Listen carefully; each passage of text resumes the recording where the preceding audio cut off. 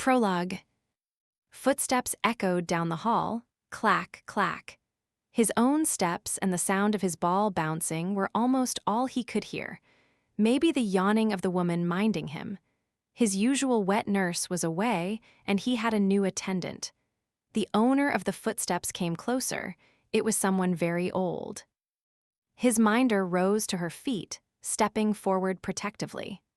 She spoke deferentially to the old man, but he ignored her and continued his tottering advance, reaching out toward the boy.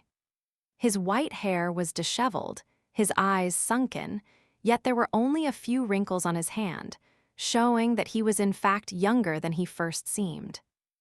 A woman appeared in the room, perhaps summoned by the sound of his minder's voice.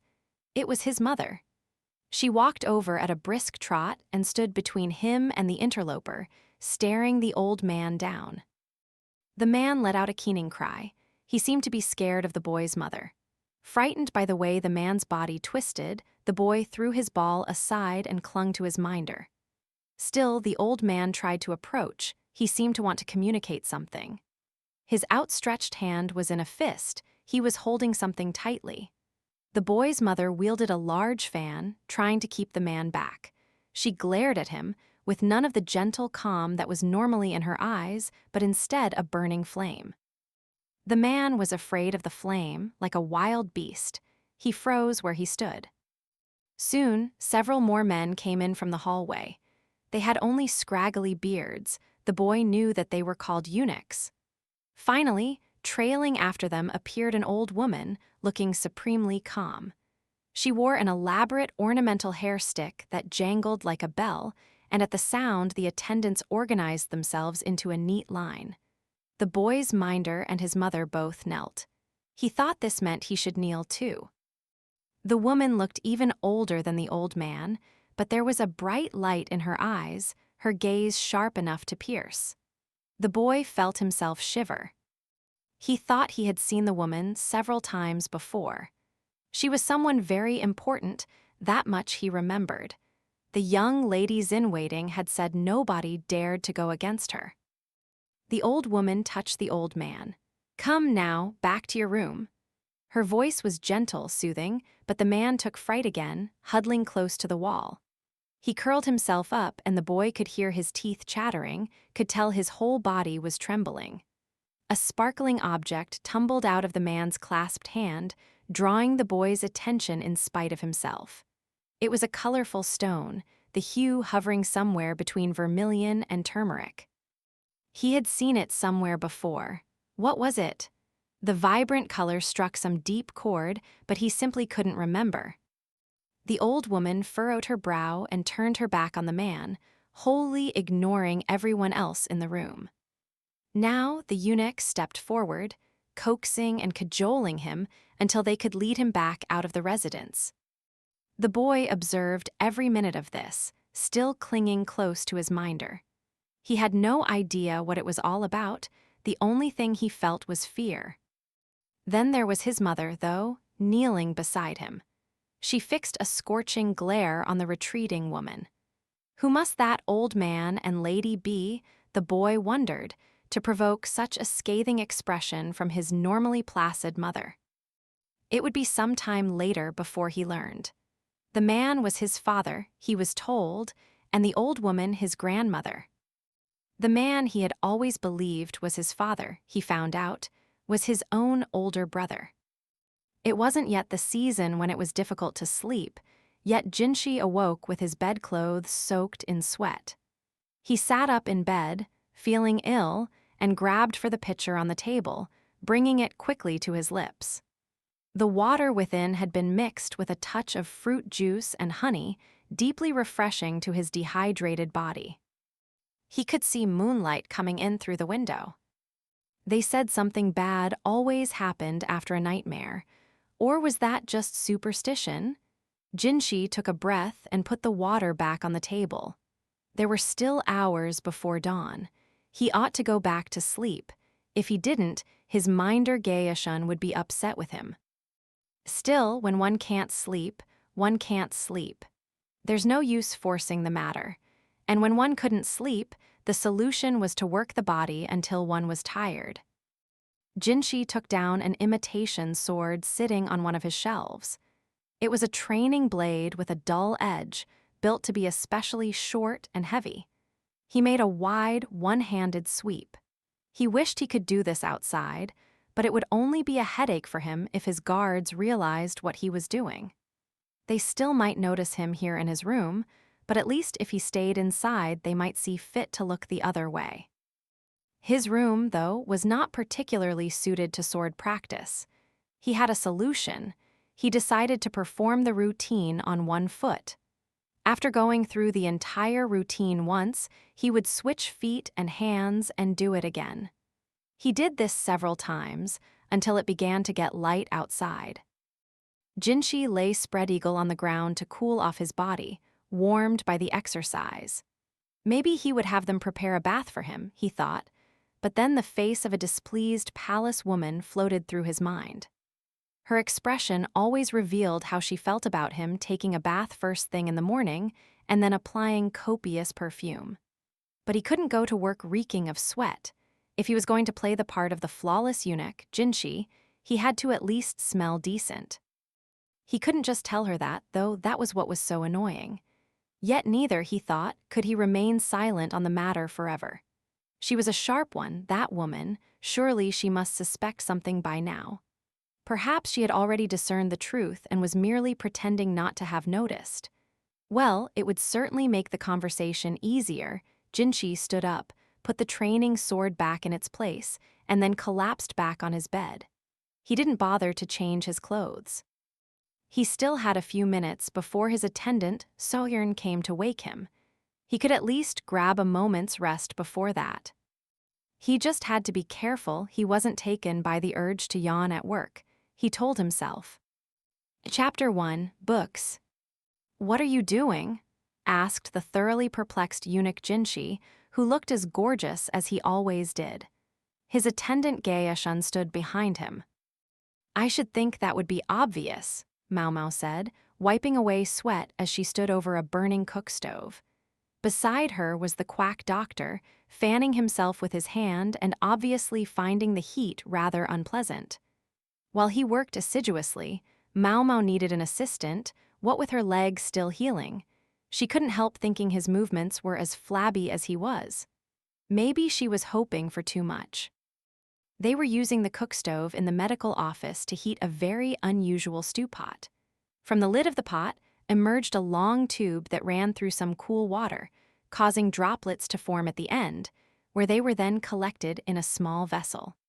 This distilling device was one of the discoveries of their recent cleaning spree.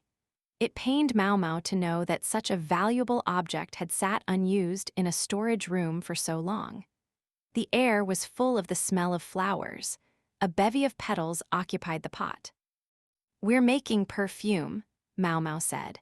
She had a wonderful source of petals in the roses she had cultivated for the garden party not long before.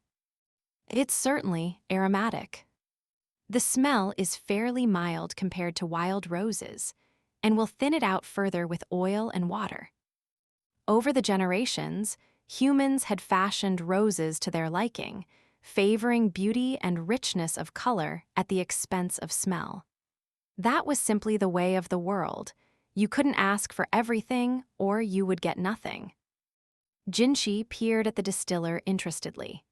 When the doctor, who had been industriously transporting firewood, realized the other man was there, he started brushing the dust and dirt off his clothes with all the self-consciousness of an adolescent girl. Smoothing his mustache and beard with his fingers, he asked, "To what do we owe the honor, sir?" Jinshi's face darkened. Maomao didn't think the doctor meant anything by his question, but Jinshi seemed to resent the way it had been asked. "No one could fail to notice a smell this strong," he replied, his lips forming into a slight pout. Nearby, Gaeshun's brow furrowed.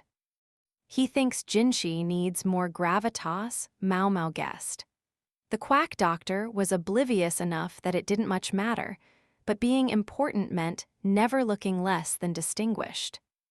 Maomao got up from her chair, took some tea snacks from a shelf. She was well aware by now that the quack kept his most valuable treats on the highest one and put them on the table. Jinshi sat down. Maomao picked up a mooncake, took a bite for good measure to show that it wasn't dangerous, and then passed them to him. I suppose you're doing this here because it would be more difficult at the Jade Pavilion, Jinshi said. Yes, that's part of it. Maomao wiped the grease off her fingers and resumed her place by the cook stove. She changed the vessel at the end of the tube for a different one. After a moment, a greasy substance began to fill it, perfume oil. The other part is this: perfume oil contains an ingredient that can potentially abort a pregnancy. As long as a woman doesn't drink a concentrated dose of the stuff, she should be fine, but still. She glanced around, making sure the quack wasn't too close. He was a very friendly person, but he had loose lips. It was too soon to let him know that the mistress of the Jade Pavilion, Consort Jyokayo, was pregnant. In other words, there's no special need to regulate the perfume oil being used in the rear palace. Is that what you're saying? Yes, sir, I think it should be all right. Making rules about every little detail would only make their lives harder. Besides, enforcement would be difficult in such a large place. Jinshi looked at the other pot on the stove. It didn't have a pleasant fragrance like the one full of rose petals. Instead, breathing whatever was in this pot made his head spin. What's this one? He asked. That's alcohol, Maomao said. Through repeated distillation, it was possible to achieve a very high concentration of alcohol. Indeed, this stuff was strong enough to make Jinshi feel drunk just by taking a sniff. It wasn't for drinking, but would be used for sterilization. The warm season was coming, when bad air could accumulate and cause physical harm. With a little princess at the Jade Pavilion, they would want everything to be as clean as possible. Maomao was even making a bit more than she needed, so she could leave a supply here at the medical office, where it would see plenty of use. You can use it to clean things, Jinshi asked. Yes, I hear that's what they do in the West. This was one of the little factoids she'd gleaned from hearing about her adoptive father's experiences studying in the Western lands. If there was anything at all that set her apart, Maomao thought, it was the knowledge she'd gotten from him. As I recall, the man who adopted you was. Before Jinshi could finish, though, they heard a great thump. Gaeshun poked his head outside to see what it was. 2 eunuchs had arrived at the medical office with a massive box and had set it down just outside the door. What's this about? Gaeshun inquired of the doctor. Ah, the young lady requested it. Maomao glared at the quack to shut him up, but she was too late. Jinshi had already taken an interest in the delivery, beginning to unpack it. She wished he wouldn't touch it without asking. Master Jinshi, the tea is ready. Please have a seat and enjoy it, she said. What's this? He asked. Just something from my home. Nothing of interest, I assure you. Unfortunately, Jinshi looked very intrigued indeed. I can't believe this guy, Maomao thought. Yes, even she was a woman. She wished he would have the decency not to look at a moment like this. But instead she cast her eyes to the ground and said, It's full of underwear, sir. Jinshi promptly took his hand away, looking unsettled. That's right, just leave it alone, Maomao thought at him without looking up, but reality is rarely so accommodating. Just how much underwear is in there that it took 2 grown men to carry it?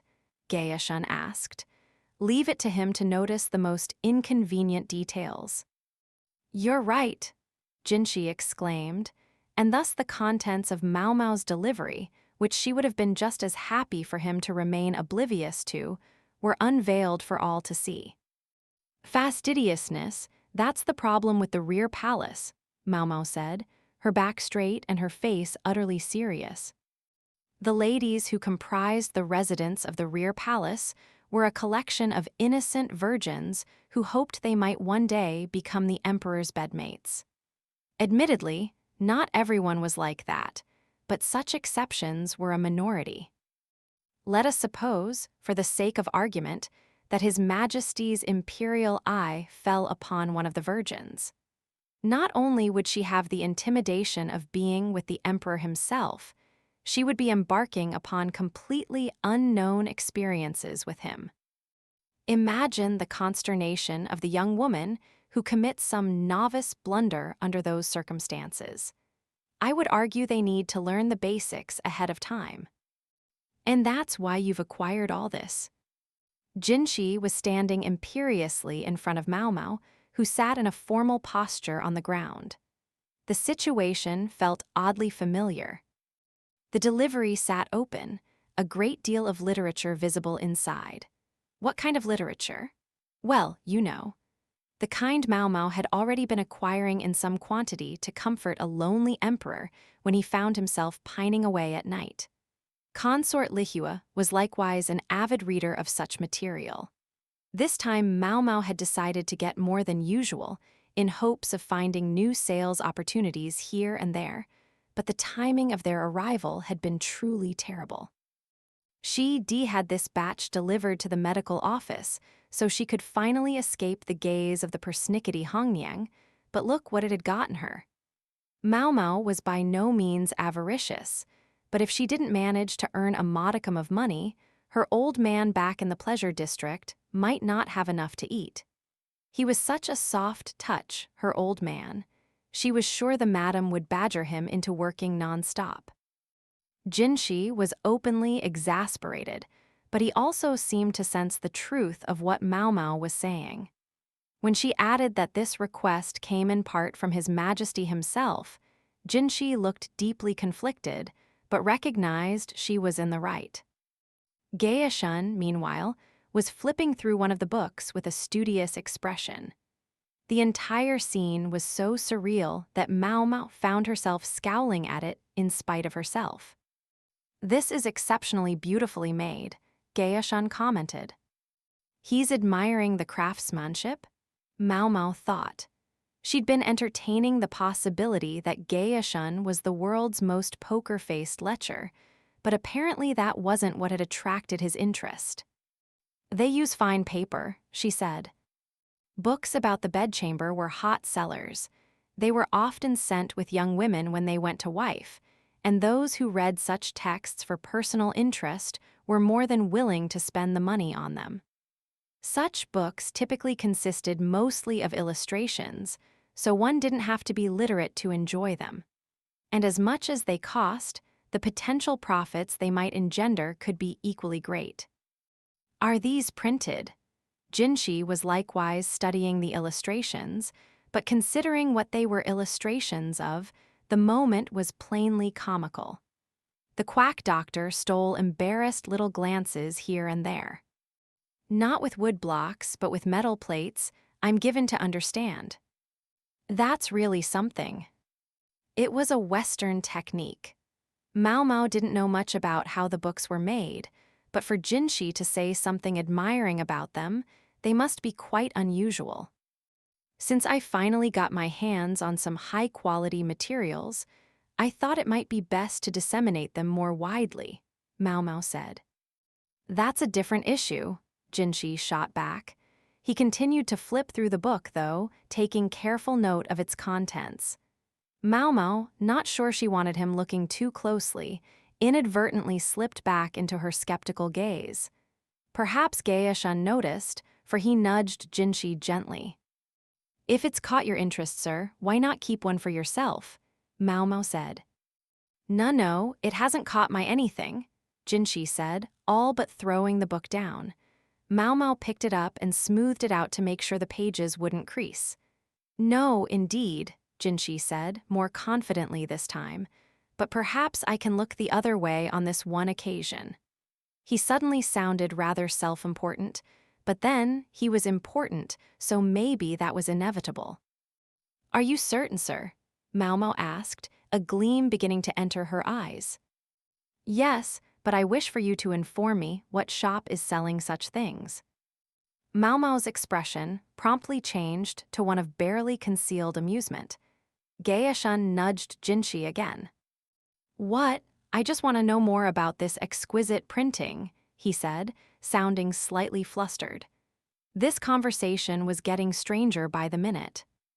Certainly, Maomao said, still looking amused but jotting down the name of the shop in a notebook. It's the truth. Of course, sir. She didn't think Jinshi had to resort to illustrations. Someone like him could surely see as much of the real thing as he wished. It wasn't possible that paper was sometimes preferable to reality, was it? Maomao, her thoughts threatening to run away with her, pondered the possibilities as she tore out the page of the notebook and gave it to him.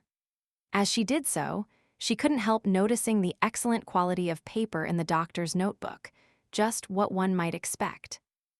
Joking aside, Maomao suspected Jinshi might have it in mind to start up a new business venture.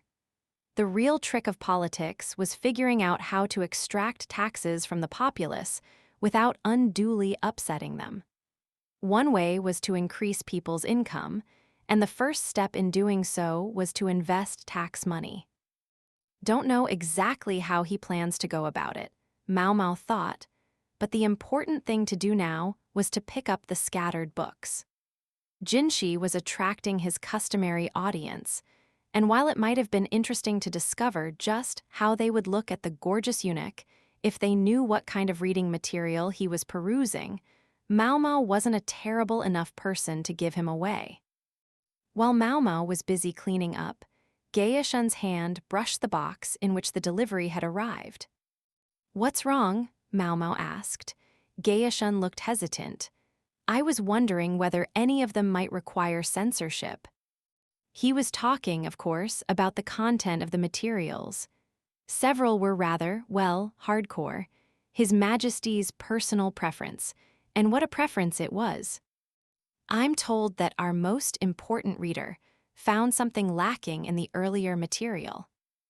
"Absolutely not," Gaeshun said, and after she'd wheedled the madam into handpicking the best stuff, she reluctantly handed him the most lurid of the material. Some 10 days or so later, Maomao was loafing around the laundry area. "I wonder what's buried down there," Xiaolin said innocently, leaning against a wall with a laundry basket in her arms. The weather was excellent today, so the laundry area was bustling. Eunuchs washed clothes as fast as water could be brought. The maids' uniforms were laundered by being trodden underfoot in a harsh lye mixture, while the consort's clothing was worked by hand using a handmade soap. "Search me," Maomao said. She pulled out a baked treat wrapped in the skin of a bamboo shoot and handed it to Xiaolin, who took it with a grin. The question about what was buried down there was, Maomao gathered, a line from a novel. Novels were all the rage in the rear palace these days. "What do I seek beneath the bewitching blossoms?" Xiaolin inquired, her eyes sparkling. She was a country girl and couldn't read. There must have been someone reading the story to her. "I wonder waff it could be," she said around a mouthful of food. Her cheeks bulged like a squirrel's. "Maybe horse crap?" Maomao ventured, earning a snort from Xiaolin. The girl managed not to choke, but she glowered at Maomao, her eyes watering. Maomao brought some water from the water supply and helped Xiaolin drink it, rubbing her back. "You shouldn't eat so fast." "It was your fault." What Maomao had said wasn't untrue, though. Growing good vegetables required more than just water. Feeble soil would bring forth feeble produce. That's what fertilizer was for. Beautiful flowers were just the same. The more beautiful they were, the more potent the fertilizer must have been. But a young girl smitten with a romantic story probably didn't want to have her attention drawn to such vulgar details. Maomao resolved to be more careful in the future. It wasn't long before their turn came to do their laundry. The novels Xiaolin was so taken with were making the rounds of the rear palace, and the Jade Pavilion was no exception. When Maomao got back, in fact, she discovered 3 young women chatting and giggling over a rough-hewn book. "Hi, Maomao," said the calm, mild-mannered Gyuan. The other two, Yinghua and Alan, were too absorbed in the book to greet her. Gyuan had the page between her fingers, and the women were tugging on her sleeve, urging her to hurry up and turn it. Maomao leaned down to look at the cover, which had an illustration of a tree with a profusion of blossoms and a figure standing beneath it. She surmised it was the same book Xiaolan had been talking about. "You want to read it later, Maomao?" Gyuan seemed to be a quick reader, quicker than the other two, and she had time for a little conversation. "No, thanks. Why is everyone so excited about that book anyway?" Maomao asked. "It came from His Majesty. It's great, believe it or not." His Majesty, so it had come from the Emperor himself. The surprising thing was that he knew about it at all. High society tended to look down on novels as not refined enough. They held that fact was more edifying than fiction. Apparently, he gave them to all the consorts and told them to share them around when they were done reading them, Gyuan said, although she looked a tad disappointed that consort Jyokayu wasn't the only one to receive this special gift. "Well, well," Maomao said, looking more closely at the cover. She realized she recognized the mark on it. It was the seal belonging to the bookstore she'd referred Jinshi to the other day. Ah, now it makes sense. She finally grasped why he had been so interested in her reference materials. When Jinshi had seen the quality of the paper, he had realized it would be suitable for a gift from the emperor. If the books had really been given to all the consorts, that meant at least 100 had been printed. If they could make plates of the books, even more could be produced. Then, if they produced a popular edition on slightly less expensive paper, they could realize even more profit. Maomao was starting to think she should have asked the printer for an intermediary's fee. She was sure Jinshi must have planted the idea in the emperor's head. I should have known he was planning something. Fiction novels, easy to approach but unsophisticated, were being distributed to the consorts. Normally, any gift from His Majesty would be cherished and treasured, but by giving books to all his ladies, each one would be less valuable. And anyway, the gift was nothing but pulp fiction. There would probably be a few disobedient consorts scandalized by the idea of even touching the thing. On top of all this, there was the command to share the books with other people. Some of the consorts might hit on the idea of having their ladies-in-waiting read the book to them, instead of taking the trouble to read it themselves. The pieces were starting to come together. Maomao began to see what Jinshi was up to. The ladies-in-waiting who learned the story would share it with other women. Hence why even Xiaolan could quote from the book. "Ah, are we done already?" Yinghua asked, looking as dejected as a dog who'd been denied a treat. The book was now closed, and Gyuan and Alan wore similar expressions. "More! I wanna read more," Yinghua exclaimed with all the fervor of a deprived child. Amusements were few and far between in the rear palace, so that even a lone novel was a source of genuine excitement. "According to Master Gaeshun, there's a new book being printed. When it's ready, he says we'll get a copy," Gyuan said. "Yeah, I know, but I can't wait that long." Gyuan frowned at Yinghua. Yinghua, for her part, had her cheeks puffed out like a blowfish. Alan, meanwhile, had the book in her hands and was looking at it intently. "Is everything all right?" Maomao asked. "About this book," Alan started. Hong Niang, the chief lady-in-waiting, was looking after Princess Lingli while the 3 young ladies took their break. When their break time was over, they would switch, and Hong Niang would have a chance to relax. "We're the only ladies-in-waiting here, right? And Lady Jyokayo was nice enough to say we could read this. Doesn't it feel like kind of a waste if we're the only ones who get to enjoy it?" Maomao thought she understood what Alan was getting at. When you find something interesting, you want to share it. That's human nature. Maomao, for example, had once discovered a very rare snake she'd never seen before, and had gone around showing it to everyone she could find. They had not been pleased. It was probably this same impulse that motivated Alan to want to let more people read the book. The women of the Jade Pavilion had some connections outside their own workplace. But Yinghua put a stop to that idea. "Wait," she said. "I don't think we should show it to any other palace women. We have to be careful with it." "That's right, they might lose it," added Gyuan. "Yeah, I guess so," Alan said wistfully. Maomao reached for the book. What she was about to suggest might not normally be acceptable, but considering what she thought Jinshi had in mind, she decided it would be all right this time. "What if you didn't give them the actual book," she said, "but made a copy for them?" Ladies lower in the hierarchy might not have the means, but Alan was an attendant to a high consort and should be able to procure the paper, brush, and other implements necessary to copy a text. And if she didn't want to take the time or spend the money, well, she didn't have to. "What?" Alan said, caught completely off guard by Maomao's suggestion.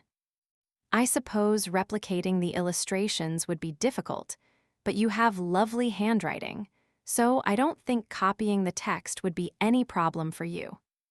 The producers of the book would no doubt have been better pleased if the women had bought another copy instead, but when that wasn't feasible, something such as this was the only solution. Though it might be asking too much for Alan to illustrate the book herself, she could provide a perfectly readable copy of the text, which was really all that was necessary. "I see, that makes sense." Alan's eyes began to shine with a new light. "Oof, are you really gonna do all that work?" "Yinghua, don't say that," Gyuan reproved her. Maomao set the book carefully in front of Alan and resolved to get back to work. Their break time was almost over, anyway, so they all needed to hustle or Hongniang would fall upon them like a lightning bolt.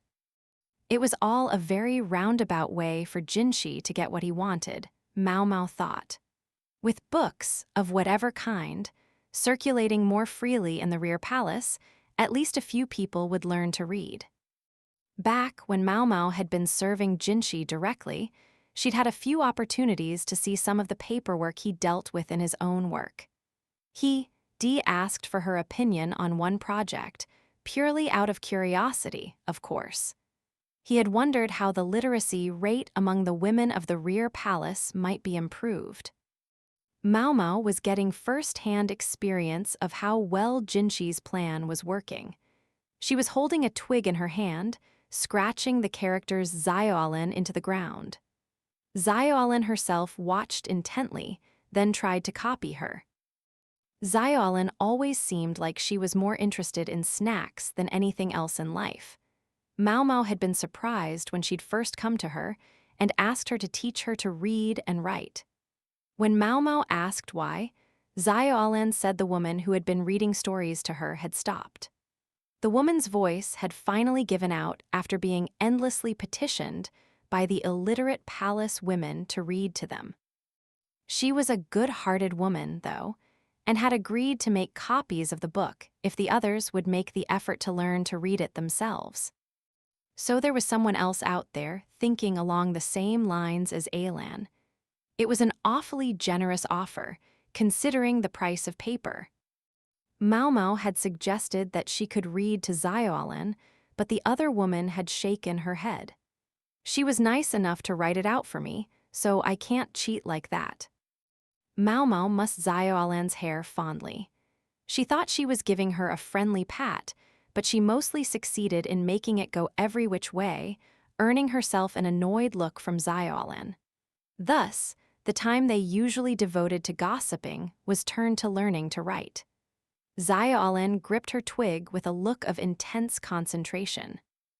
The character Zio, which consisted of just a few short strokes next to each other, still looked a bit like a pile of dead bugs to her, but it was simple enough and she could manage to recognize it. Lan, however, was a far more complicated character and was giving her a good deal of trouble. Maomao wrote the character in the dirt again, nice and large. This time, she broke it down by its 3 radicals to make it easier for Zioalin to understand. On top, there were 3 simple strokes representing grass. Beneath them, a character that by itself meant gate, and inside the gate was the character for east. Maomao started by having Zioalin practice the pieces individually. I never knew my name was so hard. Zioalin received passing marks on her grass, radical barely, but her teacher insisted she redo the gate and east parts. The fact was, Maomao wasn't sure what the characters for Zioalin's name were. Zioalin's own parents probably hadn't been literate, but she assumed it would be appropriate to use the most common characters for the name. When Maomao had been taught to read, she'd started with her own name. It was important, she was told, for helping you know where you came from. But then, she was often told she had all the charm of a stray cat. If you learn to write the characters, you'll obviously end up learning to read them, but would you rather focus on just reading for now? Maomao asked, but Zioalin shook her head. If we're going to take the time, I'd rather learn to write them. That can only help in the long run, right? That was true. The ability to read and write opened up many more job opportunities. Even in the rear palace, literate women were put to relevant work and treated better than the interchangeable laundry hops. It was even said that an especially accomplished palace woman might find herself reassigned to administrative duties outside the rear palace. I'll have to find work for myself after I leave here. I'd better learn while I have the chance. So Zioalin was trying to plan for the future in her own way. She'd come to the rear palace about the same time as Maomao. Terms of service lasted 2 years, so she was already halfway through her contract. Given that she had been sold into service by her parents, it seemed unlikely she could expect to go back home when her time was up. I see. We may need to make the lessons a little more intense then, Maomao said, and then she started writing swiftly in the dust. Yeah, thanks, so what does this say? It says, Dongchang Ziakao, caterpillar fungus. Okay, and this, Manchiliu hua thornapple. And this one, Jejin kudzu root. Do these words actually come up a lot? Maomao didn't say anything, just reluctantly rubbed away the vocabulary she'd written and replaced it with more ordinary terms. Chapter 2, The Cat. Princess Lingli, a year and a half on from her birth, was proving quite precocious, a very healthy child indeed. Maomao wasn't a big fan of children, but even she had to admit that the princess was endearing. It was certainly more pleasant taking care of her than looking after one of the girls who had been sold into the brothel. There's no creature in the world so insufferable as a preteen girl. The princess had graduated from holding on to things in order to get around to walking on her own, and recently to jogging short distances. Consort Jiokai watched her pound around with a touch of concern. I wonder if this residence is starting to get a little small for her, she said. The jade pavilion was hardly cramped, but it wasn't healthy for a child to play inside all the time. There was a central garden as well, but soon it wouldn't be enough to hold the princess's interest. Perhaps it might be all right to take her for a little walk. Jiokayu was uncommonly open-minded. Most nobles felt that young ladies of prominent heritage should spend their days safely indoors, swaddled in the finest silks. Evidently, Consort Jiokayu didn't agree. What do you think, Maomao? Maomao looked up and grunted softly, somewhat surprised to have the consort suddenly ask for her opinion. In terms of her health, I think it would be wonderful if she had more chances to go outside. Maomao looked at Jiokayu's feet. They were well built and perfectly large enough. They hadn't been bound when she was young. In the arid western regions where she had been born and raised, Jiokayu seemed to have received a somewhat more permissive upbringing than many of the other consorts. Generally speaking, it was regarded as best to let a child's mother set the tone for their rearing, but this particular child happened to be the daughter of the most important man in the nation and the apple of his eye. They couldn't expect him to simply nod along and let Jyokayo do whatever she wanted. The consort, of course, understood this very well. "I'll ask about it then," she said, running her fingers through Lingli's hair where the child had fallen asleep on the couch. Several days later, permission had been granted for the princess to go outside, accompanied by 2 eunuchs as guards. Maomao and Hongniang were to go with her. It was just a little walk, but the emperor could be pretty protective. Then again, all of his children had died young so far, so maybe he had reason to be. "I know you know a lot about flowers and animals, Maomao. Maybe you could teach her," Jyokayo said, patting the princess's head. Her belly was already heavy, so she had to stay behind at the Jade Pavilion just to be safe. "Don't give her ideas, Lady Jyokayo. She'll teach the princess the most positively awful things," Hongniang insisted, but the consort acted surprised. "Goodness, I should think her instruction might be helpful." The hint of an elegant smile appeared on her face. After all, one never knows where one might go in marriage in the future. I knew she was a shrewd one, Maomao thought. The princess might still be young, but given her place in life, in another 10 years or so, there was every chance she would be married into another family somewhere. If she was granted to some loyal subject, well and good, but it was distinctly possible she would go to live in some other country, somewhere she might not be entirely welcome. In such a situation, a working knowledge of drugs and poisons couldn't go amiss. Hongniang acceded with a sigh. Though obviously not thrilled, she understood the logic just as well as Maomao. Jyokayo waved to Princess Lingli as she left on her walk, and the princess waved back. Then she squealed, seeing the outside of the Jade Pavilion for the first time. She could only taste so much of the outside world from the pavilion courtyard. She still knew only a few words, and most of them didn't make very much sense, but nonetheless, she was clearly excited to see so many palace women, far more than there were in her house. Maomao had worried the child might be afraid and start crying, but far from it. She had her mother's daring. Lingli pattered along, exclaiming frequently. Sometimes she would point at something, and Maomao or Hongniang would tell her what it was called. It was hard to say how much she really understood, but she would burble MRM, MRM in response, so maybe some of the words made sense to her. The eunuch guards kept a respectful distance, not too close but never too far. Young children were a rare sight in the rear palace. Indeed, Lingli was the only one under 10 in the entire complex, and she naturally attracted the women's attention. Some couldn't suppress a smile to see a child for the first time in so long. Others, realizing she was a princess, took a respectful step back, and still others simply looked at her with no particular expression at all.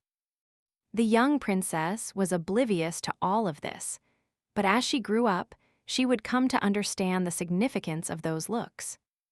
Hongniang, who was holding Lingli's hand, had her work cut out for her as the princess flitted from one thing to the next, bursting with curiosity. The plan had been to walk to the cherry grove that lay west of the Jade Pavilion, pick some cherries, and then come home, but they seemed to keep finding detours and diversions. Finally, they spotted the western gate, Hongniang openly relieved to have reached their destination. They heard a high-pitched cry, "Aroa!" It sounded almost like an infant, so that Maomao and Hongniang briefly thought it was Lingli, but the princess was looking around for the source of the sound too. Suddenly, she darted off. Hongniang scrambled after her as she peered between some storage buildings. "No, princess, don't," Hongniang called. At the same moment, there came another cry. "Mew!" Before Lingli could disappear among the buildings, Maomao squeezed herself between the storehouses with a "I'll go have a look." "Maomao," Hongniang said. "Meow, meow," Lingli squealed at the same time. Hongniang had no choice but to step back, while Maomao continued after their charge. She saw something glimmer golden in the gloom.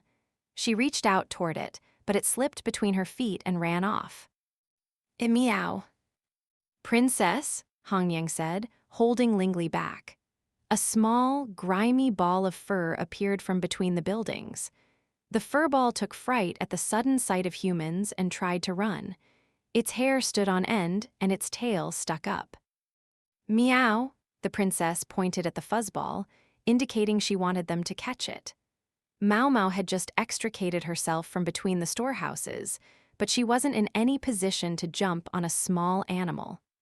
It's gonna get away, she thought, but at that moment someone appeared behind the ball of fur. The little creature was so focused on Maomao, Hongyang, and Lingli that the new arrival easily swept it up in her hands.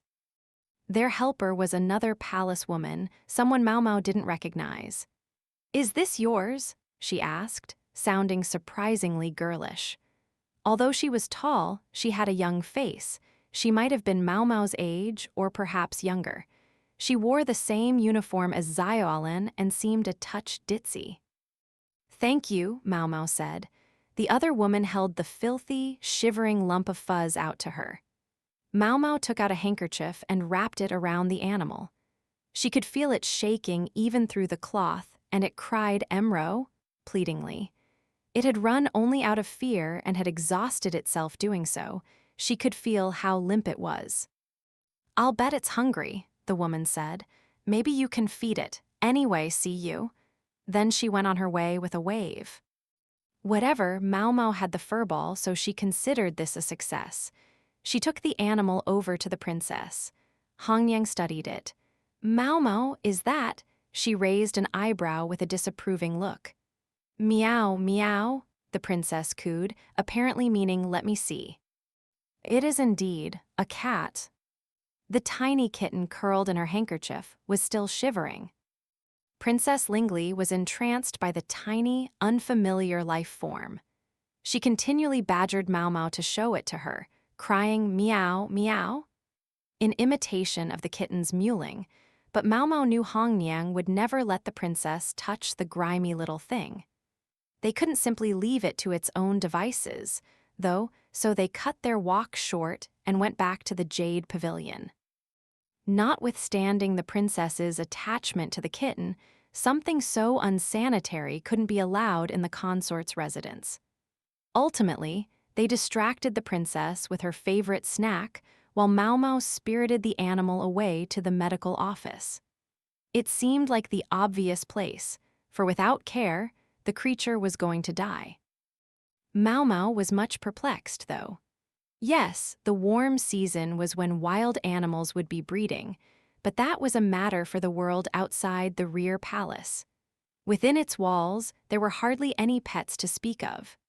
A small handful of the consorts had birds from other lands, but they kept them in cages, and there weren't any dogs, cats, or anything else of the sort around. Special permission was required to keep a pet, and it was forbidden for male and female animals to be kept together. If and when they arrived, male animals were castrated just like male humans. It might sound harsh, but it was precisely to prevent any trouble should they escape. The rear palace couldn't have animals breeding willy-nilly all over its vast grounds. They had come to a compromise. Hongyang agreed that the cat could stay for the time being, but she said the higher-ups had to be informed. "Oh, this is a surprise," the quack doctor said. Calm as ever, he didn't seem to be thinking very hard about why Maomao had a cat with her. He saw that it was shivering, though, which provoked a compassionate frown. The doctor set some water on to boil. When it was good and warm, he put it in a wine bottle, wrapped the bottle in a cloth, and placed it in the basket where they had put the kitten. "Looks like you know just what to do." "Not the first cat I've taken in. I had the sweetest calico once." By sheer coincidence, the kitten also happened to be a calico. As they wiped away the filth on its fur with a damp rag, they saw the patches of reddish-brown and black fur. The kitten had its milk teeth, but it was terribly undernourished.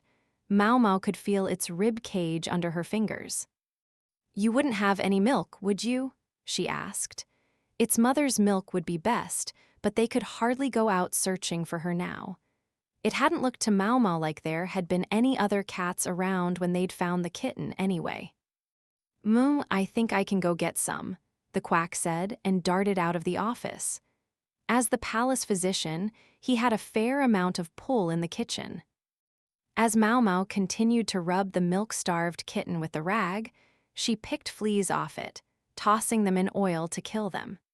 She would have liked to simply dip the animal in some hot water to get rid of them all at once, but considering the kitten's physical state, wiping it down was the most she could do. A few minutes later, the doctor came trotting back with a stew pot. They had goat's milk, at least. He held out the pot. Maomao dipped a finger into it and found it was exactly the right temperature. She made sure her fingertip was wet with milk, then brought it to the kitten's mouth. The tiny animal began half nibbling, half lapping at her finger. She did this several times, the quack watching them both fondly. "What a sweetie," he said. Maomao hated to take advantage of him just because he was acting like an especially soft touch, but she decided to ask him for one more favor. "Would it be possible for you to obtain some tripe? Given the number of people in the rear palace, the kitchen must slaughter several animals every day." Sausage was occasionally served at mealtimes, so Maomao knew they didn't simply throw the organs away. "Ta tripe, well, I suppose, but whatever for." The kitten was so weak that it seemed like it would be a while until it had recovered enough even to drink milk from a saucer. Feeding it one fingertip's worth at a time, though, was time-consuming. Maomao had thought she might be able to appropriate some intestines to simulate a parent's nipple. When she explained this to the quack, he went rushing off again to the dining area. Truly, a generous-hearted man. In the meantime, Maomao continued to feed goats milk to the small cat as much as it would drink. Several days later, they had mostly managed to clean the kitten up, and its fur was starting to regain some of its luster. Maomao had briefly worried whether the goat's milk would sit well with it, but the kitten seemed to have taken it quite well. Ordinarily, they would probably have had to toss the cat out of the rear palace immediately, but for better or for worse, the night they found the animal, the emperor had happened to visit the Jade Pavilion. When he heard his little princess incessantly exclaiming, "Meow, meow," he couldn't deny her the source of her pleasure. And who should be charged with the animal's care but, of course, Maomao. Her name already means cat. They're the perfect match, the emperor had joked. Maomao hadn't been quite sure whether she should laugh or not, but as consort Jiokayu chuckled, Maomao at least managed a polite smile. She figured eventually she would be able to foist the thing off on the doctor. As if she hadn't mostly done that already.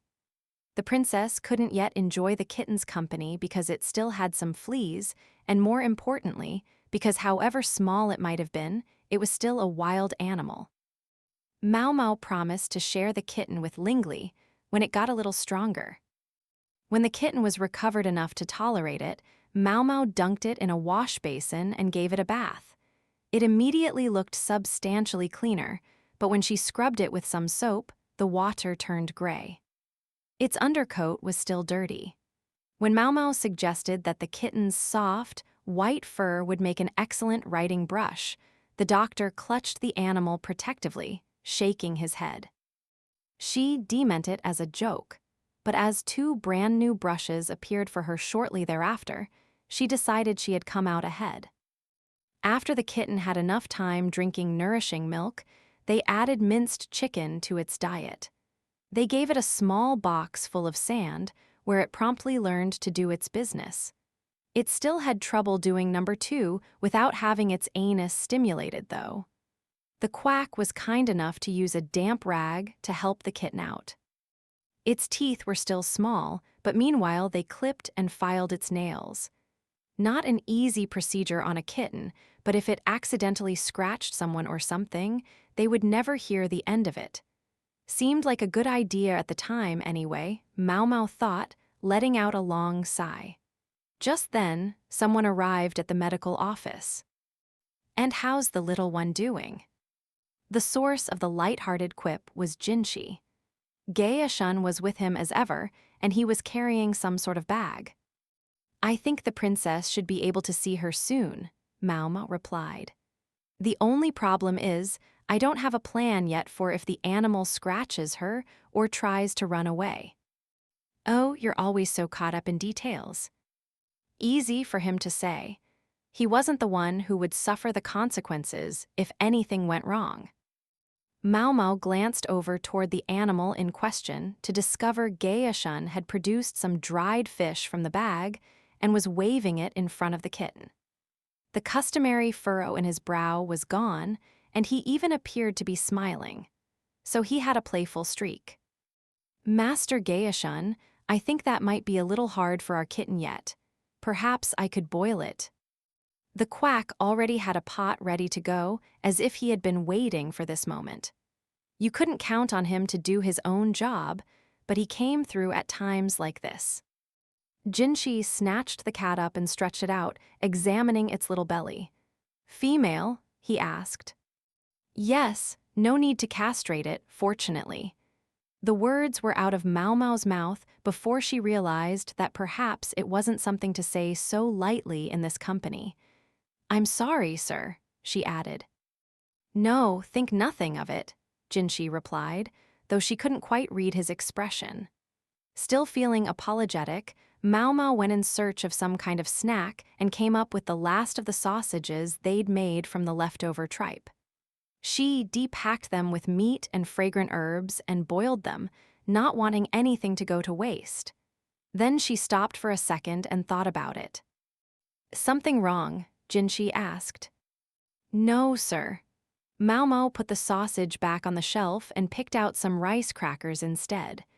The doctor, meanwhile, had a distant look on his face as he ate. Jinshi amused himself by playing with the cat. He dangled the ornament that normally hung at his hip in front of the kitten and pretended not to notice Gaya-shun watching him with deep concern. He did, though, notice Maomao looking at him. He turned to her and held out the ornament as if to ask whether she wanted to play with the kitten too. "I'm not much of a cat person," she said. "With your name," he wasn't the first person to say that. "You seem to quite like her, Master Jinshi." "Not particularly." He looked at Gaya-shun, who was working with the doctor to boil the dried fish. Two middle-aged men putting themselves out for a kitten, Maomao thought. "I'm not sure what's supposed to be so good about them," Jinshi went on. He was still eyeing the two men, who were gradually beginning to sound like they were purring themselves as they cooed over the kitten. Frankly, it was disgusting. His look seemed to say he could never be like them. "I agree with you," Maomao said, looking at the kitten. "But according to the cat lovers I know, the fact that you can never tell what they're thinking is part of the appeal. Goodness. You look at them long enough, and you discover you can't look away.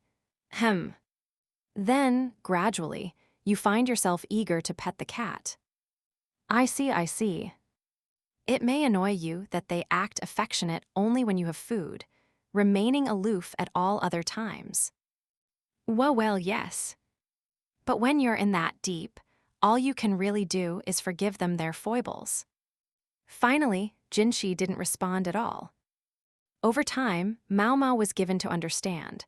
One came to want to kiss the cat, even though it wouldn't like it, then to play with its cute little toe beans, and finally to touch that fuzzy, wuzzy belly, even knowing a good scratching was the inevitable result. Maomao saw it as positively unsanitary to do such things with an animal that went around who knew where doing who knew what, but cat lovers apparently couldn't help themselves. She looked at Jinshi, full of disdain for all this, to discover the kitten on his face. "Whatever are you doing, Master Jinshi?" If he wanted to touch the cat's fuzzy, wuzzy belly, fine, but Maomao glanced out the window, worried what might happen if someone were to see him that way. "Oh, nothing," Jinshi said, "but I feel like maybe I have more sympathy for those cat people than I did before." He sounded as if he'd come to some sort of deep realization. Let us prescind from the question of exactly what he had realized. I see. Well, it appears the fish is ready. Yes, of course. Realizing that Gaeshun and the doctor were looking in his direction, Jinshi quickly put the cat down. What were you doing, sir? Gaeshun asked, his tone polite but his gaze sincerely jealous. Ultimately, even Jinshi was at a loss as to where exactly the kitten had come from. Plenty of wagons came and went in the rear palace, though, loaded with provisions. The simplest inference was that the kitten had wandered in after one of them, lured by the scent of food, and had gone unnoticed until the princess found her. Not long after, the kitten was awarded an official court rank by the emperor, being granted the illustrious-sounding title admonisher of thieves. All that really meant was that she would help keep the medical office free of mice. The emperor certainly had a soft spot for his daughter. The cat was given a name that meant furry. It stuck in Maomao's craw for one simple reason. This name, too, was pronounced Maomao. Chapter 3: The Caravan. The season was turning, bringing an unpleasant heat and humidity. Maomao reflected on how quickly time passed as she gathered up fragrant herbs to use to ward off the bugs. I think it's time to change the wardrobe over, Hong Niang, consort Jiaokaiu's chief lady-in-waiting, said, and if she thought it was time, then it was time. Thus the ladies-in-waiting found themselves laboring away among the clothing. So many dowdy old fashions, Yinghua huffed, standing in front of a dresser. She, Maomao, and Ailin were handling this job while Giyuan looked after the young princess. Ailin, grab that thing on the topmost shelf for me, Yinghua instructed, craning her neck to look up at the shelf. Ailin was the tallest of them, a fact she was self-conscious about but which was quite convenient for reaching things in high places. After she had dragged a trunk down from the top of the shelf, the rather shorter, Maomao and Yinghua inspected the contents. They sorted the clothing into different categories and put them on poles to air out in the shade. I guess this one wouldn't be too embarrassing, Yinghua said. She was sorting the clothes into those in which one could still be caught dead and those in which one could not. To Maomao, all the outfits looked equally sumptuous, but Yinghua was accustomed to the finer things and proved more discriminating. This sort of thing used to be really popular once, but it's better to avoid fads. Once they go, you're left with stuff you can't use. Maomao took the outfits deemed no longer viable and stuffed them back into the chest, then trundled into the hallway with it. These garments may have been old or outdated, but they had still belonged to one of the upper consorts. They were made of the finest material and would be reworked or repaired and then gifted to other people. Not to the ladies-in-waiting of the Jade Pavilion personally, but rather to their families. Ladies-in-waiting sometimes received hair sticks or other accessories, but clothing like this was not something one could get away with parading around the rear palace in. The craftsmen would rework the outfits, and in their new forms they would be distributed in Jiaokaiu's hometown.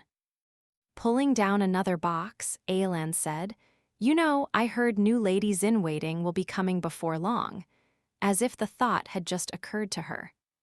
With Lady Jiaokaiu pregnant, we'll need more hands around here, but it would attract attention if we were the only place to get new women. So instead, they're going to give all the consorts a chance to expand their retinues. Yinghua's mouth hung open slightly at that. What all of a sudden?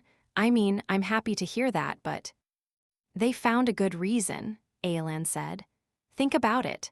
When one consort shows up with more than 50 attendants, how are the other women supposed to feel? Yeah, I see what you mean, Yinghua said, her face darkening briefly.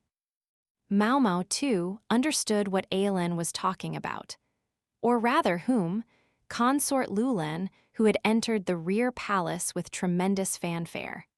For the emperor's favorite consort, by contrast, to have a measly 5 women simply didn't look good.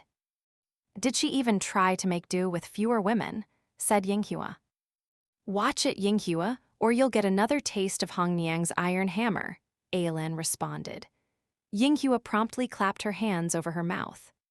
Maomao, meanwhile, concentrated single-mindedly on putting the unwanted clothes in chests and carrying them out. In this way they carried on, chatting and working, until they had discarded almost half the summer clothes. We did get rid of a lot, Maomao said, puzzled, but how will we manage now? Not to worry, Aolan said with a smile. We've already commissioned a few new sets of clothes from the craftsmen. And a caravan will be coming soon. We can buy more then, Yinghua added. Aolan gave her a reproachful look for stealing her thunder. A caravan, Maomao said. Yeah, that's right, Yinghua replied, brushing her hand along one outfit to check the feel of the silk. It's supposed to be even bigger than usual this time. The excitement was evident in her voice. Perhaps the thought of it was what made her hand stop moving. Caravans had once been groups of merchants who crossed the desert together, but the word had come to refer to any traveling sellers who visited, willing to engage in trade. Sometimes they did bring unusual items from strange lands, so the word wasn't entirely inaccurate, but still, it didn't quite feel right. The last caravan had visited during the time when Maomao had been effectively exiled from the rear palace, and the time before that, she had been a mere maid, unable to involve herself with such festivities. She had dealt with merchants in the pleasure district, so they didn't hold any particular fascination for her, but the idea was understandably exciting in the rear palace, where distractions were few and far between. You should go have a look, Maomao. We'll make sure you have some time in your schedule. Lady Jiokayo usually gives us a little pocket money for things like this. Yinghua grinned. It happened just as the smile was crossing her face. Maomao and Aolan froze. Yinghua looked at them, confused, and they both pointed behind her. Yinghua turned around slowly to find Hongniang hovering over her like a storm cloud. The chief lady-in-waiting wore a tight, crooked smile. Yinghua almost choked, but managed a feeble grin. I hear a lot of talking, but I don't see a lot of sorting, Hongniang said. What? Maomao and Aolan, for their part, promptly set about folding clothes. Yinghua's mouth opened in an expression of betrayal. I do want that pocket change, Maomao thought. The incident, allegedly, cost Yinghua a bit of her spending money. The rear palace was a big place, bigger than some towns. The women who worked there existed purely to serve the consorts, to keep up the buildings, and to hope for the vanishingly small chance that the emperor might choose them for a bedmate.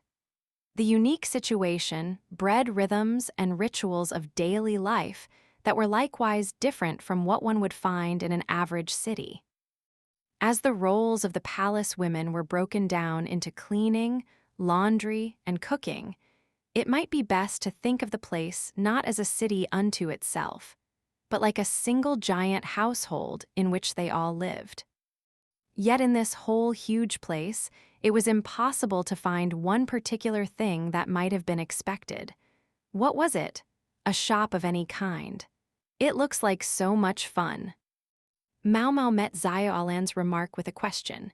You think so? Xiaolan still seemed like a girl in some ways. Palace women walked gaily among the tents set up in the plaza. The tents were packed close together, and, with nearly 2,000 women serving in the rear palace, there was no room for the lower-ranking maids to squeeze in for a look. Unable to even admire the merchandise, the most they could do was to live vicariously by watching the other ladies admire it. Maomao and Xiaolan were leaning against the railing of the room where the maids slept. Since the consorts and their ladies-in-waiting were all out having fun today, the minions had virtually nothing to occupy their time. Lucky them, I wish I could get some new clothes, Xiaolan sighed, resting her chin on the railing. But you don't have anywhere to wear them. I know that, but I still want them. The lowest ranking of the palace women were generally only given work uniforms, 3 in the summer, 2 in the winter, and new outfits were provided only when an old one had worn out. Other necessaries, including hairbands and underwear, were likewise provided. Meals were served in the dining hall each day. The families of the better-bred palace women might send gifts along with their letters, while the ladies-in-waiting of a consort might be given clothing or accessories by their mistress, not to mention snacks. Jyokayu, for example, had granted Aelan paper on which to make her copies of the book. With no shops around, none of these things were easy to come by. For Zyoalan, who had no powerful backer, no backer of any kind, in fact, chances to acquire new personal possessions were rare, and when they came, they went, well, like this. Only after the other ladies had been through the wares would she have a chance to pick through the leftovers for whatever she could afford with the paltry savings in her purse. It was a strange feeling to see these shops all lined up here in the rear palace. The excitement in the air was palpable. And only our quack to serve the whole lot, Maomao thought. One might assume that any illness in a place this large would spread like wildfire, but in practice that wasn't true. Sanitation in the rear palace was excellent. The palace women spent much of their time cleaning, and waste was dealt with efficiently. When enough of it had built up, it was flushed into the sewers, whence it went, not to the moat, but out to a great river. The moat was thus kept free of filth and stench. The former emperor had utilized this site because there was already an existing sewer here, a technology that had apparently come from the West. Talk had it that the rear palace had once been an actual city, refashioned to serve its current purpose. Both the walls and moat had belonged to that city, so that despite its size, building the rear palace had actually been fairly economical. It was perhaps not surprising to hear that the prime mover behind the project had been the haughty but effective Empress Regnant. Such sanitation measures alone went a long way in preventing the outbreak of illness, although if anyone did get especially sick, she was sent back home to her family. So the little world of the rear palace went round, with or without a quack for a doctor. "Maomao, I think I can get a little time off on the last day," Zyoalan said. Her eyes were sparkling. Apparently this was an invitation to check out the shopping with her. Maomao had to admit she was pleased to be asked. She answered Zyoalan with a pat on the head. When she got back to the Jade Pavilion, Maomao was greeted by the sight of some tired but satisfied ladies-in-waiting. While she had been out slacking, having virtually nothing to do, some merchants had come to the pavilion. The highest-ranking ladies of the rear palace didn't have to trouble themselves to go out to the shops. The shops came to them. The merchants were all women, for how else were they to be admitted to the rear palace? Nonetheless, there were more eunuch bodyguards than usual around, just in case anything should happen. They were familiar men, though, and the girls were sipping some tea, the pavilion's domestic atmosphere undisturbed by the presence of the additional guards. His Majesty said Lady Jyokayu could choose anything she liked. Yinghua sounded as pleased as if she herself had been the one to receive this dispensation. She'd been terribly disappointed to have her spending money cut in half, but she seemed to have bounced back. On the table was a stunning jade necklace the same color as Jyokayu's eyes. There was also quartz glass and an accessory box inlaid with mother rothpearl.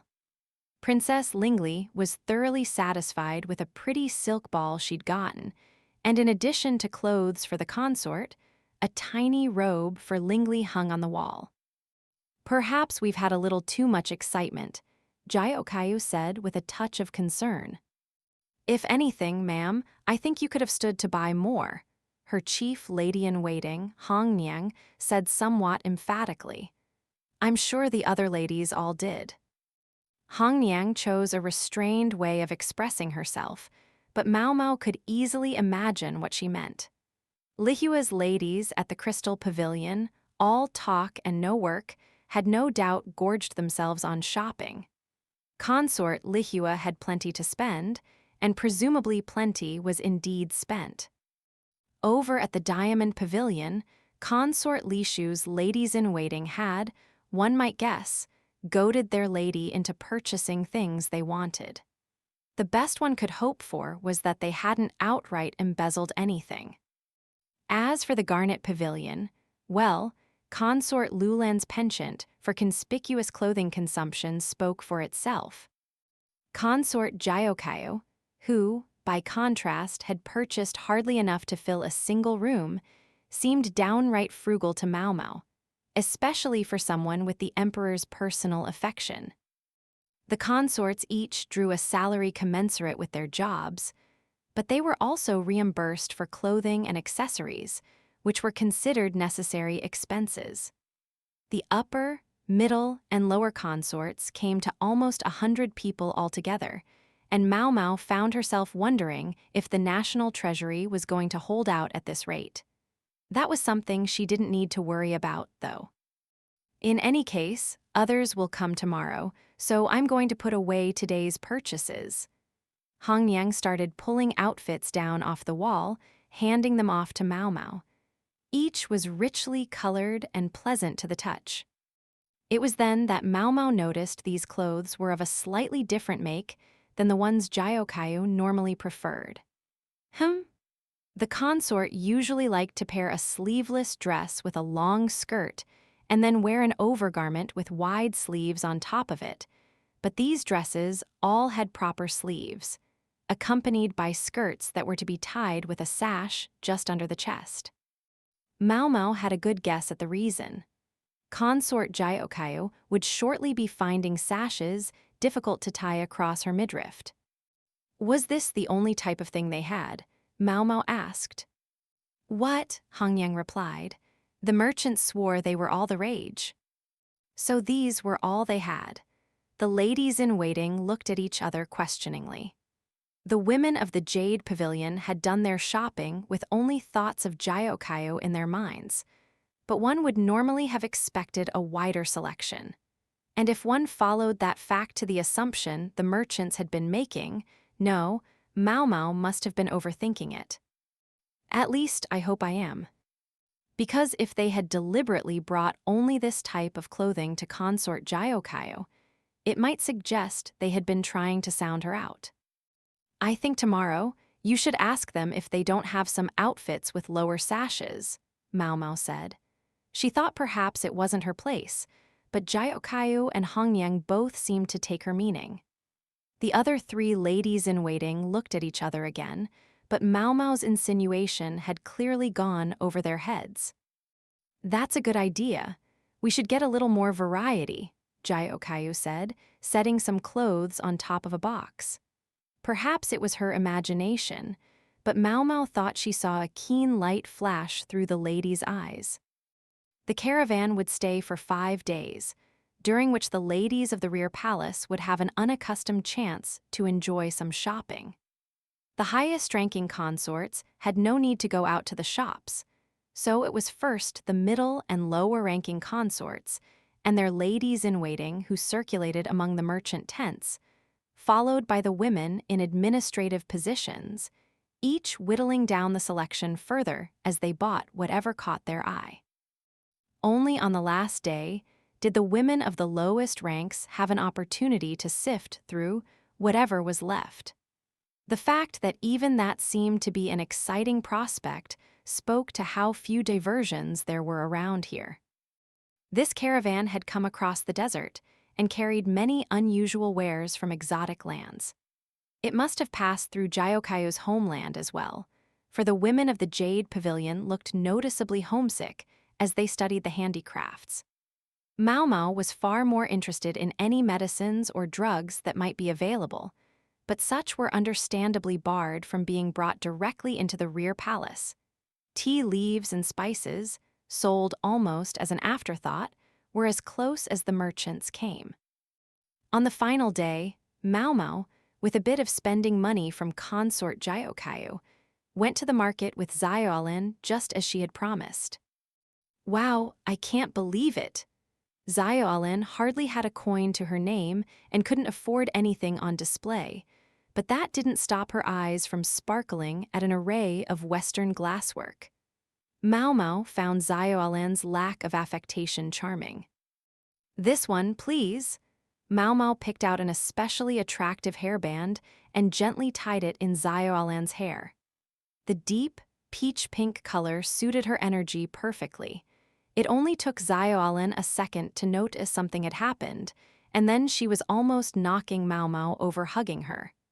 Maomao wondered if this was what it would be like to have a little sister. You aren't going to buy any clothes, Maomao? Xiaolin asked. Don't need any.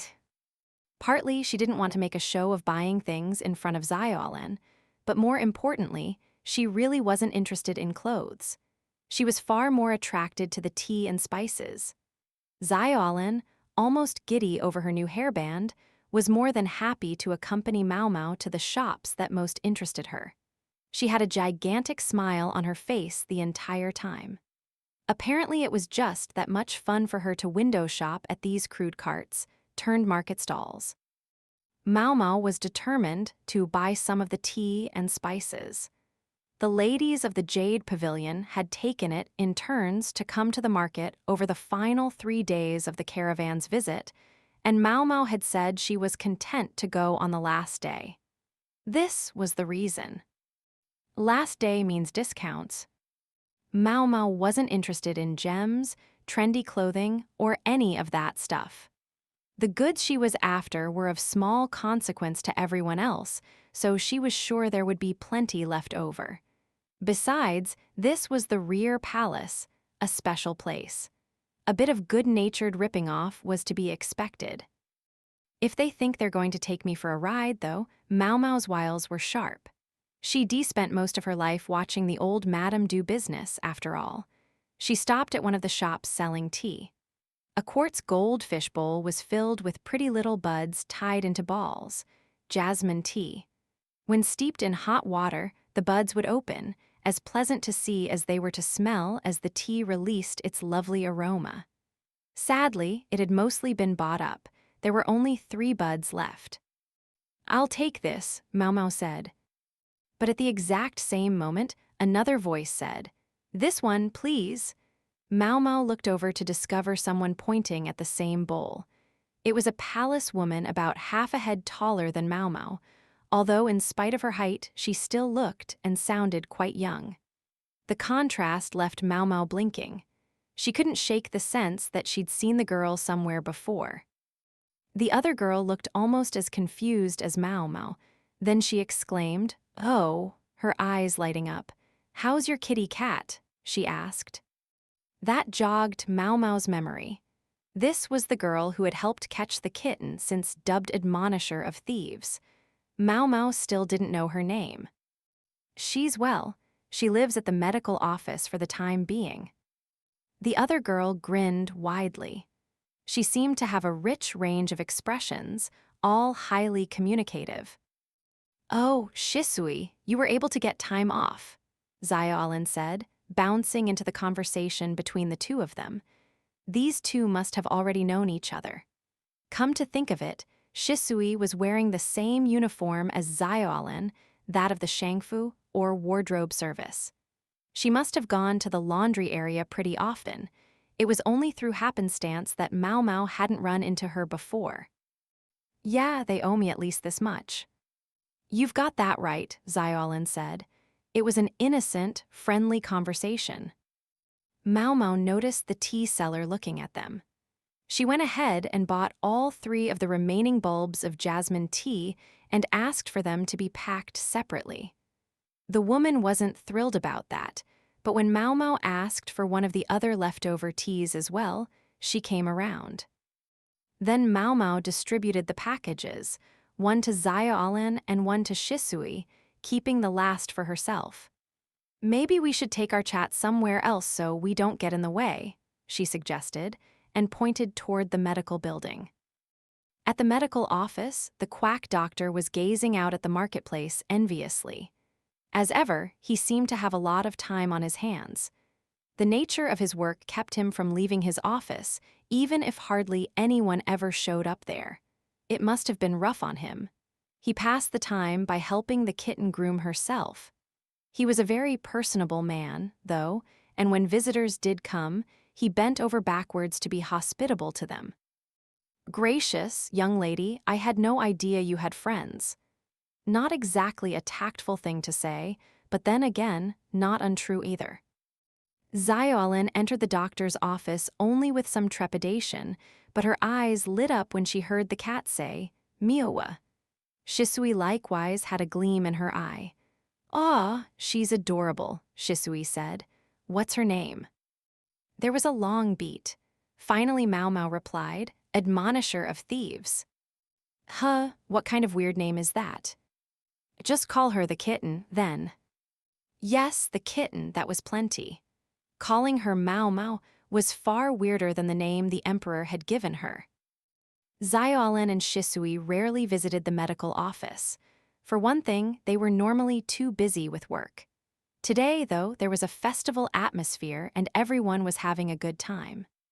As a precaution, the storehouse containing the most important medicines had been locked up. True, it was arguably problematic that Maomao, who wasn't technically on the staff, knew where the key was, but if she told anyone, they would only hide it from her, and she didn't want that. Maomao heated water while the quack prepared treats. She decided to use a quartz vessel instead of a teapot today. It was really for making medicine, not drinks, but when you had a high-quality tea like jasmine on hand, ceramic seemed like a waste. She used tepid water to warm the chilly vessel, then emptied it before placing a round bulb inside and pouring near-boiling water over it. "Oh, wow," the girlish cry came from Xiaolin, who was impressed by the potent aroma that drifted from the opening bulb. "Maomao, is this that stuff you bought earlier?" Maomao nodded. Shisui, for her part, was conspicuous by her silence. Maybe she'd seen jasmine tea before. "You don't want the water to be boiling, just relatively warm," Maomao said. "Not that I have many chances to make it. The tea leaves would probably keep for a little while if necessary."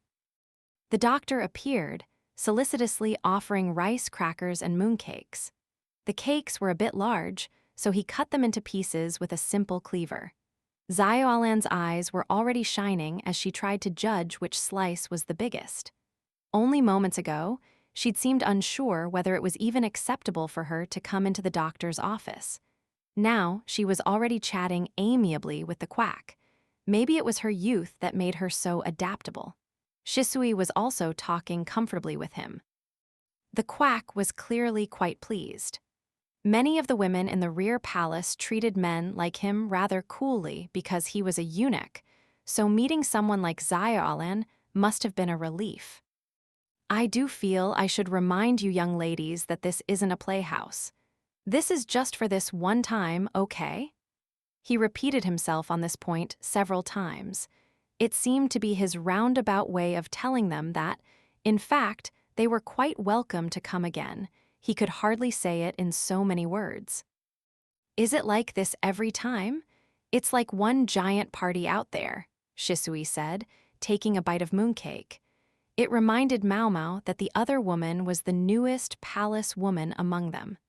Consort Lulan's arrival had brought a great many of them into the rear palace. Shisui had probably been there for less than 6 months. "Kind of. It seems to be going on longer than usual, though." Xiaolin, the kitten on her knees, stuffed mooncake into her mouth. The kitten was getting a little too interested in her crumbs, so Maomao snatched her up and gave her some fish. Yes," the doctor said, clearing his throat importantly and brushing some crumbs from his loach-like mustache. "A special embassy from another land will be visiting us soon, you see." Is he supposed to be telling us that? Maomao wondered as she sipped her tea. She'd been eager to get her hands on some hot water, but she was starting to think it might have been a mistake to bring the other 2 girls to the medical office. Wow, so someone really important will be coming, Xiaolin said. Her eyes were shining once more, but Maomao slipped another piece of mooncake onto the dish, and Xiaolin's attention promptly switched to the new snack. Maomao racked her brain for some other topic of discussion, but it was Shisui who saved the day. Hey, there's been a weird smell coming from the northern quarter recently. Do you know anything about it? A weird smell, you say? Well, that area isn't well looked after. Maybe the sewer's backed up or something, the quack said. A blockage in the sewage tunnels could certainly create an odor that would be detectable above ground. I haven't noticed. I never go to the northern quarter, Xiaolin, making progress on her second helping of mooncake, said. Do you have work there sometimes? Hee. The grass just so happens to be especially thick in that area. Shisui grinned and took a bunch of paper from the folds of her robe. They looked like wrapping papers for snacks, but they were covered in ink drawings. Maomao looked at them with interest, but Xiaolin and the doctor recoiled, for the pictures were detailed depictions of insects. A fine point brush had been used so that even the most subtle features were captured, and the name of each insect was inscribed carefully in the upper right corner of each image. That's great work, Maomao said, and she meant it. There were no extraneous lines. The pictures looked fit for an encyclopedia. There were even careful depictions of the hind legs. Thanks. One of the best things about this place is all the different bugs. I get lots of chances to draw them, Shisui said, pleased to have found someone who understood her. Xiaolin and the quack, meanwhile, were trying hard not to look at the altruistic depictions. Insects were another thing that could be used as medicinal ingredients. They didn't put too much emphasis on that back in the pleasure district. It tended to upset the ladies, but many insect-based remedies were quite effective.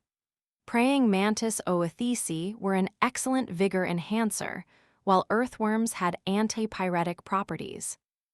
The fruit orchards to the south are too well tended to have many bugs, but there's lots in the northern quarter. It's very desolate. You know, in a good way. There's lots of big spiders there. Spiders? Maomao had heard that spider's silk could help stop bleeding, but collecting the stuff was enough trouble that she hadn't had a chance to try it yet. Shisui's comment lit a fire in Maomao's eyes. You want to see, I can take you there. I want to see, take me there. Maomao and Shisui were weirdly in sync. Xiaolin and the doctor observed their conversation with detachment. The kitten, her tummy full, raised one of her hind legs and scratched behind her ears. Chapter 4, Perfume Oil. The caravan left a tremendous vogue for perfumed oil in its wake. Every palace woman who passed by seemed to carry a different scent. Each smell individually might have been quite pleasant, but they mingled together into an undifferentiated olfactory morass. Maomao, with her keen sense of smell, found it a little trying. What made it worse was that the imported perfume from the West wasn't subtle, but carried powerful scents. Maomao wasn't the only one who found life a little harder because of the new trend.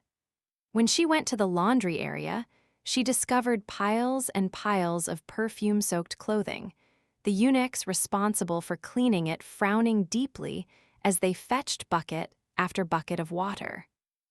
Such vogues tended to go as suddenly as they came. The craze for manicures had waned, so everyone needed something new to grab onto. Interest in novels continued to flourish, perhaps because books and perfume were completely different from each other. Xiaolin was every bit as annoyed as Maomao by the perfume, since it meant more work for her, but she continued to study industriously in order to read her fresh, new copy of the novel. Maomao, who had admittedly expected Xiaolin's efforts to trail off after a few days, was impressed. Gah, it stinks, Maomao grumbled to herself as she set down a basket of laundry. Just being here threatened to make her feel drunk on the odors. She stood lethargically, but apparently she was in the way because a serving girl with a basket full of clothing bumped right into her. Maomao ended up wearing some of the laundry. "I'm so sorry," said the maid, whose voice was still high. Whomever the laundry belonged to, she was apparently also a disciple of the newest trend, for the clothes reeked of roses. Roses, huh? Was it wrong of Maomao to think about how much money she might get for the rose water she'd made the other day? Dee made plenty of it but hadn't used any for the time being, just held on to it, for essence of rose could have a negative impact on pregnancy. It would probably be fine so long as consort Jyokayo didn't use whole heaps of it, but one never knew, and it was best to be careful. As such, Maomao had been looking for an opportunity to sell the stuff in the pleasure district before it went bad. She plucked the clothing off her head with a growl. Then she blinked and gave the outfit a good sniff. That alarmed the maid, but Maomao ignored her, tossing the outfit into the laundry basket and shoving her face into another one. Now nearby eunuchs and other serving women were watching her in amazement, but what did she care? Maomao went from one basket to the next, smelling the contents, and by the time she was done, it had completely slipped her mind to take her own washing back home. Instead, she headed off somewhere. Maomao of all people knew where trends were most likely to take root. That day, the shouting of the ladies-in-waiting of the Crystal Pavilion could be heard all over the rear palace. The gorgeous eunuch appeared at the Jade Pavilion that evening. Dee figured he might. In his hand he held what appeared to be a written protest. "I took you for someone with a little more restraint," Jinshi said, his customary exasperation now tinged with anger. Behind him stood Gaeshun, exasperation coupled with exhaustion, consort Jyokayo, worried but undeniably intrigued, and Hongniang only just managing not to look like a wrathful deity. The other ladies-in-waiting were asleep with Princess Lingli, who had already gone Betty by. I am, Maomao thought, but it was too late. A great deal of proof was required in order to turn speculation into certainty. The Crystal Pavilion had been the perfect place to get it, and Maomao had, one might say, succumbed to her curiosity. "My apologies. I let the excitement get away with me and did it without getting their permission." "You sound like some old lech making excuses for himself." That was the last thing Maomao wanted to hear from a certified actual lech, but for the time being she kept her eyes on the ground and tried to look penitent. "Next time, I'll be sure to ask before I go smelling things." "But why were you smelling them?" Jinshi sounded distraught. "Goodness," Jyokayo said, blinking. This seemed to alert Jinshi to how he was coming across, because his stern look softened somewhat and he regained a measure of his usual gentleness. Anyway, Maomao had learned her lesson. Specifically, she had learned that she was going to need to check with people before she grabbed their clothes and started sniffing. She learned not to let her excitement cause her to practically tear the garments off people so she could smell them. And she definitely learned not to choose the ladies-in-waiting of the Crystal Pavilion as the subjects of her sniffing. They'd already treated her like a demon or an evil spirit, but now they seemed to regard her as something even worse. Even knowing that might happen, Maomao had needed to be sure. "I think that's about enough penitence for now," she decided. She raised her head and looked Jinshi square in the eye. In her mind, it was actually a good thing that the complaint had brought Jinshi here so quickly. She believed this matter required an immediate decision. "I had a reason for what I did." She continued to stare at Jinshi for several seconds. Finally, he opened his mouth, though he kept his face blank. "It had better be a good one." "But of course," Maomao said firmly. Then she glanced at Jyokayo and Hongniang and asked for some paper. Some promptly appeared. It was from Jyokayo's personal store. Frankly, it was nicer than Maomao needed right now. A piece of old scrap paper would have been fine, she thought, but she was the only one there who came from poverty and thus the only one to have such an idea. She began to write in quick, flowing characters, while the others surrounded the desk and watched. Consort Jyokayu read aloud. Rose, benzoin, parasol tree, frankincense, and cinnamon. These arrow all kinds of perfume or some such, right? Maomao nodded. These are the aromas and essences I detected on the palace women today. What about them? Jinshi asked, sticking his hands in his sleeves. None of them were present in any significant quantity, Maomao said, setting her brush against the ink stone, but all are potentially harmful to a pregnancy. That cast a pall over her audience. She went on, in addition to the various perfume oils, the Caravan was selling spices and teas. She produced the ones she had purchased for herself.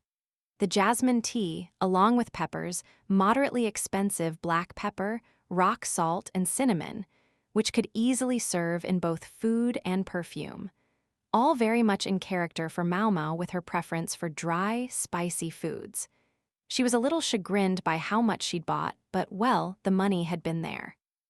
She told herself she should have noticed then and there. But Maomao, it turned out, was not immune to the festive atmosphere.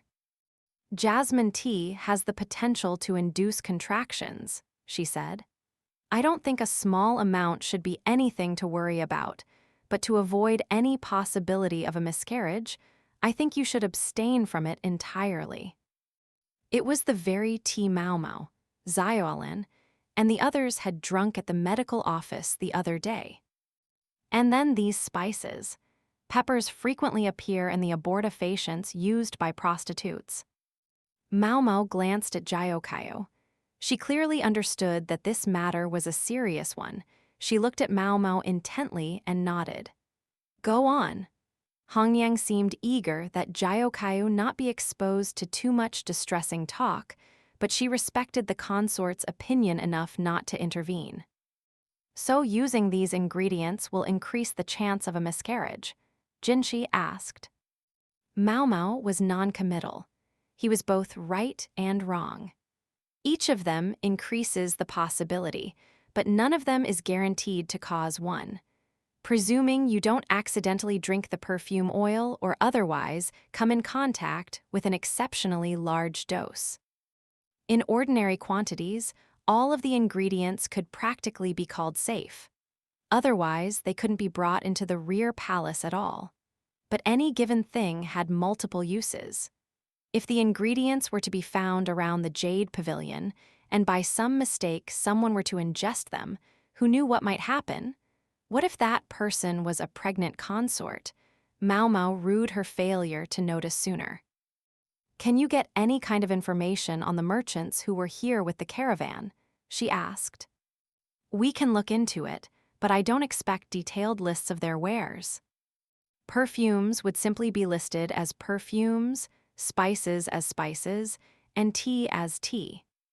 Specific types and varieties were unlikely to be recorded. All the incoming merchandise had been inspected, however, giving everyone involved the sense that their job had been done to satisfaction and leaving little room for complaint. One more thing nagged at Maomao. Doesn't this remind you of, you know? Remind me of what? Jinshi replied, unsure what her vague remark was getting at. She was thinking of something that seemed like perfectly respectable merchandise for the rear palace, but which could have an unexpected side effect. The toxic face powder, Maomao said, and a flash of understanding could be seen on every face in the room. The summer before, Princess Lingli had fallen ill for reasons unknown. Simultaneously, the same thing had happened to consort Lihua's son, the heir apparent, who had subsequently died. Now, a non-lead-based face whitener was used in the rear palace, and the old stuff was no longer allowed. Perhaps it had caused them to let down their guard. Are you suggesting someone is deliberately trying to smuggle poison into the rear palace? Jinshi ventured. Maomao didn't nod, but she didn't shake her head either. All she had at the moment was speculation, not proof. She felt close to certainty, but there was always the possibility she was wrong. There was the resemblance to a previous incident.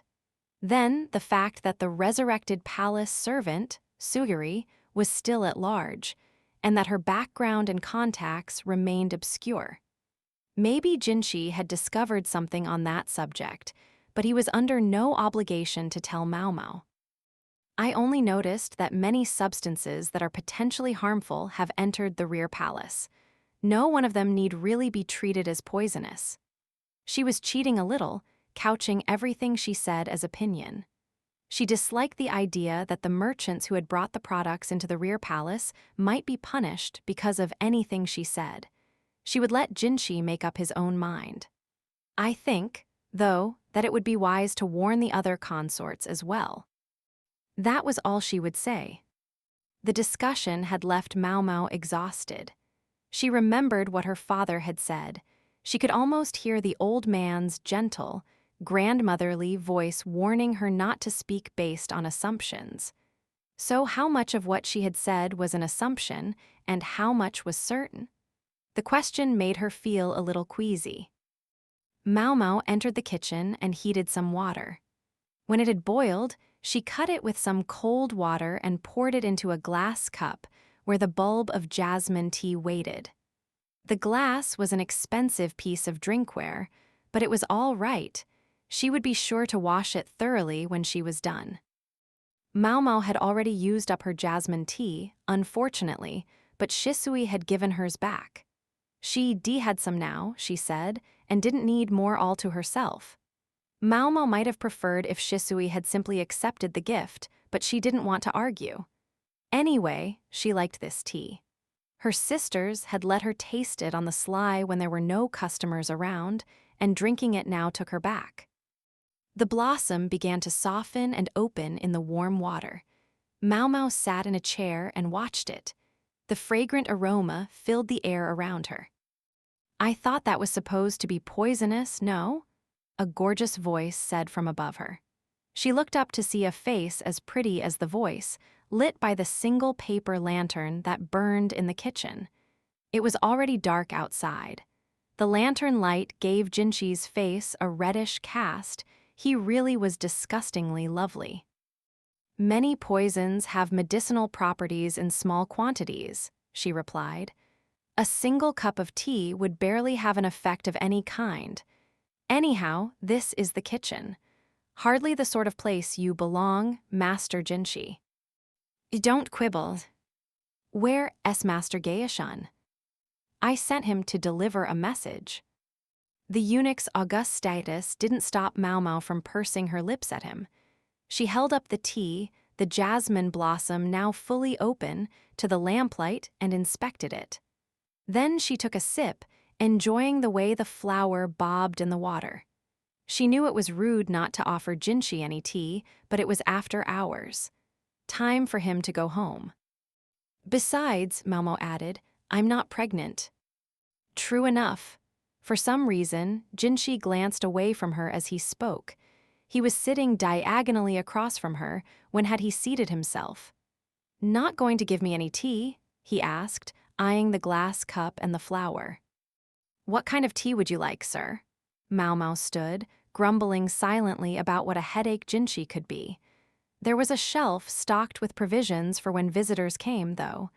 Maybe he'd like a nice, simple white tea. Jinshi continued studying her glass. "I'd like to try some of this." "I'm afraid that's the last of it." She poured the first steep into her glass. She could add more hot water, but all Jinshi would get would be the dregs. "I don't mind. What other effects does this tea have?" Jinshi shifted in his chair, looking at the leaves. "It encourages relaxation, for one thing. It can help with insomnia, but can also help one wake up. Additionally, while it isn't recommended during pregnancy, I've heard it can be helpful during childbirth.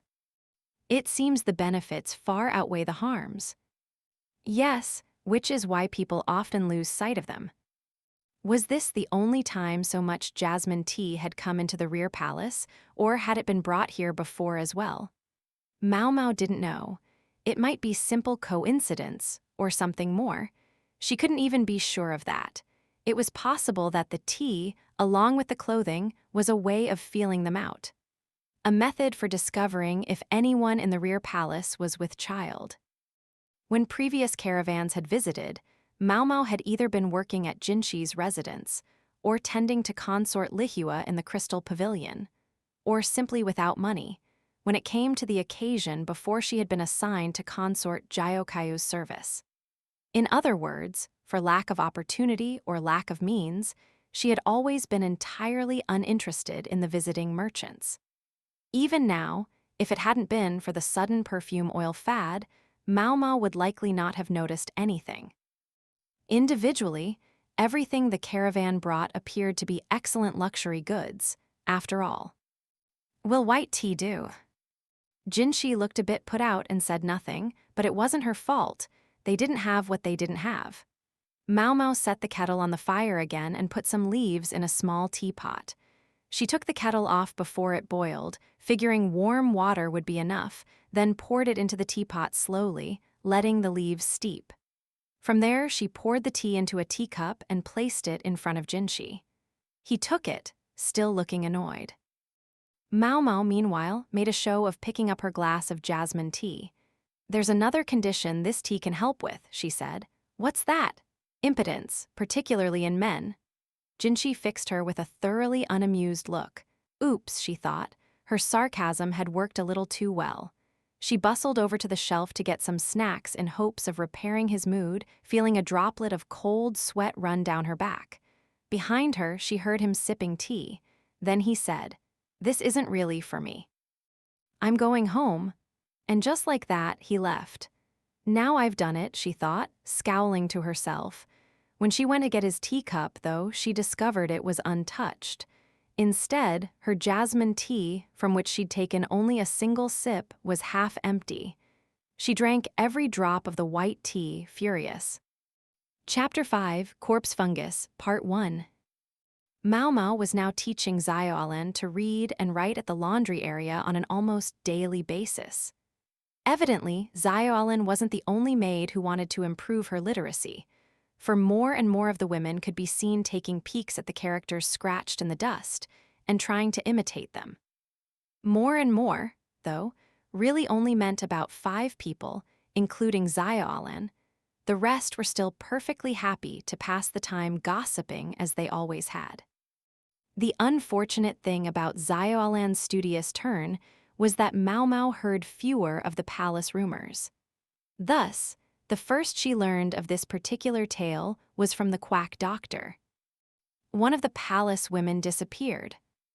"That's what they say, a terrible turn of events," the quack said, stroking his measly beard. Maomao sipped some nondescript tea as she listened. Her term of service was nearly up, and she'd even saved a passable dowry, so she was supposed to get married and leave the rear palace. I wonder whatever could have happened to her. The rumor held that the woman had met a civil official at one of the garden parties the year before last, and that they had been communicating by letter ever since. It was the old send him a hair stick routine. Capable women, even if they didn't serve one of the upper consorts, might be permitted excursions outside the rear palace to help with specific tasks. For such a distinguished person to simply disappear was quite strange. "Not to say that it never happens," the quack mumbled. In those words, Maomao felt as if she might brush up against the darkness within the rear palace, and she didn't like it. A garden with 2,000 women must have its shadows. On occasion, women had even killed themselves because of trouble with colleagues in the palace, although Maomao had never personally known anyone who had done so. Other times, a woman's family might find it congenial that she should leave palace service, and she would vanish with no warning and without so much as a word of farewell. There was a tacit understanding that such disappearances would not be investigated too closely. In this case, though, because the woman had been supposed to get married, strange speculations began swirling. Supposedly, the girl was bought by the matron of the serving women herself, though, so no one wanted to pry too much. the doctor said as he bit into a rice cracker. Gracious, Maomao replied. She just tried to carry on with her usual work. The story had nothing to do with her. At least, she hadn't thought so. When Maomao got back to the Jade Pavilion, she found some very elegant nobles out in the courtyard, where some furniture had been moved to create a tea party that simply oozed high society. On one side of the table sat Jiokayo. Her belly had swollen substantially by now, but she strategically used the surrounding shrubbery to de-emphasize the bulge when she could. She was also wearing clothing that hid the exact shape of her body. It would prevent people from knowing she was pregnant at a glance. Hongyang stood beside her lady, looking tense. Jiokayu staying inside forever was yet another thing that would raise suspicions, so she was letting herself be seen here. Even so, anyone who was going to figure it out would have done so long ago, Maomao thought. The question was whether anyone meant good or ill. When she saw Maomao was back, Jiokayu suggested moving inside.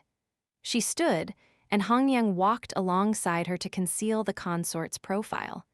She knew just which angle her lady would be most obvious from.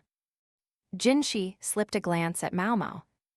Something must be up, she thought, and followed them into the pavilion's reception area. Pardon me very much, she said as she entered. Consort Jiokayu was looking at her with her usual fidgety excitement, while Hongyang could hardly conceal how tired she was. As for the one who had summoned Maomao, he was sitting in a chair coolly sipping some tea. Gaeshun stood beside him, looking indignant. You called. Maomao looked back and forth between Jiokayu and Jinshi. Yes, I believe he has some business with you. Jiokayu gestured at Jinshi with an open palm. This was how it always started. I do, and if you don't mind, we'll find somewhere for a quiet chat. Oh, you needn't trouble yourself. You can talk right here, the red-haired consort said, clearly a bit peeved. I'm afraid we very much cannot. It wouldn't do for me to stay here too long, and besides, the princess seems to be about ready for her nap. A crying child could be heard from outside. It was almost time for Lingli's afternoon nap, but before she went to sleep, she always had some of her mother's milk. They would have to think about weaning her soon, but it would take some time yet. Jiokayu adopted an almost girlish expression. The consort was pregnant with her second child, but she was still a young woman, just 20 years old. The exotic blood in her veins gave her a rather adult appearance, enhanced by her now-nonsense personality. Together, they could make her seem quite old and experienced, but she was still bursting with youthful curiosity. Lady Jiokayu, may I suggest you give in here? Hongyang, ever prepared to make sure work was getting done, opened the door of the room. Gi Yuan was outside, holding the child and looking distinctly awkward. Hongyang took Lingli and held her out to Jiokayu. The princess reached for the consort's collar. Jiokayu's face was still stormy, but she could hardly leave her dear, sweet child to starve, and she finally allowed Maomao and Jinshi to show themselves out of the room. The two of them left the Jade Pavilion and worked their way, as so often, to the office of the matron of the serving women. The man needs his own damn room, Maomao thought. She had an idea. Maybe they could renovate the spare storeroom in the medical office. Then the quack doctor would naturally feel obliged to bring them tea when they visited, at least. Maomao could relax, and the matron could stop being constantly interrupted. It was effectively 3 birds with 1 stone. The matron's room was large but unadorned, without much to hold the interest. And since they had chased everyone else out, there was no one to bring them tea either. At Gaeshun's urging, Maomao seated herself in one of the simple chairs. "What is it you need, sir?" she asked. "I think you know that His Majesty has lately been distributing fiction novels to the consorts." Jinshi was simply assuming she knew about them. Which, of course, she did, so she nodded. "Yes, sir. My understanding is that after the consorts have read them, they're to allow their ladies-in-waiting to read them, and then the ladies below those. Some copies are making the rounds as well. It's even inspired some women to learn to read. Jinshi smiled a bit at that. Maomao could see she'd been right. He had planned this all along. Gaishan passed Jinshi a scroll, which he unrolled on the table. "What's this?" Maomao asked. "My goal, although we're still in the early stages. In the long run, this is what I'd like to create."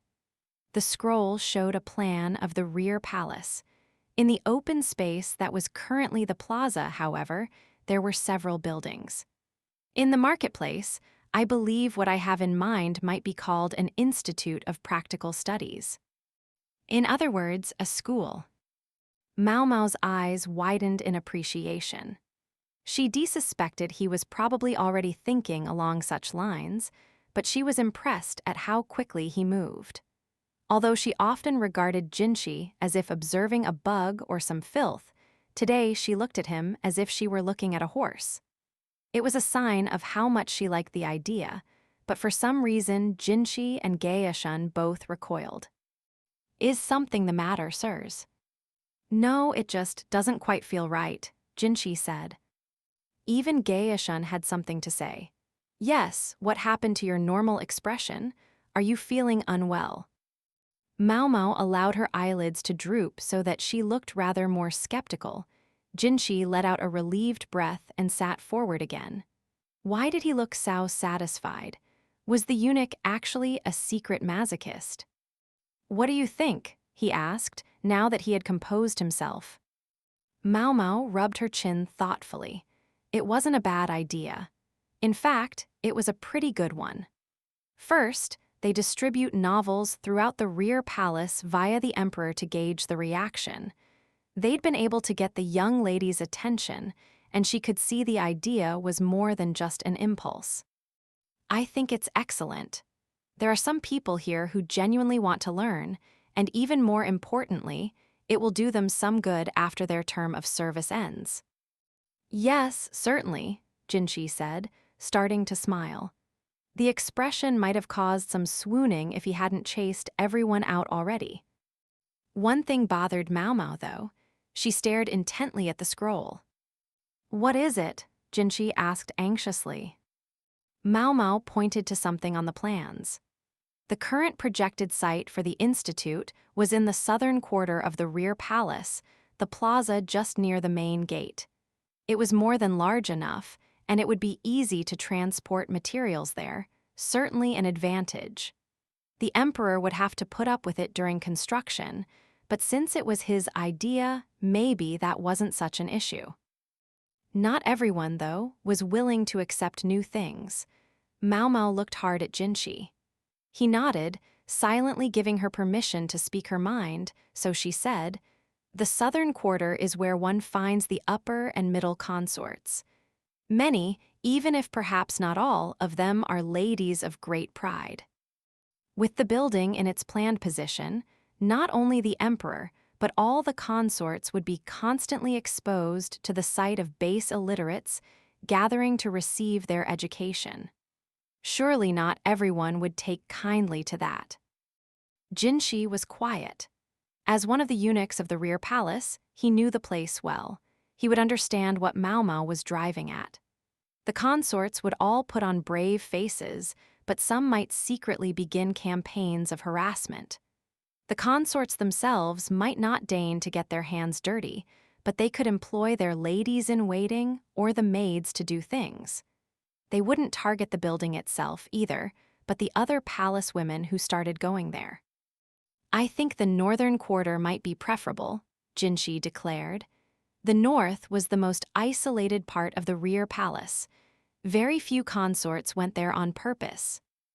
"Yes, sir, and I dare say there's no need to build an entirely new facility there. You could simply renovate one of the many abandoned structures already available." Frankly, Maomao thought, it would be a waste of resources to build something new. No matter how much pull Jinshi might have, he could be expected to smash the lovely nose off his face if it would save money. Maomao wasn't done offering ideas, though. "One other thing, sir," she said.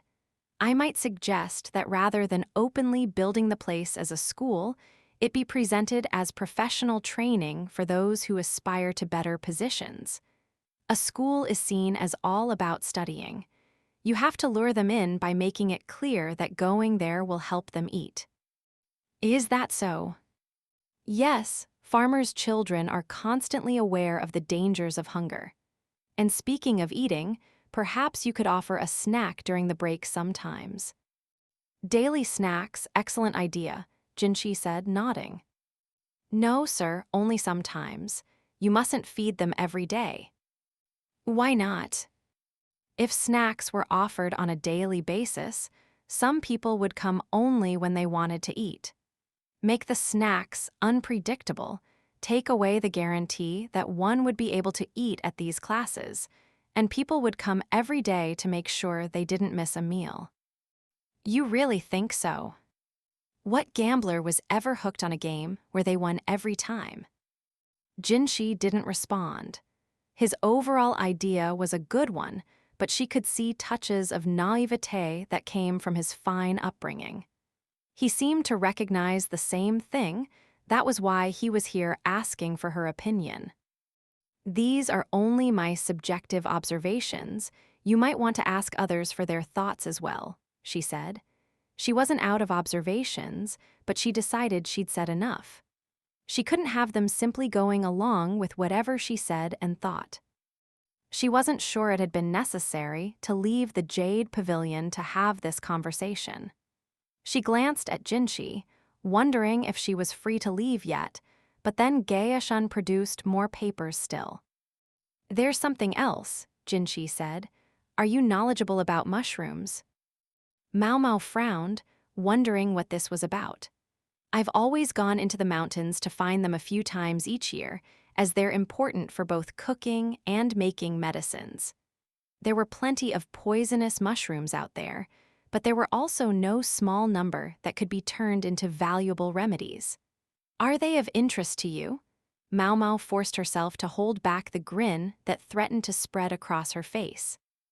"A few palace women get food poisoning every year around this time. We warn them, but there's always somebody who ignores us." "Some appetites are simply bigger than others," Maomao said. No one was going to starve in the rear palace, but there were some who found the meals provided to be insufficient. The only ones who could expect a snack during the day were the attendants of the consorts, or else those with whom someone deigned to share a treat. Why, last year, someone even supposedly had some mushrooms in the medical office with the doctor himself. Maomao didn't say anything to that. And fruit seems to go missing from the orchards on a startlingly regular basis. Or that, privately, she wanted to object that those mushrooms hadn't been poisonous, but in fact quite delicious.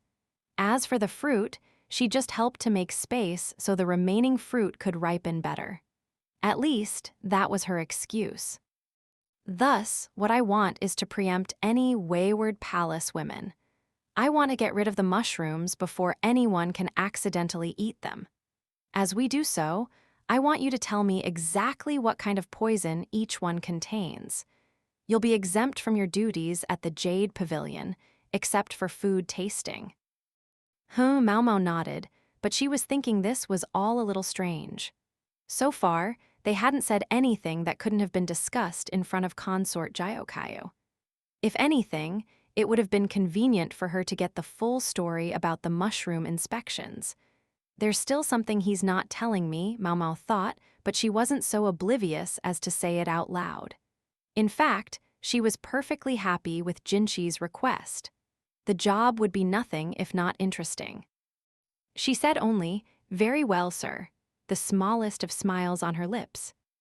There were plenty of places mushrooms might grow in the rear palace. It was often called a garden of women, but plenty of actual plants grew there too, including plots of carefully tended flowers and trees, fruit orchards, and pine groves. The humidity of the warm season would soon mean mushrooms everywhere. One of the trickiest things about mushrooms was that edible and poisonous ones often looked much alike. Oyster mushrooms and moonlight mushrooms, for example, were easily confused, and there had been cases of food poisoning in the Pleasure District when customers had unintentionally given the wrong one as a gift. Some places were more congenial to mushrooms than others. Oyster mushrooms would grow virtually anywhere, but moonlight mushrooms were more common in the mountains. Maomao doubted they would find any of those in the rear palace. If they were going to conduct a mushroom hunt, Maomao figured they could ignore places frequented by the gardeners. That included anywhere the emperor was apt to come for flower viewing. Most such places were in the southern quarter, which was where the upper and middle consorts had their residences, and was thus packed with proud ladies. Those areas would be kept free of mushrooms. So where should we start? Maomao thought, looking at the plans Jinshi had provided, her feet barely touching the ground. Welcome back," Yinghua said, sounding a bit unsure of herself. "Thanks, good to be back." "Hey, you can't go in there like that," Yinghua said, brushing Maomao's head and clothes gently. She had leaves in her hair and twigs stuck in her robes. Must have been that tree she'd climbed. "I don't know what they've got you doing out there, but I wish you stop coming back such a wreck." Such a wreck, Maomao thought. Yinghua certainly told it like it was. Maomao nodded, though. She had to respect that they were trying to keep things sanitary given that there was a small child and a pregnant woman around. She went for a quick change of clothes and dusted herself off. It had been a very fulfilling day for Maomao. She degathered an entire basket full of mushrooms, including quite a few medicinal ones. She told the quack they were poisonous. She figured that would keep even him from eating them. Granted, he'd hardly looked able to restrain himself even so, but she would just have to trust him.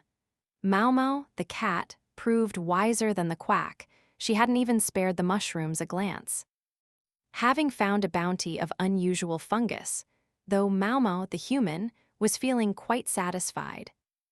"Maomao, you kind of smell like something," Yinghua said.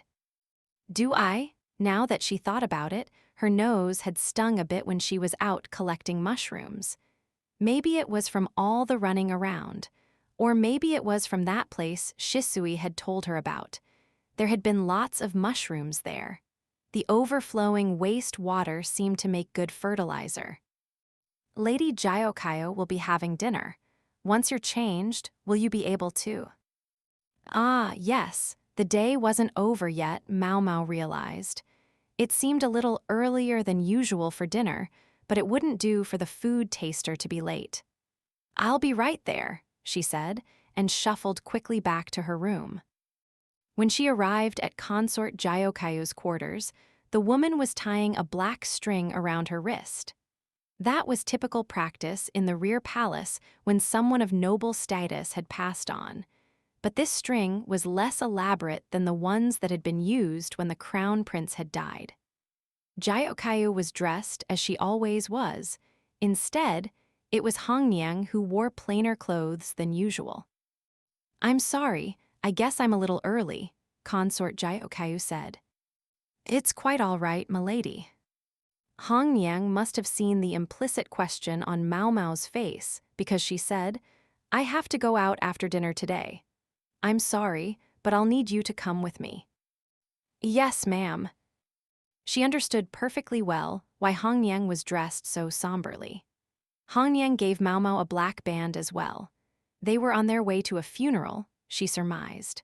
Such things were ordinarily considered unfit for the rear palace, in which the Son of Heaven might be born, but they simply called it something else and did it anyway. From the fact that Hongniang was attending in Jiokayo's place, Maomao suspected it was one of the middler lower-ranked consorts who had died. "You can wear the clothes you have on, but take off that hair tie," Hongniang instructed. Maomao nodded and took the first dish to taste it for poison. Hongniang brought Maomao to a ritual site in the northern quarter. In a country that loved ceremonies and observances as much as this one, even the rear palace had a small place to host them. This one normally went unadorned, but the eunuchs had clearly exerted themselves to get it ready for this funeral in short order. About once a year, Jyokayo was expected to serve as the officiant at a ritual, but so far the role hadn't come to her during Maomao's time in her service. Such offices were usually the province of men, but in the special circumstances of the rear palace, women could take the job. The duty passed from one upper consort to the next in sequence. The funeral attendees formed two lines in front of the altar, where they were offering flowers passed out by women who appeared to be ladies-in-waiting to the late consort.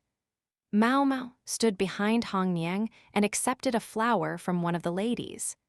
It didn't smell the way such blossoms normally did, though. Perhaps another unique facet of the rear palace. Maomao noticed that the hand of the woman who had given her the flower was red. Is that a rash? The hand was noticeably swollen.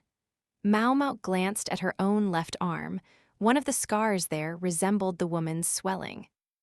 These thoughts were still running through Maomao's head as she approached the altar to offer her flower.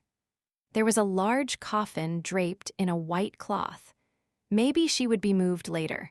Through the cloth, Maomao could just make out a human silhouette inside. According to Hongniang, the deceased consort was the daughter of a high official, a woman of notable status among the middle consorts. But Maomao guessed from Hongniang's tone that the woman hadn't been very likable. About a year before, her health had started to fail. She'd shut herself up in her room, but hadn't gone back to her family home. The emperor never visited her. She could certainly have gone home if she'd wanted to, Hongniang had remarked with an acerbic touch in her voice.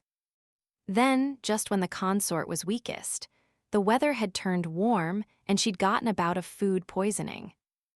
It was unusual for the normally disciplined Hongniang to tear into a dead person like that. When the two of them had gotten out of the flower line, Maomao said quietly, "Did she do something?" It was an off-handed question. She didn't necessarily expect Hongniang to tell her. It was more than a lady-in-waiting needed to know. To her surprise, though, Hongniang whispered back, "You remember someone once attempted to poison Lady Jyokayo. They never found the culprit, but..." Hongniang glanced toward the coffin.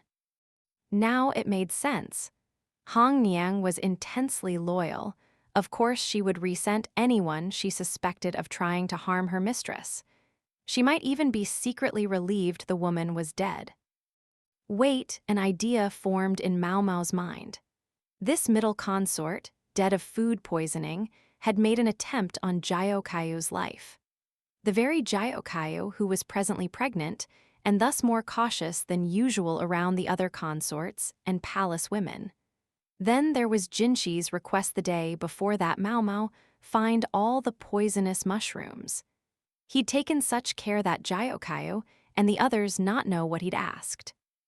Removing any sentiment for the residents of the Jade Pavilion from the equation, it was impossible to say for certain that Jyokayo hadn't poisoned the middle consort before the dead woman could do the same to her. Food poisoning was the official word, but if the cause had been a mushroom, then everything would fit together. Maomao could easily imagine what would happen if the other women of the Jade Pavilion knew what Jinshi was thinking. Even the gorgeous eunuch could expect his reception there to change if they found out. Maomao sometimes thought Jinshi was perhaps a little too much Jyokayo's personal ally, but in this matter, at least, he was being scrupulously fair. Doubt consort Jyokayo had anything to do with it. She might not have been fond of the other consort, but there were any number of ways to break an opponent's spirit and ensure it didn't come back. Trying to poison someone just in case they attempted to poison you, again, seemed a great deal of trouble. There was always the possibility of being found out.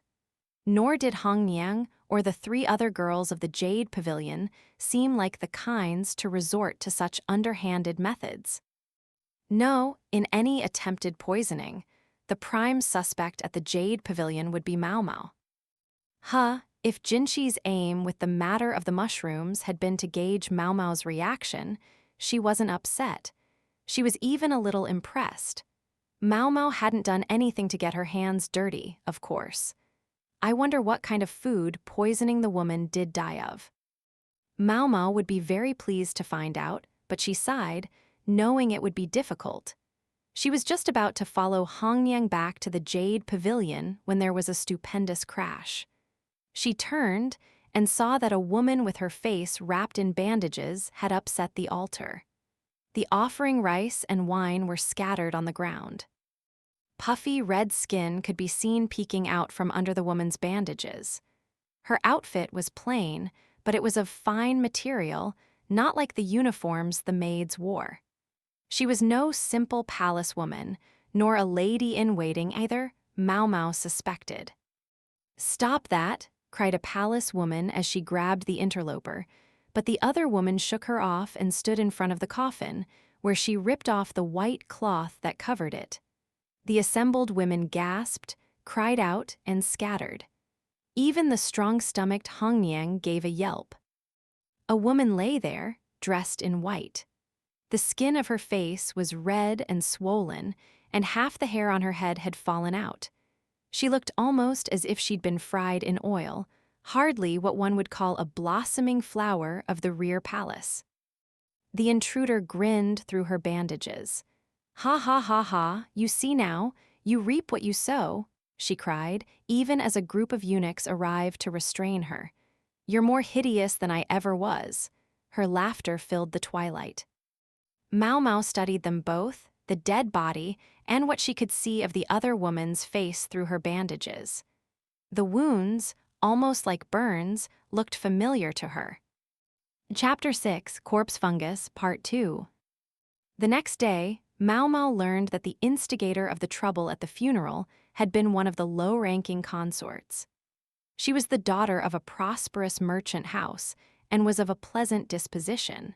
Supposedly, the emperor had even been to visit her on several occasions.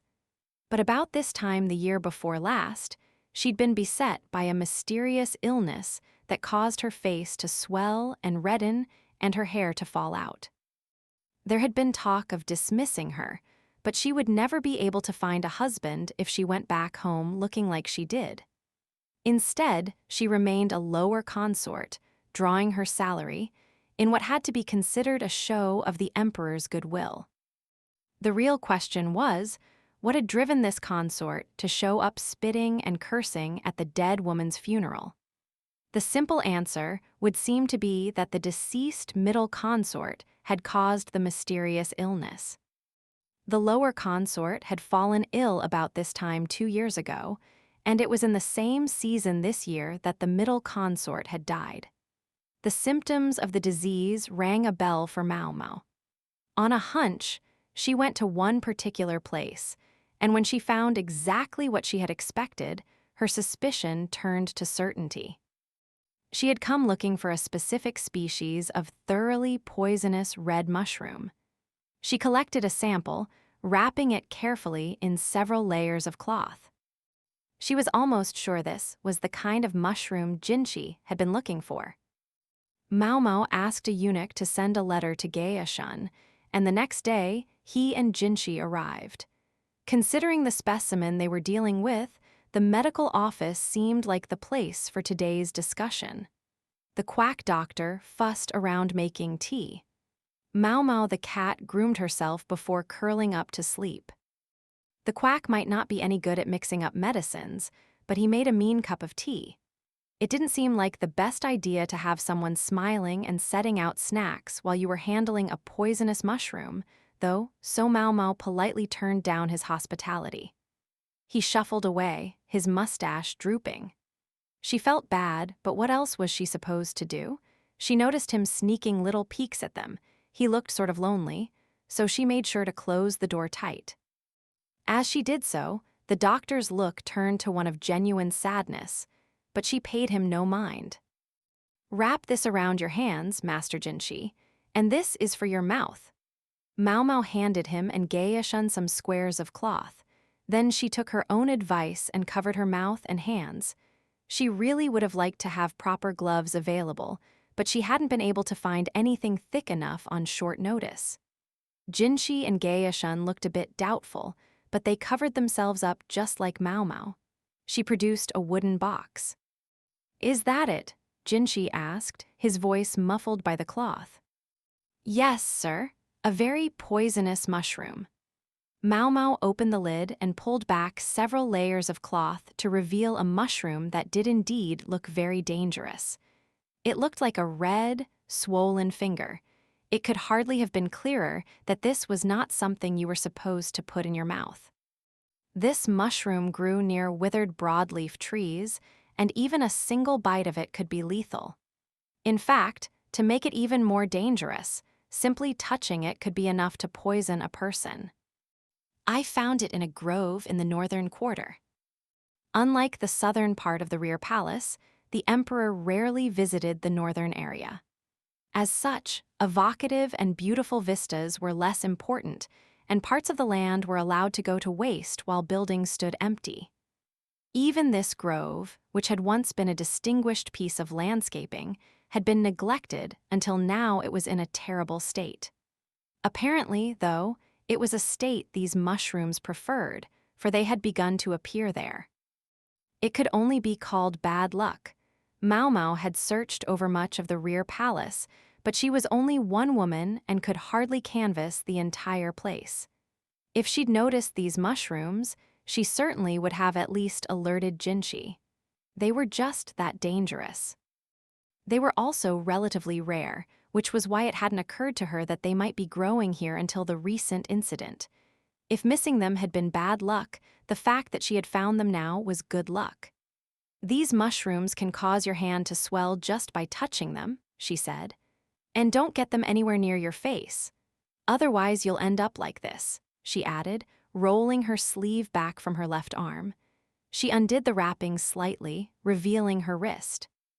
It was swollen an angry red and bore a welt that would probably never disappear. Indeed, it looked very much like the lower consort's face, and like the scar on the arm of the lady-in-waiting who had given Maomao her flower. "I only brushed against one gently out of personal interest, and this is what happened," Maomao said. She'd simply been testing it, as she did so many poisons she encountered. Several times each year, she and her old man would go into the mountains to collect medicinal herbs, and it was on one such occasion that she had found one of these mushrooms. Touching it had turned out to be a poor choice. Even her slight brush had caused her skin to swell up and turn an angry red color.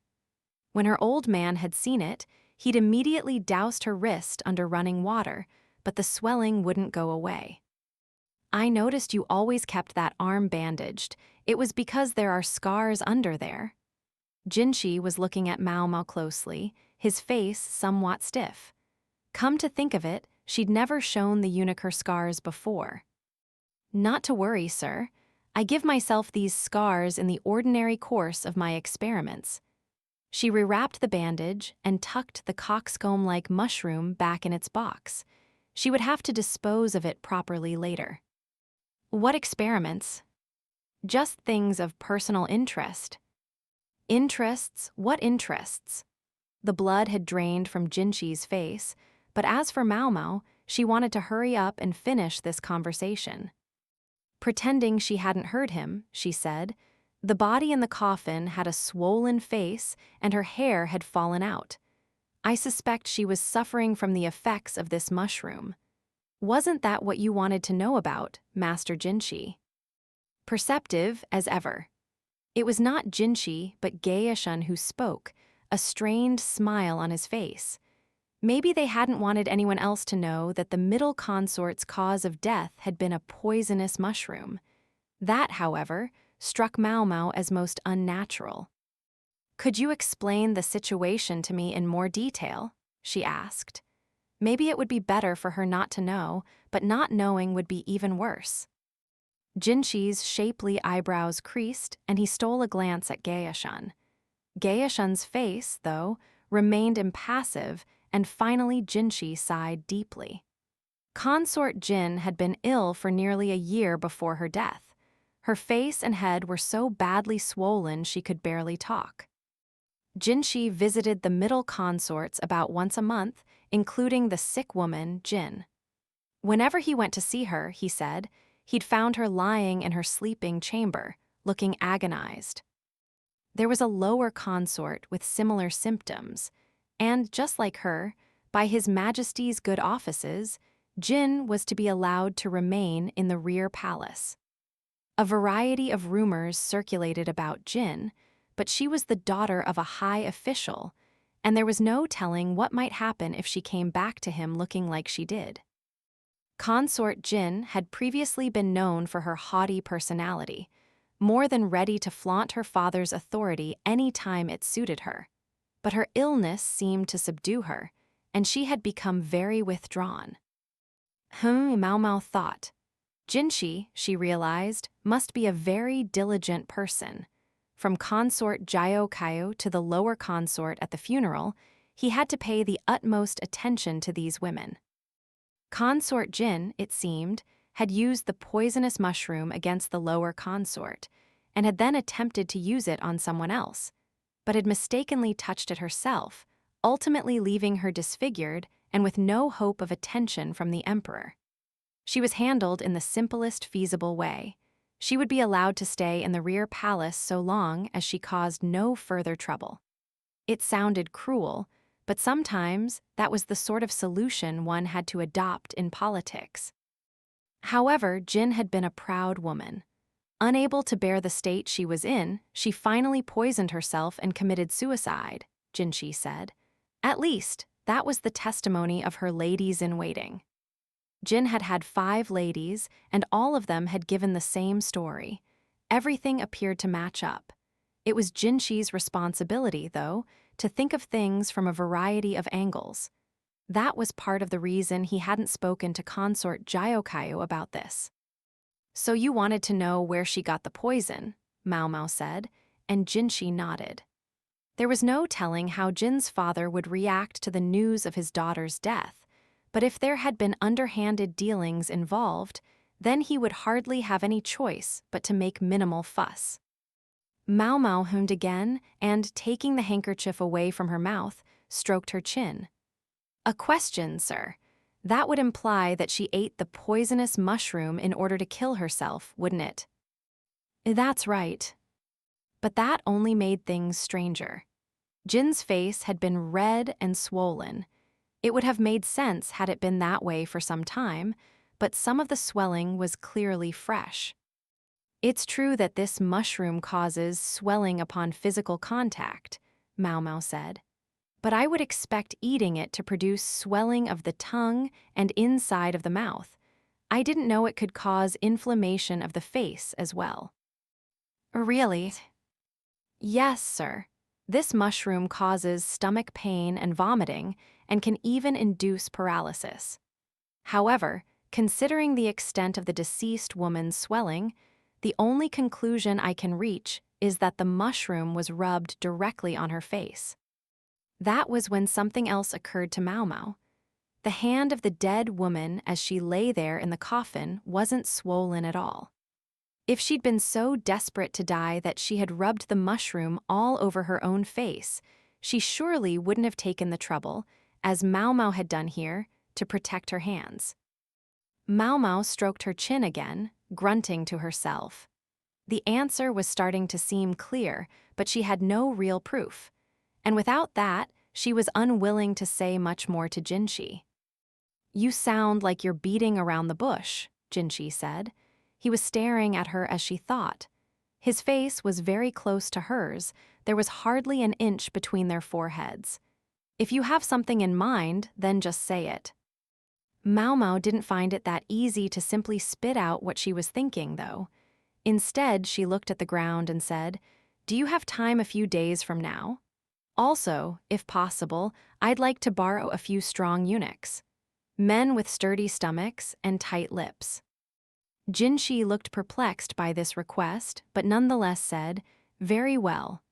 If that's what it takes to get to the bottom of this, they're yours. I can't make any promises. It doesn't matter, do it. The command in his voice was unmistakable. Good, it's better that way. Maomao was just a minor palace woman. Things were so much easier when he treated her as such. Understood, sir, she said with a bow of her head. Maomao spent the next 3 days searching, based on her study of the plan of the rear palace. Starting from the area around Consort Jin's residence, she searched high and low for one particular thing. The quest left her muddy and gross, so that she provoked a chorus of screams from the other ladies in waiting each time she came back to the Jade Pavilion. Finally, she took to keeping a change of clothes at the medical office. And then, a story made its way to her from the quack and from the gossipy girls at the laundry area. Something related to a rumor that had gone around some days before. Even with this new information in mind, Maomao couldn't be sure. But it made far more sense to her than the testimony of Consort Jin's women did. The day after she'd finished her preparations, 3 eunuchs came to meet Maomao, Gaishun among them. She asked for strong men, and she had to admit he fit the bill. Jinshi had other business to attend to and hadn't come. Maomao knew that as lackadaisical as he looked, he actually kept quite busy. She sometimes reflected that being too good at looking carefree could have its own drawbacks. Thank you all for coming. Maomao bowed her head, then handed a shovel to each of the men. 2 of them looked at her in mild confusion, but as Gaishun didn't say anything, they refrained from asking questions. Maomao was impressed. Someone had found men who knew how to play along. With that, she started for the grove in the northern quarter. Not the one in which she'd found the notorious poisonous mushroom, but another neglected corner piled with fallen leaves. The breeze carried an odor that made her nose prickle. Maomao pointed to one particular place in the grove, where mushrooms could be seen dotting the ground among the leaves. Would you be so kind as to dig here? She circled 3 places on the map of the rear palace.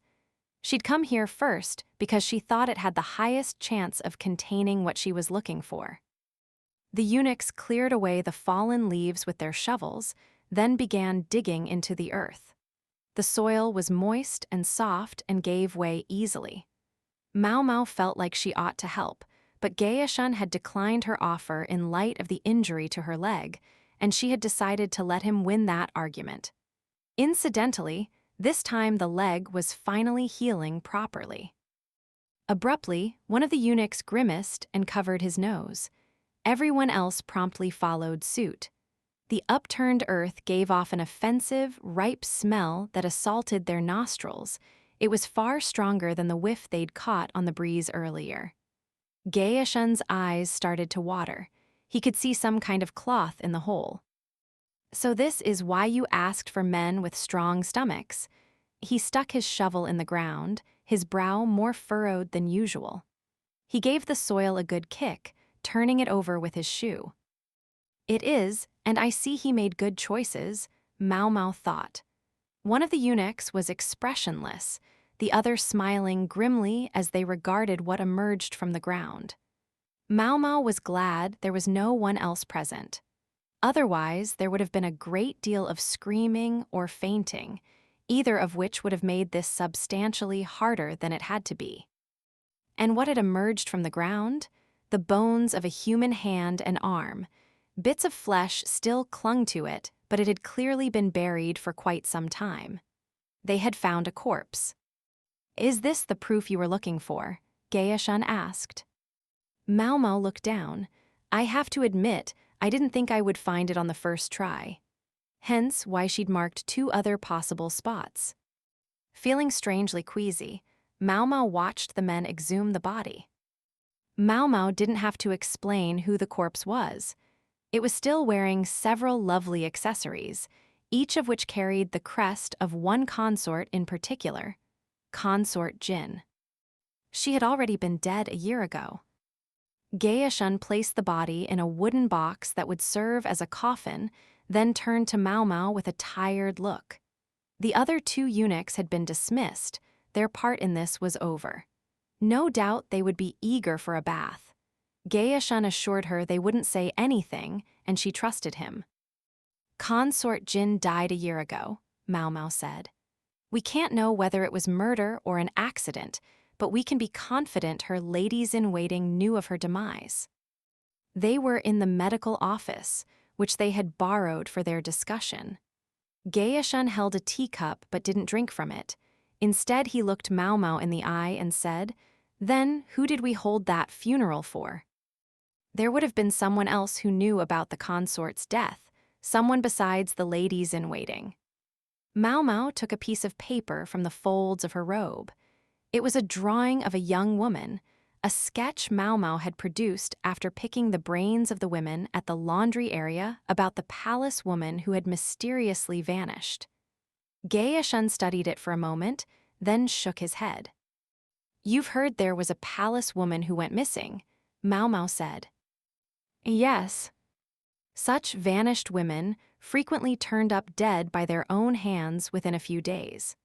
It was impossible to escape this flower garden with its deep moat and high walls, and trying to do so meant death anyway. Say a consort's face were to be disfigured so badly that only her ladies-in-waiting would be likely to know who she was. And suppose her head was then wrapped in bandages, and she could hardly talk, it would be easy enough for her to deceive someone who only saw her once a month. Even better for her if that person was neither able nor expected to stay in a consort's chambers very long. You're suggesting the missing woman was actually a co-conspirator. I couldn't offer any specifics. It simply seems like a reasonable deduction. Maomao could think of a few reasons why the women might do such a thing, but these deductions were just slightly less reasonable, and she decided to keep them to herself.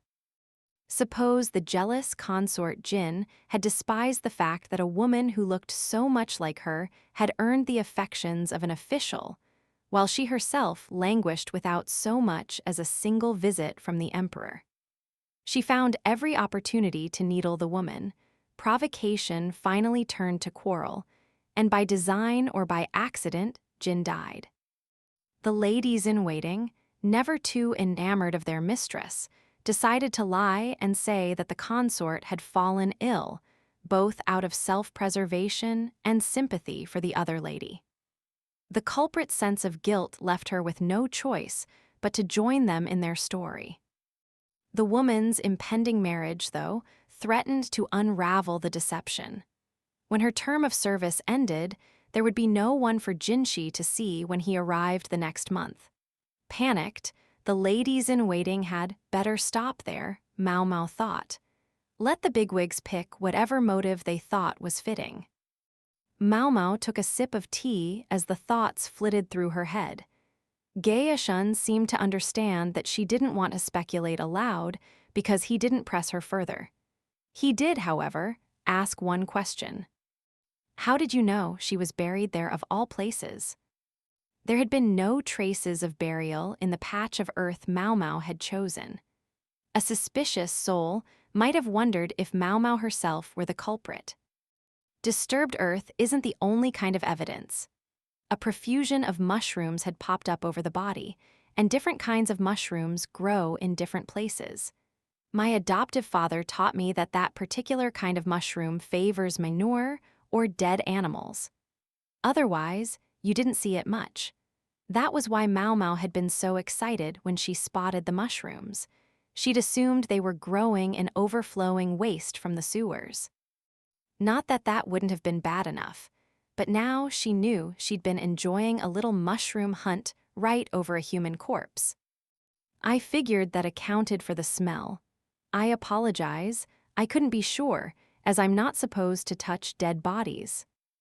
The sewer hadn't been backed up after all. It had been the smell of rot seeping out of the earth as the weather got warmer. No wonder Yinghua had found the odor so unpleasant. Gayashun grimaced again.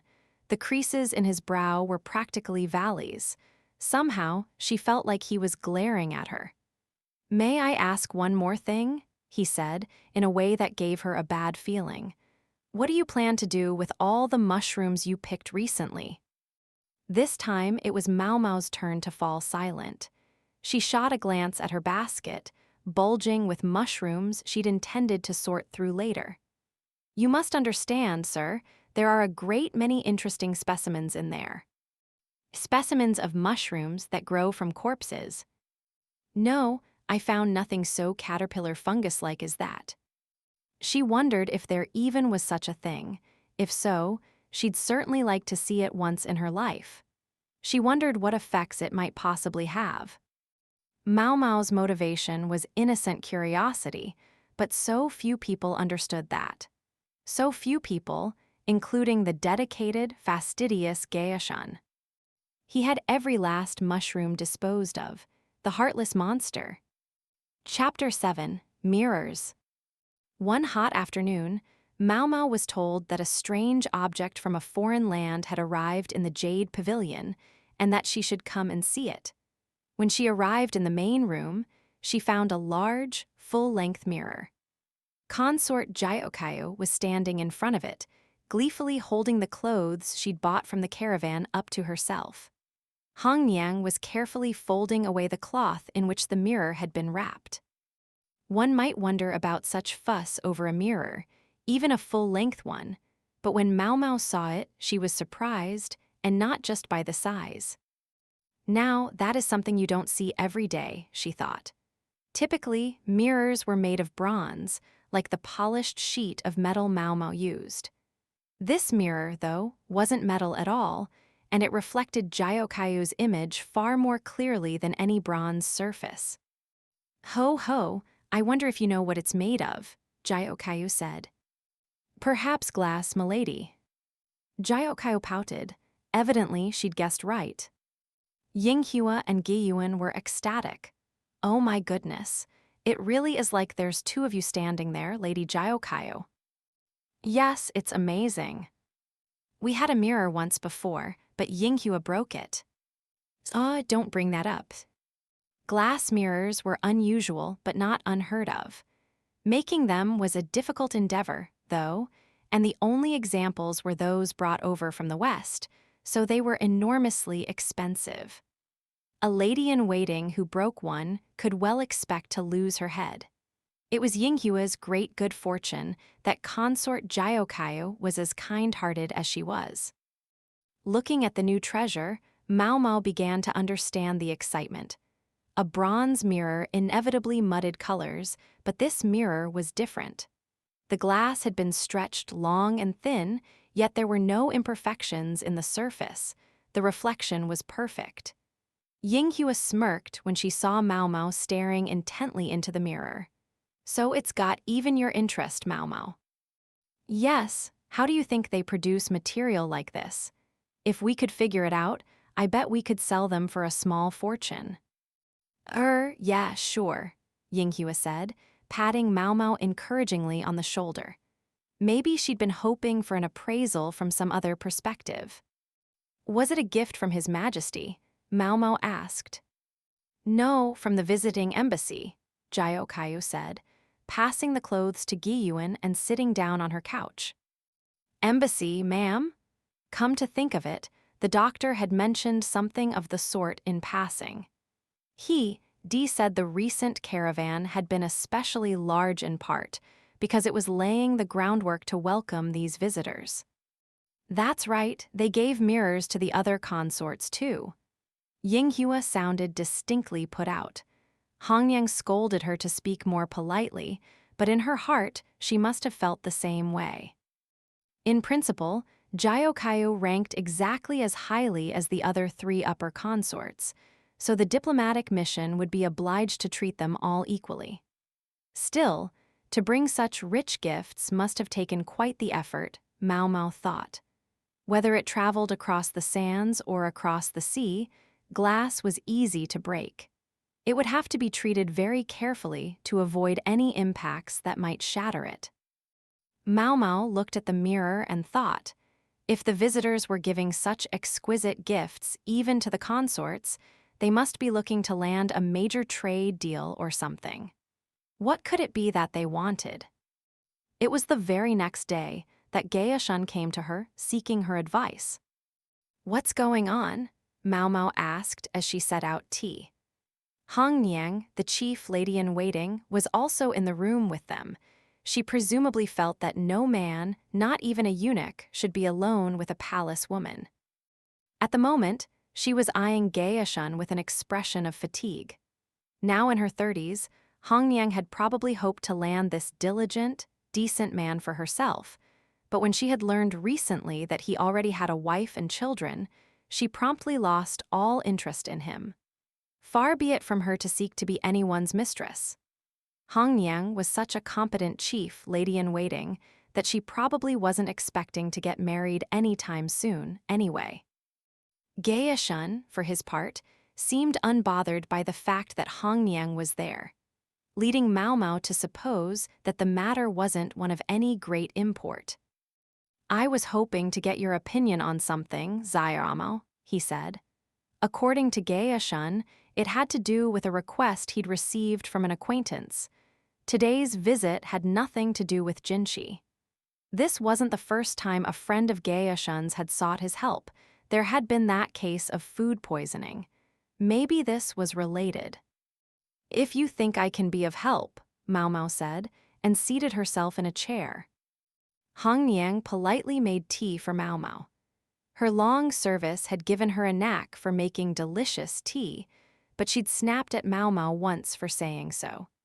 It seemed she disliked any comments that reminded her of her Aju, a fact Maomao had made a careful mental note of. "Very well," Gaoshun said and began. A certain distinguished household had 2 daughters. They were close in age and similar in appearance, and their parents doted on both of them, to the point of being overprotective. When the young women reached marriageable age, their parents categorically refused to let them leave the house alone. Instead, they were kept inside all day long, and even then there were always ladies-in-waiting to watch them. The ladies-in-waiting took pity on the young women. Perhaps the treatment seemed cruel to them, and frequently helped the girls sneak out of the house when their parents weren't looking.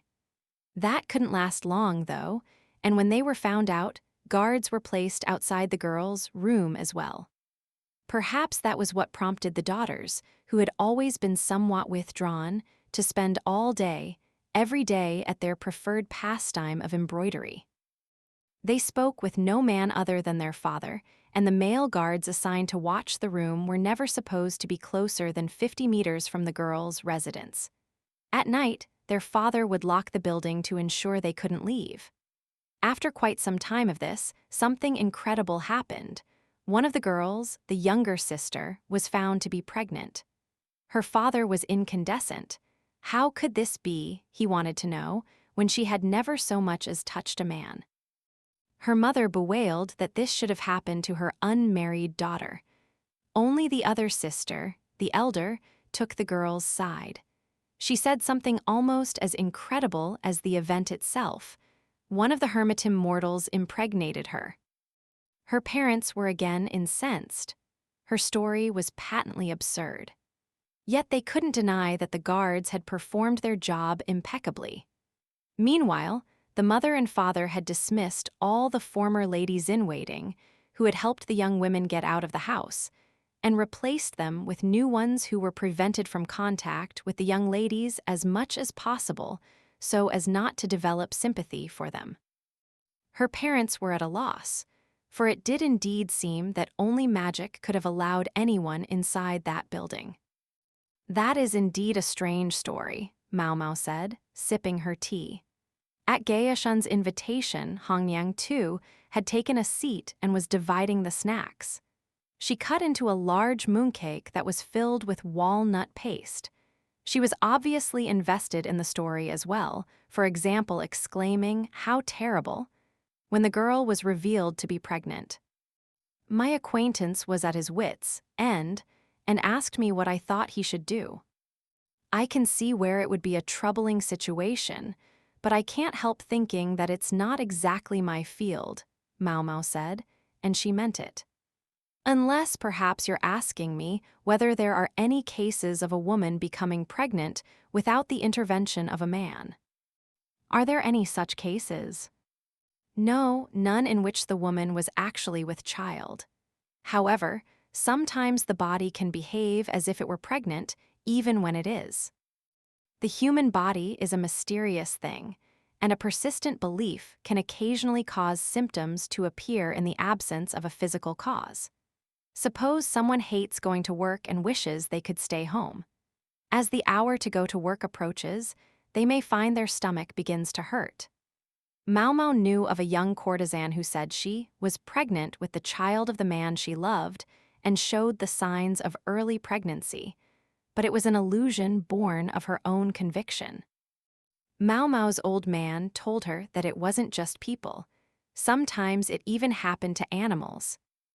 Gaishen's expression grew more and more ambivalent as Maomao explained all this. Finally, Maomao asked, "Was the young woman in fact pregnant?" "Yes, I suppose so," he replied. She wondered at his somewhat evasive tone, but decided to ignore it for the moment. In that case, in what way were the women watched? If it was remotely possible the young woman could have escaped the guards, notice the discussion could end there. Gaishen took a piece of paper from the folds of his robes. It was a simple plan of the house that looked like he'd had it prepared specifically to show Maomao. The girls' annex was represented by a basic square connected to the main house by a covered gallery on the west side. To the north and east, a wall surrounded the mansion, while to the south there was a garden. What did they do when they had to use the bathroom? There were facilities in their building.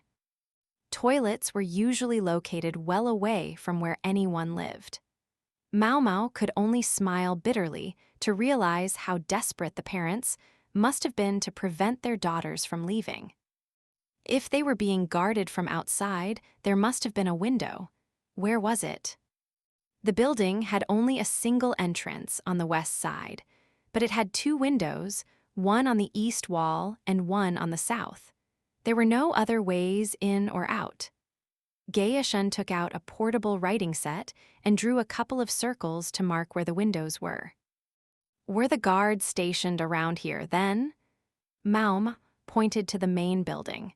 There were only so many places from which the windows of the sisters' building would have been visible. Most likely the guards had been stationed at high vantage points so as to be able to see down into the separate structure. Gaishen appeared to confirm her suspicions by adding two more marks, excess this time. He added, however, that the guard to the south was on the third floor of the main building, while the one to the east was on the first floor. The wall on the east side left too many blind spots, making the first floor the only place from which the room was visible. Maomao traced paths between the XS and O's with her fingers. "The view from this window is quite limited," she remarked. "Yes, but the women often spent entire afternoons sitting by it doing embroidery. With no real opportunities for entertainment, they threw themselves into their hobby, and it was better to do it by the window rather than to have a light burning in the middle of the day. Easier for the guards, too." Maomao thought it over. She stole a glance at Gaishen. He looked impassive, but she couldn't shake the sense that he was avoiding her eyes. This, she suspected, was related to a feature of the story that bothered her. The chief lady-in-waiting sitting with them seemed to have noticed it as well. "It's an odd choice of pastime, embroidery," Hongyang said. She, unlike Maomao, had been raised in high society. "Yes, the family comes from a line of shepherds." Was it Maomao's imagination, or did Gaishen not sound quite natural as he said this? It was like he was reciting from a prepared script. "I see," Hongyang said. "Among some minority groups, specific embroidery patterns could have special significance. In that case, it would be a less perplexing hobby." Even so, something still nagged at Maomao. She took another, closer look at the plan of the complex. It included the rooms of the house, and it appeared that the two windows of the annex, south and east, were in a single large room, in addition to which there were two bedrooms. Was the separate building originally built to accommodate guests? She asked. Well deduced, Gaeshun replied. And how many guards were there? 2, he answered patiently. He seemed to know an awful lot about the situation. Maomao thought he would have to prepare a plan like this. Yet she felt like he was leaving out a vital piece of the puzzle. Without it, Maomao could only offer the vaguest of answers. She scratched her chin, torn between pressing the point and not saying anything. As if to give her a little extra push, Gaeshun produced something else. Master Jinshi sends this, with his apologies. It seems your ox Bezor will take longer than expected to arrive. It was true, Jinshi hadn't yet given her the precious calculus bovis. She, refrained from asking about it, concerned it might earn her another headbutt, but it certainly was taking a while. I must apologize, Gaeshun said. It seems demand has risen sharply just recently. Why in the world would that be? Maomao said. Gaeshun refused to look at her. It was Hongniang who let it slip as she took a sip of tea. I heard that a great many people have come to Master Jinshi with extraordinary and precious medicines of late. Somehow, a rumor got started that he's become a passionate collector of them. She could be just as firm-handed with a man, now that she knew he was married, as she was with any of the ladies in waiting. Or perhaps she was trying to send a message. Don't string along one of our ladies with rewards that never materialize. Whatever the case, Gaeshun looked pained. Perhaps he should accept at least one of those invitations to dinner, Hongniang said. He must get them, from men and women both, and they were unlikely to end at dinner. Being gorgeous had its own challenges. All right, fine, Maomao said, taking the paper packet but distinctly annoyed. The packet contained something that looked like a dried persimmon. Hongniang's face twisted when she saw it, but as for Maomao, her ulteriorly used tear ducts began to open. She blinked rapidly, then slowly looked at Gaeshun. You seem pleased, that's what really matters, he said. It's bare gall. Master Jinshi wished he could give it to you in person, but it wasn't possible. Jinshi, it seemed, was simply too busy. When it came to precious medical ingredients like this, though Maomao didn't care who they came from. Bear gall was, as its name implied, the dried gallbladder of a bear. It had a bitter flavor, but was highly valued for medication relating to the digestive tract. Seeing the way Maomao's face lit up, Gaeshun couldn't restrain a smile. The stiff, formal eunuch was starting to understand the way to Maomao's heart. Did you notice anything unusual? Gaeshun asked.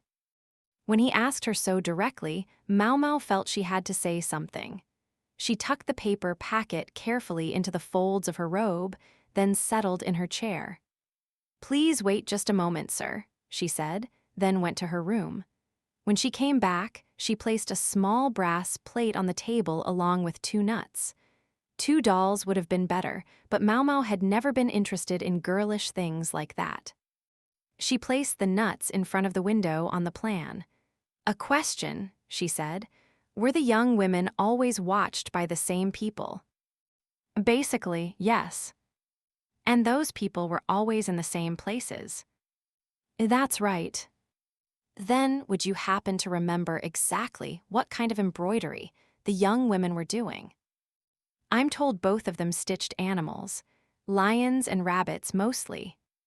Still a bit surprised by Gaeshun's detailed knowledge of the situation, Maomao placed the brass plate, which she usually used as a mirror, by the eastern window. She moved one of the nuts and crouched so she could look directly at the metal. When she had the mirror in the right spot, she said to Gaeshun, "Try looking into the mirror from right here." He did as she said, kneeling to see into the mirror. What he should be seeing was the other nut. I suspect that from this position, you couldn't see much more than the wall in a mirror. From up close, it might be another matter, but from a distance, you wouldn't know the difference. That, of course, assumes there was a large enough mirror in the annex, and that the window hid any frame around such a mirror. Such a large mirror would be extremely valuable, and in order for anyone to take the things reflected in it as real, simple brass wouldn't cut it. As luck would have it, Maomao had recently seen just the kind of exquisite mirror that would be necessary. You're saying that there was only one young woman in the room, and what the guard was seeing was her reflection in the mirror. Maomao nodded. If the two sisters looked enough alike, telling them apart from a distance would be difficult. Even if they'd been given differently colored accessories to help distinguish them, the remaining woman would simply tie one to each of her arms in different colors, and it would be hard to know who she was. Hong Niang, however, was perplexed by this. She seemed uncommonly involved today. The tale apparently interested her. "What about the embroidery, then?" she asked. "They must have been working on different patterns, mustn't they?" "Suppose it was a pattern like this," Maomao said. She borrowed the brush from Gaeshun and sketched the face of a laughing person. Then she turned it upside down. It immediately transformed from a laughing person to an angry one. A picture that changed depending on the perspective from which it was viewed, a simple trick. Hong Niang was obviously startled. Maomao said, "I suspect the pattern simply appeared reversed in the mirror." "I see," Gaeshun said. "If there appeared to be two women near the window, the guards would focus on them, making it just possible to slip out the west side." Gaeshun and Hong Niang seemed convinced, but Maomao was still thinking. It wasn't actually that unusual for highborn girls to pass the time with stitching. It wasn't the custom of this land, though. It was more common among women from the West. Her father had told her it was quite typical of the country where he'd studied, for example. Then she considered how the envoys from a far land had brought large mirrors, with workmanship fine enough to cause the kind of confusion involved in this situation. Gaeshun had said that a daughter of a respectable household had slipped out and gotten herself pregnant, but Maomao doubted the complete truth of his story. Had the woman been carrying a child, or some deeper secret? It wasn't unusual for those suspected of spying to be treated as honored guests. Maomao, though, wasn't so uncouth as to pry further. Instead, she gently squeezed the folds of her robe where she'd stashed the bare gall. "Now, how shall I use this little pretty?" she thought to herself. She entertained the possibility that it might be, in effect, hush bare gall. But that didn't stop her from savoring the thought of what she might do with it. Chapter 8, The Moon Spirit. Rumors can have long tails, and the farther and wider they spread, the more they diverge from reality. Sometimes they cease to be rumors entirely. These expanded stories become shared lore or even myths. This fact was something Maomao was currently learning on a very personal level. Jinshi, on one of his regular visits to the Jade Pavilion, was at this moment asking her about just such a rumor-turned-legend. "Do you know the story of the otherworldly beauty who was said to have wept tears of pearl?" he asked, his face absolutely serious. Consort Jyokayo had to force back a laugh. You just never knew what he was going to say next. Maomao wanted to reply that she was looking at an otherworldly beauty right this moment, but she refrained. The story the gorgeous eunuch was alluding to was quite an old one. It was said that long ago, there had been a woman in the pleasure district more beautiful than anyone, as lovely as a moon spirit. Did she know, he was asking, who it might have been? And why was he asking this? Well, it's a personal request from the visiting embassy. The envoy's great-grandfather, it seemed, had passed down stories of a radiant woman in a far land, and interest in this character had never left the envoy. The request was profoundly difficult, indeed virtually impossible, But for this honored diplomatic guest, they were obliged to make every attempt they could.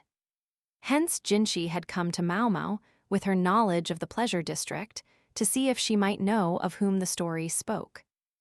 "I understand, of course, that the story is from decades ago," Jinshi said. "This woman must be elderly at best. Who knows if she's even still alive?" "Oh, she's alive," Maomao said flatly. Jinshi looked at her, his mouth slightly agape. Gaishun looked likewise, but consort Jiaokaiu's eyes were sparkling. Hongniang naturally let out a sigh at her mistress's excessive interest. Yes, Maomao knew the story of an otherworldly beauty who had tears of pearl. She knew it very well. "So the story is true," Jinshi said. "True, sir, you've met her yourself."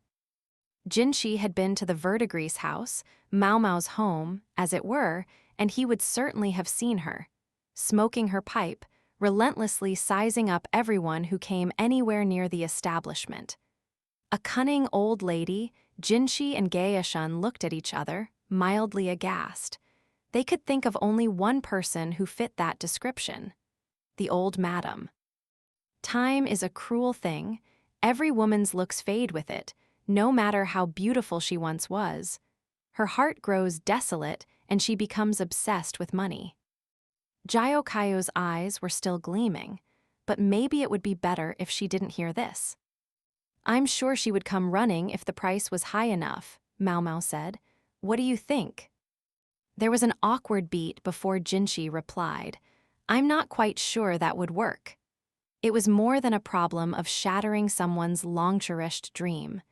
At this point, it could practically turn into a diplomatic crisis.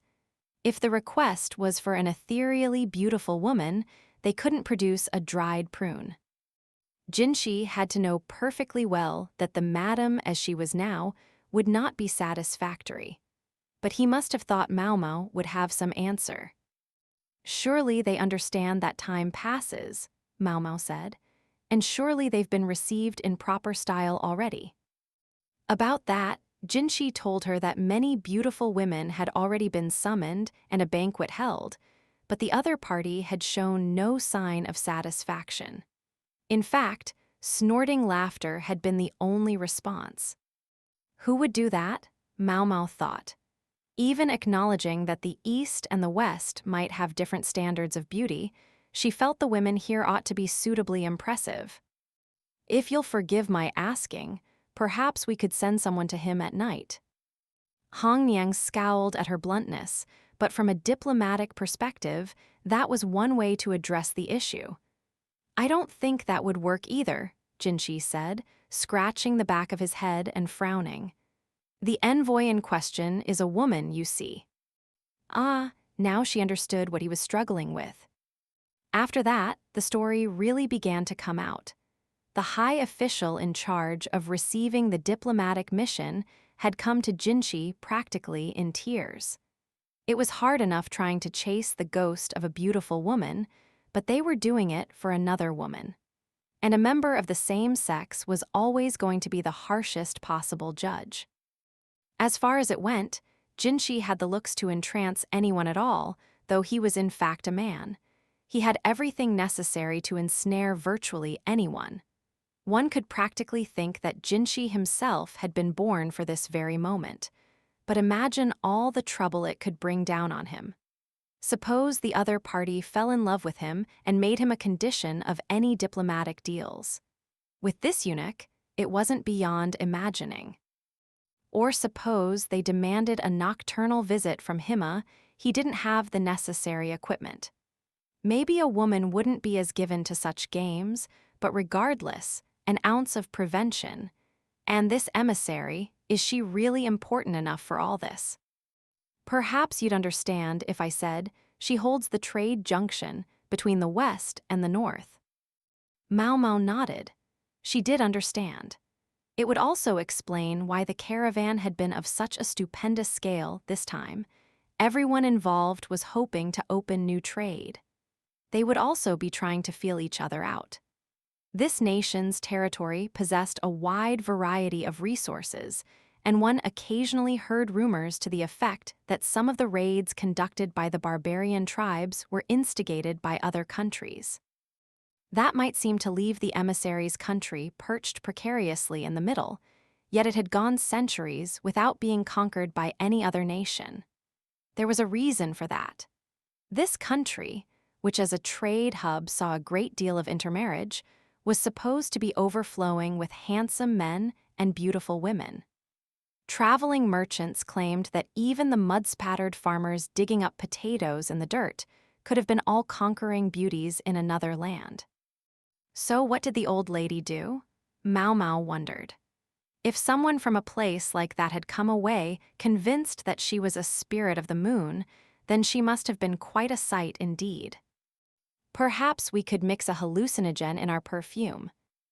Do you do that? Jinshi asked after a second.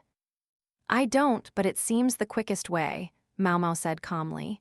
Jinshi simply shook his head. Didn't think so. That would just be another diplomatic problem waiting to happen. I'm grasping at straws here, Jinshi said. Do you have any information about what might have happened during that long-ago visit? The touch of desperation in his manner was new to her. He really was at the end of his rope. Jiokayu covered her mouth with a folding fan and giggled. Did she know something? I'll try to find you something to grasp at then, Maomao said, and resolved to send a letter to the Verdigris house. Several days later, the old madam arrived with one of Jinshi's subordinates. They were in the same building where Maomao met with Lihaku. No outsider, not even a woman, was allowed to simply walk into the rear palace. All right, what's this drivel about? The madam demanded, casting an appraising glance around the room. Her eyes said, this was the best you could do. Her movements as she entered were spry and sprightly, as if this woman, already over 70, could easily live to be 100. They tell me you once entertained a special envoy from another country. That's right, must have been a good 50 years ago. That was 2 emperors back now. The old lady smirked and began to talk. It hadn't been that long after the then emperor had moved the capital to its current location. This city had been built on the ruins of something older. It had the advantages of being close to the ocean and a great river. There was some resistance to suddenly turning the city, famous far and wide as a tourist destination, into the capital of the entire nation, but the change ultimately went ahead. Because it had always been a place people gathered, there was already a pleasure quarter there. The old lady, she hadn't been so old then, had been considered one of the most prestigious courtesans in the city. Imagine, now she was less of a blossoming flower and more of a withered branch. There was no beautiful palace back then like there is now. The big shots were probably losing sleep over where to receive this envoy. Finally, they decided on some ruins that hadn't been rebuilt. There was an orchard in the area with a nice little pond and a building nearby. I think it used to be famous. They used to hold rituals there or something. And whom should they summon to perform but this woman, called from the pleasure district? Another dozen or so courtesans were asked to participate as well, but the madam was to be the star. Her accomplishments as a courtesan were one consideration, but the chief reason was her body. The emissary came from a land where many bloodlines had intermingled, and people of superlative physical attractiveness were plentiful. If you weren't tall and well-proportioned, people from the emissary's country might regard you as a child even if you were an adult. All the more so if you intended to get up on stage. All eyes were on me, and that meant I had a lot of preparing to do. The reception was to be held in the orchard at night, and a great deal of effort was expended getting rid of any insects. But they were eliminated down to the last worm on a leaf, the madam said, so that there would be no bugs flying around at all. Every possible impediment was removed so that the view from the banquet would be as majestic as possible. Even the phase of the moon was calculated. Every possible factor was accounted for. But no matter how hard the officials worked, there are always those who are bound to get in the way. So the day arrives, and some prankster has had a joke with my outfit. I couldn't believe it. Dead bugs, she said, had been rubbed into the clothes she was supposed to wear. Even at that young age, though, the madam was unfazed by the likes of this. She hid the stains with cleverly placed accessories and a gossamer outer cloak and got on with the job. The audience praised her to the skies, and whoever had wished her ill must have been gnashing their teeth and ruining the entire situation. Grams, you've told me that story before. A lot. Isn't there anything new you can add? Maomao fought back a tired yawn. The madam's fist snapped her out of it. If you think you're cute, you've got another think coming, the old woman huffed. Then she picked up a cloth bundle by her feet and opened it on the table to reveal a drawing. It was on a piece of thick cloth stretched in a wooden frame, and it was done in rich colors rather than black ink. Moreover, it was in the Western style, the colors provided not by water but by oil. The scenery was depicted in layers of light blue. A full moon, somehow at once obscure and clear, reflected in the surface of some water. In the center of the painting was a woman with a flowing scarf. She was surrounded by delicately painted motes of light, perhaps reflections from the moon. It was the first time Maomao had ever seen the painting.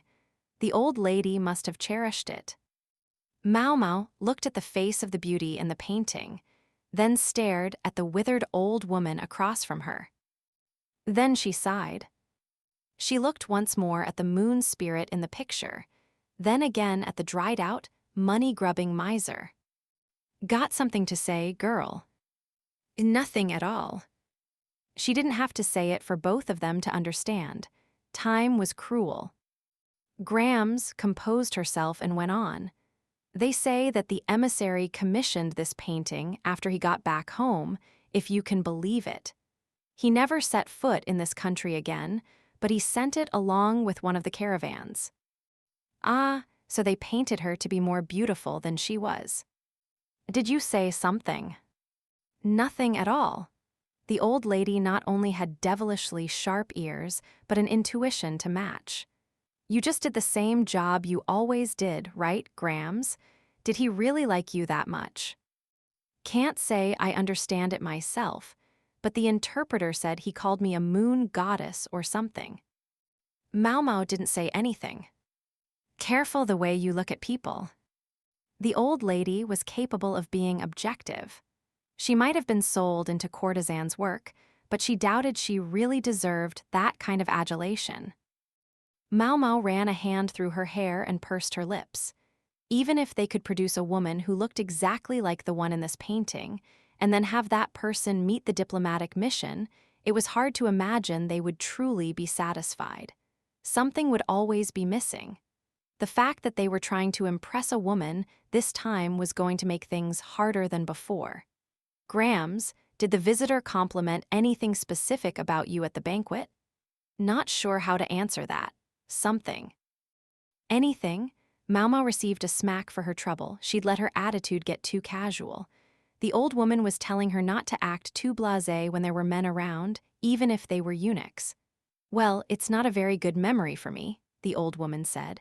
There was that awful prank, and then the place was full of bugs. It was the worst. Bugs? That's right, they said they'd gotten rid of them all, but when you set up torches outside, insects will flock to them. She looked downright despondent. They talked a little longer after that, but not much came of it. In the office of the matron of the serving women, Maomao showed the painting of the madam to Jinshi and Gaishun. They could only groan. Shall I attempt to find someone who looks like this? Gaishun asked Jinshi. Might as well try. They had no other ideas for the moment.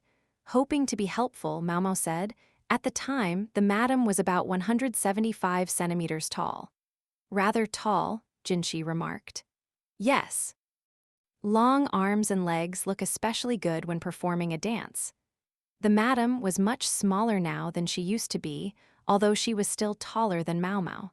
To be quite honest, It was going to be difficult to find someone so large who also looked just like the woman in the picture. Might I suggest finding someone who's the right height, even if her face doesn't quite look like the picture? Maomao said. Are there really that many women like that around? Jinshi asked.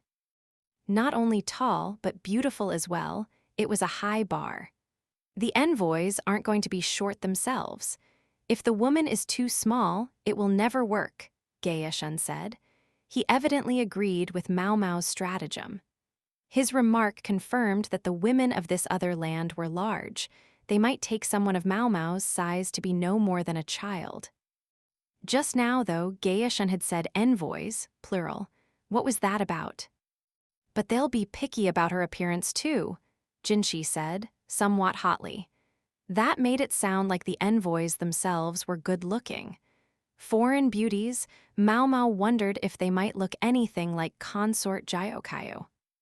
The two eunuchs sat trading grimaces. Maomao stared at them. Jinshi looked at her, puzzled. What is it?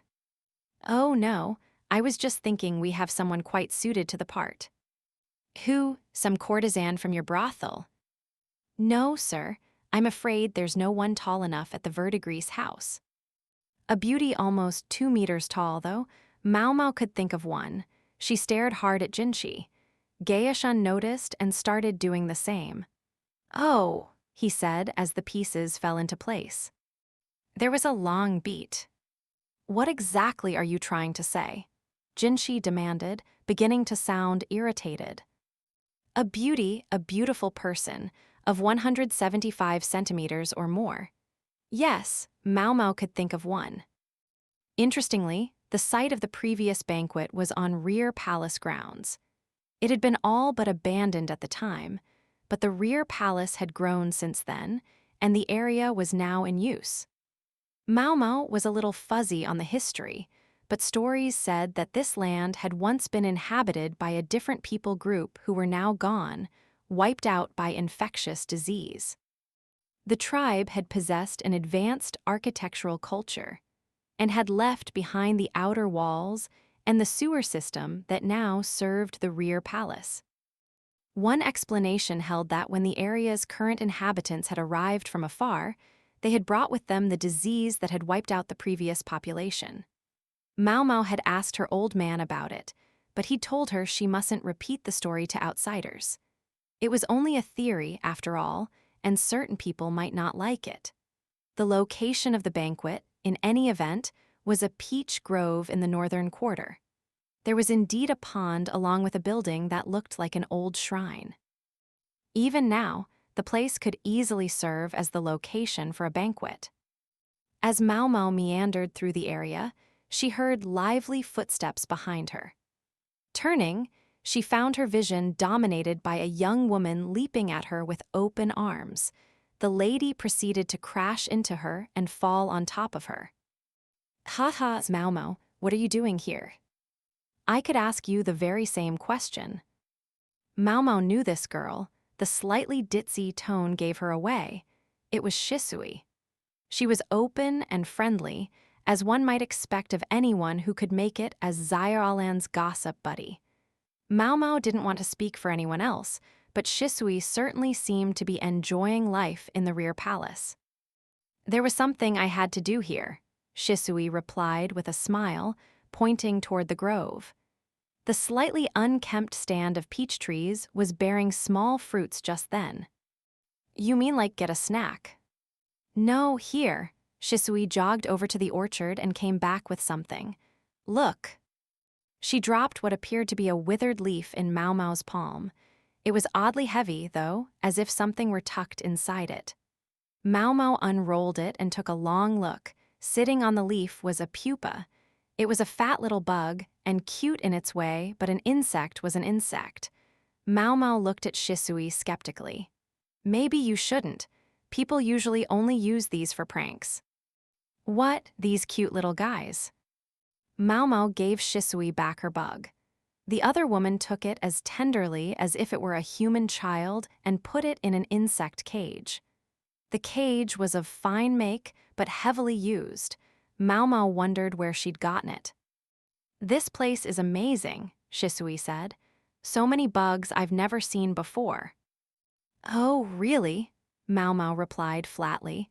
She might have sounded more engaged if they had been talking about medicine. Frankly, she just didn't care about bugs as much as she did herbs. "And this bug here, I was really amazed to find one. I'd only seen it in books before.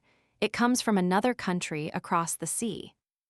That other country was a place that had once sent merchants here to trade. There was always a possibility that trade goods from another place might carry with them some of the local insects. These had happened to find a congenial home in this new land and had settled in. Maomao, her interest piqued by that information, took a fresh look at the cage. In addition to the insect Shisui had put in it a moment ago, there were several cocoons as well. "So it's some kind of butterfly." "No, it's a moth. They're normally nocturnal, so I guess all the grown-up moths are hiding." Shisui squatted on the ground and picked up a fallen twig from nearby, then sketched a moth with large feelers in the dirt.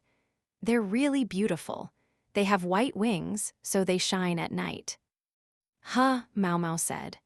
Come to think of it, the old madam had said that the insects around here had been exterminated for that banquet long ago. Had that included the moths? Pretty though they might be, bugs were bugs. "You should try coming here at night sometime, Maomao. With the moonlight drifting down over everything, it's just gorgeous. It's like you've gotten lost in a sacred peach grove." "Spare me the hyperbole." Maomao suddenly stopped, sprang to her feet, and inspected Shisui's insect cage again. "Tell me, these moths, do they reproduce as soon as they come out of their cocoons?" "Gosh, you don't mince words. I guess they must. Apparently the adults can't eat, so they die pretty quickly." Maomao gulped heavily, then fixed Shisui with a look. "Can you tell the difference between the males and females of this species?" "Yeah, for the most part." "Could this be the key?" She might just have figured it out. She might know what it was that had so enchanted the emissary during the madam's dance. Recreating it would require a good deal of legwork and one sacrificial victim. "Shisui." "Huh, what's going on?" Maomao took Shisui by the shoulders and told her there was something she wanted her help with. Maomao thought to herself that her face must have been a terrible thing to behold. The banquet was to be in 5 days' time. It would have been ideal to hold it even sooner, but the sudden change in location to the rear palace's northern quarter necessitated time to prepare. The idea of holding the reception in the isolated northern area naturally elicited some resistance. But when the objectors were told that this was in the interest of granting a cherished wish for their visitors, they grudgingly accepted it. The ban on men in the rear palace was temporarily lifted in the northern quarter. Not many ladies lived there anyway, and some of the disused halls could be turned into temporary dormitories for the few days they would be there. Now it turned out to be an especially good thing that the recent discovery of a corpse in the northern quarter had been kept quiet. It would have served no one to have unsavory rumors circulating. What with such trouble being taken to put on this banquet, it was decided that the upper consorts might as well attend, but some measures were to be taken for the sake of modesty. They, and in fact all the attendees, would be seated not out in the open, but in modified carriages, so that they could enjoy the proceedings from behind screens that would preserve their privacy. The carriages themselves were to be arranged around the pond. Some officials even said this might be better than an ordinary banquet. It was easy to set up bug-repelling incense in a carriage, and within its confines one could, to a certain extent, relax. The curtains would be rolled up most of the time, but having walls on 3 sides meant considerably less concern about who might be watching you. The consorts were inside the carriages, but their ladies-in-waiting were outside, and it was clear that everyone's attention was focused on the place of honor, where there stood 2 carriages, each occupied by a golden-haired beauty with eyes the color of the clear blue sky. It was only upon seeing them that the courtiers realized there were two envoys, rather than one as had been widely assumed. While the two women looked very similar, they were neither twins nor sisters, but rather cousins, descendants of the same grandfather. Not far away was His Majesty, flanked on either side by the upper consorts.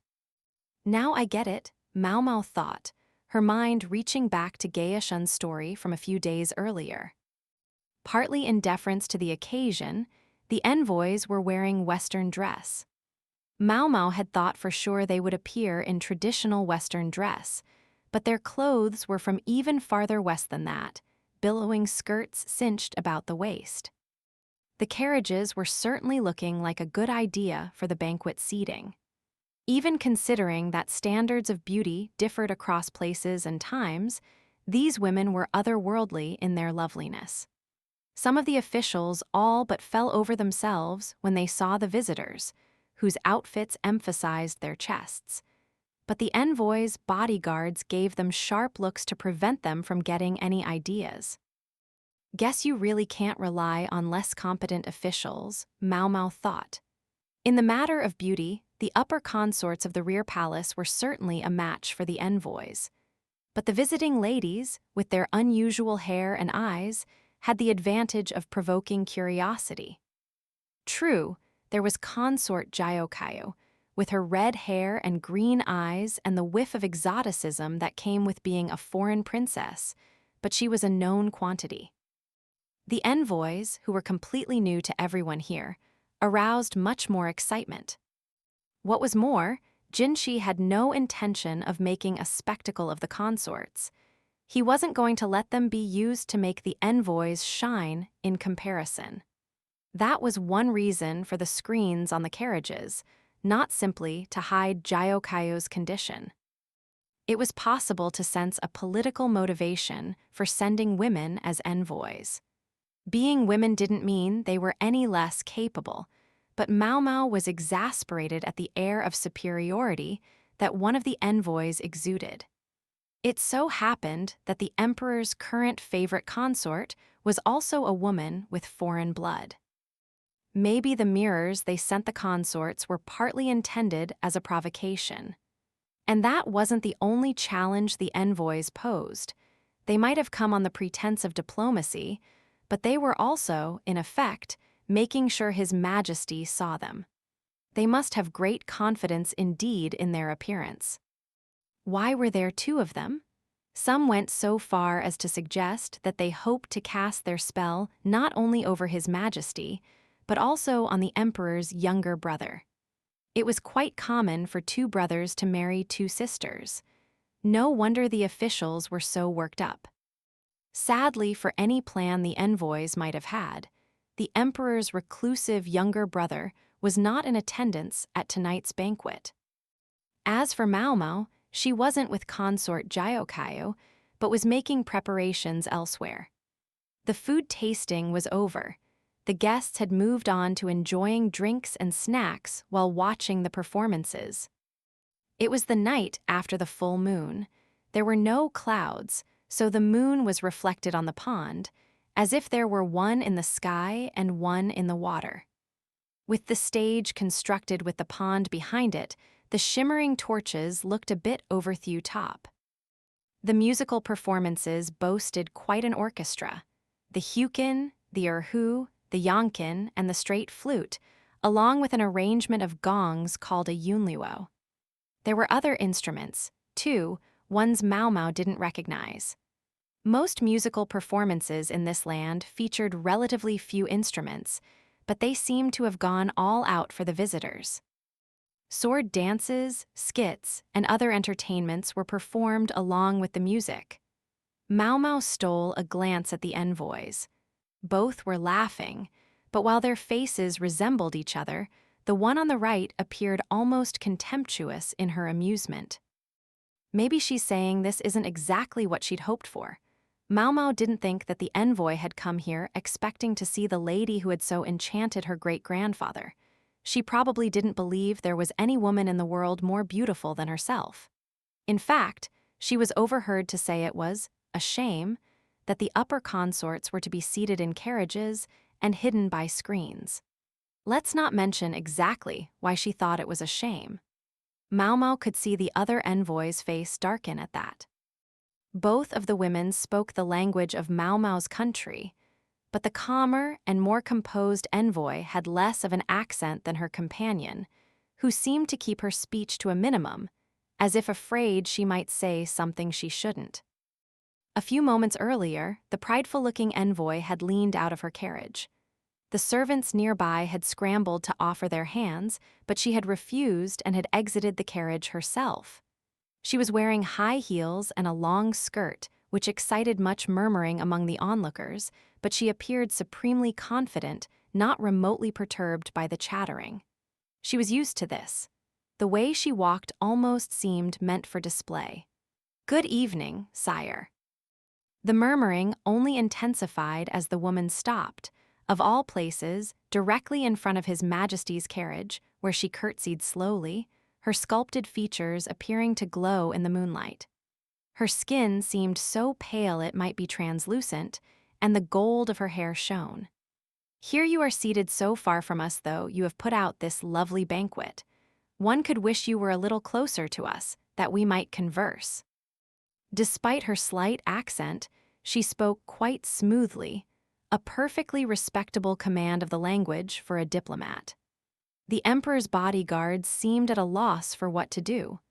When he saw the envoy take a polite step back, however, the emperor appeared to decide she had no malicious intent and instructed his guards to stand down. "Yikes, look at this," Maomao thought, glancing at the carriages of the 4 ladies that flanked that of the emperor. She almost thought she could see the trouble brewing. Consort Lishu might not factor into this episode, but she could only imagine what Jiaokaio and Lihua were thinking. She wasn't sure how Lulan might feel about this, but to approach His Majesty so boldly was nothing if not indecorous. "Geez, this is giving me the willies." Hongyang was standing outside Jiaokaio's carriage, her face tight. Her pride as chief lady-in-waiting refused to let her appear anything but composed, but secretly she probably wanted to grind her teeth and clench her fists. The envoy slowly approached His Majesty's carriage, looking coquettish. She was stopped, not by the guards or the emperor or any of the consorts, but by the other envoy. "I think it's time you came back and sat down," the other woman said gently. "They've gone to all this trouble to put on a lovely performance for us. The least you could do is enjoy it." Though they wore similar outfits, the calm envoy had a blue hair ornament, while the other woman wore a red one. The woman with the red accessory looked less than pleased, but the envoy with the blue accessory whispered something in her ear, and she was finally induced to go back to her carriage. I wonder what she said, Maomao thought. She was feeling anxious. She thought she understood now why the other country had sent 2 envoys. To her, though, it didn't matter what gender the envoys were, or how many of them there might be, or why they were here. Her priority now was to do her job successfully. She entered the building and spoke to someone inside. "How's it going?" "We've done all that we could." The answer came not from the person Maomao had spoken to, but from Gaeshun. His eyes looked oddly vacant, and his face was pale, as if he'd seen something that ought not to exist in this world. Maomao looked inside. When she saw the figure within, she felt the blood drain from her own face. Yes, she knew quite well now why Gaeshun looked so disturbed. Standing there was something that ought not to exist in this world, something that might have stopped the heart of someone with less grit than Maomao. "I think the banquet will be ending soon," she said. "Very well," Gaeshun said, placing a dark cloth over the figure standing inside, as Maomao had instructed. She heard a bell ring, whereupon she took the figure's hand. "Let's go then," she said, and headed toward the stage. The guests of honor would be the first to leave when the banquet was over. Because the seats were also carriages, the guests didn't have to go anywhere. The carriages would simply start moving. As they began to roll away, music floated through the air. Everyone else was obliged to keep their places until the guests of honor were out of sight. The carriage wheels clattered along. Maomao guided the figure in the dark cloth between the peach grove and the pond. The other carriages faced the pond, their view of this spot obscured by bobbing willow trees. Only the envoys could see Maomao and the figure. They weren't going to intercept the envoys' carriages. They would simply happen to be on the roadside as the guests passed by. They just had to stand by the orchard, no problem at all. The envoys noticed Maomao and the figure. Just as they were about to dismiss them as nothing more than a couple of maids, Maomao pulled off the dark cloth. Black hair, tied up in 2 loops and crowned with a pearl-studded tiara, floated through the night sky. A hair stick gleamed on one side of the figure's head, a hairpin glinted on the other, and the hair that wasn't tied up on the figure's head cascaded down the back. The figure's lips were thin, but shone red, and their long eyebrows led down toward almond-shaped eyes accented in green. Between those willow branch brows was an elegant flower mark. The trailing hem of their outfit, a white dress with long sleeves and the neck cinched shut, danced in the wind. The figure seemed to have appeared out of the moonlight. Maomao tried to study the reactions of the envoys without looking up. They seemed startled. She could see the color of their eyes even in the faint moonlight. Perhaps they saw someone with perfectly ordinary black hair and black eyes. Yet, although such features were quite common in this country, the person before them now was a beauty from whom it was impossible to look away. Maomao, her head still bowed, dropped the black cloth on the ground. At the same moment, she squeezed the figure's hand. She couldn't be sure, but she thought the silhouette in the envoy's carriage started.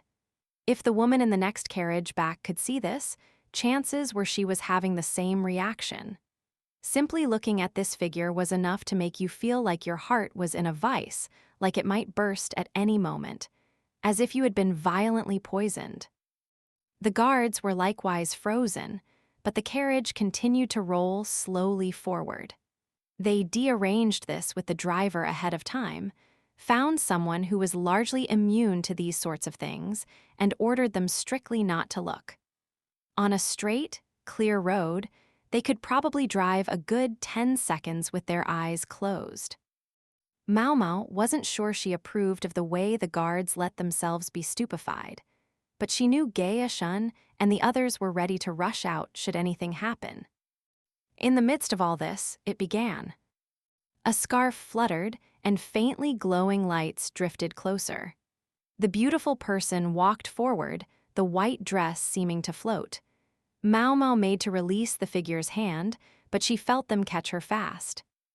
That son of a Maomao was left with no choice but to walk alongside, trying to make herself as inconspicuous as possible. The second carriage was already passing by, the second envoy making a very similar face to the first. Each time the scarf billowed, the number of pale, floating lights grew. Sometimes they would settle on the figure's tiara or shoulders, multiplying all the while. The carriages didn't stop. Maomao knew the bodyguards were looking their way, astonished, but so long as the envoys remained in their vehicles, the guards could do no more than look. Dozens, hundreds of tiny lights surrounded Maomao and the figure with its inhuman beauty. The carriages stopped in front of the pond, and the envoys leaned out toward them. At that point, the figure finally let go of Maomao's hand, and she quietly withdrew. The beautiful figure stood there waving the scarf against a background of bobbing willow trees, dancing lights, and the moon reflected on the water. This, perhaps, was what the envoy's great-grandfather had seen all those years ago. Those present could hardly believe the figure was of this world. It was as if one of the celestial nymphs had lost her way and descended to earth, and the distant whistling of the flute sounded like the music of the heavenly realm. As everyone watched, the beauty raised their hand. Their red lips curved into a smile more alluring than anyone had ever seen. The wind caught the scarf, and the willow branches shook as if to conceal the nymph. The motes of light went everywhere. At that instant, a bronze gong sounded the end of the music, and a shower of blossoms came raining down. No sooner did the onlookers wonder where the petals had come from than the nymph was gone. The white scarf fluttered slowly to the ground, and the lights drifted away. One of the envoys got out of her carriage, wondering what had happened. She must have been the more, proactive one. I knew this would be a problem, Maomao thought. They should have gotten out while the getting was good. The envoy spotted Maomao and cornered her. She was almost a head taller than the diminutive palace woman, and her sharp facial features gave her an imposing beauty. She was speaking quickly, amidst a flurry of gestures. She was clearly asking after the vanished nymph, but in her excitement, she had slipped into her native tongue. Maomao simply pointed upward, toward the moon hanging in the sky. She waited a beat, and then she said the name of the goddess spoken of in that far western land. She wasn't sure if her pronunciation was quite correct, but her point seemed to get across. The envoy's jaw dropped, and it was like some glittering thing inside her had been crushed into dust. The other envoy came over and took the agitated woman by the shoulders. Maomao bowed her head slowly, then turned and left as if nothing at all had happened. "Things seem to have gone well," said Gaishun, who was waiting in the building on the far side of the pond. He was with several other officials, each of them holding insect cages containing a slew of large moths, their wings not quite blue and not quite green, the same ones whose caterpillars Shisui had been collecting. With her help, Maomao had spent the intervening days getting a hold of as many of these insects as they could find. Not the larvae, but every adult and even every cocoon that looked like it might soon hatch. No effort had been made to exterminate the insects in the peach grove this time, either, so there had been even more of them than she'd expected. Maomao remembered the painting the old madam had shown her, filled with dots of pale light. This was the truth behind them. That's a coincidence, if there ever was one. The old lady said she had been the victim of a prank, and she'd also said there had been a huge number of bugs. The prank had allegedly involved grinding the dead insects into her clothes. Some bugs use a special smell to attract members of the opposite sex, a fact Maomao had been known to take advantage of when collecting them for medicinal ingredients. She suspected the insects rubbed into the madam's clothing had been females, and the ones that had flocked around her had been males. The old lady, Maomao was sure, had gone to the edge of the pond and had been waving her scarf trying to drive off the insects. Nothing more than that. But to at least one observer, she had looked like an ethereal moon spirit cloaked in light. Coincidence can be a force to be reckoned with, though. It was this event that had cemented the madam's status within the pleasure district. Who could have guessed that the prank would backfire so spectacularly?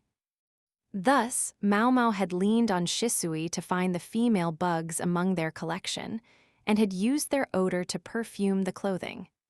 Shisui had been quite helpful all around. In fact, Maomao would have to find a way to thank her. It was obvious what would happen when a whole crowd of the male moths congregated around the smell of the females. What this transcendent effect would do to someone who was already breathtakingly beautiful, and under a near full moon, no less. It put her in mind of the hibiscus under the stars. Yes, I would say so. Was this what you wanted? Maomao looked at the carriages across the pond. The envoys were gone, and the other banquet attendees were slowly trickling away. It had taken no small effort to set things up so they wouldn't see anything. That moment, after all, wasn't something everyone should witness. It might render some people gibbering wrecks, never again able to do their jobs. It could, just possibly, bring the country to its knees. "I did what you told me," came a voice laced with annoyance. It was Jinshi, wrapped in a cloth and soaking wet. He'd let his hair down, leaving it looking rather unusual. His performance had been exceptional. Then he'd had to work his way from one side of the pond to the other, underwater, wearing heavy clothing. It must have demanded substantial physical strength. As for exactly what they had done, perhaps you'd be so kind as not to inquire further. "We've done all we can. However it turns out, I hardly care." Jinshi was rubbing his face, producing a red splotch of rouge on his handkerchief. "My hair is still wet." He sounded a bit put out. Normally, the solicitous old lady Soyeon would have helped dry it for him, but she wasn't here. Gae-shun looked steadily at Maomao. He was always trying to get her to handle things. It was such a headache. At that moment, though, all the other officials present were looking at her too. She wished they wouldn't regard her with such pity. Let him dry his own hair, she thought, but finally she took a fresh towel and began wiping Jinshi's head. Chapter 9, The Clinic. There were always plenty of dark stories to go around in the world. Maomao thought as she sat on a wooden box behind the laundry area. Xiaolan wasn't coming today, and there wouldn't have been much for Maomao to do if she'd gone back to the Jade Pavilion, so she was killing some time here. The Institute of Practical Studies was beginning to get underway, and Xiaolan was among those who would go down in history as its first students. Maomao considered going to the medical office to bum some snacks off the quack doctor, but thought better of it. He'd been busy ever since the recent commotion. The commotion in question had to do with the matter of the perfume oil. The special envoy's visit had all but driven it from her mind, but it hadn't been entirely resolved yet. As part of the investigation, Jinshi had gone around to all the various consorts and discovered their ladies-in-waiting had all bought copious amounts of perfume. It's hard to blame them, Maomao thought. It was a trade good that had come from a far land across deserts, oceans, and mountains, practically calculated to inflame the fascination of a bunch of young women who lived like birds in a cage. Maomao couldn't pretend she was different. If she'd been confronted with a stall full of exotic medicines from the West, she would have borrowed money from the old madam herself to buy some. Not all of the perfumes were dangerous, but they couldn't leave the ones that were lying about, even in small amounts. So, although it felt like a waste, the perfume had been disposed of. There was too much of it available, true. No one bottle held very much, but put them all together and they could make quite a potent poison. The question then became, who had brought it here? I can't vouch for the perfume and spices, but she knew that the merchants had brought the upper consort's clothes suitable for a pregnant woman. It was possible that one of the envoys' goals in coming here had been to worm their way into the consort's ranks. That seemed unlikely to be their nation's primary objective, but the haughty envoy had certainly appeared to believe she was capable of it. Sadly for her, she'd been left with her pride in tatters. Maomao had heard that after the banquet, she even spoke less in meetings. It was conceivable that the perfume was also their doing, but one mustn't rush to conclusions. There were currently 4 upper consorts in the rear palace: Jiaokaiu, Lihua, Lishu, and Lulan. Jiaokaiu had the best part of the emperor's affections, followed perhaps by Lihua. It was said that several of the middle-ranking consorts had also been His Majesty's bedmates. As for the lower consorts, rumor had it that His Majesty didn't see much of them. Until recently, they'd been kept in line by the jealousy of one of the other consorts. Lulan seemed like the consort His Majesty would most have to pay attention to, though, given how powerful her father was. Maomao grabbed a stick and sketched an orchid, the Lan of Lulan, in the dirt. In terms of powerful parents, Lihua ranked next, though this was only because they were the emperor's maternal relatives. The family had never risen all that far in the world. Maomao followed the orchid with a fruit, for Lihua meant pear blossom. In fact, it was Lishu's family that had been on the rise over the past few generations, so ambitious that they had offered the previous emperor their young daughter for a wife. The shu of Lishu meant tree, so that's what Maomao drew next in her row of symbols. Jiokaiu's family was based at a trade junction in the west. They appeared to make a good deal of money from commerce, but they were close to the border and in fact paid much of what they made in taxes to sustain the national defense. On top of that, the land wasn't good for farming, so the place wasn't particularly abundant. The last picture Maomao drew was a leaf, for Jiokaiu, the jewel leaf. There had been a poisoning attempt at one of the garden party banquets held the year before, caused by one of the ladies-in-waiting of the former consort Adu acting on her own initiative. The motive had had nothing to do with seizing power, but rather had been deeply human. Maomao understood that much, but it left her wondering who had been behind the earlier attempted poisoning of consort Jiokaiu. There was a good chance it had been the middle consort, the subject of the recent mushroom incident. Where had she learned about that poison, though? They used silver dishware, so it presumably wasn't arsenic-based. The result had been that consort, Jiokaiu, reduced her staff of ladies-in-waiting by half. The woman who had been poisoned instead of the consort was still suffering the aftereffects. It all made Maomao feel a little queasy. She recognized the sensation.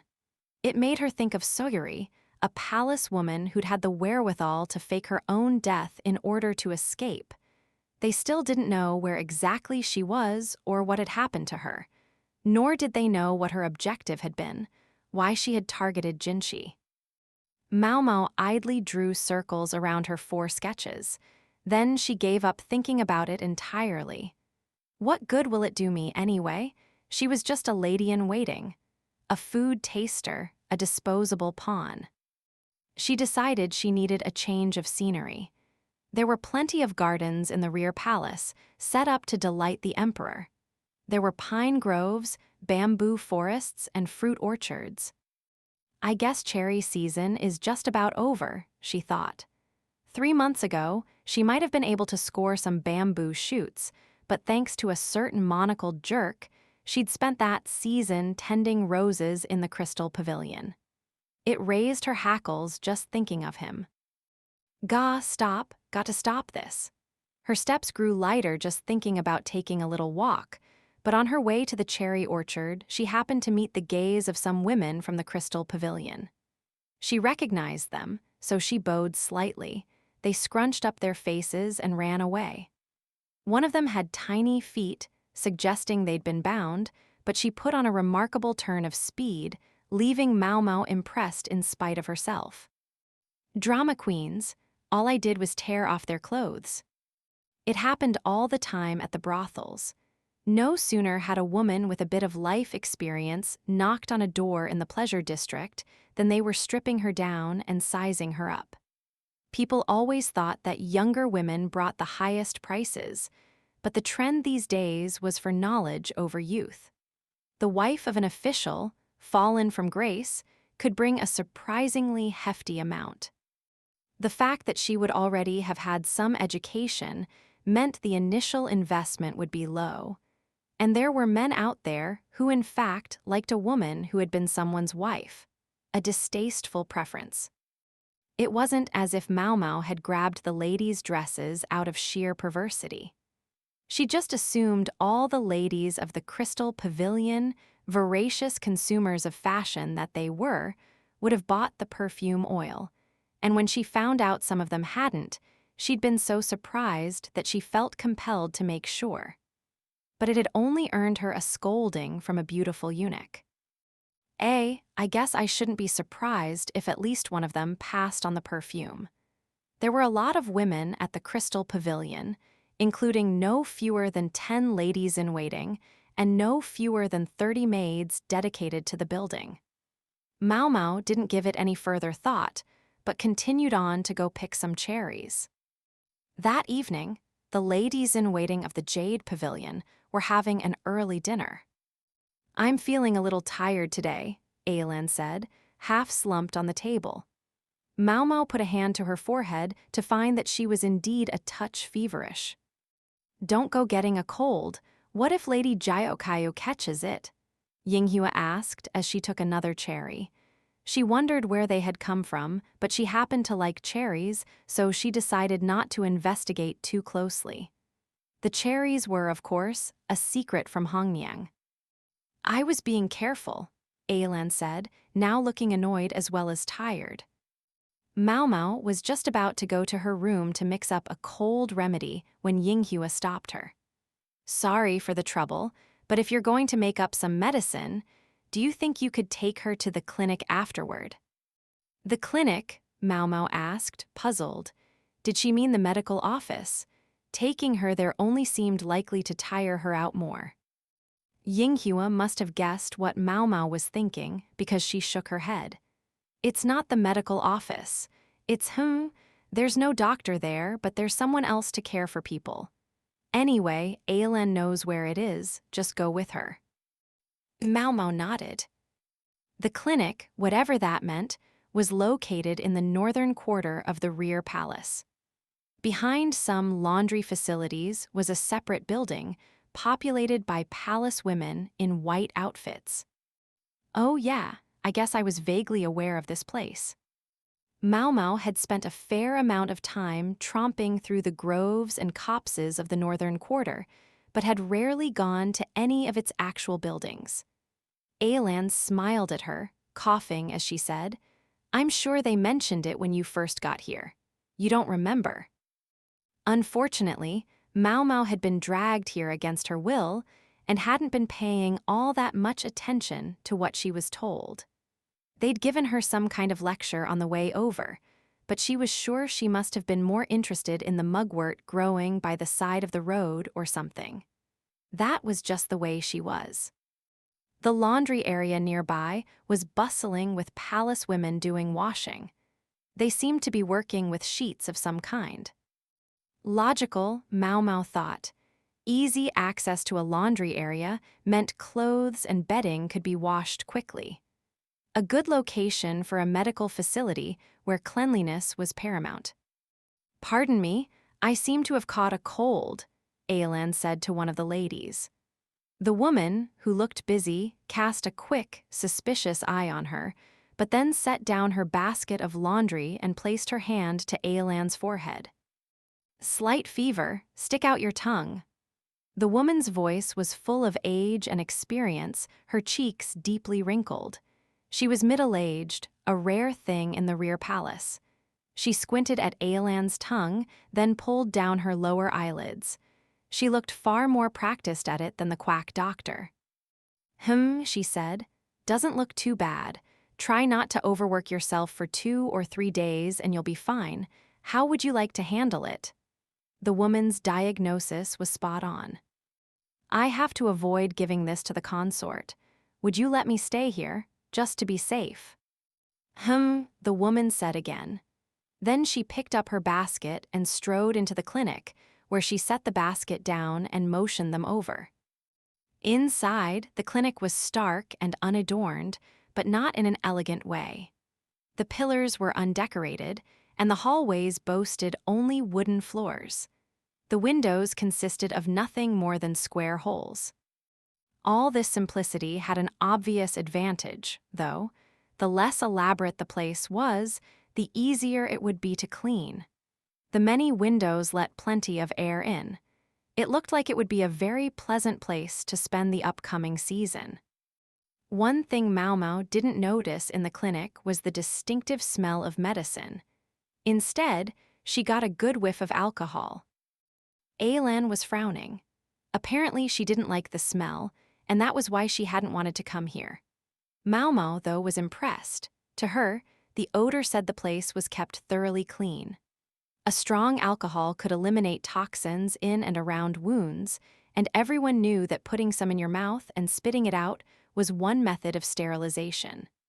Maomao had always wondered how the rear palace avoided outbreaks of disease with no one but that quack to care for it. This explained it. Okay, let everyone know I'll be back tomorrow, Alan said. All right, Maomao said. The middle-aged woman gave Alan a wooden tag with a number on it, and she headed to the room with that number.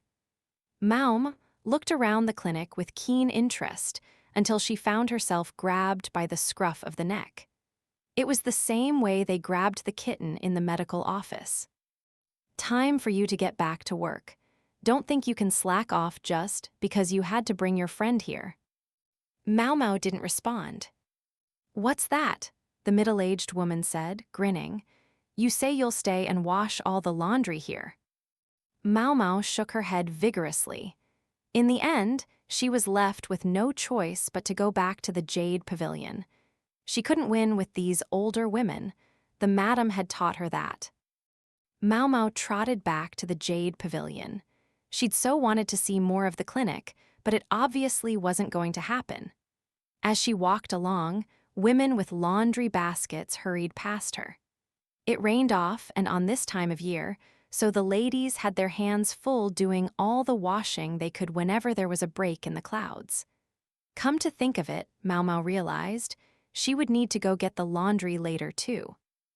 Still, I can't help noticing, the woman who'd kicked her out of the clinic wasn't the only more mature lady there. All the women she saw were comparatively advanced in age. The rear palace being what it was, as they got older, women were virtually forced out and replaced. In general, you could expect to be shown the door before you were 30 years old. Anyone who was still there after that must occupy a higher position, like the matron of the serving women, or otherwise be a lady-in-waiting to one of the consorts. Hongyang, for example, ought to have found herself ejected from the palace long ago, although to say so out loud would be to invite a slap. Judging by how practiced the ladies of the clinic seemed at their work, Maomao guessed they'd been allowed to remain because they served a vital function in the rear palace. She wondered, though, about the fact that the place hadn't smelled of medicine at all. Had the smell of alcohol simply overpowered it? Or Maomao walked along, stroking her chin in thought, when she ran smack into something with a thump. She thought maybe she'd bumped into a pillar, until she realized a countenance like a heavenly nymph was shining above her like the sun. You shouldn't walk along muttering to yourself, you'll trip. I was muttering. Jinshi heaved a sigh, spreading his hands and shaking his head.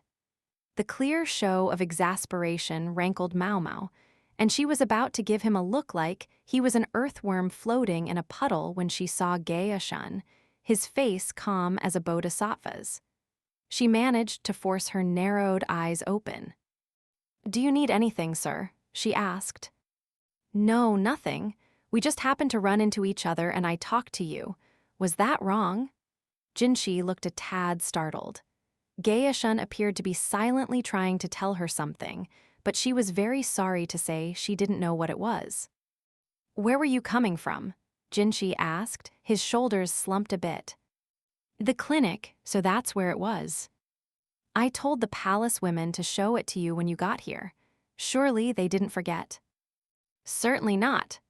Maomao, noticing the unusually serious expression on Jinshi's face, wondered what she should do.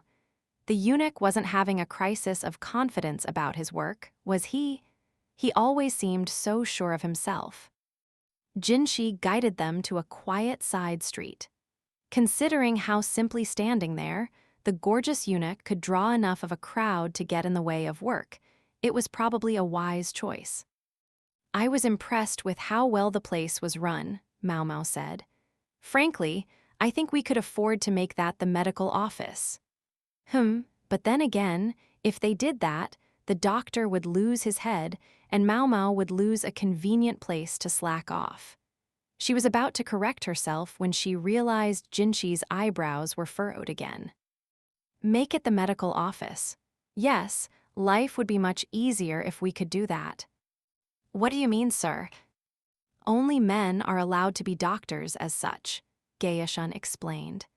And only doctors can prepare medicine or administer care for anything more serious than a scrape. So that's it, Maomao thought. She realized now why the clinic hadn't smelled like medicine. This implied one particular problem, though. "Where does that leave me?" she said. She made as much medicine as she liked. She couldn't bring ingredients in from outside the rear palace, of course, but she was able to use the wide range of herbs growing on the palace grounds and the stuff available at the medical office. "We're looking the other way. There are a number of ladies-in-waiting with some knowledge of medicine, but in a place like that, drugs would be too obvious. We can't keep them there." Jinxi's tone implied that there was a complicated story here. Maybe it involved the niceties of various rules and regulations, like how the palace women's salaries worked. Maomao didn't know. It wasn't something she had any interest in. So medicine proper was denied to the clinic, but they managed to get away with using alcohol as a disinfectant. Simply having a clean, quiet place could be enough to help fight many illnesses. If a woman looked in particularly bad shape, it might also be possible to send her back home. What a lot of trouble, Maomao thought. The only thing that would be harder still was replacing a system that was already established. Too many people out there were too interested in not rocking the boat. "I wish there were other ways to fill out the medical staff. We may need them one day," Jinxi said. He couldn't castigate Maomao. He wasn't one to talk. He sounded as if he was speaking to her, but he was essentially talking to himself. "We'll need a way when there are no more eunuchs." Eunuchs, huh? The eunuchs made up almost a third of the population of the rear palace. They were much harder to replace than the ladies, so their average age was relatively old. No young eunuchs, Maomao reflected. The surgery to turn a man into one had been outlawed some years before, after the current emperor had ascended the throne. Maomao didn't know when Jinxi had become a eunuch, but judging by his age, it must have been only just before the procedure had been outlawed. Tough break, if only he could have waited a little longer. Without really meaning to, she dropped her gaze, glancing between Jinxi's legs, then brought her hands together gently.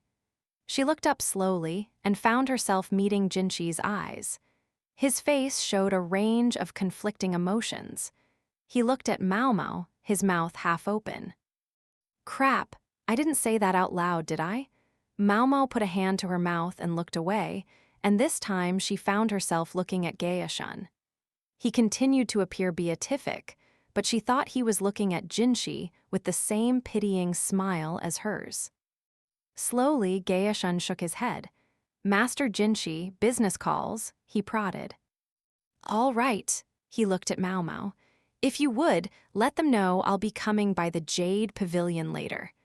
Then he was walking away, looking as elegant as ever. Maomao finally took her hand away from her mouth. "I could probably make a nice take if I could come up with a medicine that would make it grow back." It was, shall we say, a most improper thought. But if she could have managed it, she would have done a roaring business indeed. Chapter 10, Third Time's the Charm, Part 1. The next day, Ailin returned from the clinic, but Maomao, much to her chagrin, found herself summoned there by the middle-aged palace woman who had collared her the day before. "So that's why they want to see Maomao," Jyokayu said to Ailin, her hand on her chin. They were in the living area, where Jyokayu lay stretched out on a couch. Her belly was well and truly round by now, large enough to slow her down. She wore clothes designed to hide the bulge, but even so, it would probably be best for her to avoid attending tea outside the Jade Pavilion for the duration. "I'm so sorry," Ailin said. "I should have taken it here instead." Ailin, it seemed, had taken the cold medicine Maomao had made her while she was still at the clinic, where one of the ladies had spotted her and pressed her about where she'd gotten it. "That do it, all right," Maomao thought.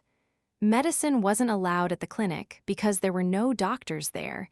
You couldn't have people just walking in with it.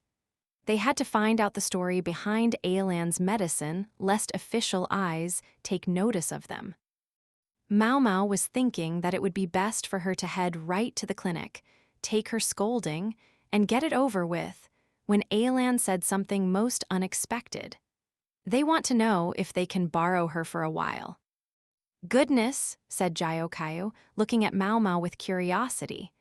Aelan watched them both with concern. Maomao could only think what a headache this seemed likely to be, even as she contemplated the ingredients for a new medicine. Ultimately, Maomao found herself returning to the clinic effectively under guard. It was Aelan escorting her, but Yinghua. She'd probably seemed right for the job. Shorter than Aelan, she was nonetheless more outgoing and more determined to face things head-on. Even though the clinic was situated within the rear palace, it was quite a walk to get there. Yinghua, ever the talker, couldn't keep herself from chatting on the way. Hey, Maomao. After you dropped Aelan off yesterday, did you do something with the lanterns in the garden? You saw that. It had been on her way back from the clinic, or more precisely, after she'd bumped into Jinshi and Gaeshun on the way home.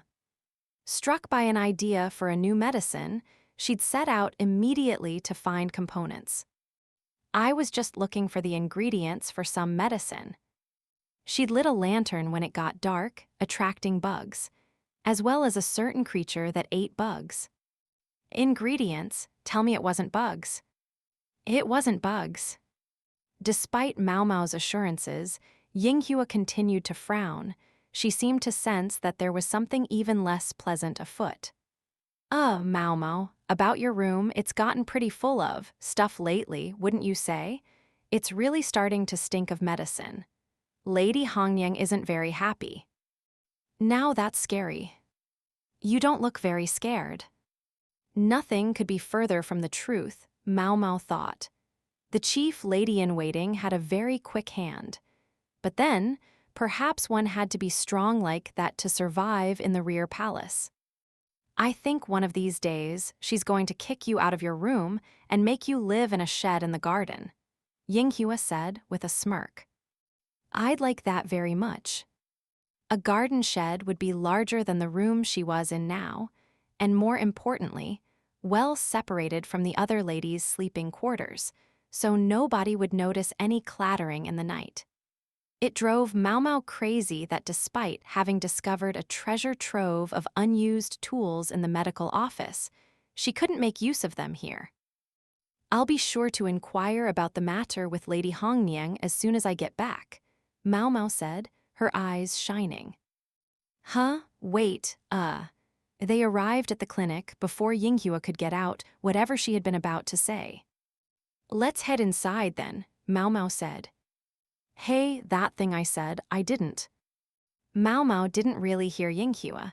She was too busy wondering if, with a building of her own, she might be able to do work that involved fire. Her heart swelled with anticipation. The middle-aged woman turned out to be named Shenlu. On close inspection, her eyes had a green hue just like consort Jiokayo-S. Maybe she had some Western blood in her veins. The color of her eyes might also have inspired her name, which meant deep green. Maomao and Yinghua were shown into what seemed to be the clinic's reception area, which smelled faintly of alcohol. Shenlu brought tea. They were seated at a simple table, which looked sturdy and well-used, like the chairs and shelves around them. My sincere apologies for my rudeness to you, Shenlu began. I'd no idea you were a servant of the precious consort. Think nothing of it, Maomao replied. Shenlu, like many of the palace women who didn't serve directly in the Jade Pavilion, referred to Jiokayo by her title. Unlike many of the palace women, Maomao didn't have a particularly distinguished upbringing. She was, in essence, beyond her station here. Shenlu sounded calm and collected, with no trace of the firm maternal tone she'd adopted while swamped with laundry the day before. It was obvious now that she was a properly educated lady of the rear palace. I knew she was sharp, Maomao thought. Not every lady of the rear palace could even read and write. To have stayed here as long as Shenlu appeared to have done, she must have been a woman with her wits about her. Or else there had to be some special reason for keeping her around. At the moment, Shenlu's expression was somewhat dark. Was it because she now knew Maomao was one of Consort Jiaokaiu's ladies? Maomao was none too pleased with the idea that she might be receiving special treatment. People had a distinct tendency to look the other way when it came to the doings of the upper consorts and their ladies-in-waiting. Yet Shenlu had summoned Maomao here personally, a fact that seemed to make her almost as uncomfortable as Maomao. At length, though, Shenlu looked directly at Maomao and heaved a sigh. "I have a favor I'd like to ask you." "Yes, ma'am." Shenlu briefly looked taken aback by how nonchalant Maomao sounded, but she quickly composed herself and said, "I'm afraid it may sound somewhat forward. You don't mind? Go ahead, please." Maomao was more than used to being treated rudely. In fact, she was usually as guilty of it as any of her conversation partners were, or at least she suspected she was. Thus, she had the confidence to let most things roll right off her back.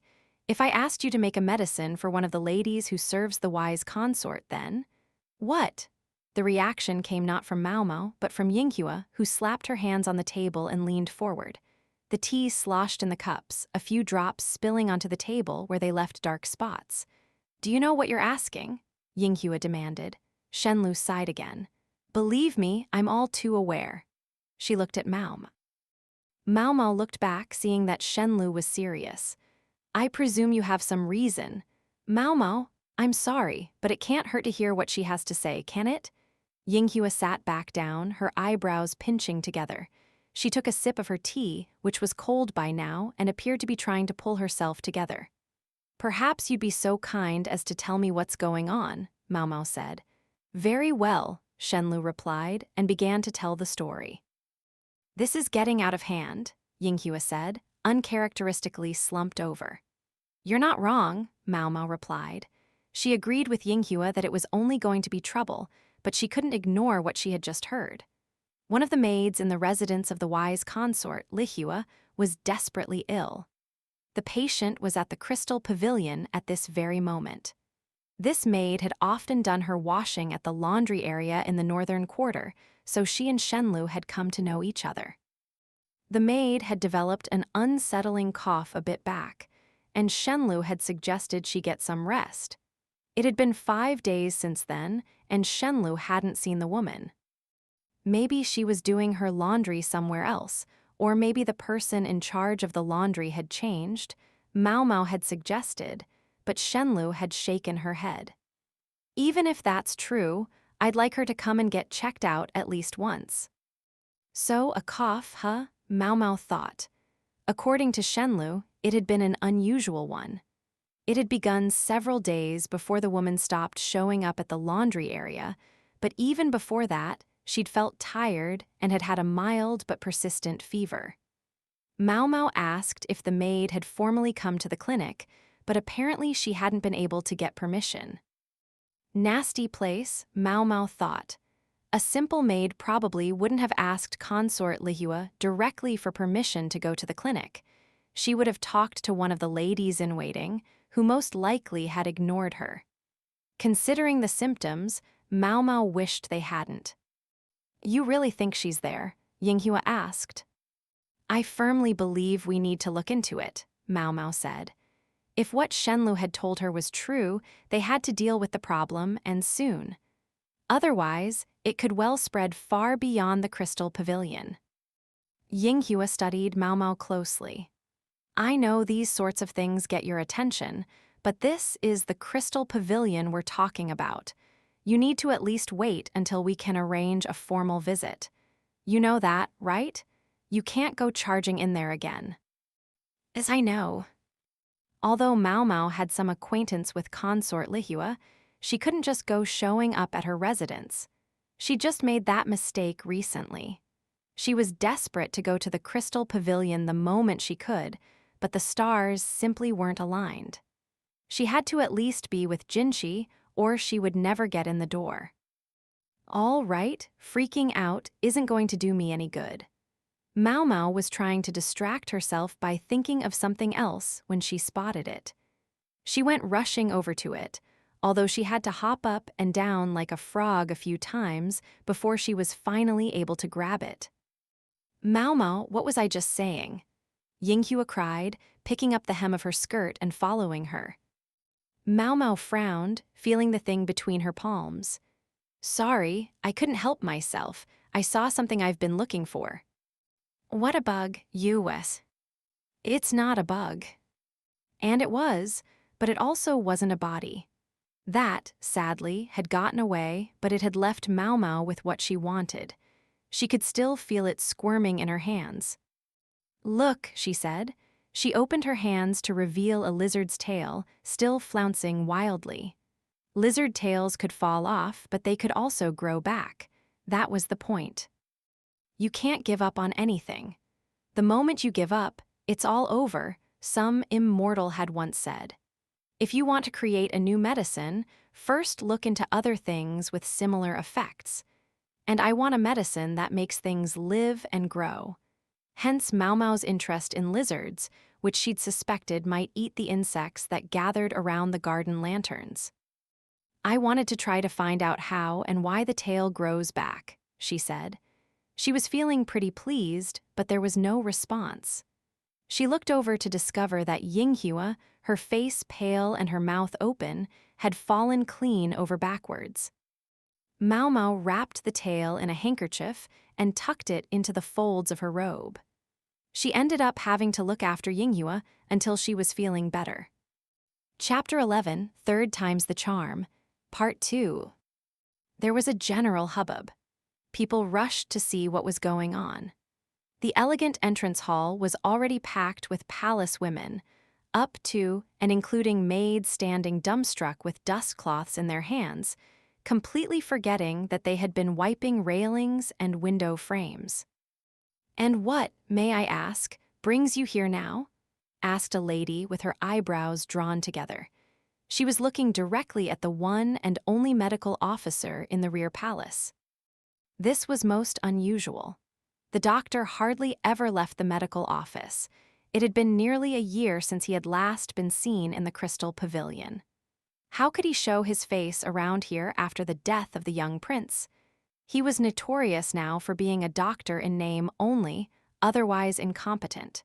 He had remained in this garden of women, unpunished, chiefly because there would have been no one to replace him. And now here he was. What could he possibly want? The doctor carried an outsize bundle, and a palace woman followed behind him. The woman was slim, nearly emaciated. Her movements were efficient and precise. On her mouth, which she kept closed, was a touch of bright red lip color, and there was a dusting of pink on her cheeks. Had there been such a woman in the rear palace? They asked themselves. And wouldn't it be more typical for the eunuch doctor to be assisted by another eunuch? Maybe they were wrong about that. And anyway, there were 2,000 palace women here. It wasn't that surprising if there were one or two they didn't recognize. Since everyone else was busy whispering, she had taken it upon herself to step forward. "Can we help you?" When they heard her speak, the other ladies immediately stopped chatting. The maids promptly returned to their tasks, although their dallying didn't go unnoticed. She might not know every face in the rear palace, but she certainly knew every face here at the Crystal Pavilion. Her name was Shin, and that was her job. She had come with Lihua when she had been chosen as consort, and had worked ever since to gain the emperor's affections. "We'd like to see the wise consort, if we might," the doctor said. Shin narrowed her eyes. Wise consort was not an expression she wanted to hear from this man. "My apologies, sir," she said. "I don't believe Lady Lihua wishes to see you." The doctor's face, with its sad excuse for a mustache, drooped at the polite but unambiguous refusal. His facial hair was truly pathetic. As a eunuch, he was no longer able to grow a mustache worthy of a man. He was as far from the emperor, with his glorious beard, as the clouds were from the dirt. The eunuch looked back with an expression of distress. The palace woman behind him, with an eminent air of competence, whispered in his ear. The eunuch hesitantly reached into the folds of his robe and produced a piece of parchment paper.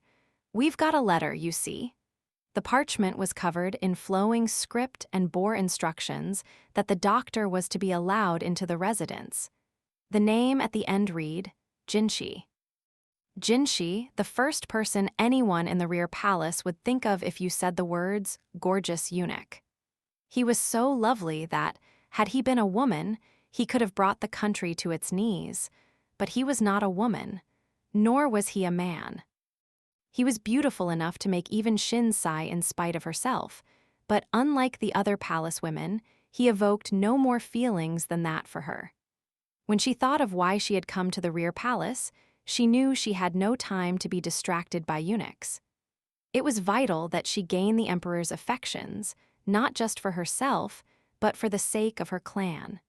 That thought had been drilled into both her and Lihua since they were girls. Shin's mother was the older sister of Lihua's father. Shin and Lihua were the same age, thus they had entered the rear palace together, and thus Shin oversaw the crystal pavilion, where they now lived. All the ladies-in-waiting of the crystal pavilion were the daughters of prominent families, of blood suitable to serve His Majesty. Very well, then. Shin didn't like it, but she knew when she was beaten. She resolved to show the visitors inside. She could have left the task to one of the other women, but if the doctor was here on the orders of the eunuch who oversaw the entire rear palace, that changed things. It made her wonder what he was after. The doctor usually only showed up at a consort's residence when she was feeling unwell, but Lihua had shown no sign of ill health. Shin was at her side constantly. She would have known if Lihua were sick. But today, like every day, the consort had eaten breakfast with gusto. She was feeling fine. As Shin was puzzling over the meaning of this visit, she realized she no longer heard footsteps behind her. She glanced back to see that the doctor and his attendant had stopped. They were looking at a small building, something of a hut or shed, standing near the garden. Lihua's room was still far away, the innermost chamber on the uppermost floor of the pavilion. This was just one of the small outbuildings on the way there. "Is something the matter?" Shin inquired. "Oh no, I was simply wondering what that little building was." "It's just a storage shed." Shin was impatient to show them to the consort. Why were they wasting time asking about random buildings?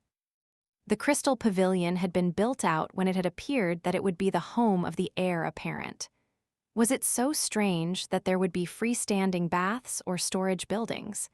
Then there was the weird freckled girl who'd come last year and had some bizarre thing built next to the bath. A sauna, she'd called it, but Shin didn't like it much, although Lihua used it from time to time. Despite Shin having told them that the shed was for ordinary storage, the palace woman the doctor had brought with him wouldn't stop staring at it. What did she find so interesting about it? A shrub that bore yellow flowers grew near its window, but that was the one distinguishing thing about the place. It was just a storage building. They needed to keep moving. The palace woman tugged on the eunuch's sleeve, whispering in his ear again. The eunuch frowned, then said to Shin, "Have you done anything different with this garden lately?" "No," Shin replied. "We leave it to the groundskeeper." I see. Then a wave of doubt caught Shin. Had those plants always been there? When had the gardener done that? The eunuch fell silent, but the palace woman nudged him again. He puffed out his cheeks. He was easy to read, but the palace woman's expression never shifted as she turned to Shin. Her dark eyes bored into the chief lady-in-waiting, who said nothing, but tried to avert her gaze. "You're wearing perfume today, aren't you?" the palace woman asked. Her voice sounded familiar somehow. Then that graceful mouth began to twist. She was smiling, but not in a nice way. There was a savagery to the expression, like a wild beast eyeing its prey. Shin was struck speechless. "It's been a while, Lady Shin. I must apologize for my rudeness the last time I was here."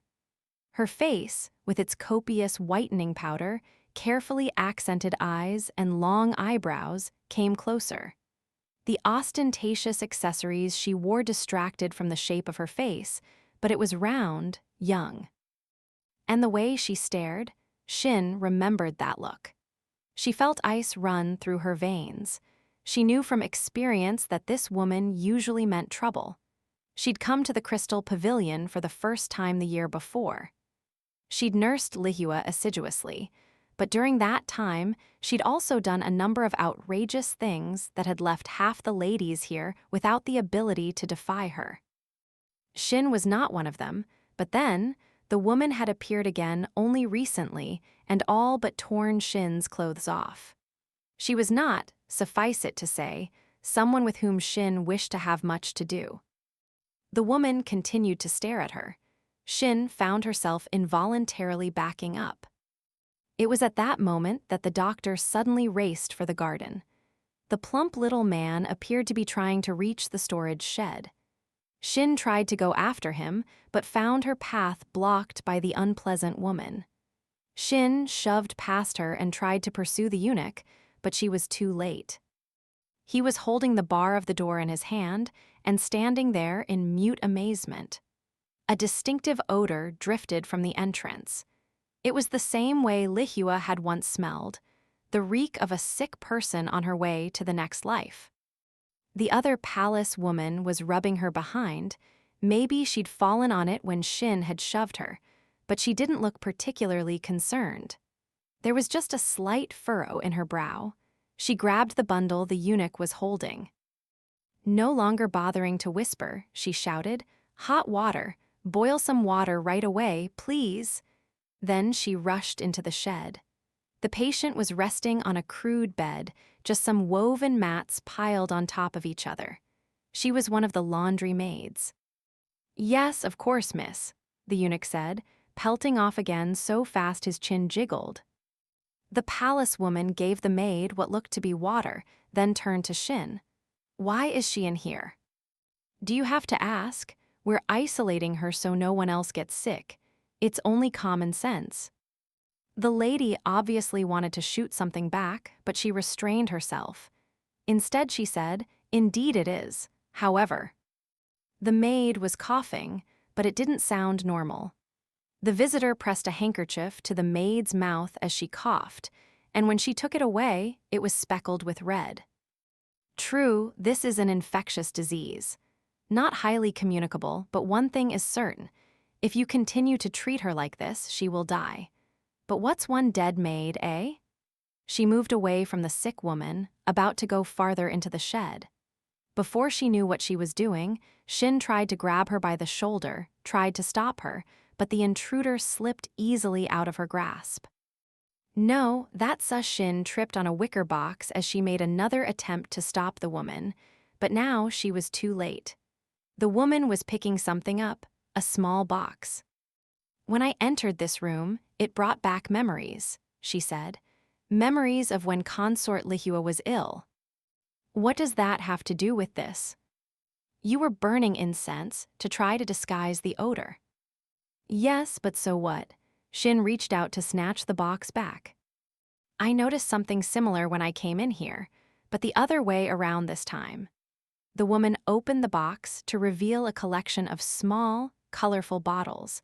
"You seem to be using this sick woman to disguise the aroma of these perfumes." She popped open one of the bottles and took an experimental sniff.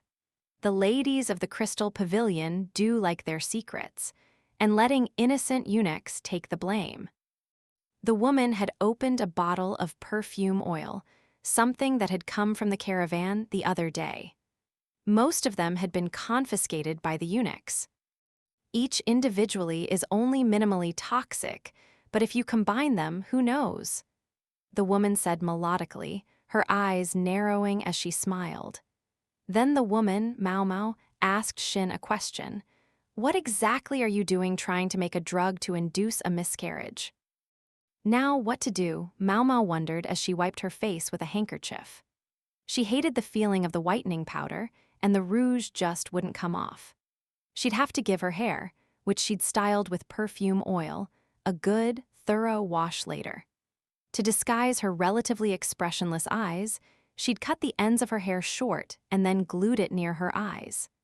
She wore a longer skirt than usual, hiding high shoes that made her look taller than she was, but maybe that hadn't been necessary. After all, the ladies of the Crystal Pavilion had hardly even noticed her.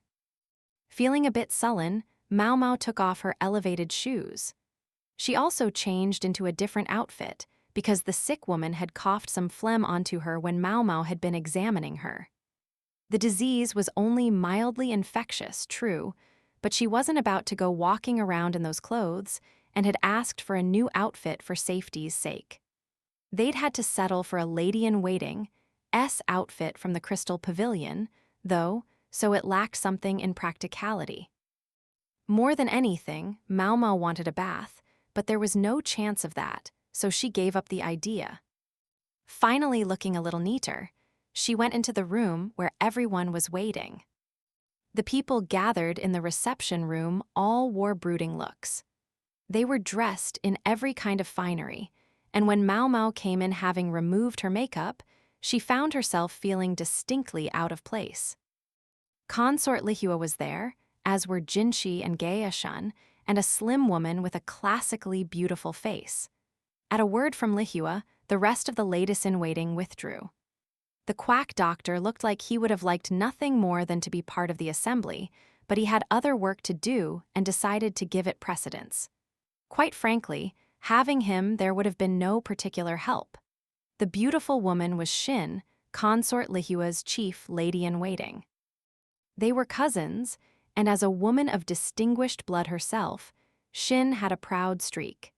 She was, to be fair, lovely enough to attract attention even here in the rear palace. Her face even somewhat resembled that of Lihua, perhaps another sign of the familial connection. She was only a chief lady-in-waiting, but her social status could have qualified her for a position as high as middle consort herself. So, is that why she was made chief lady-in-waiting? The consorts weren't the only ones who might gain the emperor's affections.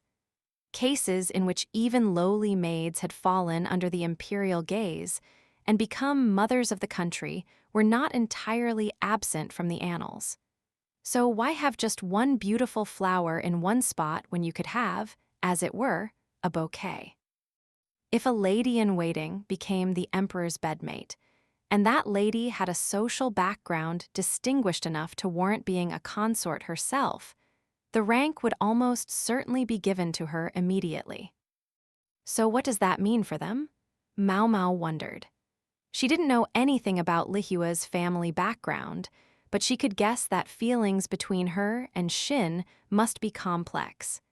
It would make one feel secure indeed to forge a bond of trust that would transcend such conflicts. How lucky consort Jiaokaio is. Her chief lady-in-waiting, Hongniang, hadn't been put here to serve some special purpose, but seemed to exist purely to oversee Jiaokaio's women.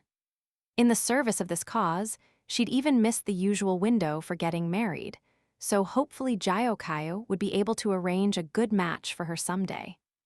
The consort's other ladies-in-waiting likewise were all sweet and attractive, but none of them harbored ambitions of drawing the emperor's interest. But as for consort Lihua's ladies-in-waiting, what is the meaning of this? Jinshi demanded, pounding the table with his fist. On the table was a collection of perfume oils and spices, the ones that had been found in the sick woman's chamber. No one of them alone was particularly conspicuous, but together they produced a noticeable aroma. An aroma that clung to the chief lady-in-waiting, Shin. Even though the last time Maomao had been here, she'd worn no perfume at all. Did that mean her purchases hadn't been confiscated, or had she simply managed to hide them? Shin stood silently with her eyes closed. Not talking, huh? Her crime was twofold, not just possessing the forbidden substances, but attempting to use them to make some kind of concoction. Her isolating of a maid in a storage shed probably wouldn't be considered an offense. Getting the sick woman out of the main residence to avoid spreading her disease had been an appropriate response. With only one medical officer for the entire rear palace, maids often weren't seen immediately. And yet, he's got so much time on his hands that the medical office is practically becoming a cafe for the eunuchs. A mere serving woman might not even be able to entrust herself to the clinic. Not everyone liked to see women take charge of medical care. If someone died because of that attitude, it was a nuisance, but little more. Maids were just that expendable. Jinshi would use the evidence in front of him to prove what wrongdoing he could, but Shin stood looking as if she knew nothing about any of this. Besides, her family was important enough that she might be able to object to his investigation, no matter what he said.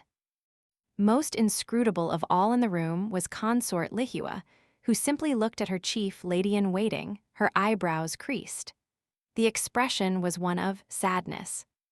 Shin refused to look at the ground, but met the eunuch's eyes. Huh, the woman's got spirit. Most palace women would have wilted under interrogation by Jinshi, but it looked like his almost supernatural powers weren't going to work on this opponent. I haven't the faintest idea what you mean, Shin said. It's true, I was the one who instructed that serving girl be moved to that building. But I think there's a much more obvious problem here. Visitors who show up out of the blue demanding to see Lady Lihua and then barging into our storage buildings.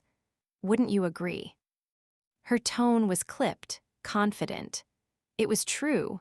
There was no way of proving that the items found in the storehouse belonged to her.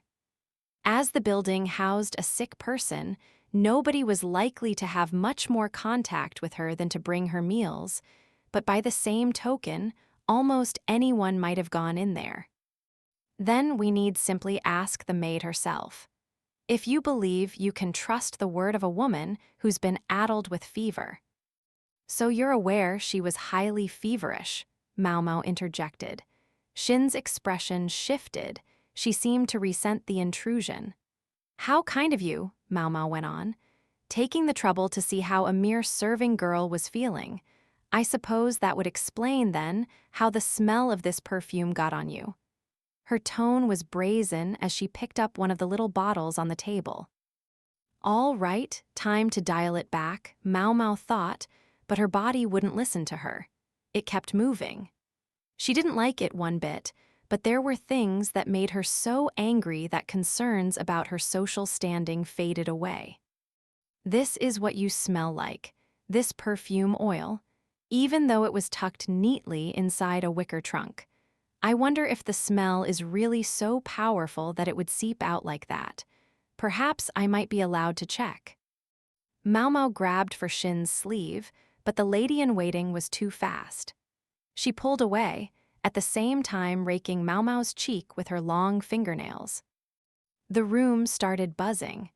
Maomao ran her thumb along the cuts. They'd pierced the skin, but they weren't really bleeding. My apologies, she said. It's not for someone of my lowly stature to touch one of your station. We should have someone else, someone more appropriate, perform the investigation. She spoke nonchalantly as every gaze in the room settled on Shin. The other woman was barely restraining a scowl, and her eyes were bloodshot. An unpleasant smell of sweat wafted from her. Her pupils were dilated. People sweat when they get nervous, but it's glistening stuff that's distinct from that induced by exercise. The pungent odor can bother even the person producing it. The eyes likewise change when a person is anxious. Although not as obvious as a cat's, human pupils do change size. This was more noticeable in consort Jyokayo, who had lighter irises, than it was in many people, so during tea parties with other consorts she could often be seen to squint slightly as she laughed. One more push, Maomao had just taken a step forward when someone said, "Perhaps I might be more suited to handle the matter then." The voice was proud, but not haughty. It belonged to Consort Lihua, who stood up from her couch, her long skirt rustling as she walked toward Maomao. No, toward Shin, who stood just across from Maomao. Lihua's clothing was quite similar in style to what Jyokayo had been wearing recently. It would make sense enough if she'd also bought clothes from the caravan. What crime would she be charged with? "Lady Lihua," Shin said. There were a great many conflicting emotions in her eyes, but desperation was not one of them. She refused to beg.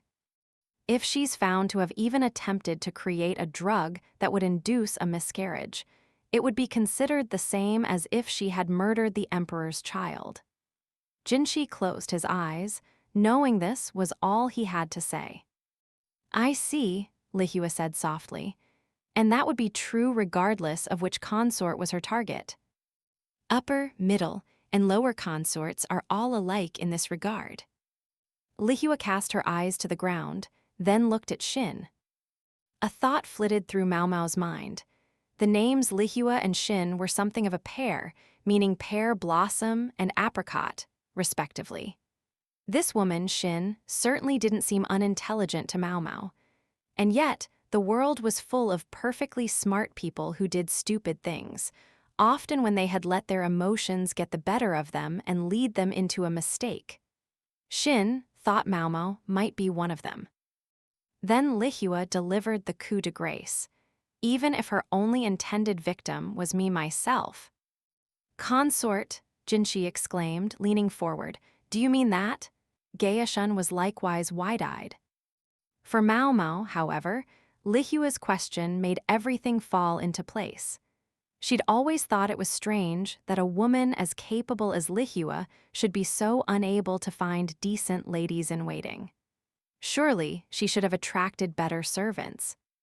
It hadn't been her fault. The one who had formed the group of ladies-in-waiting at the Crystal Pavilion was none other than Shin. After the incident with the toxic face powder, a single lady-in-waiting had been forced to leave, but those above her head had continued their work uninterrupted. And now, Lihua confronted her chief lady-in-waiting, Shin. "You've never once treated me as befits a true consort. I suppose you never thought I deserved to be a mother of the nation." That, too, rang true to Maomao.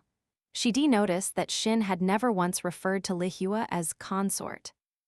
"You and I, until the very last moment, we didn't know which of us would be the consort, did we?" Lihua's voice was sad. She had real sympathy for Shin. But did Shin feel the same way?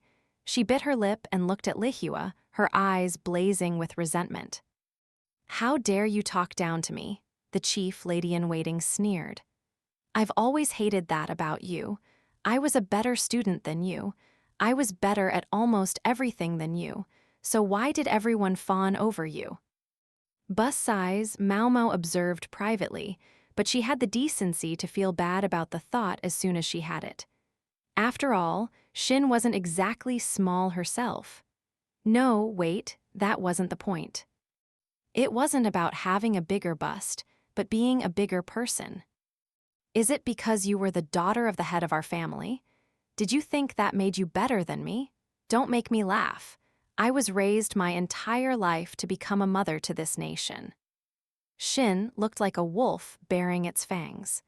Thinking the chief lady-in-waiting might leap at the consort at any moment, Maomao moved to put herself between the two women, but Gaeshun and Jinshi were already there. "May I understand you to be admitting to the accusations?" Jinshi said. In response, Shin grabbed the bottle of perfume oil off the table and flung it at Lihua. Gaeshun slapped it away, and the bottle smashed against the floor. "May you wither in this garden a barren woman?" Shin spat as if pronouncing a curse as Gaeshun grabbed her hands and restrained her. "How dare a eunuch touch me?" she cried. "Unclean, filthy thing." She struggled, but she couldn't hope to free herself. Even if he was a eunuch, Gaeshun was still a man. Her noble lips continued to produce a stream of foul invective. You do run into her kind sometimes, Maomao thought. When Xin finally had to pause for a breath before she could resume her tirade, Maomao stepped in front of her and smirked.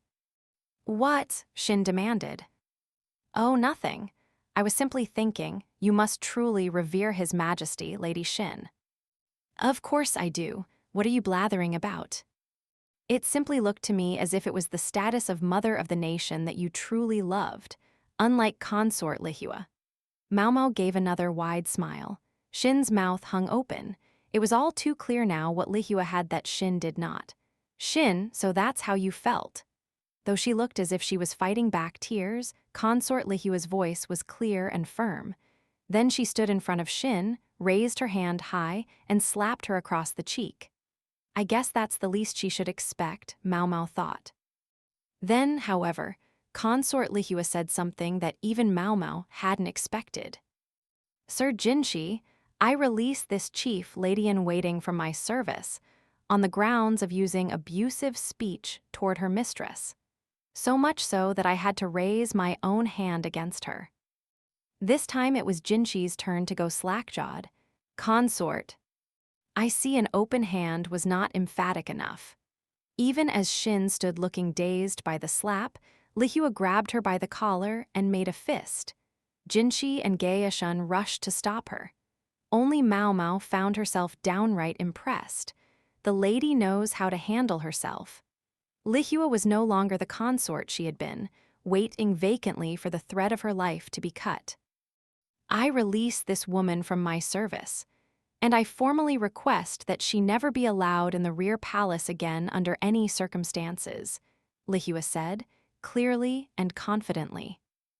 Even if Xin were to become a mother to the nation, she would live her life not for the country's people, but for her own position. She sought only power. She had no interest in fulfilling the duties and responsibilities that would come along with it. The nation had no need for such a queen. Xin still hadn't recovered from the slap. Did she understand what mercy she was being shown, or would she think Lihua had wronged her and resent her all the more? Maybe it doesn't matter. No matter how noble the blood, a woman who left the rear palace under scandalous circumstances would be unable to retaliate against a consort. Personally, Maomao thought Lihua was being a bit soft, but let us consider what humiliation this treatment must have brought to such a proud woman. "Can I ask you something?" Jinshi said as they walked through the halls of the Crystal Pavilion. He was looking at the building where the sick maid had lain in bed. "Yes, sir. I know you were aware that the sick woman was here at the Crystal Pavilion, but you didn't know exactly where she was, did you? I mean, you even went to the trouble of putting on a disguise, presumably so no one would be suspicious if you visited repeatedly." He was right. Maomao had worn that outfit because she herself was by now most unwelcome here. She realized she might not figure out where the sick woman was in a single visit, so she'd taken care to keep people from knowing who she was. Yes, a palace woman accompanying the doctor attracted a certain amount of attention, but certainly less than Maomao would have received without a disguise. The serving women of the Crystal Pavilion knew how to keep their mouths shut, or perhaps they had been taught how, through harsh discipline from the ladies-in-waiting above them, somewhere Consort Lihua wouldn't have seen. "Ah, but I did know where she was," Maomao said. She'd already had a sense of where a sick person would be staying, somewhere moderately isolated from the sleeping quarters of the other maids, or anywhere else inconspicuous. When she'd been here full-time, maids who weren't feeling well were given new sleeping quarters to ensure that whatever they were sick with didn't spread. There was even a dedicated sick area within the pavilion. But a storage shed, yeesh. The odor wafting from Xin had given her a strange feeling, but she'd never imagined things had gone that far. It was sheer luck that she'd noticed the place. "That was my clue," she said, pointing to some white flowers. The bush must have been planted recently, because the earth below it was a different color from the rest of the garden. It was awfully poor placement to be the work of a gardener, right beside a storage shed. The bush bore black fruit full of the white dust that would become face-whitening powder. How so? In Feng Shui, green-colored things are considered good for the health. Supposedly, it's ideal to combine them with white. White like all the flowers on the bush, though the plant was known as white blossom, or sometimes the 4 o'clock flower, red was a more typical color for it. Maomao had realized that someone must have specifically chosen stock that would bloom white. She didn't remember the bush being there at the Crystal Pavilion. Someone had planted it. She didn't know who, but it must have been someone who felt for the sick woman. Maomao found a wave of relief rolling through her to know there was at least one person there who did. White blossom, though, Maomao contemplated the irony of what she had found in the flower's presence along with the sick woman. She let out a long sigh, then realized someone was staring at her. She glanced back to see them half hidden by a pillar. "What's the matter?"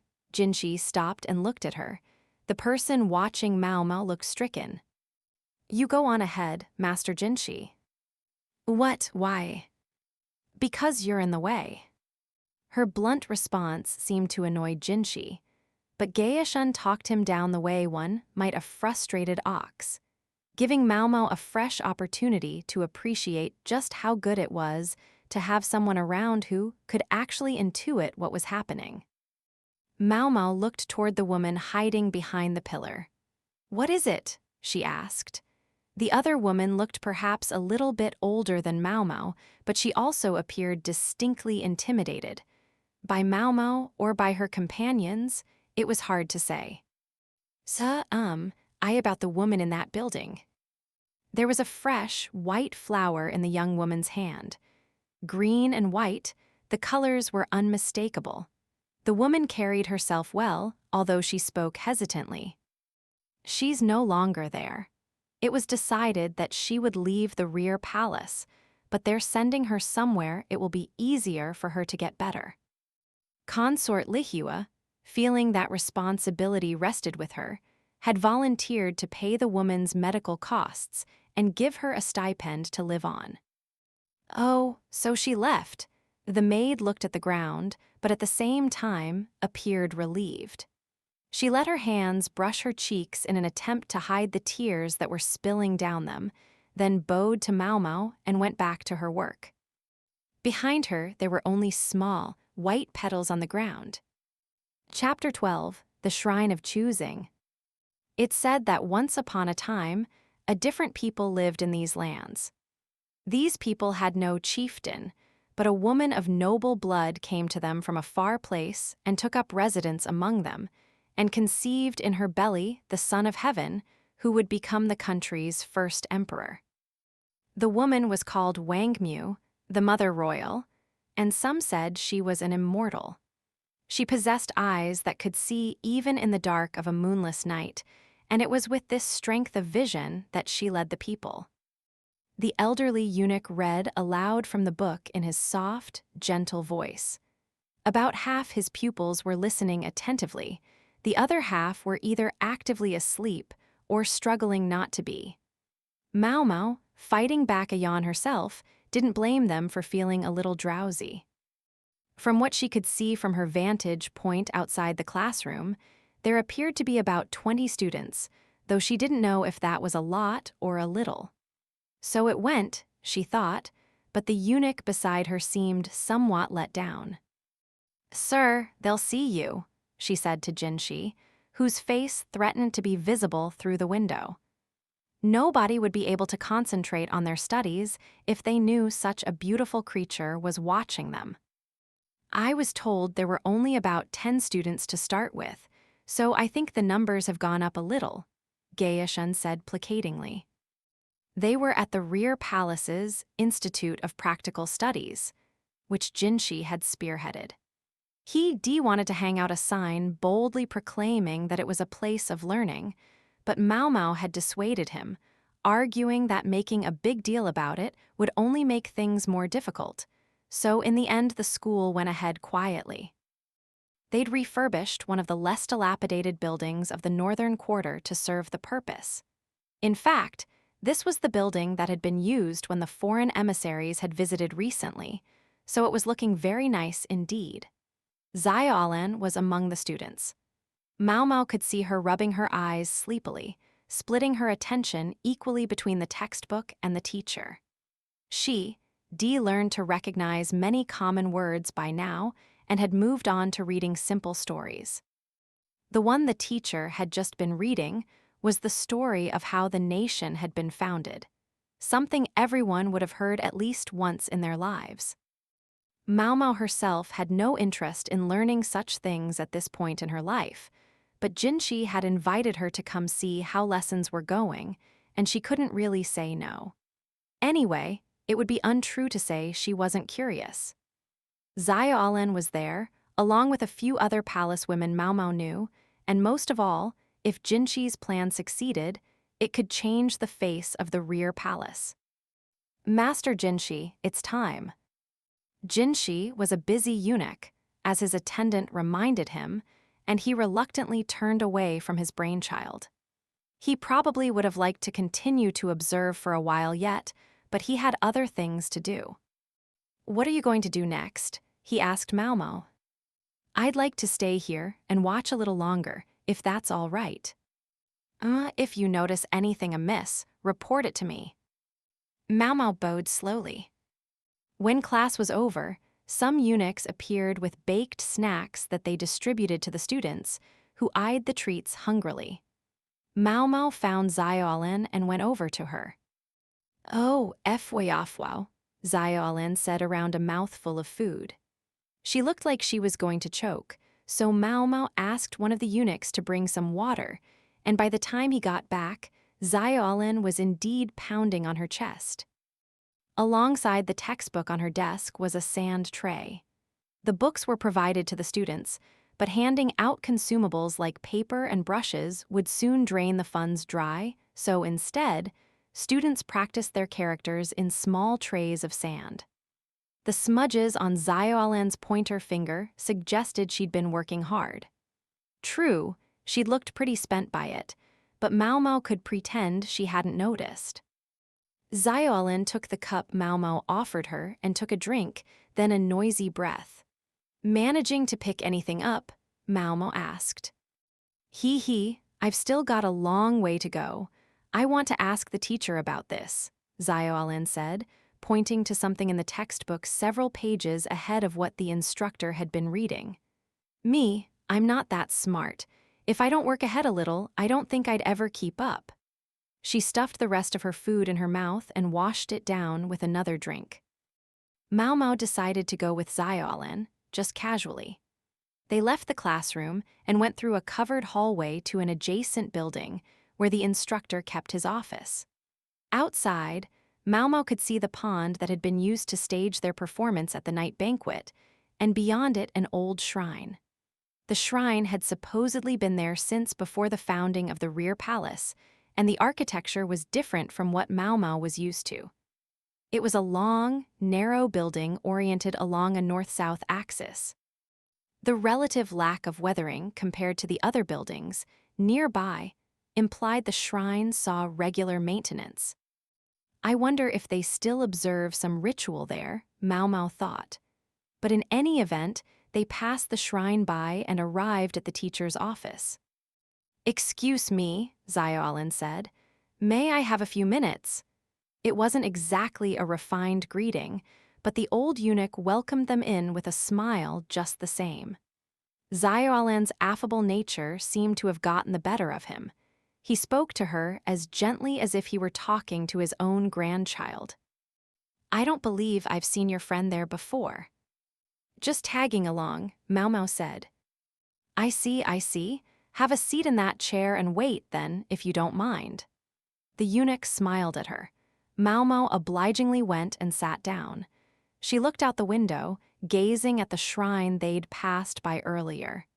Its pillars were closely spaced, and the interior appeared to be divided into a complicated series of rooms. Wondering about that shrine, the eunuch asked. "A little. I can't help thinking the architecture is somewhat odd." This was Maomao, who promptly became obsessed with anything that caught her interest. She'd been staring fixedly at the shrine without realizing it. That shrine was built by the original inhabitants of this land. Lady Wang Mu, the Mother Royal, chose not to forbid the people from practicing their faith when she ruled this place. Instead, she used it and made that faith concrete. Wang Mu was the woman who had appeared in the founding myth the eunuch had been teaching in class. She was said to be the mother of the first emperor. There were many interpretations of the story, the most popular being that she was either the survivor of a vanished country or else a female immortal descended from the immortal realms. Any who would rule this land must pass through that shrine, and only those who choose the proper path may become chieftains of the land. Such was the charge Wang Mu laid upon the first emperor. Her son was able to pass the test and thus became ruler of the land. Very interesting. Isn't it? That shrine was the reason the capital was moved here as well. The old eunuch smiled nostalgically. It hasn't been used in decades, though, and I question whether it will see use again in the future. What do you mean by that? Well, the eunuch handed Xiaolan a writing utensil, kindly allowing her to use his own brush. She took it and frowned, still struggling to hold the brush correctly. She didn't seem interested in what he and Maomao were talking about. All of the elder brothers of his former majesty were felled by an epidemic. Worse, many male children and infants died, depriving the imperial line of any potential successors. That was why the previous emperor, his parents' youngest son, had ascended the throne. The circumstances had long invited ugly rumors to the effect that the empress regnant, his mother, had had a hand in the plague.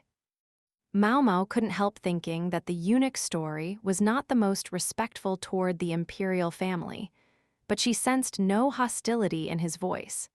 If anything, he had the dispassionate air of a scholar laying out facts. Xiaolan plunged the brush into the ink, splattering polka dots on her cheek. Rites of passage were by no means unusual, but Maomao found her interest especially piqued by this one. She looked at the shrine, and the eunuch looked at her, though at first she wasn't sure what he was thinking.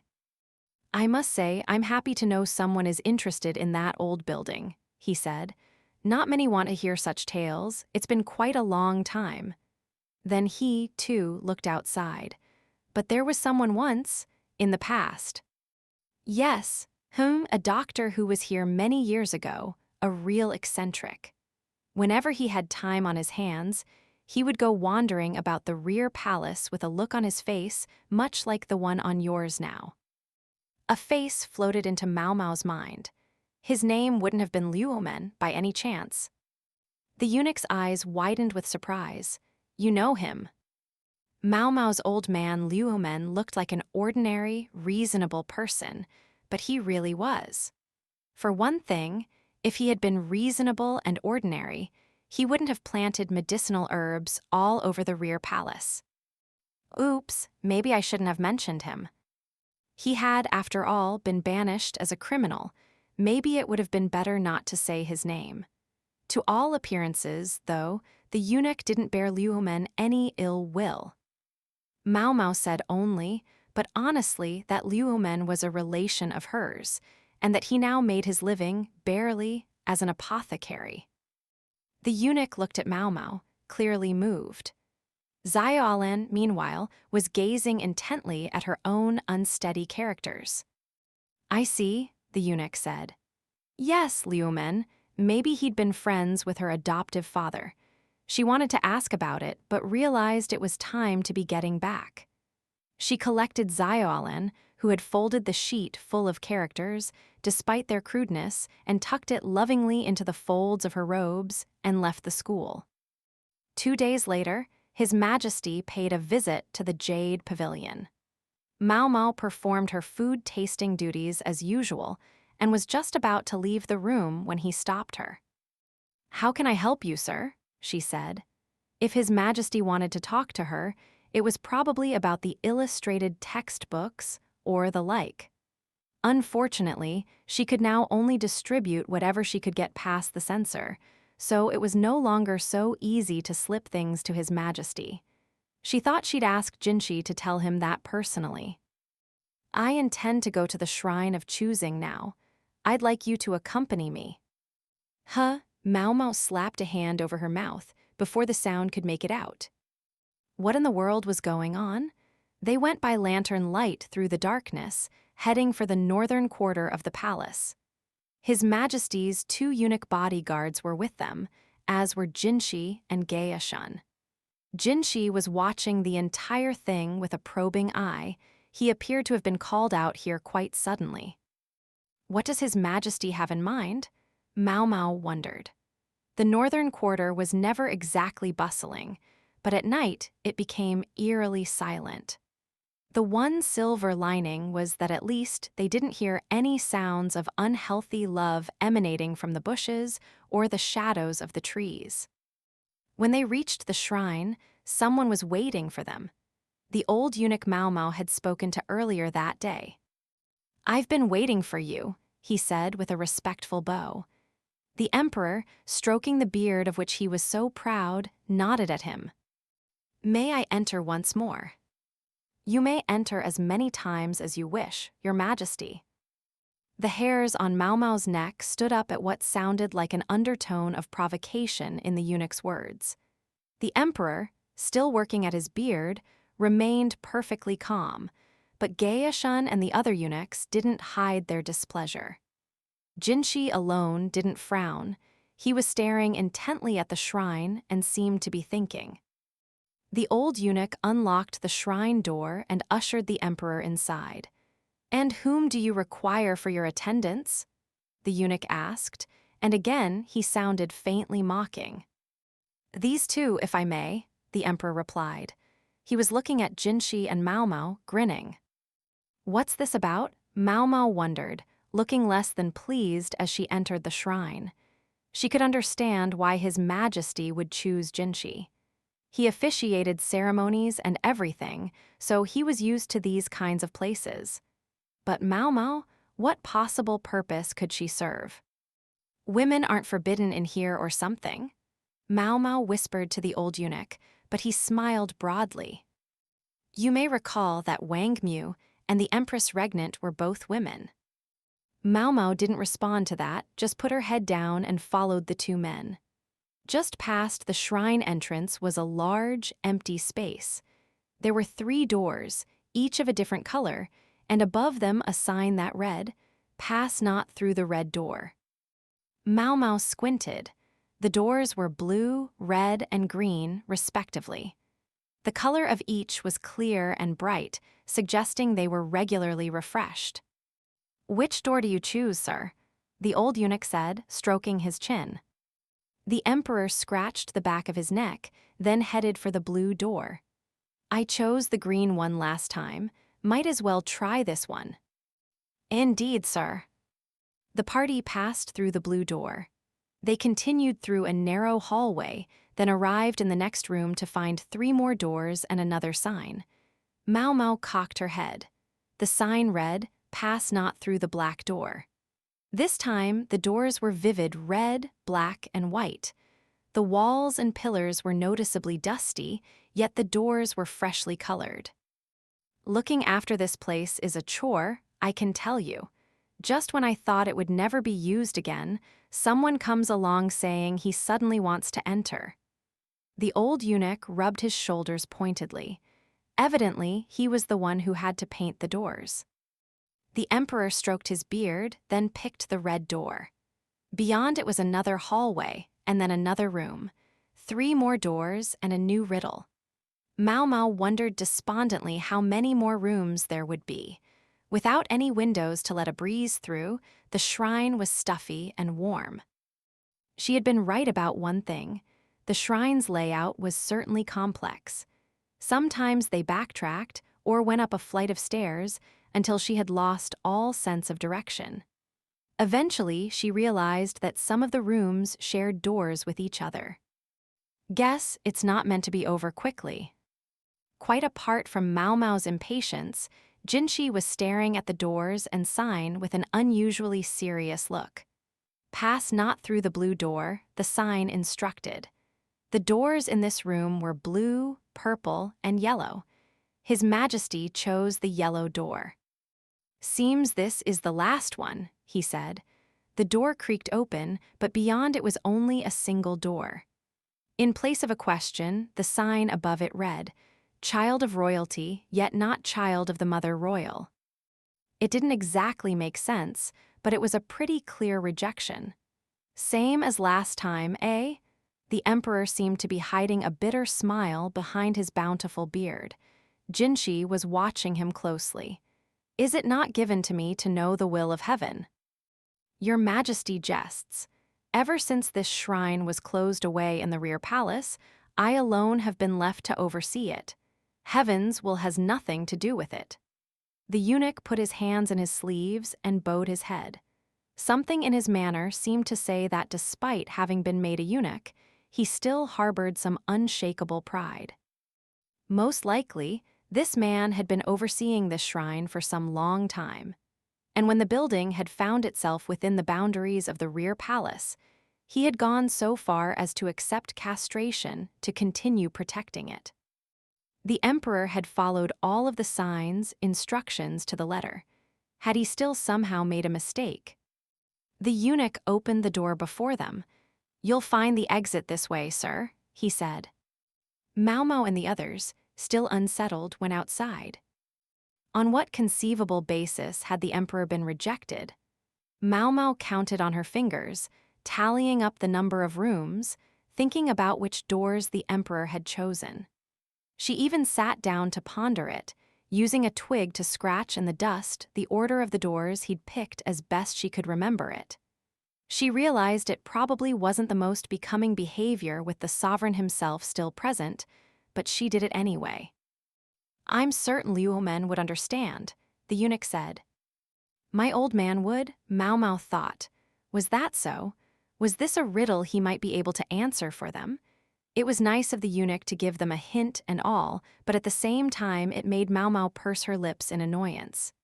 She felt like he was saying, "Your old man would get it, but you never will."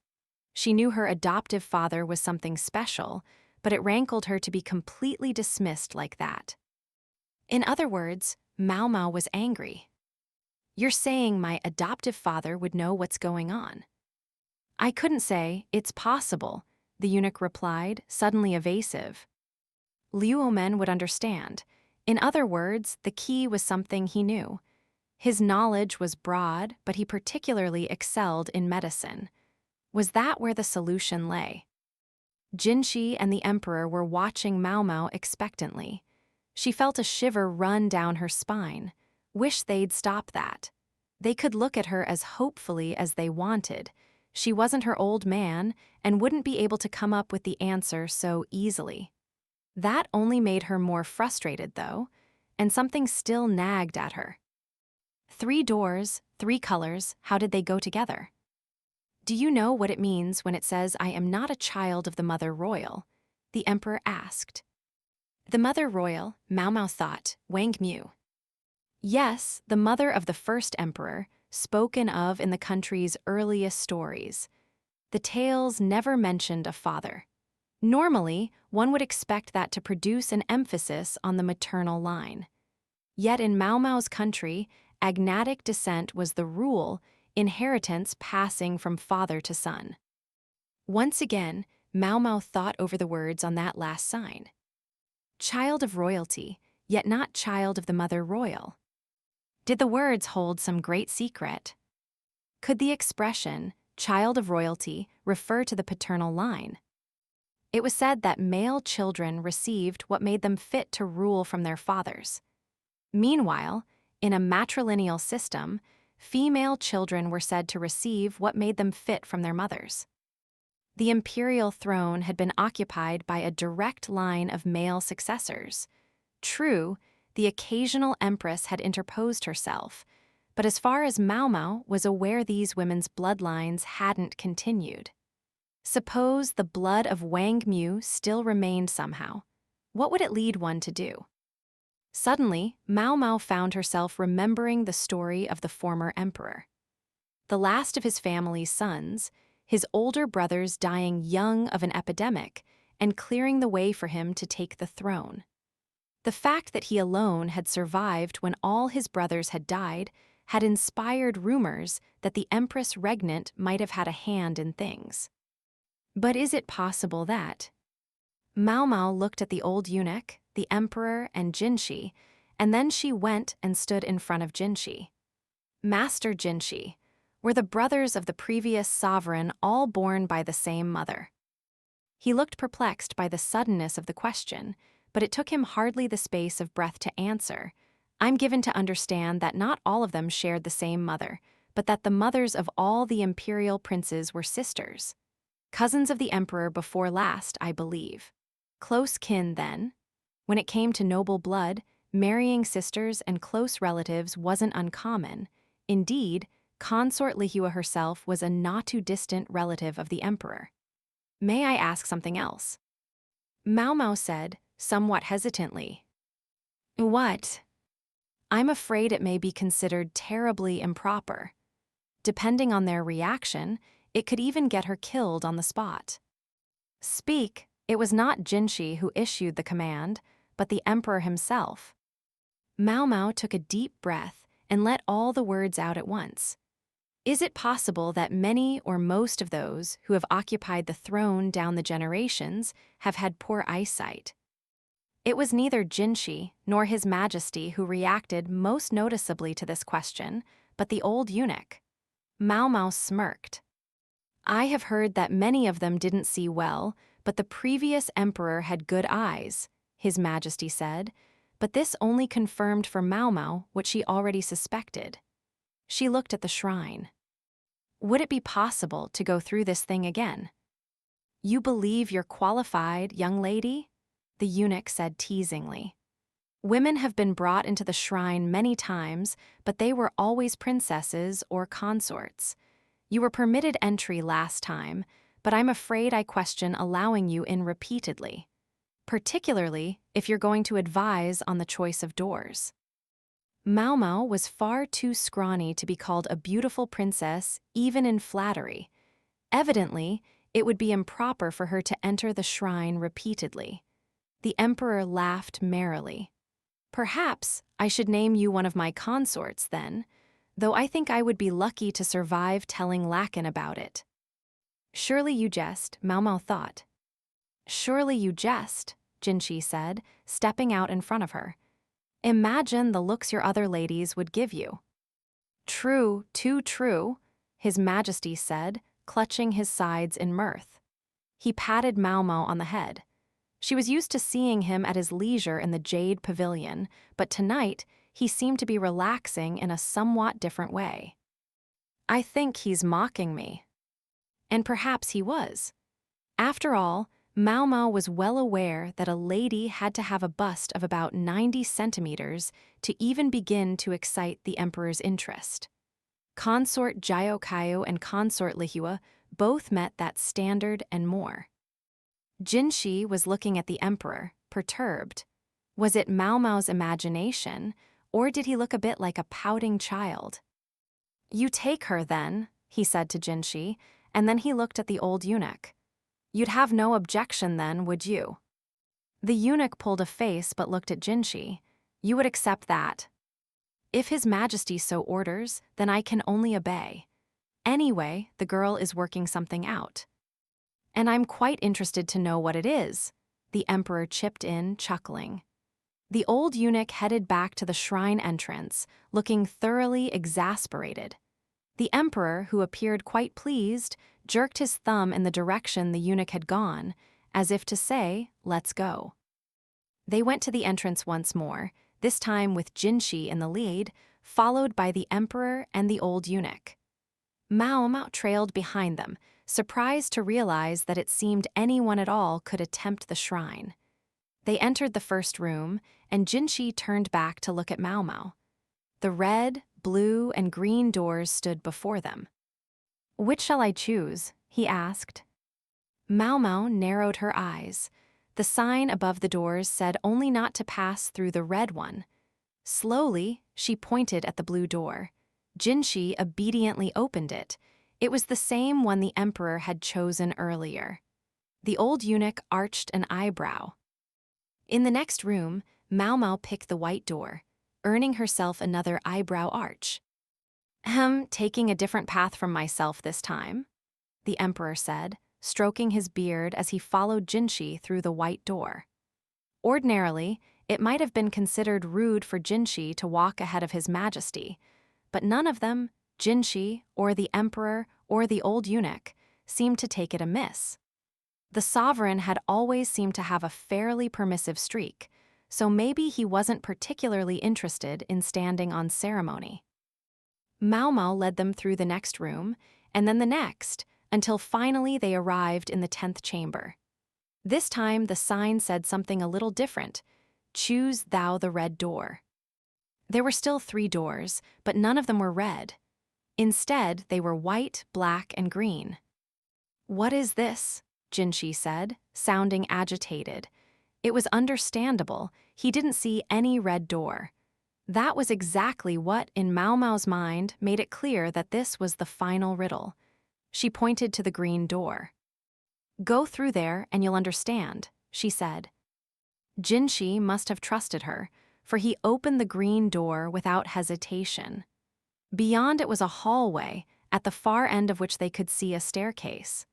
They ascended, their footsteps echoing on the stairs, and opened the door at the end to be greeted by a damp breeze. They were on the roof of the shrine, up high enough to see out over the entire rear palace. The square space seemed to have been constructed specifically to inspire the sense that one was gazing down on all around. The old eunuch's lips were twitching. Whether he was fighting a smile or a scowl, Maomao wasn't sure. "My congratulations, you have chosen the proper path," he said, looking around. In days of old, only those chosen by Wangmu could become the next king. Eventually, the kings came to be called emperors. Throughout the ages, the first order of business of those so selected had been to give an address from this shrine. Considering the sophistication of the architecture at the time, the shrine had presumably been the tallest thing in existence. There were times when no one was able to choose the correct path.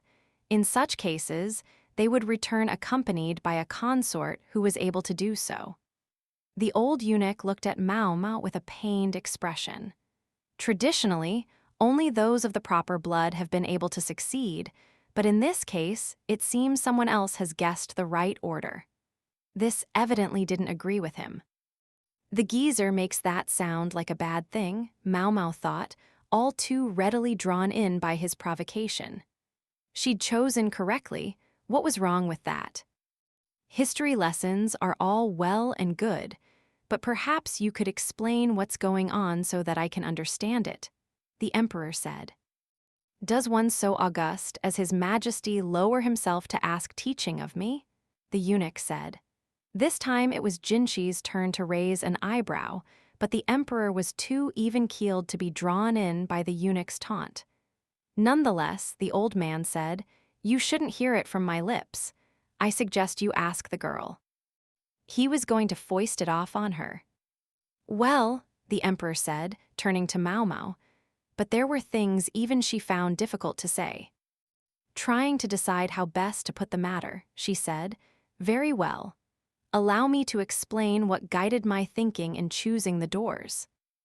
Out of the first 3 doors, blue, red, and green, Maomao had chosen the blue one. The sign said only to avoid the red door, so one might think the green door was a perfectly fine choice. And normally, one might be right. But normal didn't quite apply in this shrine. There are certain people who would be unable to distinguish which door was red and which was green, Maomao said. Unable to distinguish one from the other? Jinshi asked, puzzled. His Majesty looked equally perplexed. The two of them were such different people, Yet with that expression of confusion on their faces, they looked oddly similar. Yes, Maomao replied, and so they would choose the door that they could be certain wasn't red. That would be the blue one. The first chamber would whittle down the candidates by half. The next room is the same. If you couldn't tell the difference between black and red, you would choose the white door. And half the remaining candidates would be weeded out. In each room, there appeared to be two possible right answers, but in fact there was only one. The final riddle worked the same way. Because the candidate would be certain that the white door was white and the black one black, they would assume the final door must be the red one. It wasn't, of course. It was green, but because anyone who had made it that far would be unable to tell red and green apart, they wouldn't know that. Only half of those who entered the shrine would choose the correct door in the first room. In the second room, it would be a quarter, and by that ninth door, only 1 out of every 512 people would make the right choice. And what does all this mean? Jinshi asked, still obviously flummoxed. It means that those who are chosen by this shrine, those who prove themselves the children of Wangmu, have one thing in common. They can't see color. They could see some colors, of course. Individual differences would mean some people would still make wrong choices, and conversely, it was possible that some had simply guessed wrong. But they need only return with someone whose blood was closer to Wangmu's. That was why consorts were allowed into the shrine. It's not common in this country, but in the West, people are periodically born unable to distinguish between red and green, Maomao said. Her father had told her that roughly 1 out of every 10 people in the country where he had studied had this condition. It was evidently less common in women than in men. It was passed down from parent to child, and although it could be a hindrance in daily life, it was also possible to adapt to it such that others might never realize a person had the trait. That was why the old eunuch had said Maomao's old man might understand. Some also claim, she went on, that the more trouble one has distinguishing colors, the better one's night vision is. She'd never investigated that claim personally, so she couldn't be sure.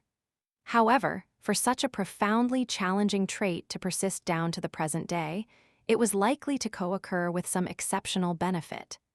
And I believe in the founding story, Wangmu is said to be able to see clearly even on a dark night. Wangmu had come from a far land and had carried with her an inability that hadn't been present here before, the inability to distinguish color. It couldn't have been easy for her and the retainers she brought with her to start a new life in this place. Perhaps the solution was marriage. In the story, Wangmu didn't have a husband, but it would be reasonable to suppose she'd wed the chieftain of this area. It was hardly unusual for people from other lands to be taken as spouses in order to help dilute blood that had become too concentrated. If that spouse had local authority, so much the better. It would explain why people here prized patrilineal descent despite tracing their ancestry back to Wangmu. Yet Wangmu, or perhaps one of those who had come with her, hadn't wanted lineage alone to determine the succession. Instead, while continuing the chieftain's bloodline, a different way was created to discern whether a person had inherited Wangmu's blood. The Shrine of Choosing. The passage of time slowly but surely warped the truth of the matter. When a strange people with strange technology arrive somewhere new, over time they're absorbed into the local population, generation by generation. A simpler method was to leave a written record. Wangmu's story was written down in characters the local populace didn't know, and as those who had witnessed their arrival died out, the story became the truth. A conquest patient and peaceful. Not that I can tell them that, Maomao thought. She proceeded to explain all this to Jinshi and the emperor, passing over the most inconvenient parts. They might look askance at a few of the things she said, but she doubted they would pursue the matter too closely, nor did she want them to. Everyone would be happier that way. So Maomao picked her way through the story, refraining from saying anything she thought her old man wouldn't have told them. So you're saying the blood of Wangmu doesn't flow through my veins? It's true that my mother wasn't of royal lineage, nor my grandmother, the Empress Regnant. Maomao shook her head. This shrine exists only as a way of being certain that the blood is present, not demonstrating that it is. Sometimes a characteristic may be seen in the parent that doesn't appear in the child. There was also, of course, always the possibility that the emperor's honored mother had been unfaithful, but she would keep that to herself. In any event, allowing the blood to become too concentrated can bring serious problems of its own. All of the former emperor's older brothers had died of the same epidemic, for example, presumably along with many other close relatives. Perhaps the result of trying too hard to satisfy the shrine.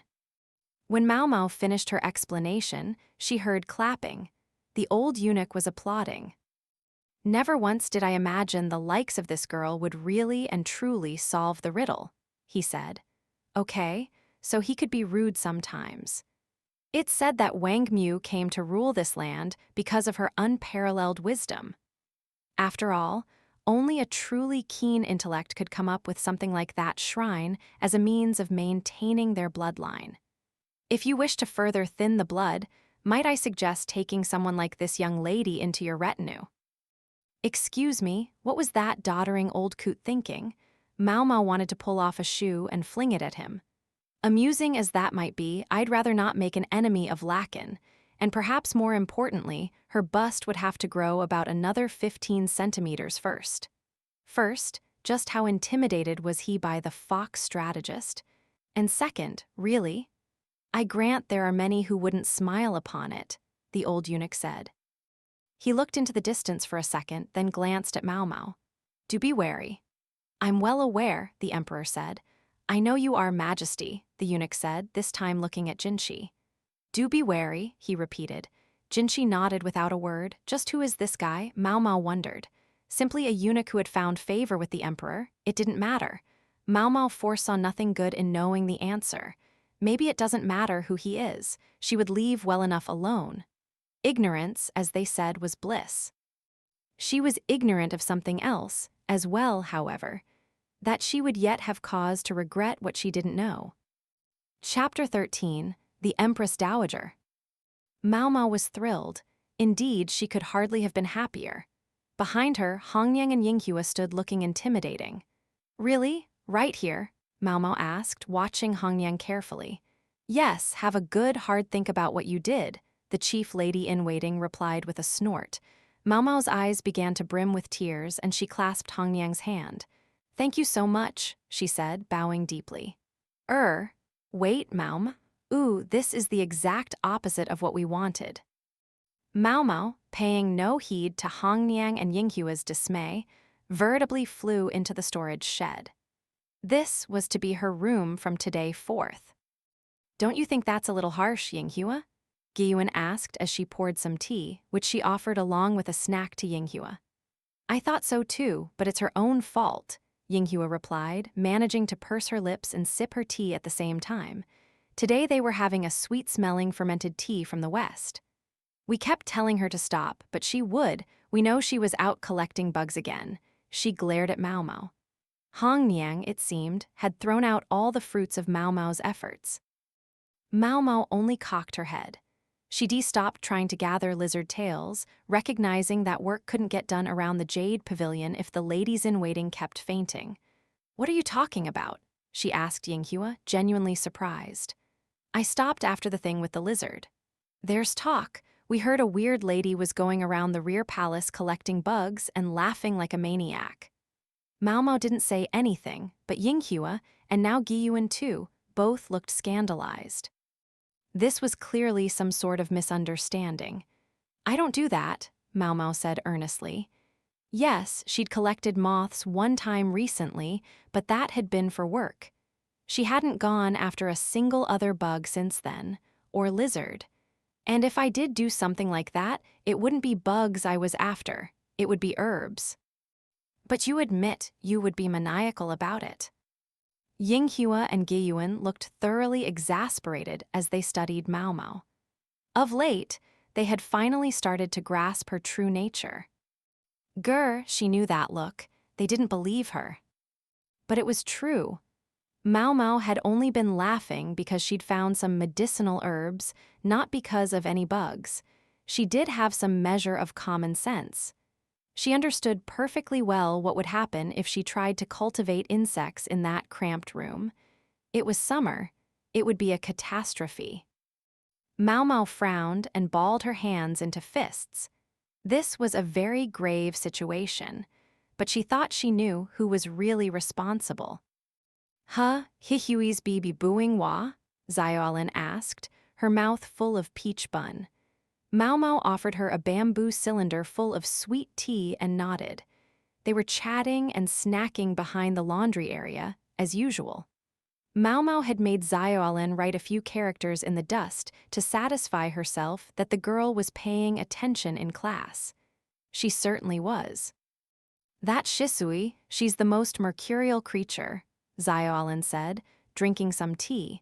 Maybe it was her recent academic bent that had introduced difficult words like that into her vocabulary. She hopped down off the barrel she'd been sitting on and trotted toward some palace women chatting near the well. Hey, you don't know where Shisui-'s been lately, do you? Maomao went after her. The three palace women answered Xiaolin with a friendly greeting, although they stiffened a bit when Maomao approached. Their reaction wasn't unusual. Xiaolin and Shisui were about the only women with tastes strange enough to enjoy talking to Maomao. She's an odd one of the ladies said. Just when you think you've seen her, it's like she's gone again. You know, I feel like she's been around. Yeah, me too. The one thing they seemed sure about was that they weren't sure. Ooh, where? Tell me pretty please. Xiaolin, with no fear of anyone she might be talking to, began to pester them mercilessly. The three ladies looked at each other, obviously hesitant to say. They were probably feeling sensitive about having Maomao there. Her outfit wasn't like theirs. It was still plain and easy to move in, sure, but it wasn't one of the general uniforms the rear palace issued to its staff.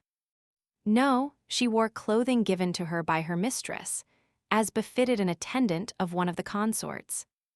Those outfits created an invisible but uncrossable barrier between those who attended the consorts and those who didn't.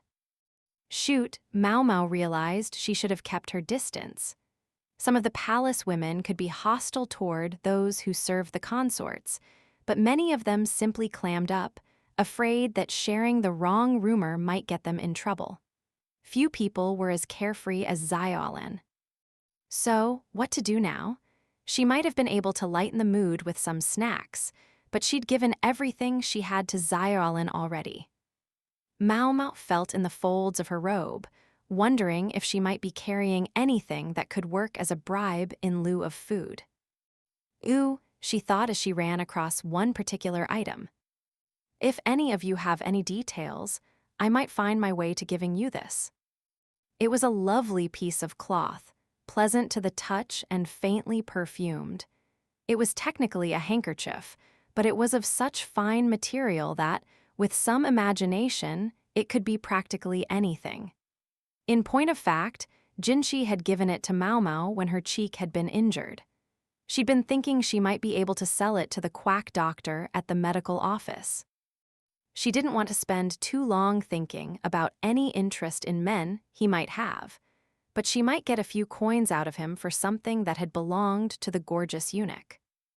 Is that? It looks like silk, doesn't it? Most unsuitable material for a handkerchief, I dare say. One of the women took the cloth and brought it to her nose.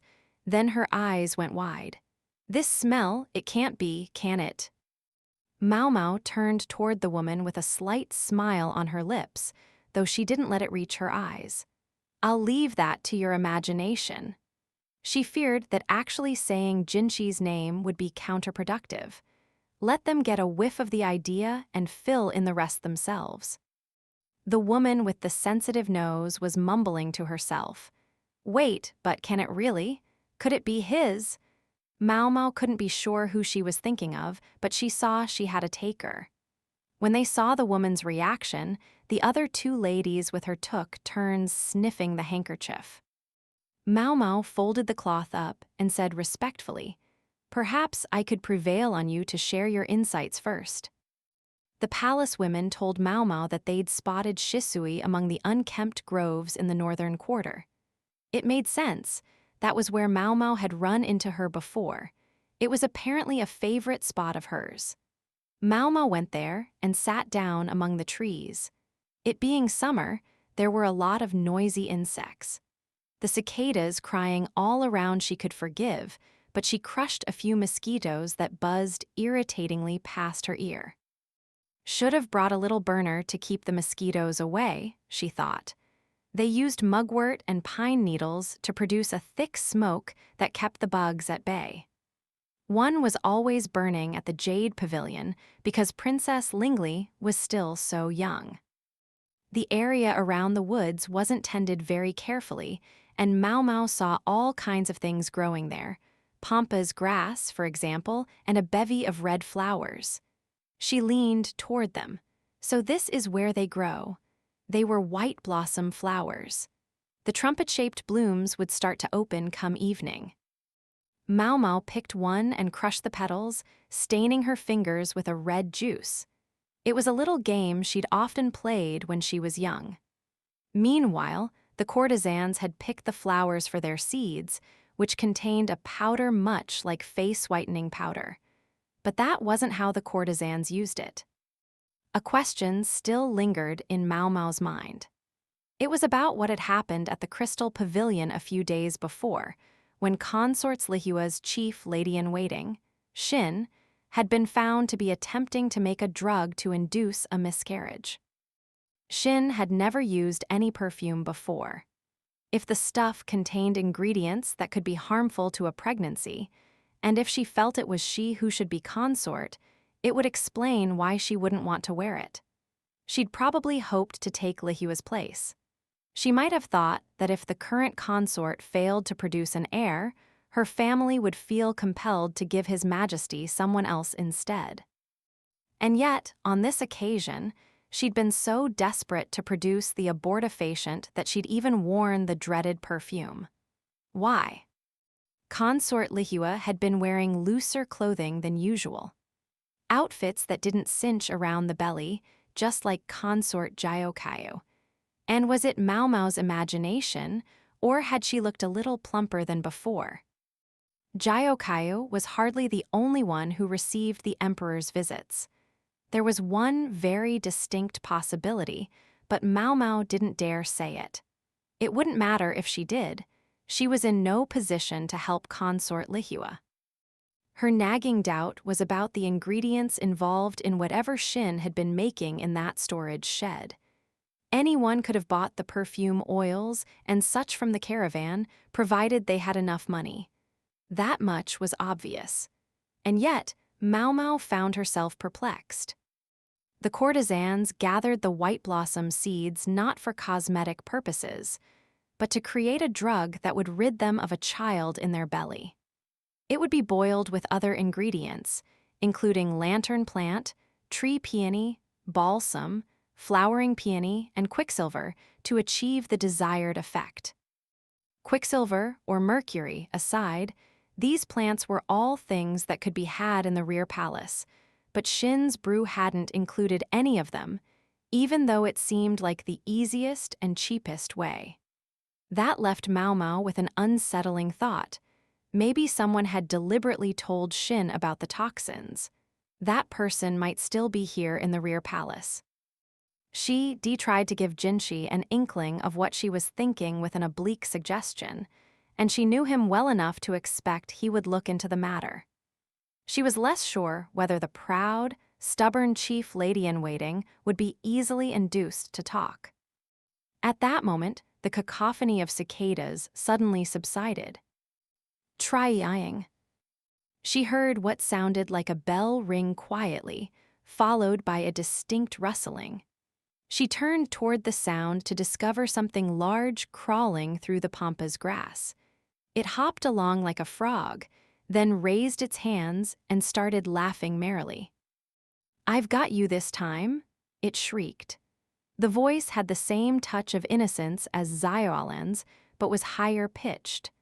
The owner of the voice had a grin on her face, a face that looked surprisingly young for how tall she was.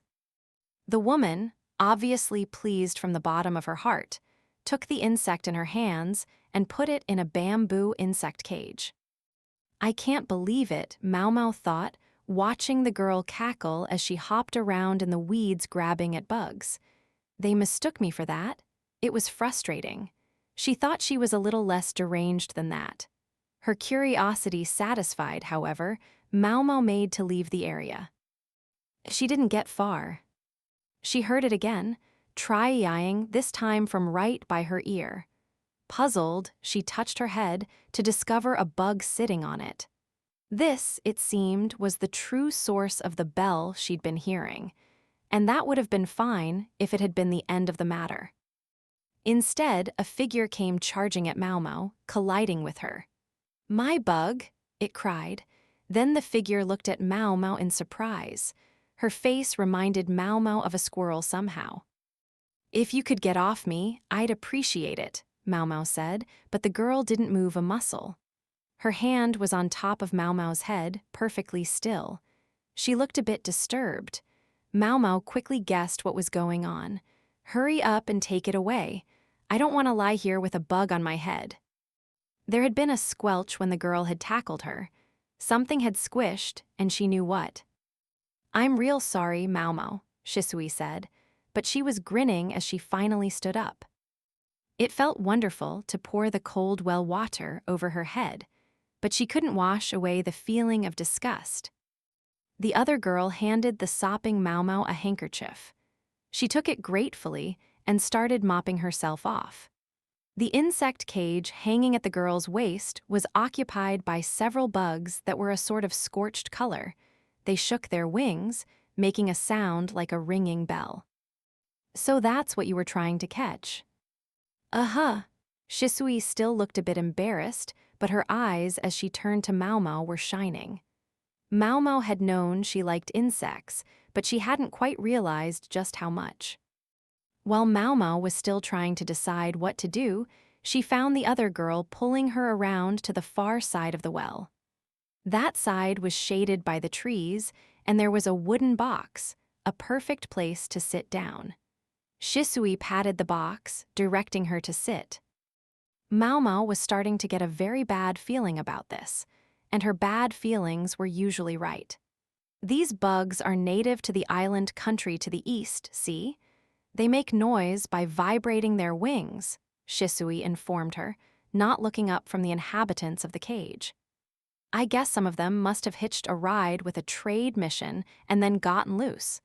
I think this is the only place they live in our country, just like those moths."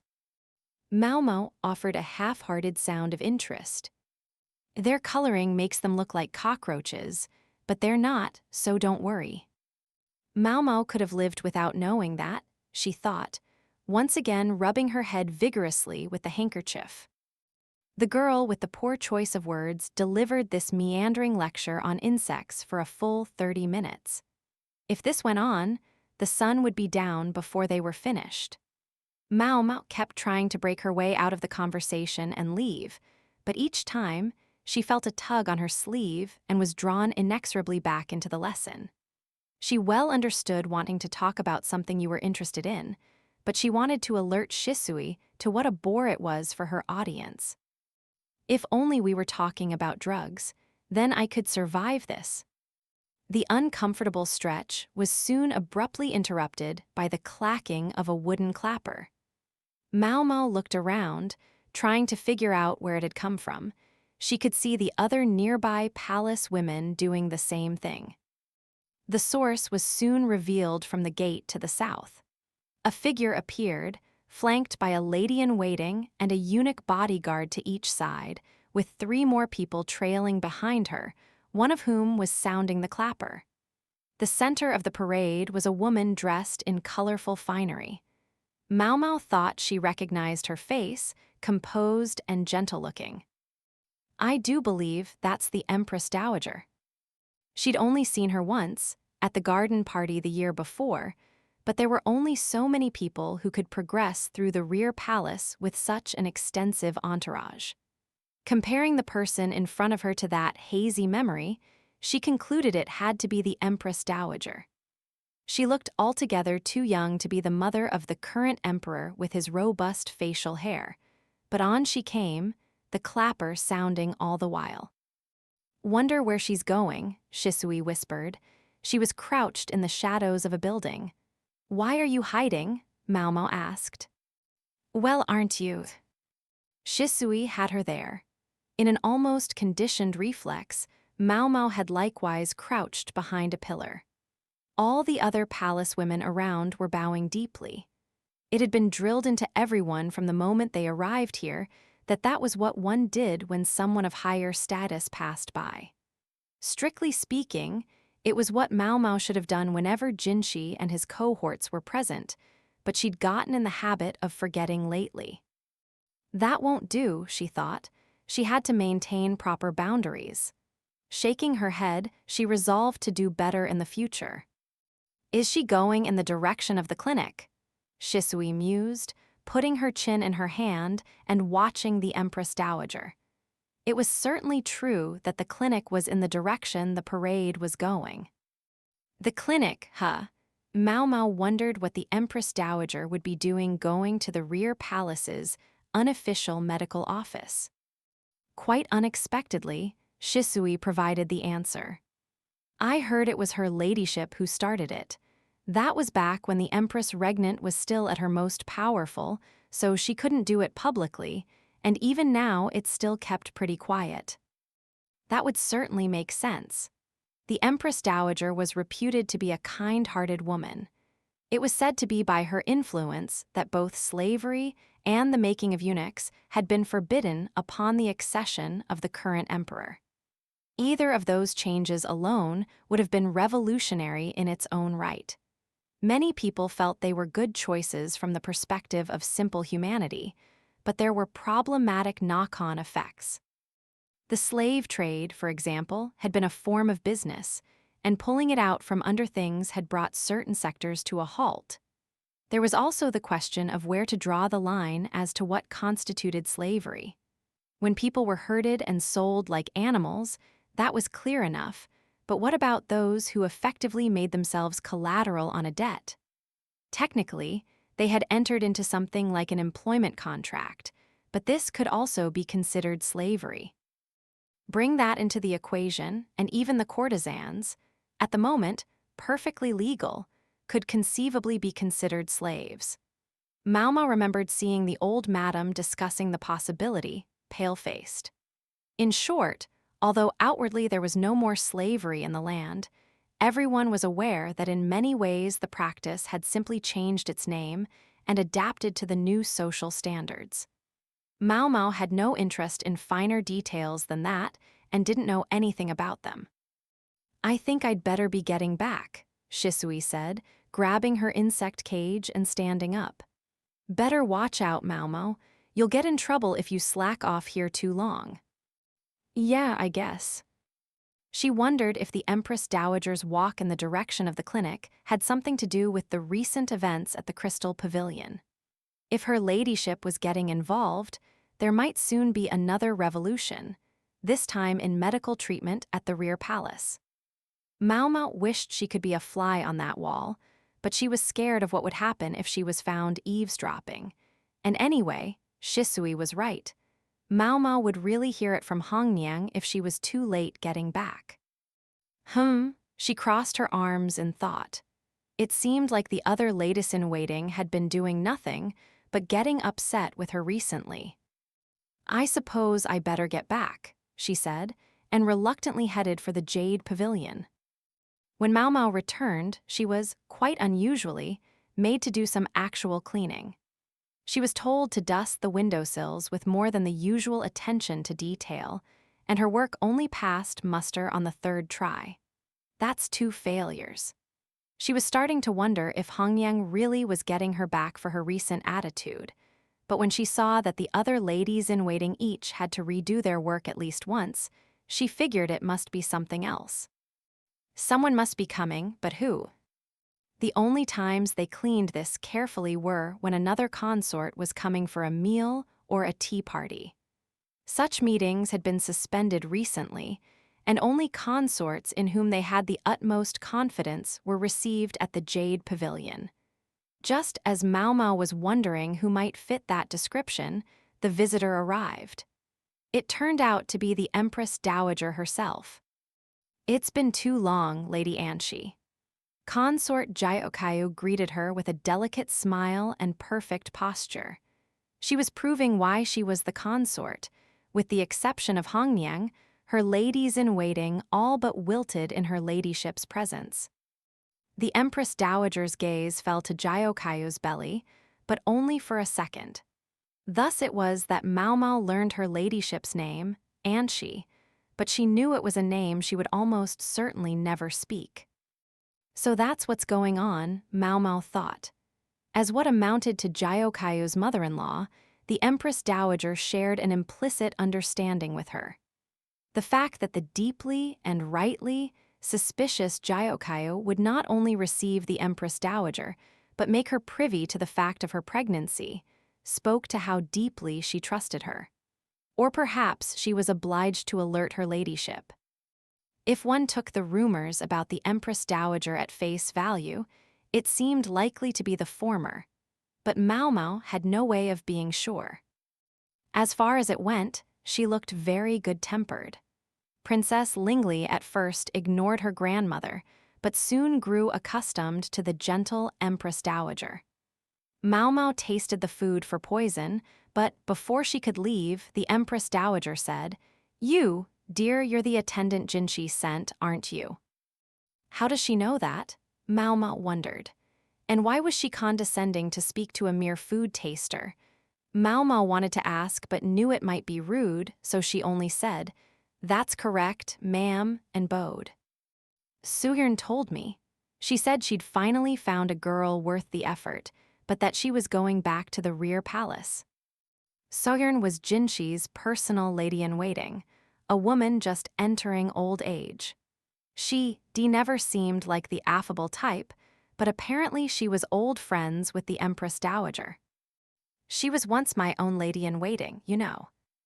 That would explain it. It was common for the daughters of officials to serve as ladies-in-waiting or nursemaids. Then her ladyship glanced at Jiokayu. The perceptive consort appeared to take her meaning immediately. "I'm so very sorry, Lady Anshi, but might you excuse me for a moment to put the princess down for her nap?" she said. Hongyang was holding Lingli, who looked tired from playing with her grandmother. She was largely weaned by now, but it would do well enough as an excuse for Jiokayu to leave the room. Hongyang went with her mistress. So it was that Maomao found herself in a room with the Empress Dowager. "She does know how to take a hint, doesn't she?" her ladyship said, sounding a touch amused. At that moment, she seemed less like Jiokayu's mother-in-law and more like her slightly older friend. Maomao wasn't sure what she was supposed to be doing, so she stood politely and watched the Empress Dowager for any clues. Her ladyship noticed and gestured to Maomao to sit in a chair. "It seems you've helped resolve a great many problems for us," she said. She clasped a glass full of ice to cool her palms. The ice was a gift she'd brought. Consort Jiokayu couldn't let her body get too cold, but she could put the ice in her mouth and enjoy it while it melted. The princess, meanwhile, had been devouring treats made of shaved ice with fruit juice on top. Maomao replied, "I've only offered what knowledge I have that happened to fit the situation." Maomao wasn't spectacularly imaginative. It just so happened that the truth sometimes lurked among the things she knew, which were little more than a window into what her father had taught her. If they were to ask him directly, she believed he would have solved their problems in half the time it took her. It would have been easy to take Maomao's words as contrary, and indeed the lady-in-waiting standing beside the Empress Dowager, a woman of something past 40 who exuded experience, was frowning. It was only the three of them here in this room. Possible misunderstanding or no, however, Maomao wouldn't be comfortable unless she prefaced the discussion with that disclaimer. She had no interest in overselling her own abilities, and she wanted the other woman to be clear about that. Some might say she was selling herself short, but this was one of Maomao's tenets, and she would live by it. "That's enough for my purposes," the Empress Dowager said. Her eyes went briefly to the ground, and it seemed to Maomao, she couldn't be sure, that the kindness in them was replaced for an instant by something dull and vacant. "Whatever you're able to do will be enough, but I want you to investigate something." The lady-in-waiting was watching the Empress Dowager, who slowly shook her head as she looked at Maomao. "Do you suppose I've been cursed by the former emperor?" It was quite a question for the Empress Dowager to ask. Quite a question indeed. Chapter 14, His Former Majesty. The simple truth was that one rarely heard good things about the previous emperor. A foolish ruler, he was called, a pathetic prince, the puppet of the Empress Regnant. Yes, he was called many things, but there was one name above all by which he was known in the rear palace: pedophile. It was the only fitting term, considering that the Empress Dowager and the current emperor differed in age by only a scant 10 years or so. It was true enough that in this world, very young women were sometimes given as wives. Sometimes these were political matches, or else intended to pay off a debt. But this was the rear palace, where women of marriageable age were plenty, yet the former emperor had seemed to focus almost exclusively on the handful of younger girls. It proved he was a pedophile, that much was fact, no matter what else one thought of him. The Empress Dowager had spoken of a curse, but Maomao wondered if it really benefited her to think that way. On her ladyship's belly was a scar left when she had given birth to the current emperor. The birth canal of her still-developing body had been too small, leaving no choice but to cut the child out of her. And the one who had been made a eunuch specifically to help with this procedure was Maomao's unfortunate old man. Perhaps the sacrifice had been worth it, for the boy who would become the reigning monarch grew up spirited and strong, and despite the surgery, the Empress Dowager went on to bear another child, His Majesty's younger brother. At this point, however, Maomao had a thought, a terribly rude thought that might get her slapped in the face if she were to voice it. Namely, was the imperial younger brother indeed the son of the prior emperor? The younger boy, as Maomao understood it, was a year older than she was. That meant the Empress Dowager would have been in her late 20s at the time of his birth, no longer a young girl by any stretch. Maomao didn't care to pursue the matter. She felt that knowing anything about it would only make her life here harder. "I'd like to talk somewhere else, if possible," the Empress Dowager had said, and thus Maomao now found herself outside the rear palace. They were still within the inner court, however, which was principally the residence of the emperor and his children and queen. At the moment, there were upper consorts in the rear palace, but His Majesty had no proper spouse. Of course, Maomao could hardly be there alone. Perhaps her ladyship had been planning this all along, because she'd arranged a tea party that would bring together all 4 of the upper consorts. It was quite a sight. Maomao had even spotted consort Lishu around, but nervousness seemed to be getting the better of her, and she shambled about like a clockwork doll. Maomao mentally put her hands together and prayed for the consort's good luck. "What exactly do you think is going on here?" Yinghua asked with a sigh. She was wearing an outfit that was nicer, but not too much nicer, than her usual clothes. Maomao had done the same. She and Yinghua were both present as ladies-in-waiting to consort Jiaokaio, as were Hongniang, Giyuan, and Ailan. Jiaokaio had left her most trustworthy eunuch bodyguards to look after the Jade Pavilion. A good question. The upper consorts had each been given a room. Although they hadn't gone very far, a tea party was always a place where women competed in glory, and Jyokayo was accompanied by 3 eunuchs who all had their hands full wrangling baggage. That was evidently enough for her, but Lihua had brought 5 eunuchs, and Lulen no fewer than 8, a dizzying number. Incidentally, Lishu was accompanied by only 4 baggage carriers, a state of affairs her ladies-in-waiting seemed to find intensely disagreeable. The room Jyokayo had been given was pleasant, open to a cool breeze and stocked with juices and luscious fruits for dessert. Once Maomao had taken a bite and confirmed the food was safe, everyone dug in. She hardly imagined the Empress Dowager would do anything as ridiculous as poison the snacks, but it was her job to check. What's more, it would have been rude not to eat what had been prepared for them, so Maomao dutifully ate a little more. The food was delicious, as might have been expected of their hostess. Juicy grapes snapped delightfully in their mouths. Maybe they'd been cooled with well water. Since there was still time before the tea party started, Consort Jyokayo instructed her ladies to relax. As for the consort herself, she took the opportunity to doze a little. Tiredness was common in the first stage of pregnancy, but with Jyokayo, it seemed to be going on longer than usual. She slept sitting up so as not to disturb her hair, but a rounded cushion was placed on the chair for her comfort, and a pillow stuffed with cotton was set at her neck. Hong Niang was ready with water to wake her up and tools to touch up her makeup. Happily for all of them, the princess was sleeping soundly with her mother. The point of Yinghua's question seemed to be that it was strange that the Empress Dowager would invite Jyokayo to a tea party, knowing full well that she was pregnant. I know she'll probably try to be considerate about it, but still. Jyokayo's pregnancy was by now an open secret, but actually having to sit there and drink tea with the others might invite some uncomfortable questions. Consort Lihua probably won't be an issue, and I guess we don't have to worry about Consort Lishu either, Maomao thought. Lihua and Jyokayo had avoided antagonizing each other largely by avoiding each other, period.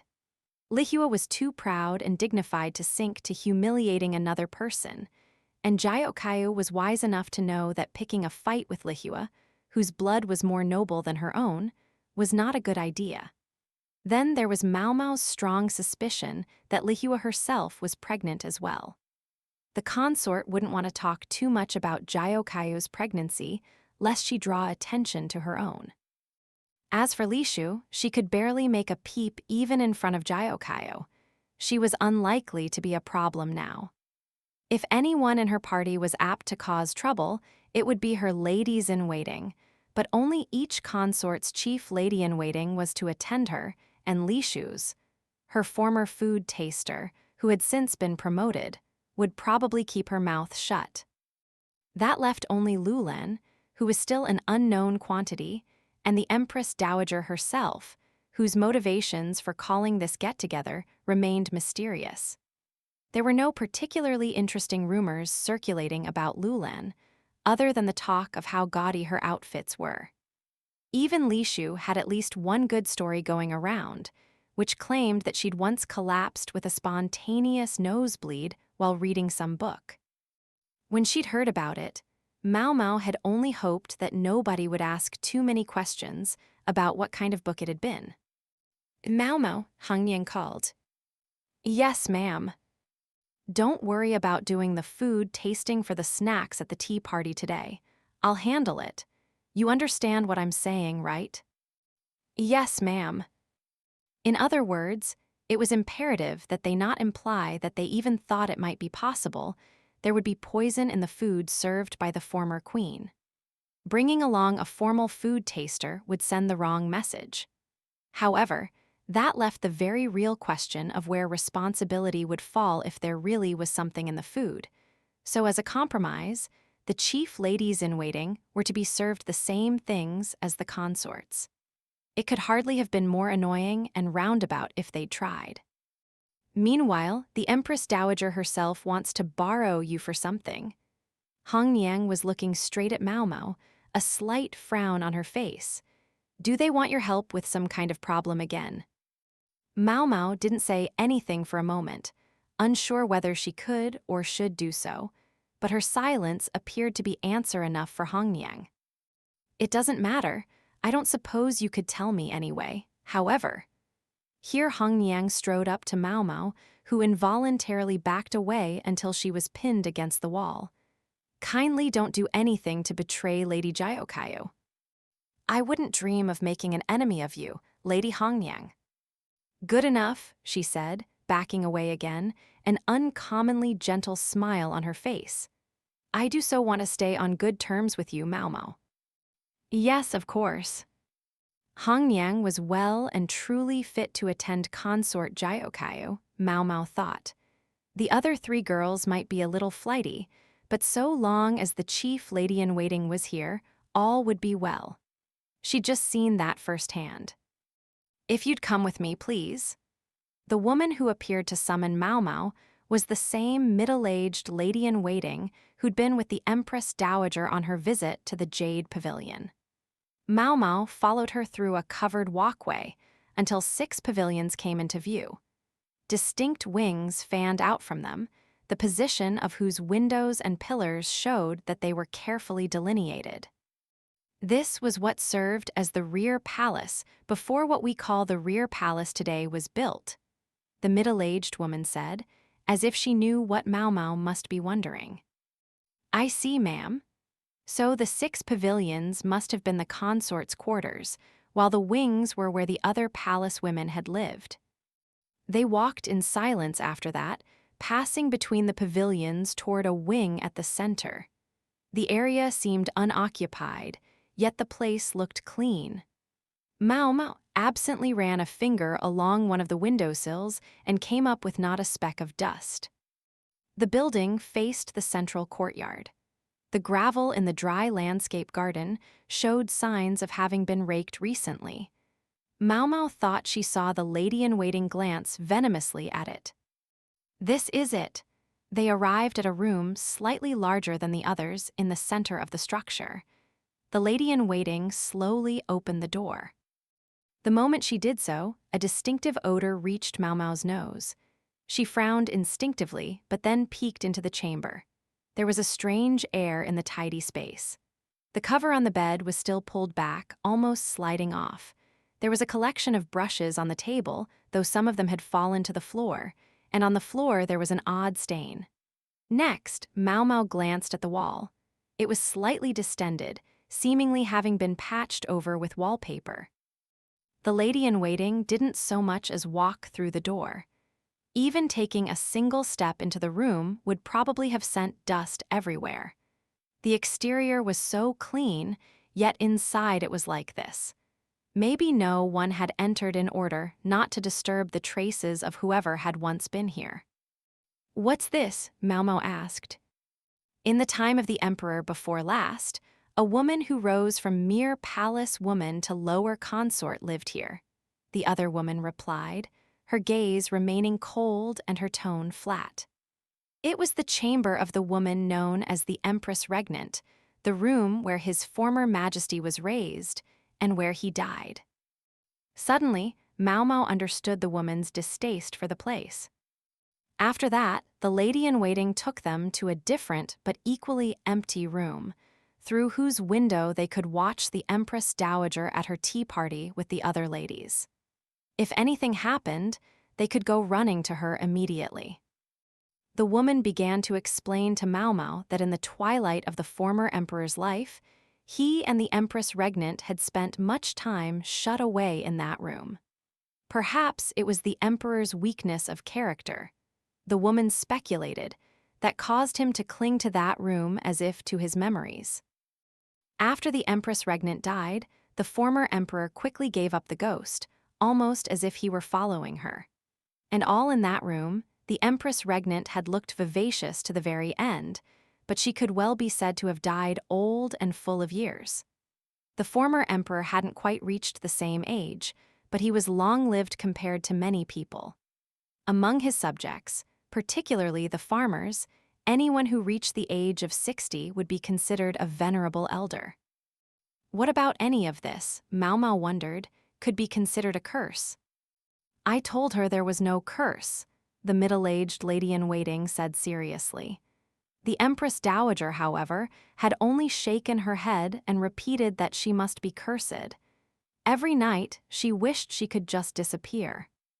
Does she have any specific proof that she's cursed? Maomao asked. The other woman's expression darkened for a moment. Apparently there was something that fit the bill.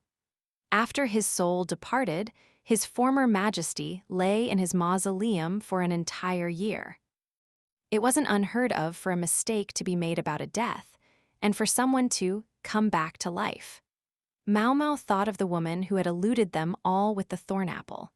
That might be one reason for the long wait, but more fundamentally, there hadn't been time to complete the former emperor's burial site during his life. Leaving his body for a year would give them plenty of time to finish it up. That next year, his current majesty and Lady Anshi went to retrieve the body for burial, but they discovered that the corpse lay untouched by any insects, had not desiccated, and indeed looked almost exactly as it had on the day of the emperor's death. Maomao arched an eyebrow, so it hadn't decomposed. That's right, the mausoleum stays cool in summer, but even taking that into account, it would have been one thing if they had put the dead monarch on ice, but at room temperature, insects would inevitably gather, and the flesh would rot and dry out. Yet none of this had happened to the former emperor's body. His Majesty appeared quite perplexed. He even wondered if perhaps the body had been replaced with a very well-made doll, but in truth it was certainly his former Majesty. When they went to retrieve the former Empress Dowager, they found her in an unspeakable state, but that's normal. I see, all that had really happened was that the body hadn't decomposed, but that could certainly seem very strange. All people return to the earth, be they commoners or nobles. Maomao firmly believed that being born to a different social status didn't mean being made of different stuff. That building is scheduled to be demolished soon, the middle-aged woman said. We'd like you to investigate the matter before that happens. It had been something like 6 years since the former emperor had passed away. His corpse was in a grave far away somewhere, and that building could be said to be the last place left with any significant links to him. If the issue wasn't resolved before it was destroyed, the Empress Dowager would be left to wonder for the rest of her life. Truth be told, Maomao already had an inkling of what might be going on. Ma'am, might it be possible for me to enter that room? Well, it didn't appear to be a decision the woman was authorized to make on her own, but she said, I understand. I'll ask about it. She never took her eyes off the tea party as she spoke. That night, Maomao didn't return to the Jade Pavilion, but for the first time in quite a while stayed at Jinshi's residence. It would put her in the best position to go back to that dusty room the next day. They would need the emperor's permission, but if the Empress Dowager asked him, there was every chance he would agree. Jinshi facilitated the discussion, and soon things were clicking along nicely. She wondered if Soyeon had been part of the talks. To be quite honest, Maomao was afraid of how the chief lady-in-waiting would receive her when she did get back. I think she's been taking it easy on me so far. As Jiaokaiu's chief lady-in-waiting, it was Hongyang's primary duty to protect the consort. She wasn't like Maomao, who on some level served both Jiaokaiu and Jinshi. And no doubt she wasn't thrilled that Maomao was forever running off to the Crystal Pavilion as well. Even Maomao wasn't always sure exactly what her position was. At the very least, she certainly intended no harm to consort Jiaokaiu. But that didn't mean she was willing to help try to bring down another consort. Someone else was in the room Maomao used to occupy, so for today she found herself in Soyeon's quarters. She was a little scared of the old lady, but kept telling herself that she meant no harm. Here's a change of clothes. Sohyun handed her an unbleached robe, and she obediently changed into it. Sohyun's quarters consisted of 2 adjacent rooms in a corner of Jinshi's residence. A cot had been brought in, and there were pretty furnishings all around. Overall, it was a step up from the rooms of the ladies-in-waiting at the Jade Pavilion. I would have been perfectly happy sleeping on a couch or something. But then I would have spent all night worrying about you. Maomao had nothing to say to that. Sohyun was reading a book by a brightly burning candle. How indulgent. Reading in the flickering light would make her eyes go bad, but she was so obviously enjoying herself as she flipped the pages that Maomao thought it might in fact be cruel to stop her. "You're welcome to read something if you like, Maomao. Just pick something from the next room." Thank you, ma'am." Books were precious, so she ought to seize the chance to read when she had it. She went into the next room, hoping there would be something that interested her. If the room with their beds had a unified cuteness, this one was packed with all manner of things, though they were diligently sorted and stored. The bookshelf was in one corner. Maomao started flipping through things, careful to keep the light at a safe distance lest the pages catch fire. Then she shut the book with a bang. Let's just say that no matter how she sliced it, it simply seemed that she and Sohyun had different tastes. Look at this stuff, Maomao thought. She must be awfully young at heart. She was about to go back to the other room when a small box caught her eye. It looked pretty old, but fine gold thread was embroidered around the edge, and it had been carefully daubed with persimmon juice. Interested in that? Maomao turned back at the sound of Sohyun's voice. "It's all right, ma'am. I wasn't planning to steal it or anything." "I know," she said, laughing as she came closer and picked up the small old box. She carried it into the next room, set it on the table, and opened the lid. Inside was a collection of children's toys. These were Master Jinshi's favorites. He had lots and lots of toys, but he would only ever play with the ones he really liked. She picked up a carved wooden doll nostalgically. It was carefully sculpted, parts of it worn with use. How much it must have been played with to get like that when the hands that held it had never known dirt. As fond as Sohyun's smile was, it was also sad. "What do you think of Master Jinshi, Maomao?" she asked. That set Maomao back on her heels, but only for a second. The answer came to her quickly. "I think he's an excellent employer. In the sense that he gives me rare medicines." "Is there nothing more beyond that feeling?" Maomao shook her head awkwardly. Sohyun put the doll back in the box, apparently accepting this. "You know, this toy, once, Master Jinshi had gotten to where he would play with this and only this. So we quietly hid it from him, but that only sent him into a storm of tears. He was inconsolable. Gaeshun ran himself ragged trying to find something to replace it." "Why did you feel compelled to take it from him?" Maomao asked. Sohyun's eyes drifted to the ground, and she smiled again, genuinely sad this time.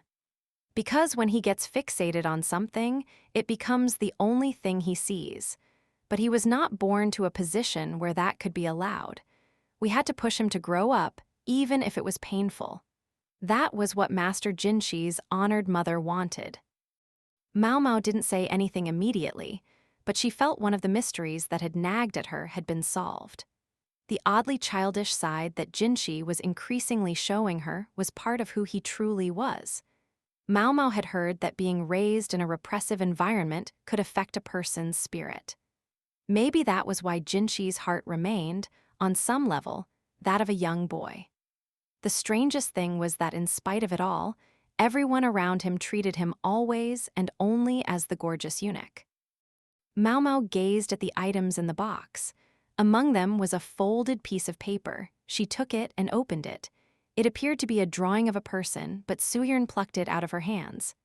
"Ah, that," Sohyun said. "So that's where it went. I was told in no uncertain terms to get rid of it." She almost sounded like she was talking to herself, and conflicting emotions played across her face. Finally, she put the paper away somewhere else. I wonder what that was all about, Maomao thought. She got herself together and looked back at the toy box. One of the items inside was awfully primitive for a toy. It looked like a stone, but the surface was polished. It shone with a gold luster. "May I touch this?" Maomao asked. "Go ahead. Incidentally, you wouldn't happen to have any paper or a handkerchief, would you?" "Will this do?" Maomao took the square of paper Suyern offered her, cradling the rock with it and closing one eye to get a good look. "I do wonder where he got it," Suyern said. He was never in the habit of collecting pebbles. She was smiling again, but Maomao's expression grew harder. "You took it away from him immediately?" "Yes, a stone from who knows where. Well, it can't be very clean." "You're right, and you did the right thing." Maomao returned the stone to the box, still wrapped in the paper. She took a deep breath and then said, "It's toxic." "Good heavens," Suyern said, sounding uncharacteristically out of sorts. Her face went pale and her eyes got wide. "I'm very curious to know what's going on myself, how he got that thing." Even as she spoke, though, a hypothesis was forming in Maomao's mind, but she wanted more proof before she said anything about it aloud. "When he was very young, did Master Jinshi ever enter the inner court?" she asked. "Yes, once in a while." The answer sounded ambiguous to Maomao, but she nodded.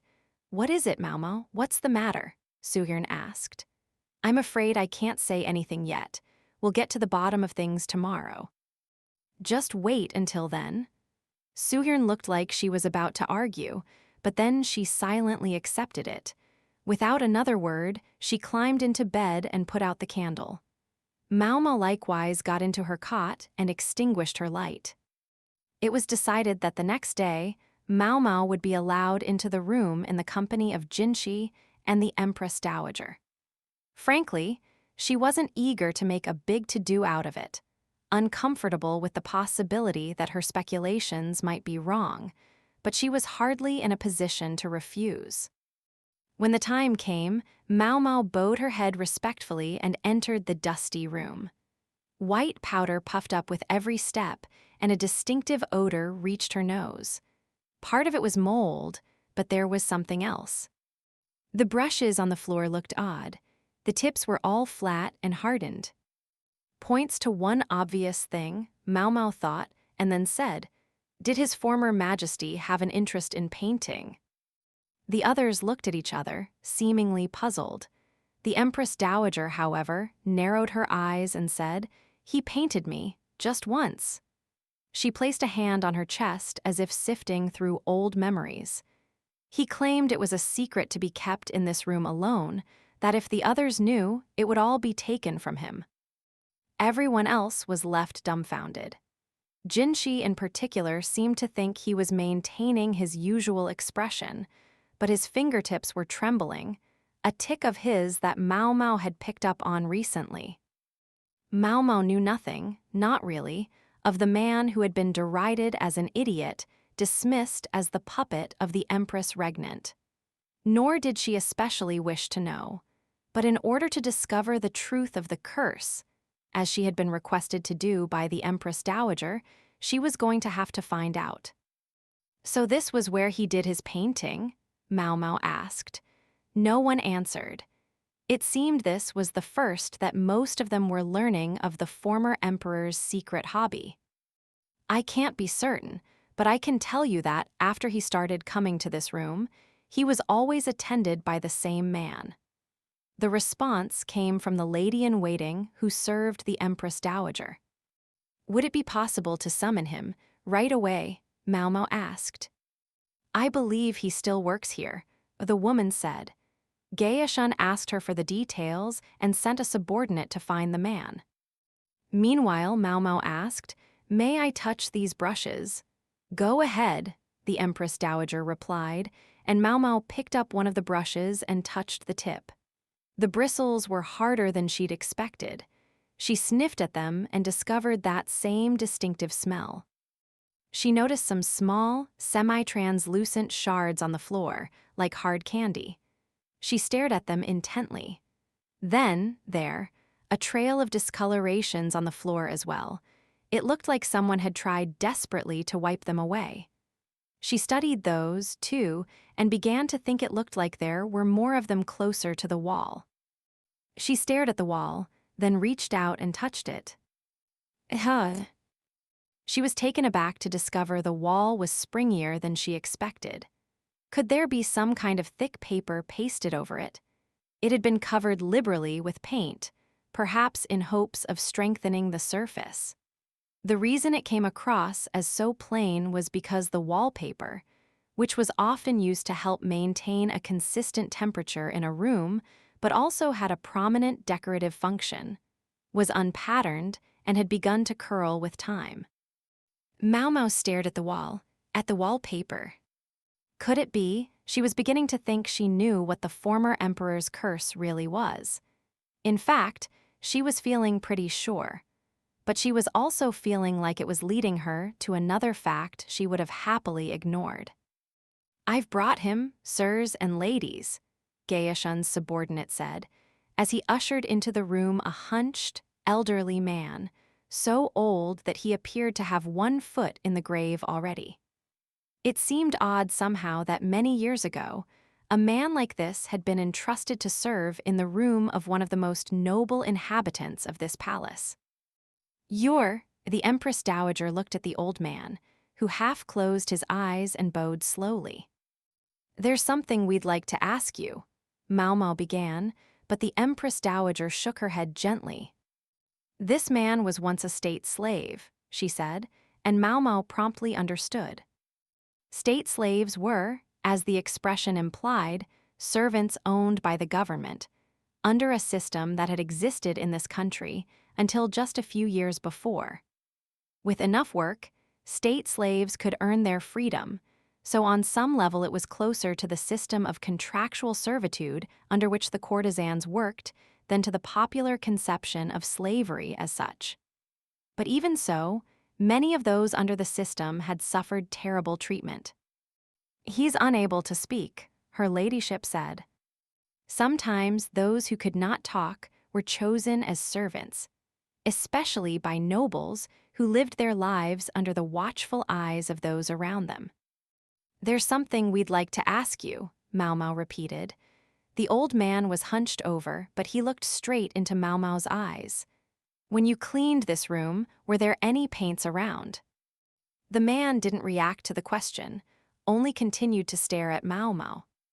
"We think something happened here." Still no reaction. Maybe he was indicating that he had no interest in the chatterings of a little girl. No, Maomao thought, that's not it. She thought he was hiding something. She could see the faint trembling of his wrinkled fingers, a shiver much like Jinxi's earlier. She didn't miss it when his eyes darted ever so briefly toward the wall. Is there something in the wall there? She wondered. Maomao approached the wall once again.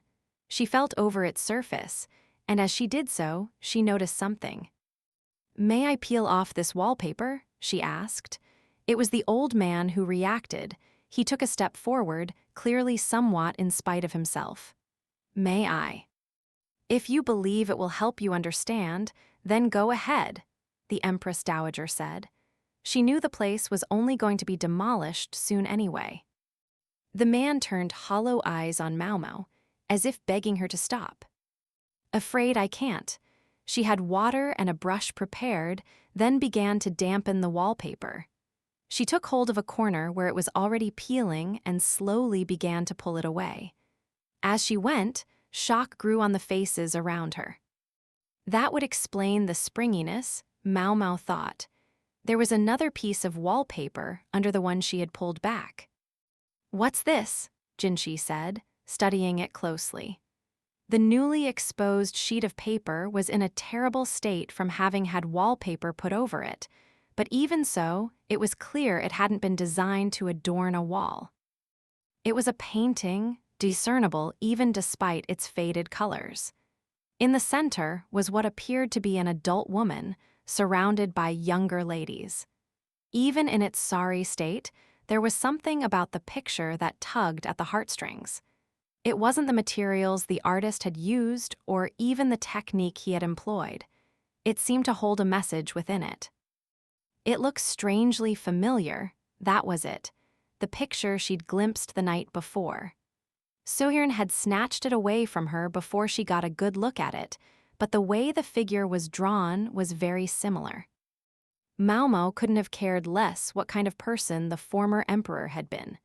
She was thinking only about how, by simple virtue of the fact that he stood at the zenith of his country's hierarchy, he had died without the chance to exercise his true vocation. The paintings made it impossible to deny. When Maomao had finished peeling away the wallpaper, she inspected the surface of the picture. I knew it. She could see daubs of golden paint. It was a brilliant color, also much like something she'd seen the previous night, the stone in Jinshi's toy box. This paint here, I suspect it was made by pulverizing a rock that has the toxic qualities of arsenic. There was a kind of stone known as orpiment, which could be crushed to produce a striking yellow pigment known as orpiment gold. Paints were made by mixing the pigment source with liquid, and at first Maomao had thought perhaps his former majesty had been unwittingly exposed to some toxic substance used in the wallpaper. But when she learned that a young Jinshi had found an orpiment stone in the palace, and then when she had seen the strange shape of the brushes in this room, she'd begun to entertain a different possibility. Either way, the former emperor hadn't suddenly ingested a large dose of the toxin. Rather, his body had absorbed it gradually over time. Arsenic has a preservative effect. It prevents rotting. At the time of the sovereign's death, his body had probably been full of the stuff. The doctors would have been aware of the possibility, but they wouldn't have known exactly where it had come from. They didn't have the authority to tell the emperor what he could and couldn't do. They could only confirm it hadn't been mixed into his food. Painting pictures would be viewed as a base pastime for one who stood at the top of his nation's hierarchy, at least by many. So this man, who was treated like an idiot already anyway, had chosen to hide his hobby, even taking on a mute slave to guard the room where he engaged in it. Maomao let her hand brush the wall. There was still a certain springy quality even though they'd removed one layer of wallpaper. Most likely, each time the emperor had finished a picture, he'd pasted it in here under a layer of the stuff. There must be quite a few more works here. Maomao still had a question, though, about the emperor's painting supplies. The surface of the wallpaper was coated with glue or the like to help pigment adhere easily to it. That accounted for the clear shards she'd found earlier. Likely, he'd been dissolving them to make his paints. As for the brushes, as long as one had access to animal hair, one could make one's own brushes, but what about the reams of paper and piles of stones, the ingredients for pigments, that would be necessary. They couldn't be found just anywhere. Maomao stood looking at the faded golden hue of the orpiment and thought. It seemed to her that everyone here would know who the subject of the painting was, this one adult woman. He'd hardly ever looked at a grown woman, even as a shadow at which he was unable to gaze for long loomed behind him. The Empress Regnant must have known, Maomao thought, must have realized that her own son wasn't fit for the throne. That was why she'd consolidated power into her own hands and worked hard to protect him. To keep safe her child, who had all but stumbled into leadership. It was how she had become known practically as an empress in her own right. How ironic it would be, then, if her last gift to her son had been this place and those painting supplies. Maomao didn't say any of this, but quietly left the room, glancing at the former slave to try to confirm what she was thinking. He, though, had his eyes closed, his head bowed as if in prayer. Perhaps he had been the one who received the supplies from the Empress Regnant and brought them to His Majesty, neither of them knowing that the gifts were poisonous. The Empress Dowager, in contrast, was gazing up into the sky, as if putting a question to someone somewhere beyond the sapphire vault that arched above them. Maybe she had a sentimental streak that inspired the gesture. Maomao shook her head. She bowed in deference. "I've told you all I can." Anchi slowly reached out toward the wall, still covered haphazardly with pieces of paper, a self-recriminating smile on her face. This palace woman, Maomao, had given her ample explanation and more. Indeed, perhaps she had led her to things that would have been better left unknown. Anchi knew perfectly well who the woman was in the middle of the painting on the wall. Though her image was faded, her presence was undiminished. Which one was she? Maybe she was one of the young women surrounding the central figure, but then again, she might not even be among their number. Maybe she'd been nothing more than transient for him, someone simply passing by. The thought made anger surge within her. She touched her belly, the scar she knew was there. It was this scar that had made her what she now was, mother to the country. People regarded Anchi as an object of pity or occasionally of amusement. Some expressed sympathy for her. The poor little girl, his former majesty, had just happened to get pregnant. It was true, he had impregnated a young woman. But Anchi had been aware of the ruler's sexual proclivities in advance. Her father had been a civil official, and Anchi his illegitimate daughter. It so happened that she'd had her first period sooner than other girls her age, and that she had always looked younger than she was. Her father had simply seen a convenient tool and used it. She closed her eyes and remembered the day. One of her relatives had been a eunuch at the rear palace, well-versed in the emperor's behavior. Once every several days, he would visit the rear palace and make the rounds of the upper consorts. Sometimes he visited the middle consorts as well, but never did he stay the night. He might take a meandering walk through the gardens, but sooner rather than later, he would leave. Anchi entered service as a lady-in-waiting to one of the middle consorts, an older half-sister of hers. The older woman knew nothing of Anchi's father's plans and spent all her time pining away, hoping his majesty would come to her. And indeed he did, giving Anchi her chance rather sooner than she had expected. Guided by a eunuch, the sovereign came to see his newest middle consort. Even at her young age, Anchi could see he wasn't very interested in the visit. Although her half-sister, whose every thought was of attracting the emperor's attention, appeared oblivious to the fact. She didn't remember how exactly it had started. Just that suddenly, the emperor was shoving her sister aside, causing her to tumble to the ground. He himself leaned against the wall, his face cast down. The proper thing for a lady-in-waiting to do in such a situation would have been either to go to comfort her mistress, or else to apologize to the ruler for whatever impertinence had provoked him. But Anchi did neither. Instead, she said, "Are you quite all right, sir?" This might have been considered improper in its own right. Indeed, the eunuchs around his majesty told her forcefully not to touch him and pushed her away. She thought she might be punished along with her half-sister, but things turned out quite differently. All her half-sister had tried to do was to touch the emperor, and only gently at that. She'd dreamed of the rear palace, and now she was there, and her sovereign was more beautiful than she had ever imagined. Raised to be a butterfly, to be a flower, Anchi's half-sister had simply gotten carried away. Anchi, though, had caught a glimpse of the emperor's expression as he stared down at the ground. His willow-like eyebrows were knit together, and tears poured from his eyes. It must have been his left arm her half-sister had touched, because he was rubbing it vigorously as if to get rid of the sensation. This was not the image of a man who stood at the top of his nation. It was a weakling terrified by a middle consort who could barely pull herself up off the floor. And who should approach that timorous man but a heedless 10-year-old girl? Time passed, and as Anchi ceased to look like a little girl, the emperor stopped making any effort to visit her. Perhaps she, too, had now become the object of his fear. Anchi's half-sister had been driven mad by jealousy. She had ultimately been married off to get her out of the rear palace, and what became of her after that, Anchi never learned. She'd heard that years later, Her half-sister had died of illness.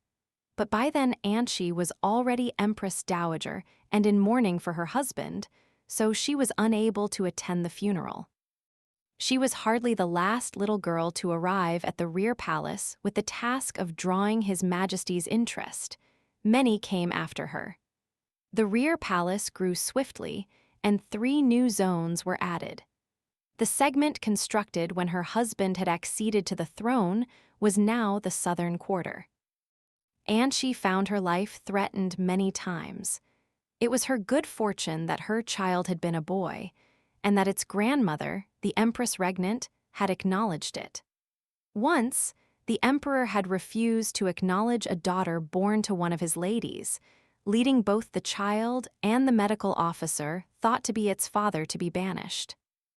Until then, medical officials had been the only men exempt from castration while serving in the rear palace.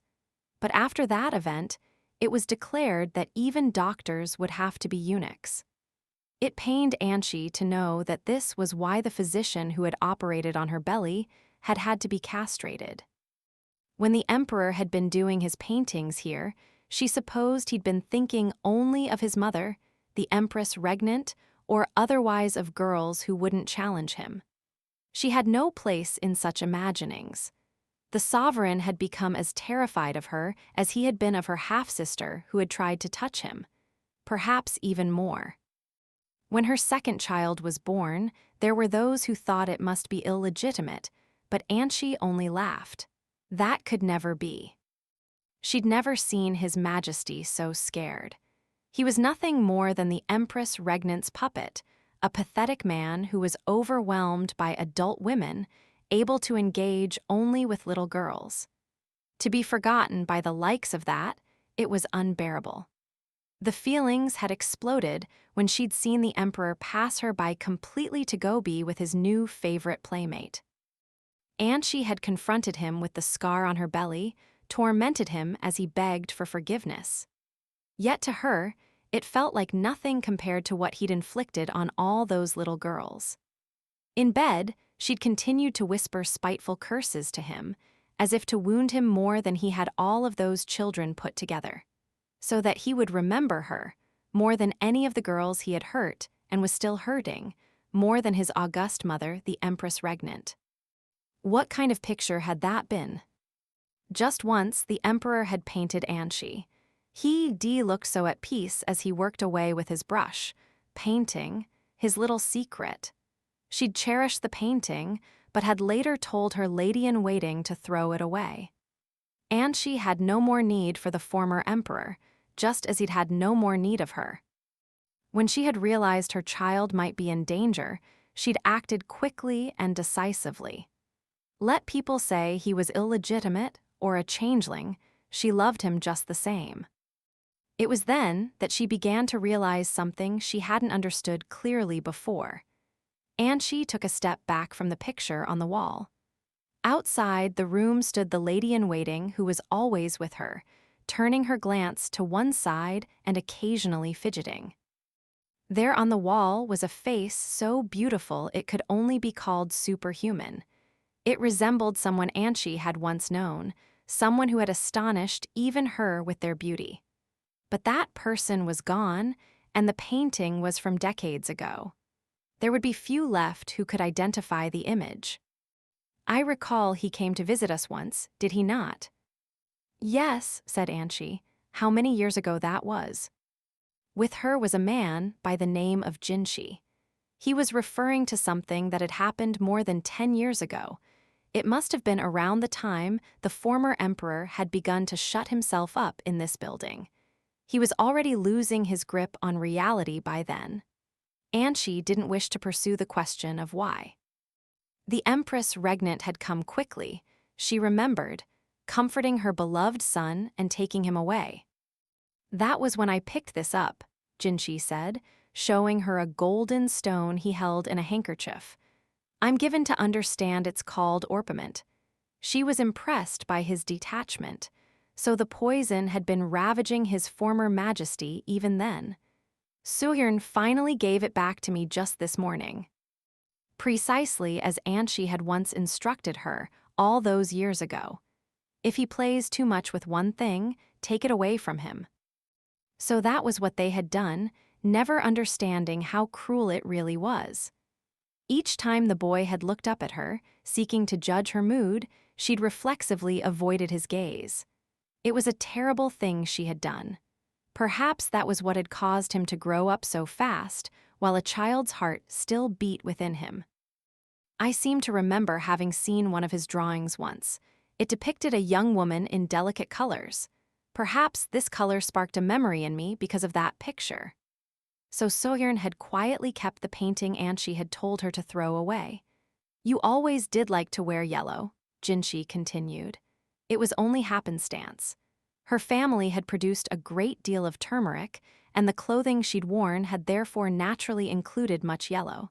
She'd simply never stopped wearing it. Finally he asked, "Is the woman in that picture indeed the Empress Regnant?" "I certainly don't know. What do you suppose he was trying to communicate at that moment?" "I certainly don't know. Nor was there any way to find out now. It was her choice to not even ask the question."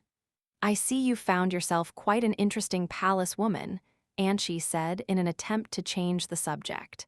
"Someone who's quite useful." It was true, she could hear it in his voice, but she could also tell it wasn't everything. She fought and survived on this battlefield far longer than he. How many years did he think she had been watching him? "I see." She half closed her eyes, feeling she had to communicate this much at least. "But if you don't take care to hide your favorites, someone might hide them from you." And with that, Anchi returned to her own room. Chapter 15, Scary Stories. The long-promised new palace women finally arrived. 3 of them came to the Jade Pavilion. Everyone but Maomao seemed to know them already.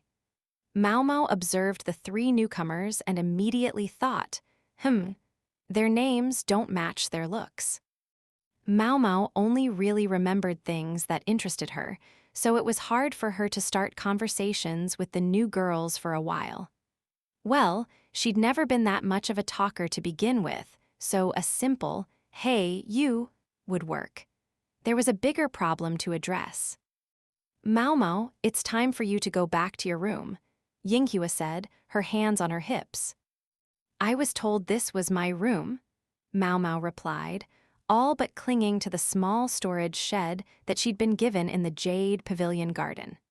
She destocked it full of tools and dried herbs. Why, she'd finally finished moving them all from her former quarters. That was just a joke, obviously. Why would you take it so seriously? What kind of example would this set for the new girls? Yinghua wanted to know. "It's no problem, just let me stay here." Come on, the girls are looking at us." They made quite a sight, Maomao clinging to a post in the shed and Yinghua trying to detach her from it. Chief Lady-in-Waiting Hongyang would never stand for 2 of her subordinates making such a display. Maomao and Yinghua both took a good smack. Maomao moved back to her old room in the end. When she saw the scads of equipment and ingredients in the storage shed, though, Hongyang seemed at last to accept the reality. She reported the matter to consort Jyokayo, and the consort, ever partial to interesting things, laughed and said Maomao could do as she wished with the shed. She had to sleep in her quarters, but otherwise she could do what she liked. Maomao marveled at what a fine boss she had, but Yinghua, predictably, looked put out. Now she watched as Maomao gleefully began working in the little building. The tea party was over, and they had no more obligations until dinner. With the 3 new girls, the amount of work any one of them had to do had plummeted. "Sai, this won't do." That remark Yinghua had made, Maomao didn't really think it was any of her business, but she'd said it out of concern for Maomao, probably in hopes that she would start getting along with the newcomers sooner rather than later. At snack time today, she'd likewise tried hard to get Maomao and the new trio all involved in the conversation. Yinghua was thoughtful that way. Maomao set down the polyporacea mushroom she was holding and looked out of the storage shed at Yinghua. After a moment she said, "I'm sorry. I know I've been a bit self-absorbed." It's all the same to me, Yinghua said, her lips still pursed.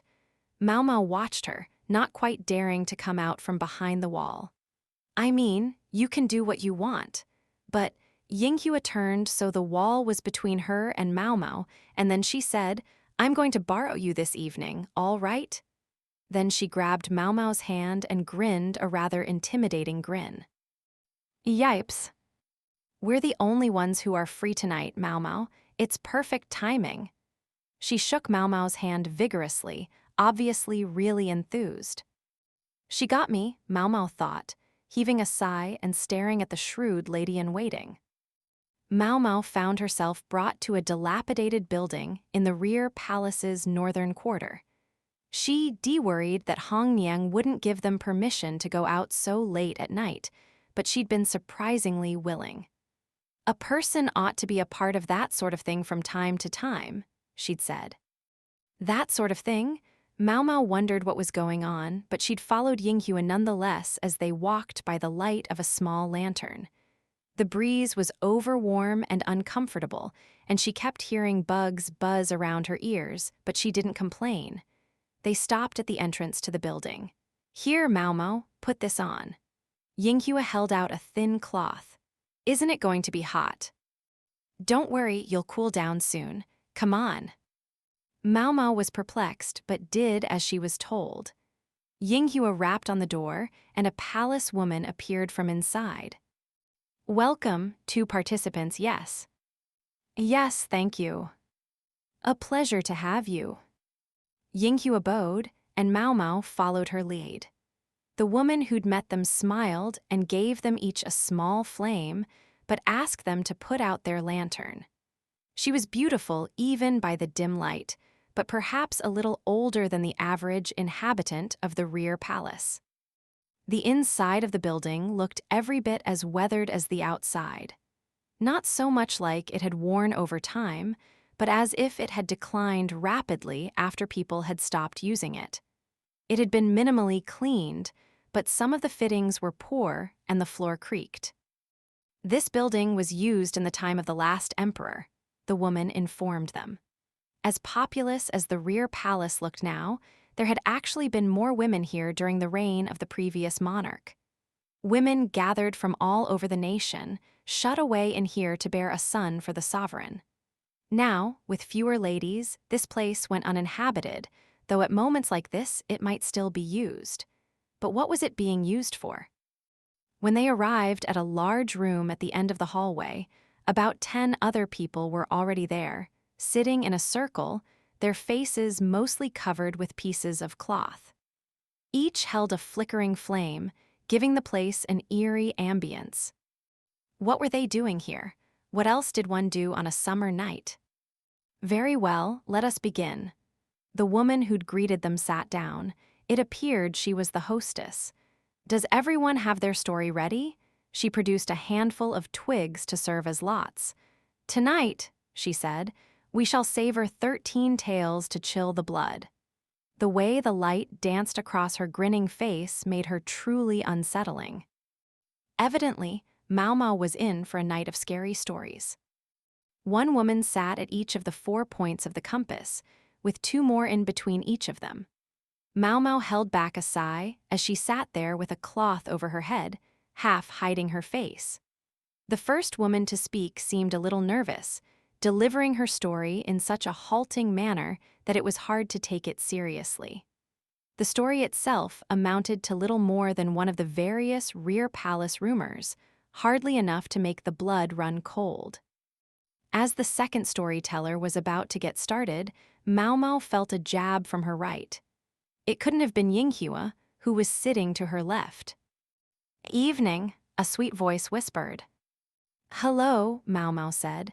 She recognized the other woman, even with half her face covered. It was Shisui. In the low light, she hadn't noticed her until now. Shisui sleepily offered something to Maomao. She thought she caught a whiff of the seashore, then realized it was dried squid. Want some? Shisui asked. Yes. Maomao took a big bite, chewing slowly so as not to make any noise. The second woman told a perfectly unremarkable scary story, But at least it was a scary story, unlike the first woman's attempt, and she managed to spook a few of the attendees. Indeed, the cloth slipped from Yinghua's face, and from time to time she could be seen peeking out from between her fingers. That was her business, but she would also occasionally cling to Maomao. She was awfully strong for her relatively small size, and a couple of times Maomao was almost strangled. So she's a scaredy cat, but she still enjoys this, Maomao thought. It wasn't that unusual. She'd probably invited Maomao along because she was afraid to come alone. Maomao wasn't particularly fond of storytelling get-togethers like this, but they seemed to be widely accepted in the rear palace, where there were so few amusements. After all, even Hongniang had agreed to let them come here, and Shisui was present as well, although Maomao had the feeling Shisui would have managed to show up with or without permission. And so it went, until half the women had told stories. Each time one of the tales was over, one of the lights in the room was extinguished, so that now there was half as much illumination as there had been at the beginning. The seventh woman's turn to tell a story came. Maomao listened vacantly, chewing on a mouthful of squid. The woman's flame flickered on her pale face as she began to speak. Black. This is a story from my hometown. There's a forest there, which everyone has always been told not to go into. They say if you do, you'll be cursed, and your soul will be consumed by ghosts. One time, though, there was someone who didn't listen. Someone who went in anyway. See, that year, the harvest had been especially bad. Not quite bad enough to starve, but there was one house where the breadwinner had just died, leaving only a child and its mother. No one had enough extra resources to help them, and the child was constantly hungry. One day, the child went into the forbidden forest, thinking maybe there was something to eat in there, and in fact they came back with all kinds of nuts and berries, which they showed their mother, smiling. "There's lots to eat in there," they told her. She tried to prevent the child from saying any more, but it was too late. The village chief summoned them and reminded them not to go into the woods. After that, they had no choice but to stay away from the forest. After all, otherwise they would have been ostracized by the entire village. It didn't matter how much food there was in there, they just had to give up on it. But then something very strange happened. That night, some people saw a flickering light floating near the house of the mother and her child. And come the next morning, the woman and her child had collapsed. The villagers, fearful of the curse, wouldn't go near them, and before long they died. The child went first. Before the mother died, however, she said, "Listen, I have something wonderful to tell you." She smiled as she said it, and as she attempted to tell them whatever it was, she died. Even today, no one in my village knows what she wanted to say, but everyone stays away from those woods. Well, almost everyone. Once in a while, somebody decides to go in anyway. And when they do, that night, a little dancing flame visits their house and steals their soul. Huh, I get it, Maomao thought, listening to this basically quite common story as if it all made sense to her. In her mind, it didn't exactly have a real scare in it, but everyone else was shivering as they listened. It was probably the atmosphere in the room. It was designed to cause that sort of reaction. She finally swallowed the dried squid, which had gotten nice and soft, and a new piece was promptly offered to her. "You look awfully calm," Shisui whispered to her. Like Maomao, she showed no sign of having been unsettled by the story. "I guess." "Why?" "I'll tell you later." Revealing the secret behind the story here and now would only spoil things. But often, such stories contained a kernel of truth. Maomao listened as the tales rolled on. Yinghua continued to grip her hand tightly, grabbing onto her any time anything remotely frightening came up. In due course, it was Shisui's turn to tell a story. Maomao rubbed her eyes. She was feeling lethargic and tired. Not only had they packed more than 10 people into a small room, everyone was wearing copious perfume, maybe self-conscious of any body odor. Maomao, with her keen nose, was getting a little tipsy on the aroma. Shisui, meanwhile, slid the cloth off her head and held her flame up near her face. She'd always looked young for how tall she was, but her balanced features took on a certain imposing authority in the dancing light. "This is a story that comes from a country far to the east," she said, lowering her girlish voice for effect. Gradually, she ceased to sound like a young woman and began to remind Maomao of a veteran storyteller. In this land, there was a famous monk.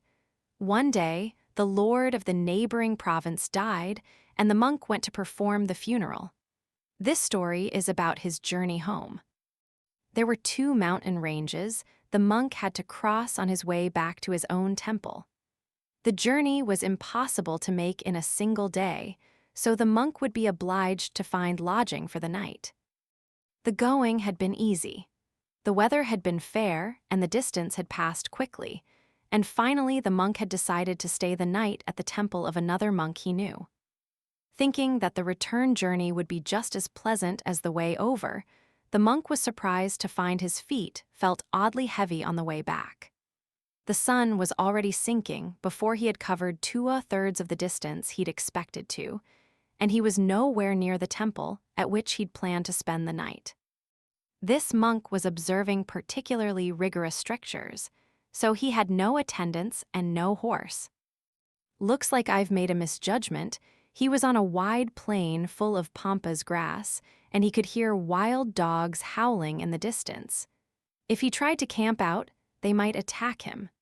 So the monk picked up his pace, and soon he came upon an old peasant hovel with a thatched roof. He hurried up to the door and knocked. "Pardon me, is anyone home?" From the hovel emerged a young couple. The monk explained his situation and begged them to let him stay the night, even if he had to sleep in the corner of a storeroom. "My, but you must be tired from the road." The young wife received the monk most hospitably. She offered him eggplant and cucumber, and although she claimed they were nothing special, he found them quite delicious. The husband, for his part, watched the monk with suspicion. And who could blame him with an unknown traveler suddenly arriving at a young couple's home? The monk had few possessions, including only the scantest amount of money to pay for lodging. Yet the couple treated him as an honored guest, preparing a place for him to sleep in the next room. Deeply grateful for the soft bed, the monk wondered if there was anything he could do to repay them. About the only thing he could think of was to chant a sutra, and so that was what he did, sitting down and intoning a holy text. Normally, he was utterly focused while reciting the scriptures, but today he was oddly, acutely aware of the sounds around him. He could hear the wind in the grass, along with a noise rather like a bell. Insects, maybe. The monk continued to chant, but he listened closely, and then he realized that the bell-like sound was a person's voice. "What shall we do, dear?" It was the lady of the house. "Nothing to do, it's enough." Another bell, the husband's voice. The monk thought they sounded strange, but once he had begun chanting a sutra, he never stopped until he was finished. Now, dear, that will never do. I don't want to be left alone." The woman was raising her voice. They didn't seem to think the monk could hear them, but his ears were better than the average person's. He knew it was wrong to eavesdrop and tried to make himself focus on his chanting, but he couldn't stop the voices from reaching his ears. "You can think what you want." The wife again. "I'm going to do it anyway." Do what exactly? The monk felt a shiver run down his spine.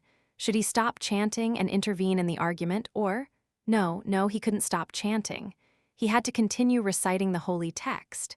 He wasn't sure why, he just felt it. Yes, why? Why was his whole body trembling? He had goosebumps everywhere, right up to the top of his head, which had been shaven bald for so long. What is this? Come, let's do it. The unsteady sliding door hushed open, revealing the woman holding a hatchet, her eyes wild. The monk let his eyes shift to look at her, but with his mouth he continued chanting. "Where's that monk? Where'd he go?" The woman swiped with her hatchet just in front of the monk. Whoosh, but she seemed not to notice him. "Where is he? Did he run away?" The woman left the room, her shadow stretching out, forming strange shapes, inhuman shapes, and then another bizarre shadow joined her. "Search, my love. We must find him, or else, the woman was in a panic. Why was she panicking? Otherwise, there was a trying like a bell. Then there came a munching as of someone chewing up paper. The chewing went on and on.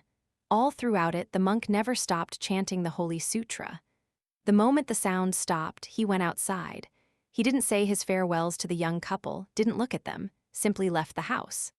There, he found an insect's brownish wings lying on the ground. Trying. He heard the sound of a bug from the pampas grass, and then it faded. The monk brought his hands together in prayer over the tattered insect wing, and then, still chanting, he walked off into the night. Everyone listened raptly to Shisui's story. Maomao reflected on how important intonation and delivery were. Usually so airheaded and innocent, when she was telling her story, Shisui sounded like a completely different person. She looked it, too, with the light of the flame flickering across her face. She almost looks familiar, somehow, Maomao thought absently as she regarded Shisui in profile. But then the other girl looked at Maomao and grinned. She blew out her flame, disposing of the wick and oil in the brazier in the middle of the room. "Okay, you're next," Shisui said, smiling guilelessly once more.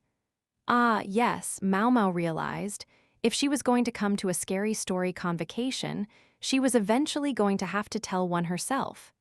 She nodded. "What should I say?" Maomao wasn't the type to believe in these kinds of tales, which made it hard for her to come up with anything compelling. Left without any other options, she decided to tell a story she'd heard from her old man. "This happened some decades ago," she began. "It was claimed that a small, floating flame, said to be a wandering human soul, appeared near a graveyard." Now that Maomao was the storyteller, Yinghua let go of her, pulling her cloth around herself until only her eyes were peeking out. Thinking it most peculiar, some brave young people decided to go find out the truth of the matter. And when they did, Maomao could see Yinghua biting her lip. If she was so scared, she should just cover her ears, Maomao thought. They discovered that the explanation was perfectly mundane. A man who lived in the area had been walking among the graves.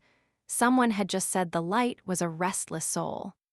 Unfortunately, the story she was telling wasn't quite the eerie tale everyone had been expecting. Yinghua let out a breath that seemed at once relieved and disappointed.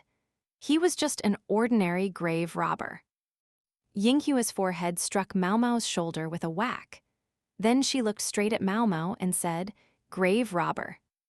Yes, he was obsessed with some bizarre curse, and was trying to make a concoction that was supposed to work on all kinds of illnesses.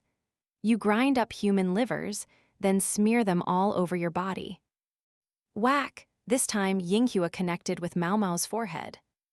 "That's the story," Maomao said, rubbing her head. Yinghua was next, but her story was something less than coherent. Nonetheless, she got through it, and then there was only one light left. Holding it was the woman who had greeted them. Come to think of it, with a woman seated at each point of the compass, and 2 more in between each of them, that came to 12 attendees. But this woman had said 13 stories. Maomao wondered what was going on here. The last woman told a tale of the time of the former emperor. She spoke of a moment when the population of palace women had grown too large, when only a handful of them were His Majesty's bedfellows. Maomao just couldn't seem to follow what she was saying. Her head was spinning. She gazed vacantly at the brazier before them. The speaker came to some terrifying conclusion, sending a shiver through everyone else. But Maomao didn't really hear what she was saying. Now, as for the 13th story. Their hostess was just about to throw the final light into the brazier when Maomao stood up and opened the window. "Hey, Maomao," Yinghua tried to stop her, but Maomao wasn't about to let her. The wind rushed into the room, blowing everyone's coverings aside. Maomao took a deep breath of the fresh air and let it out again. No wonder I was starting to feel dizzy, she thought. The extinguished lights had all been put in the brazier.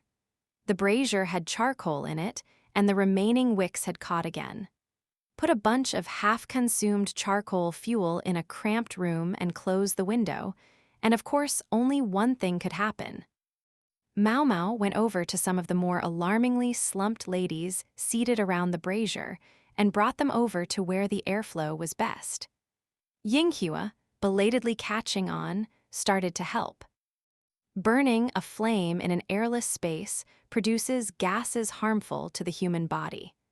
That was why she'd felt in more and more of a stupor as the night went on. I was too slow noticing it, Maomao admonished herself, wondering why she hadn't picked up on it sooner. At the same time, she realized her actions had been rather rude to the host. She turned to the other palace woman to apologize, but didn't see her. "Bah, and I was so close too," she thought she heard someone say, but there was nobody there. "So what was with that one story?" Shisui asked. The meeting had broken up with everyone drifting away. Yinghua was giving Maomao a look as if to ask who's this girl. Shisui still had her cloth over her head, seemingly happy that way. "What one story?" Maomao asked. Shisui meant the story of the flame in the forest. She hadn't forgotten that Maomao had promised to tell her the story's secret. The prohibition on going into the woods might have been a superstition, but that doesn't necessarily mean there was no good reason behind it. For example, suppose the forest was dangerous. Suppose it was full of food, but also full of things that couldn't and shouldn't be eaten. That could have inspired the ban. And what then? Suppose someone new came to the area, someone who hadn't grown up in the village. By then, "You mustn't eat what grows in the forest, for it will harm you," had over many years become simply, "Don't go into the woods." And precisely because people had observed the restrictions so scrupulously, nobody knew how to distinguish what was and wasn't edible in the forest. All of this suggested the following. Racked with hunger from the crop shortage, the mother and child tried to sustain themselves on the abundance of the forest. Knowing they were violating the village's customs, however, they did it secretly when no one would see. They snuck into the forest in the brief moments of twilight, while there was still light but it was difficult to see anyone, and gathered mushrooms and berries. They returned home with the sunset, never knowing what they had harvested. "There's a fungus called the moonlight mushroom," Maomao said. It looked much like the ordinary oyster mushroom. "It looks quite edible, but in fact it's poisonous and induces nausea when eaten. As its name suggests, it has one unusual characteristic. Namely, the mushroom glowed after dark. The fruiting body was indeed quite delicious, so delicious, in fact, that she hadn't been able to help herself from chopping one up and eating a bit of it, whereupon her old man had forced her to vomit it back out, one of her most pleasant memories. In any event, the mother and child had gathered the mushrooms before they glowed, so they never knew what they had as they walked along that dark path. The glowing of the mushrooms in their basket might have looked to some distant observer like the floating flames believed to be wandering human souls. Meanwhile, when the woman and her child got home and lit a light, the fungus would cease to shine, looking perfectly normal as they emptied out their harvest and ate it. Moonlight mushrooms weren't ordinarily poisonous enough to kill, but what if they were eaten by someone who was severely malnourished? The child would die first, followed by their mother. Then there was the question of what the woman had tried to say at the end. Perhaps she tried to tell the other villagers there are delicious mushrooms in the woods, or something of the sort. A little act of revenge toward the neighbors who had refused to help her or her child. So that's what it was. Shisui fluttered her cloth, looking satisfied. Then she said, "Okay, I've gotta go this way." And then she went pattering off like a little girl. She struck Maomao as quite a free spirit and not especially interested in what anyone else thought, not that Maomao was one to judge. "Huh, so it's not so scary after all," Yinghua said. She was puffing out her modest chest bravely, very much the opposite of how she'd acted earlier. "I'll bet the other stories have explanations like that too." "Maybe," Maomao said. "I wonder." Together, she and Yinghua headed back to the Jade Pavilion. "Oh, you're back earlier than I expected," said Hongniang, who was waiting for them. She was doing some stitching, making little adjustments for the fast-growing princess. "Yeah, things got a little wild at the end," Yinghua said. "I suppose so," Hongniang said, as if this made perfect sense. "After the lady who always hosted those gatherings died last year, I was a little worried about who would take her place." Hongniang set down her needle, sighed softly, and rubbed her shoulders. She was a thoughtful woman. I owed a lot to her kindness myself. I'm sorry it was all over for her before she even got out of the rear palace. Maomao studied Yinghua's expression. Her earlier bravado was deserting her, her face turning pale. "Her about this lady. This is strictly between us, but she was one of the former emperor's bedmates. I don't much like get-togethers like that, but it was one of her few amusements, and it would have been churlish to stop her. After she passed last year, I have to admit I felt sorry to think of the tradition simply disappearing. I'm glad someone stepped up to keep it going." Hongniang put her sewing tools away in a lacquered wooden box, and with another sigh, she went to her bedroom. Maom couldn't help thinking that Hongniang's story sounded familiar somehow, and then she realized that it resembled the tale the hostess had told. She couldn't remember the exact details, but judging by Yinghua's bloodless expression, she was thinking the same thing. Maomao crossed her arms and puzzled over it. The world was full of things she didn't understand. In any event, she was glad the convocation had concluded before they had become the 13th story. Yinghua, terrified, insisted Maomao stay with her that night, leaving Maomao too stifled to get much sleep. Chapter 16, Beating the Heat. Maomao headed for the main room. They said she was wanted for something. When she got there, she found a eunuch draped across the couch. Maomao bowed politely, then went and stood before consort Jiokayu. "Lady Jiokayu, you asked for me." "Oh, it wasn't me," Jiokayu said, taking a sip of some warm juice. She might normally have preferred some fruit wine with luxurious ice in it, but Maomao had advised her to abstain on account of her pregnancy. Hongniang was trying to make up the difference by fanning her. "I'm the one with business for you," said Jinshi, his face as gorgeous as ever. Gaeshun was performing the same service for him as Hongniang was for Jiokayu, fanning industriously. That would normally be a task for some more menial servant. The fact that none was present suggested there were secrets afoot yet again. "What sort of business, sir?" Maomao asked. Jinshi looked at Jiokayu and said, "I'd like to have her back for a few days." He was clearly referring to Maomao. As for having her back, she was technically on loan to consort Jiokayu to look after the consort's health until the child was born. One wasn't normally allowed to return to the rear palace after having left it, but it seemed special dispensation had been granted, along with special conditions. "Goodness, and what am I supposed to do for a food taster while she's gone?" Jiokayu asked pointedly. "You needn't worry about a thing. I'll lend you my lady-in-waiting in the meantime. She's quite experienced with poisons, if not quite so much as this young woman. I wonder, can I trust her?" "You wound me, ladies." Jiokayu had a mischievous smile on her face. When Jinshi referred to his lady-in-waiting, Maomao could think of only one person, the not quiddlerly Soyern. Yes, she would certainly do well enough in Maomao's place. She was a shrewd one, if nothing else. But in that case, Maomao wondered, who would look after Jinshi?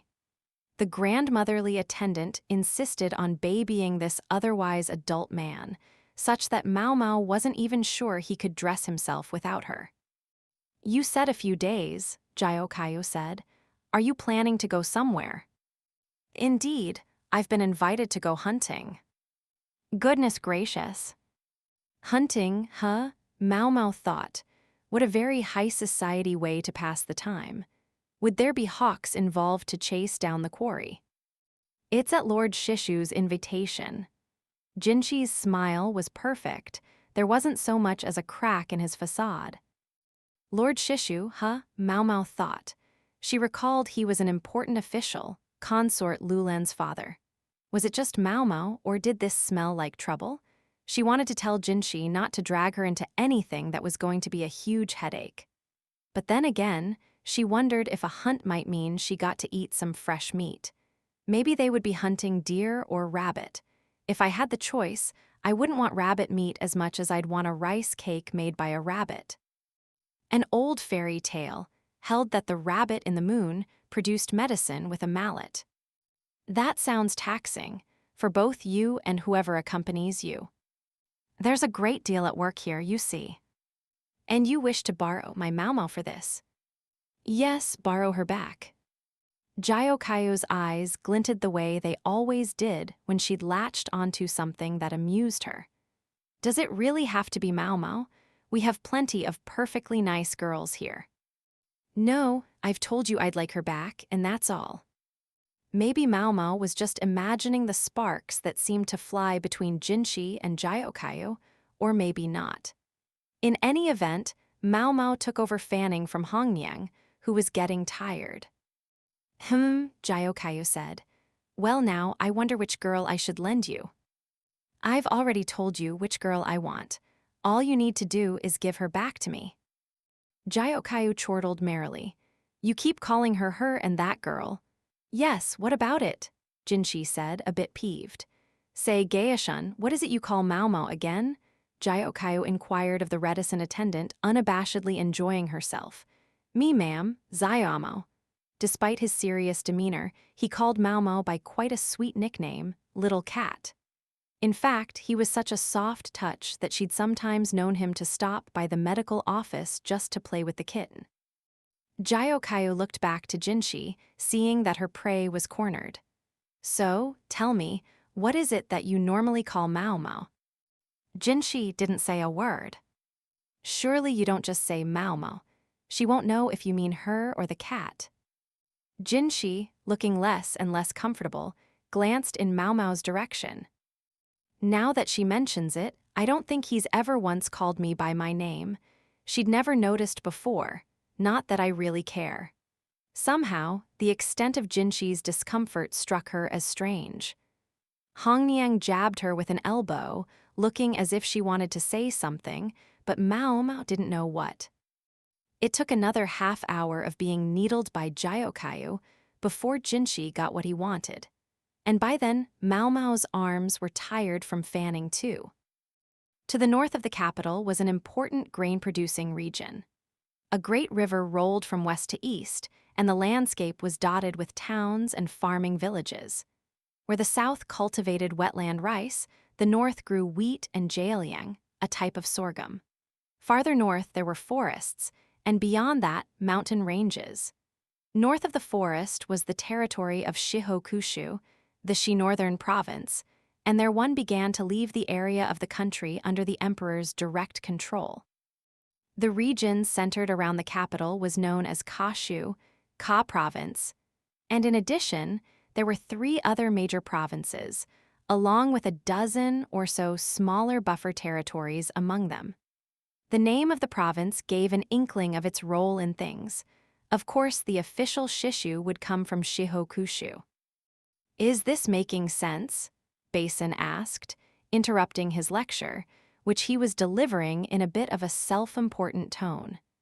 He was a young man with a perpetually furrowed brow, perhaps a year or 2 older than Maomao. How did the nation's founding myth go again? Maomao thought to herself. The country in which she lived was called Li. The name was only a single simple character, but it told a whole sprawling story of national creation. At the top of the character were a few strokes representing a plant, while below that the character for sword was repeated 3 times. The plant represented Ka, a name that literally meant blossom and referred to the imperial ancestors, specifically to Wangmu, the mother of the imperial line described in the old stories. The sword stood for men of martial valor. It was said that 3 warriors had accompanied Wangmu, hence the 3 swords in the country's name. Maomao seemed to recall that there had been many more annoyingly detailed stories to go along with this, but she'd been fighting back yawns the whole time she listened, so she didn't remember them very well. The only other thing she seemed to recall was that there was a difference in the sizes of the swords. 2 of the swords sat at the bottom of the character, and the other stood above them. The one on top was larger, while the 2 below were smaller. This also explained why the otherwise self-possessed emperor could hardly look Shishu in the eye. The north, which is to say the topmost sword, was summoning high officials, proposing a long, relaxing hunt.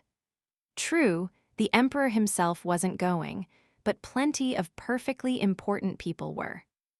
All of this was being explained to Maomao by the warrior sitting across from her. Rattle, clatter, they were in a carriage, and they were on the move. A horse-drawn carriage, traveling at a leisurely pace, could cover about 12 kilometers in the space of an hour. Including rest periods and time to change horses, they'd been traveling for half a day already. My butt's getting sore, Maomao thought. She was tempted to let her real feelings slip and propose they do something to remedy their situation, but at least she had a cushion to sit on. Everyone else was in the same boat, so complaining wouldn't get her anywhere. Instead, she looked silently out the window. Her hair was done differently than usual, making her head feel heavy. Her shoulders slumped. If they were going to be on the road this long, surely they could have done her hair later. Whether at Shishu's invitation or not, getting from the capital to Shihokushu was no easy matter. It was too far away for a day trip or even an overnight jaunt.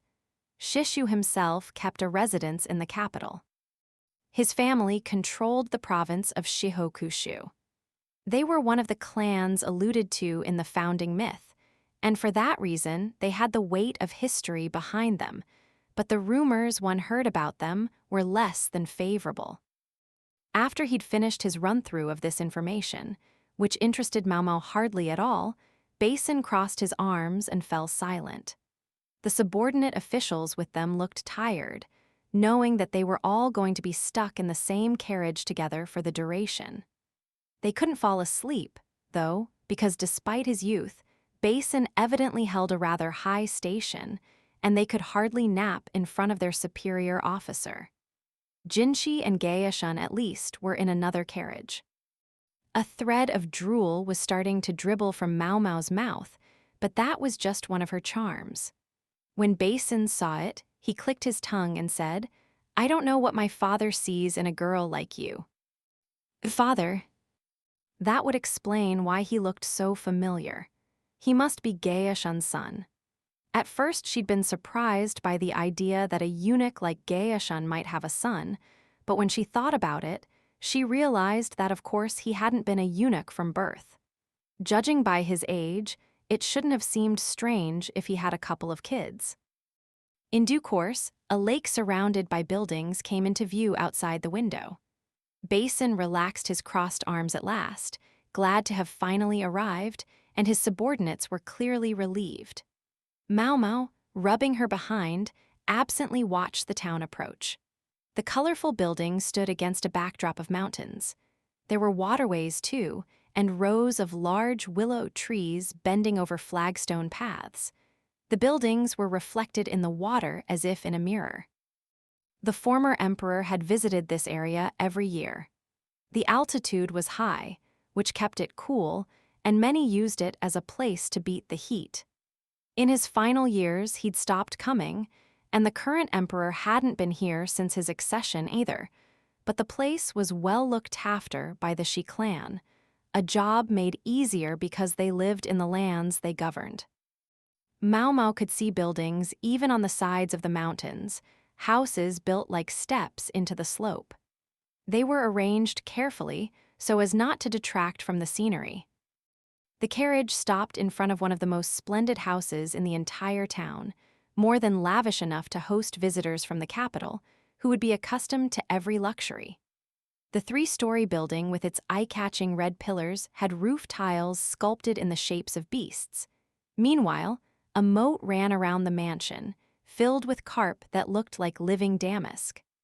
A black lacquered fence bore dragons and tigers in places. The craftsmen must have carefully soldered them on. It was distinct from the kind of decoration one typically saw in the capital. Maomao was studying it intently when she felt someone jab her in the side. She looked up to see Basin glaring at her.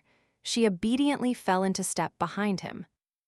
As soon as they arrived at their rooms, Jinshi flounced onto the couch. His and Gaya Shun's quarters were in the same building.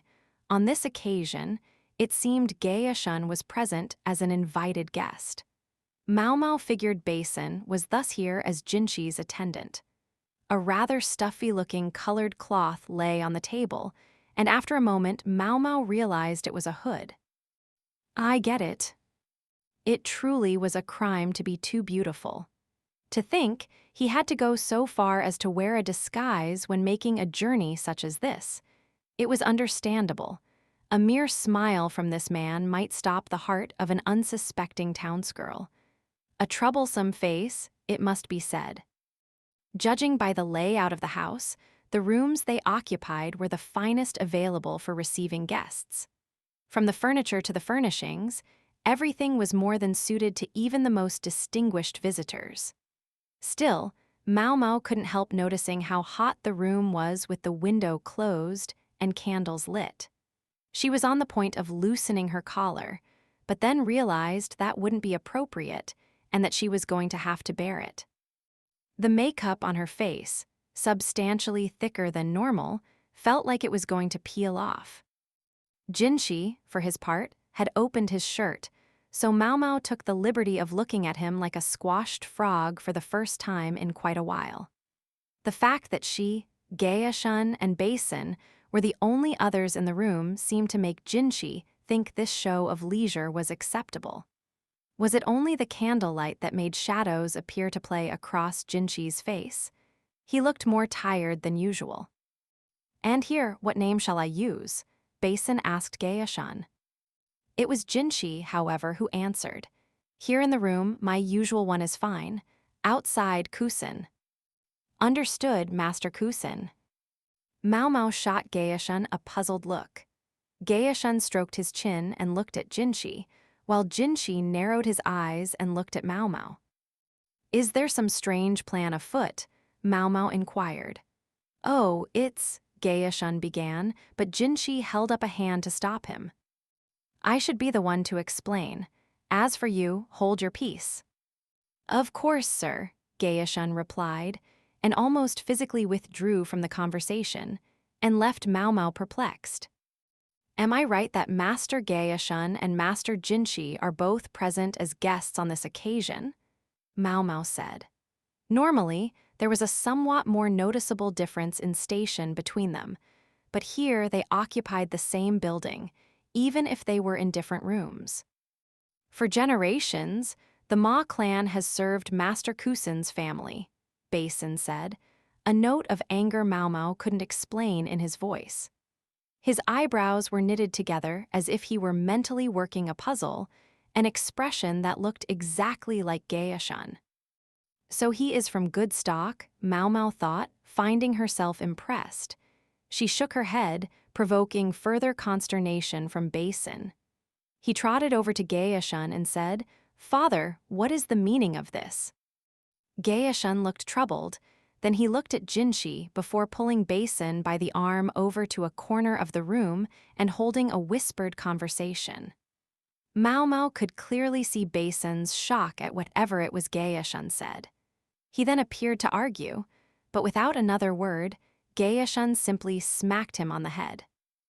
Maomao wondered what they were doing over there, but she wasn't especially worried about it. She set about tidying up the luggage instead. If she didn't stick to the job, she'd get a piece of Soyeon's mind later. Aged or not, that attendant could be fearsome indeed. The hunt was to be held the next day. They would spend today at the mansion. An evening banquet was held in the garden, but Jinshi and the others showed no sign of leaving their rooms. They simply stayed in with the windows and doors shut tight, passing the time by reading books or playing Go. The chambers were warm and stuffy, but they requested ice to make things a little more bearable. It was brought to them from the ice house by a rider going at full speed in the middle of summer, truly the height of luxury. When Gaeshun spotted Maomao looking at the ice with utmost envy, he was kind enough to quietly slip a piece to her. What a really, truly thoughtful eunuch. Personally, Maomao thought they could solve most of their problems just by opening the windows. Finally, unable to help herself, she asked, "Why don't we open the windows?" She'd been asking Gaeshun, but it was Jinshi who answered. "Do the food tasting for our dinner," he instructed her, looking frustrated. He added that then she would understand. Maomao was given a small sample plate of the dinner, and she tasted it just as she always did. There was a long pause. "You see now?" Jinshi asked, eyeing the sumptuous food but still looking exasperated. The dinner, which had been loaded onto a cart, appeared to include only the finest ingredients. "Indeed," Maomao replied, "soft-shell turtle." The soft-shell turtle was renowned for never letting go once it had clamped its mouth onto something. Its blood was considered an aphrodisiac, and the meat could be presumed to have the same property. When Maomao tried a sip of the pre-dinner wine, she noticed that although it had been given some smoothness with fruit juice, in fact the alcohol was pretty stiff. It wasn't just the appetizers and the apéritif. The ingredients in the side dishes, the entrée, and even the dessert all appeared calculated to make the eaters more energetic. Gaeshun dug through their luggage and produced some portable rations. It looked like they were going to have a modest dinner despite the gorgeous food sitting in front of them. "Aren't you going to eat it? It's not poisoned," Maomao said. "It may not be poisoned, but it's still not fit to eat," Jinshi replied. "In fact, I'm amazed you can keep such a straight face when you've eaten that stuff." He and Gaeshun were both looking at her as if they couldn't believe what they were seeing. In a corner of the room, Basin was boiling some water, and when it was already so hot. "It tastes wonderful. It would be suspicious if there were any leftovers, so you don't mind if I eat it, do you?" "Fine, if that's what you want." Jinshi pursed his lips as he looked at the thoroughly satisfied Maomao. She, meanwhile, savored another sip of turtle soup. Jinshi watched her closely. "How is it? Is it good?" "It is. I don't have particularly fond memories of soft-shell turtles, but this I can live with." "What do you mean, memories?" Jinshi asked. He picked up the tureen of soup, beginning to look interested. "Oh, nothing important." Maomao had been in the habit of helping her adoptive father ever since she was little. That included going to market to buy ingredients for medicines, and once she'd run into an unsavory character on one of these trips. An exhibitionist who had undone his belt and opened the front of his robe. Needless to say, he hadn't been wearing his skivvies. He seemed to show up especially often in winter, and she always wondered if he didn't get cold. Maomao, startled, had made to run away, and in the process she dropped the purchase she'd been holding. It happened to be a live soft-shell turtle, and... "Okay, enough, I don't need to hear any more." Jinshi put down the tureen, a traumatized look in his eyes. Gaeshun and Basin, father and son, wore similar expressions. Apparently she'd slipped up again. Gosh, the courtesans always love that story. It made her realize afresh, as she set aside the empty plate, that she didn't even speak the same language as those of better breeding. Still, what a waste of a good meal. There are plenty of good things here besides the turtle. You're really not going to eat any of it. She urged the leftovers on them. It was far too much food for her to finish all by herself. There was no way that some dried meat, reconstituted with the hot water, and dried boiled rice would sate 3 grown men. There must have been a meal sent to Gaeshun's room as well. Maomao supposed he had refrained from eating it because it had the same sorts of ingredients. "You're sure it's all right?" Jinshi ventured after a moment. "Be my guest. It would be such a waste to leave leftovers," Maomao thought. "You're absolutely sure?" he said, staring intently at her.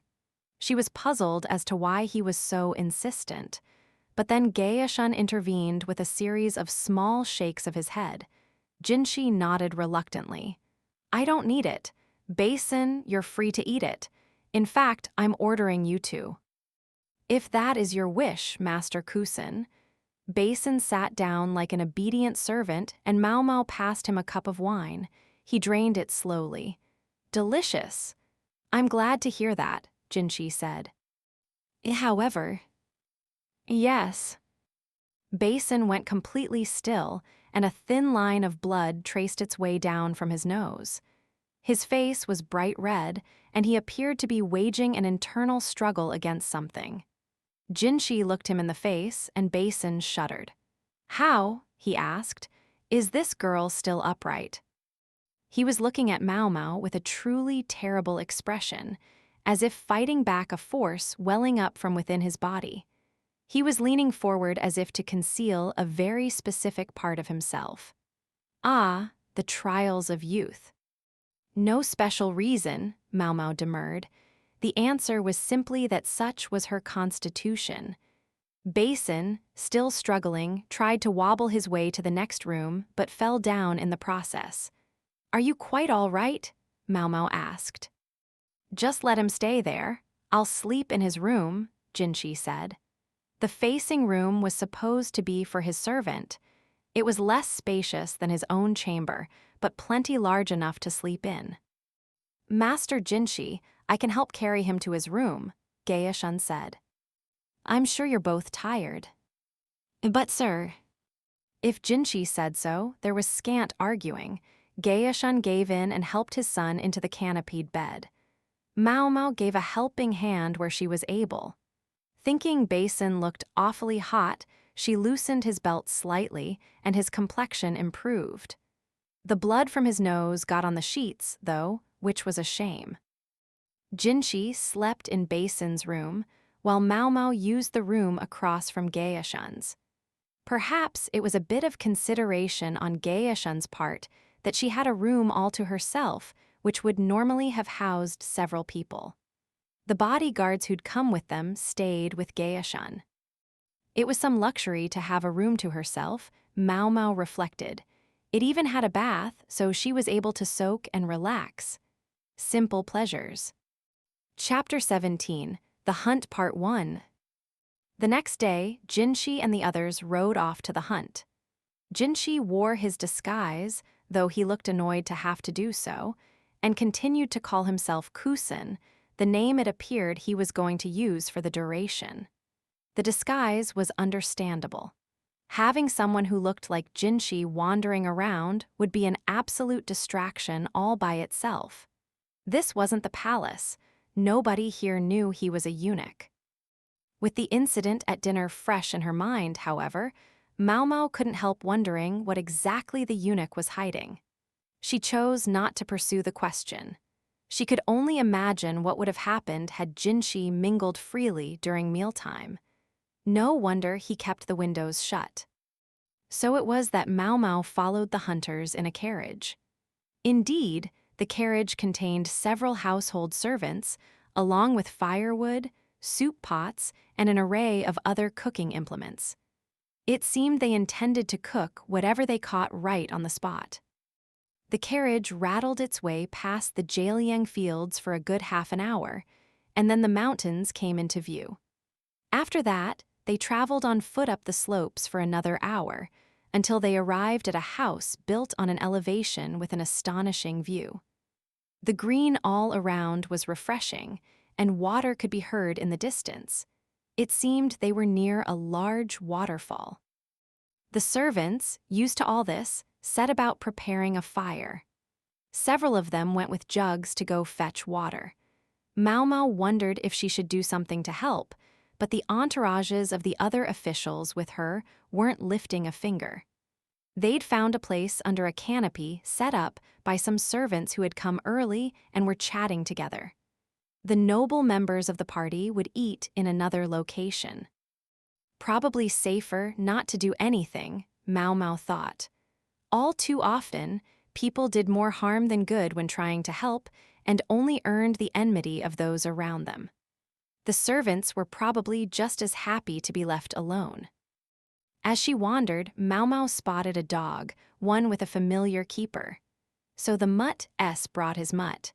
It was Lihaku, who was something of a big, friendly dog himself. Wondering what he was doing there, Maomao went over and squatted beside him. He was busy rubbing the dog's belly, but when he realized someone had approached him, a suspicious look crossed his face. "Hello," he said. "Hello," Maomao replied. That voice, oh," he clapped his hands and nodded. "Young lady, it's you. What are you doing here? And looking so much lovelier than usual, too." "So glad you finally noticed." Between the fact that she had no freckles and that she wasn't wearing her usual outfit, he seemed not to have realized it was her at first. He was a man who knew how to be rude as ever. "Yeah, but seriously, why are you here?" "I was personally requested to attend." That's really something. One of Lihaku's good qualities was that he didn't think too hard about things. Maomao had spoken to him without really thinking about it herself, but maybe this wasn't the best time to be revealing who your acquaintances were. "You know, it was the same for me," Lihaku said. "Somebody asked for me by name to be part of the guard unit." He sounded somewhat put out about this, though he continued to stroke the dog's belly. The animal wore a collar, and Maomao surmised from the breed that it was a hunting dog. Unfortunately for him, they would be hunting with hawks today. The dog would just have to cool his heels. That must have been why he and Lihaku were here holding down camp instead. You just keep an eye on the dog," they said. Evidently, though he'd been asked for by name, the other bodyguards, themselves proud men, all had effectively ostracized him. Lihaku had been making his way up in the world lately, but the higher you went, the more fierce the resistance became. Lihaku pursed his lips, but not because he was upset. He was making some ridiculous FSSH sound, pushing the breath out of his mouth. He seemed to think he was whistling. "You're very bad at that, sir." "Yeah, thanks, pipe down." He gave Maomao a smack on the head, then pulled at a string around his neck, producing a long, narrow tube that looked vaguely like a flute. Having given up on whistling, Lihaku put the cylinder to his lips and blew on it in the dog's direction. The animal jumped up and looked right at him. With a series of long and short blows, he could make the dog sit and stand on command. "He looks very smart." "Sure is. When I need him, I can get him to come running from kilometers away." Then he gave 3 short bursts on the whistle, followed by 4 longer ones. The dog came over and sat in front of him, wagging his tail. "He's so smart, but they want to use that." He looked at the sky. Maomao couldn't help following his gaze, and above them in the blue she saw a tiny black speck circling. Personally, she thought when hunting in the mountains, which were full of physical obstacles, it was probably wiser to use a dog than a hawk, but maybe hawks carried more prestige. Maomao wouldn't turn down some wild rabbit, though she dearly wished she might have some boar meat instead. But they weren't going to catch a boar with a bird. Maomao contemplated what a good forest this was. A wide variety of trees grew here, and that likely meant a wide variety of fine medicinal herbs and mushrooms. I guess they probably don't want me going in there, she thought. She was feeling fidgety. She glanced around. Lihaku was completely absorbed in playing with the dog. She didn't think anyone would notice her. But still. She started looking around, and almost before she realized it, the sun had passed its zenith. The air was full of the fragrance of sizzling meat. They were at the mountain retreat, where the wine flowed freely and women brought the cooked game around. About 10 officials sat in chairs, and a table nearby held more side dishes. The room had been designed for good airflow, and buckets of water had been placed at their feet. There were servants with large fans present, and every effort had obviously been made to relieve the stultifying heat of a summer hunt. Shihokushu had a cooler climate. As befitted a place people went to beat the heat, but today the fine weather and the damp breeze conspired to make everything feel warm. Servants solicitously came by with food. Additional meat had been cooked to supplement the catch from the hunt, which wouldn't have been enough for everybody. Anyway, unlike fish, game wasn't necessarily at its tastiest immediately after being caught. Maomao stood behind Geishun, watching the proceedings with detachment. Geishun had a seat of his own. Attendant girls and palace women stood at attention behind the various officials. You know, now that I think about it, outside of his master's room, Geishun didn't spend much time in Jinshi's company. Instead, Basin attended him, and Maomao naturally fell in with Geishun. A strange-looking man occupied the seat of honor. His face was hidden behind a mask, and he hadn't so much as touched his food, nor the wine either. Basin stood attentively behind him. He has to wear that thing even here. Must be tough, Maomao thought. She didn't feel it particularly concerned her, though.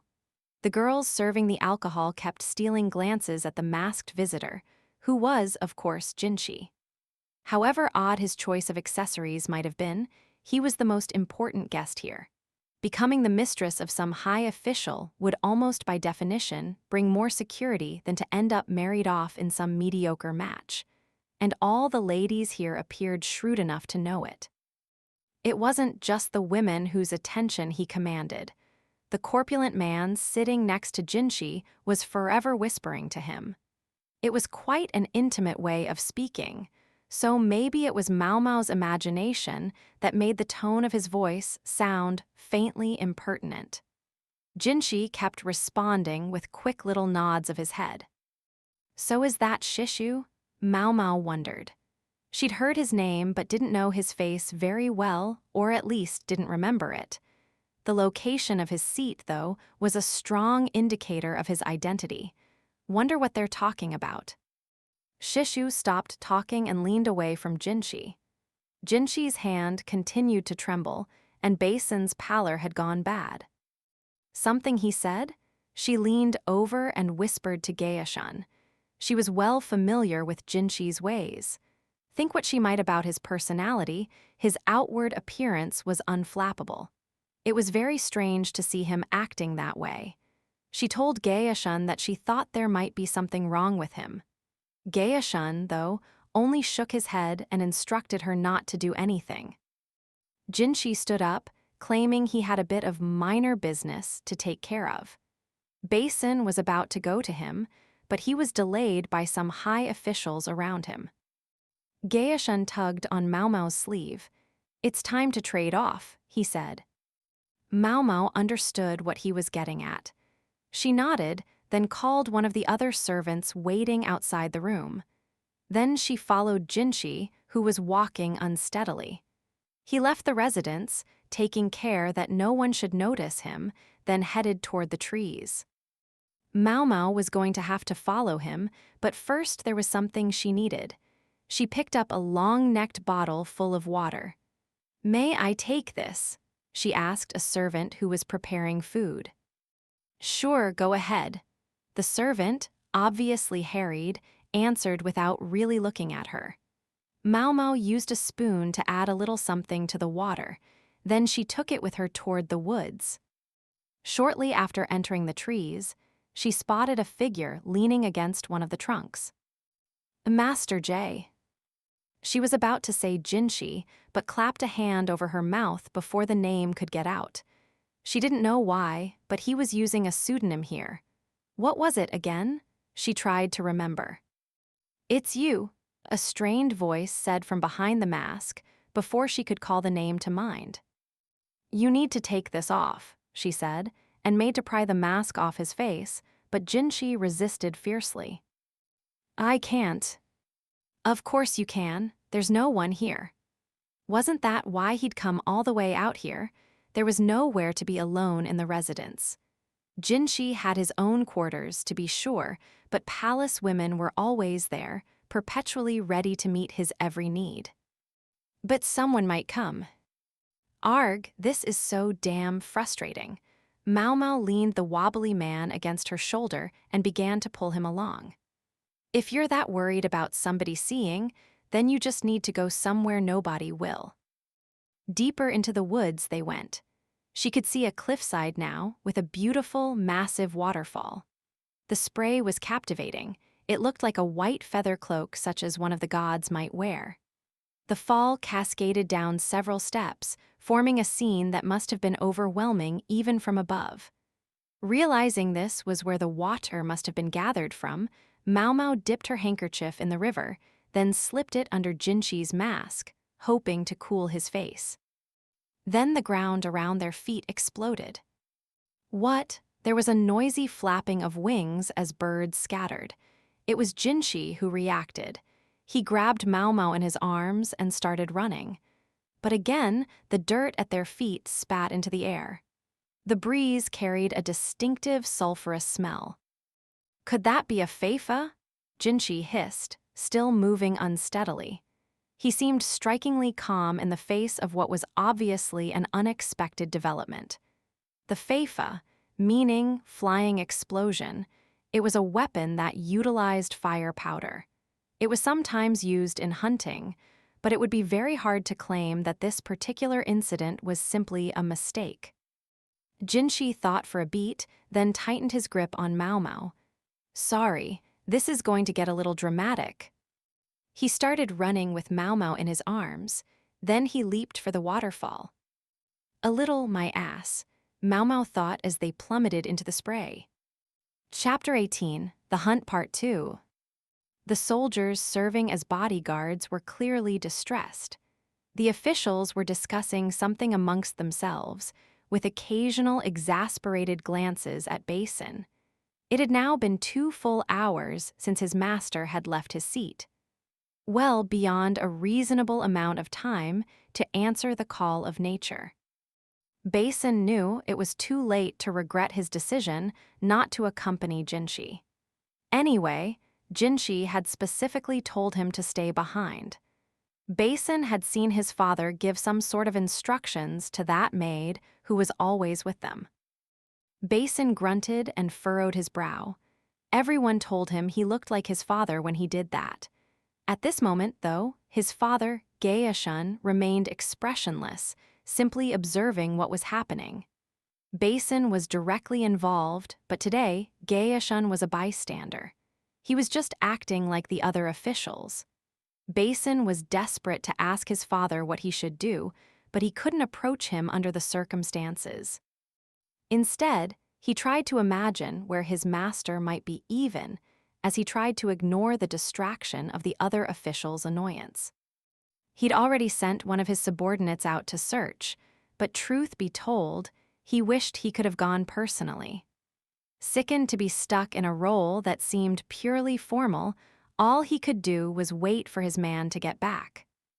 One of the servants claimed to have seen Jinshi leave the building, saying he was going to get some air. He told the guards not to follow him, but a petite lady-in-waiting had gone after him with some water. Basin knew who that must have been, and it only made him more certain that something had happened.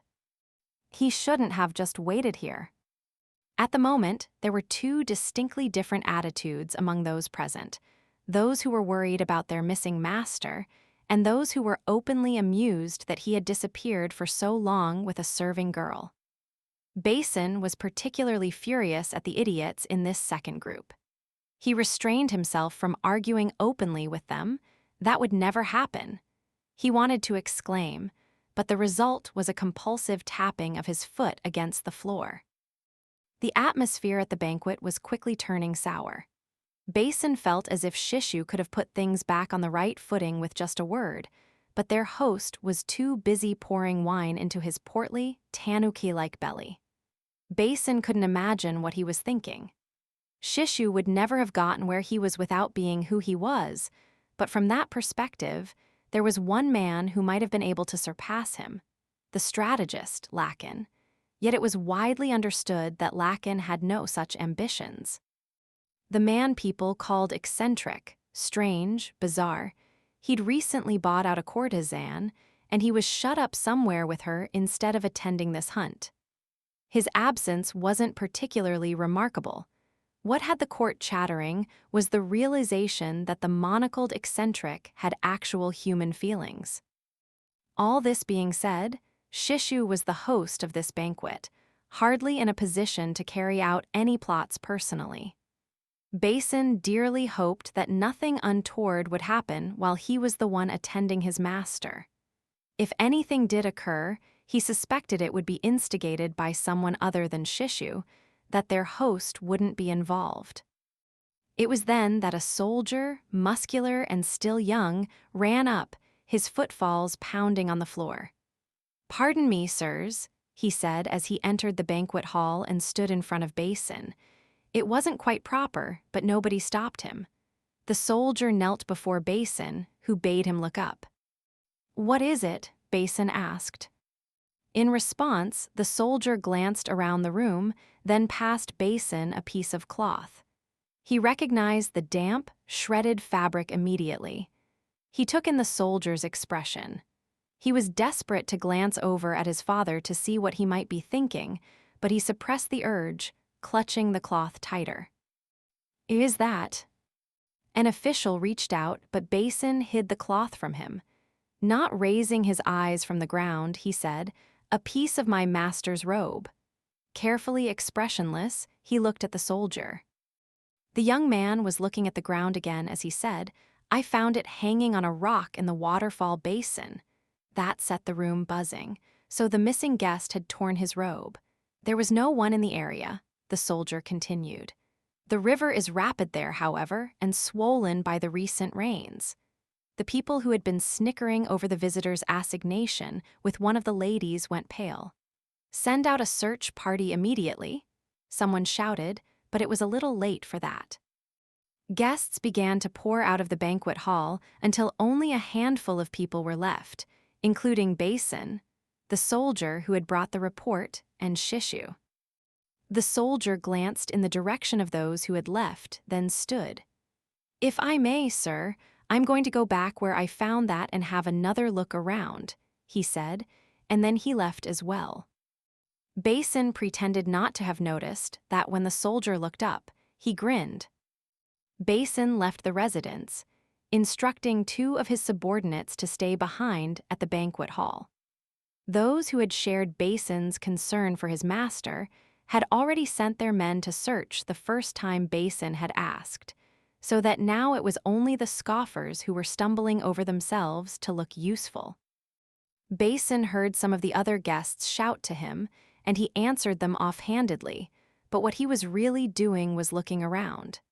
He found the soldier who had reported to him. He was now accompanied by a dog that sniffed around, searching for something. It looked like a hunting animal tracking game, but then one of the officials passed in front of it and it began howling. "Whoa, what the hell?" the man exclaimed, cringing to find himself the object of all this noise. "Ah, I'm very sorry, sir," the dog's handler said. "Just get him away from me," the man demanded. The soldier managed to pull the dog back, but now the animal started barking at the official's subordinate. The man and his underling moved off, clearly thinking what an ill-trained hunting animal they were dealing with. After another 30 minutes or so of searching, someone shouted from the direction of the waterfall. A bevy of guests were gathered downstream of the basin. There was a torn robe there, with dark red stipples and a broken arrow stuck through it. "What is going on here?" Basin said, but the discoverers of the robe shook their heads. The tear in the outfit perfectly matched the piece of cloth that had been found earlier. Water had caused the red stains to fade, but they were unmistakably blood, and they clearly traced back to where the arrow had struck. The owner of the robe was nowhere to be seen. If the robe had been carried to them by the current, then he must be upstream. But if the arrow had caught the outfit and the owner had wriggled out of it, then he might be downstream. There were no wet marks on the banks of the river, though, making it unlikely he'd climbed out here. Basin looked at the torn piece of cloth and frowned. "Show me the arrow." One of his men passed him the broken projectile. He inspected the tail, feathers, and the head. Then he turned toward the still-growing crowd of officials and announced, "I apologize, but we're going to have to search everyone's belongings." The arrow had been fletched with hawk feathers. Those were expensive, limiting the number of people who might have used them. However, many of the guests on this expedition, knowing that hawks were to be used in the hunting, had superstitiously brought supplies decorated with hawk feathers. What was more, each of the items had been painstakingly handcrafted by professional craftsmen. The highborn hated to see a design repeated. Even when it came to consumables like arrows, they preferred to be unique. Each of them could be expected to carry arrows of exceptional construction and materials. Though obviously displeased to find themselves objects of suspicion, the guests reluctantly complied, each producing the hunting implements from his carriage, appearing confident that no such arrow was to be found among his belongings. "Can you explain this to me?" Basin asked icily. "Just what is that?" responded the distressed owner of the arrow Basin was holding. His name was Loen, a high official of the board that handled finance, but his title or station mattered little. At the moment, his abundant beard was trembling as he denied any knowledge of the arrow. "I don't own anything like this. There must be some mistake," he said, with much shivering and gesticulating. The onlookers started murmuring. Suspicious glances began to turn on Loen. Despite what the man said, the broken arrow in Basin's hand perfectly matched the ones in Loen's baggage. "Please, explain how it's a mistake," Basin said. "Somebody must have planted those there to frame me." Loen's face was drawn with panic, and his servants shared his distress. They were all obviously deeply shaken by this utterly unexpected turn of events. Loen's defense started the crowd talking again. It was true, they seemed to agree, that only an inordinately clumsy criminal would keep a quiver full of the arrows used in a crime. The soldier with the dog stood behind Basin, watching the scene as if he wanted to comment. Basin studied the shred of cloth again. Then, perhaps the arrows that were switched out were thrown away somewhere nearby. His gaze took in the residence and all the scenery around it. "We've searched the riverbanks fairly thoroughly, so perhaps it's time to start looking in the woods." Somebody flinched at that. It was the slightest of movements, but someone who was watching carefully would have seen it. But would this person take the bait? "Shall we split up and search then?" Basin asked. "I don't need everyone here. If about half of you could help me look for my master, that would be enough." No one dared object to this proposal. Loen and his party, meanwhile, were still recovering their wits. Basin let out a sigh and looked at the soldier behind him. The man gave him a friendly smile. This would do it, Basin thought. He looked at the torn robe, openly annoyed. The fabric bore familiar handwriting. "Black." The man looked around, panicked, wondering if anyone would show up. He was sure they couldn't possibly find it, but having everyone looking for you was an unsettling feeling nonetheless. They would never find it, he was sure, but the thought naturally led him to edge toward it. He was in the woods with its piles of fallen leaves and soft soil. The leaves were neatly scattered, so it wouldn't be noticeable at a glance. If that bunch of determined men started rooting through the leaves and digging in the ground, though, that might be a problem. What to do? The man was flustered. Why had that been there? The question hounded him. Maybe that was what made him more panicky than usual. When he arrived at his destination, he breathed a sigh of relief. Nothing had changed. The ground was undisturbed just as he'd left it. "Is there something there, sir?" The man flinched at a voice from behind him. He turned to see a young woman with sopping hair holding a mud-stained, cloth-wrapped package. His eyes went wide. "Hey." The man reached out, but a large hand grabbed his wrist. He looked and saw the owner of the hand, a beefy soldier, the one with the hunting dog. For the second time that evening, the dog howled at the man. "Guess dogs don't like you much," the young woman said, asserting her grip on the package, her gaze cold. "I'm betting this is why you didn't want to hunt with them." From within the bundle, she produced a Feifa gun. Chapter 19, The Hunt Part 3.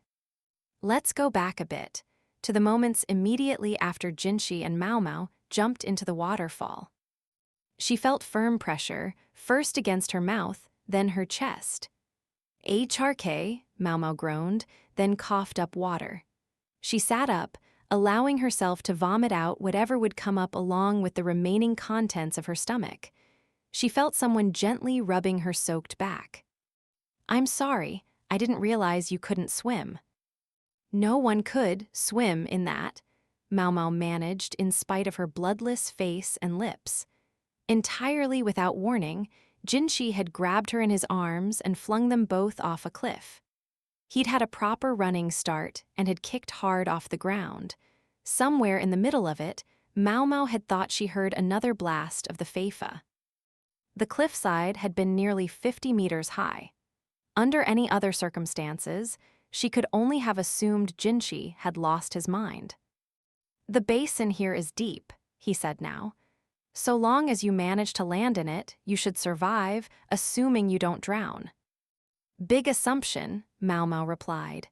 When he saw how angry she was, Jinshi found he couldn't quite look at her. Maomao stood and loosened her sash. Her robe was soaked through and very heavy. "Well, what are you doing?" "I'm sorry I'm not pretty enough for you, but I'll catch a cold at this rate. And so will you. Take off your clothes, Master Jinshi. I'll wring them out." Then Maomao began to do just that. Her robe was still heavy. Deciding she didn't care that much, Maomao proceeded to pull off her skirt and even her underrobe. There was a thump as bundles of medicinal herbs hit the ground. They were soaked, ruined, she thought, sighing.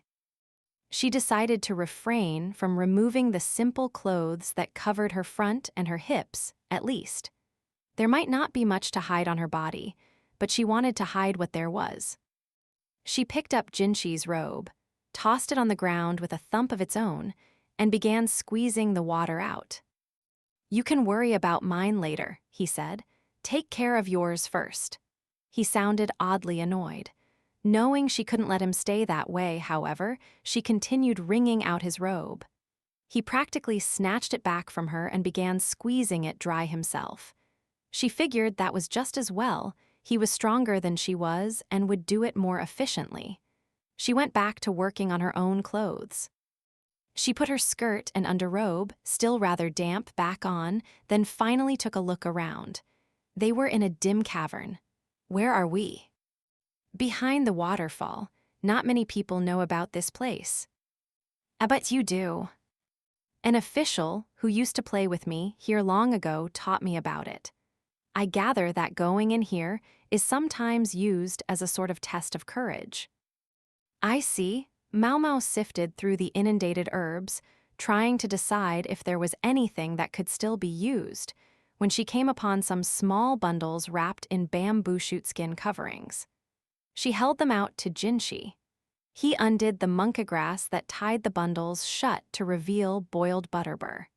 They'd been packed in layers, and the ones at the center were relatively undamaged. "I'm sorry it's such poor fare, but I must ask that you eat this," Maomao said.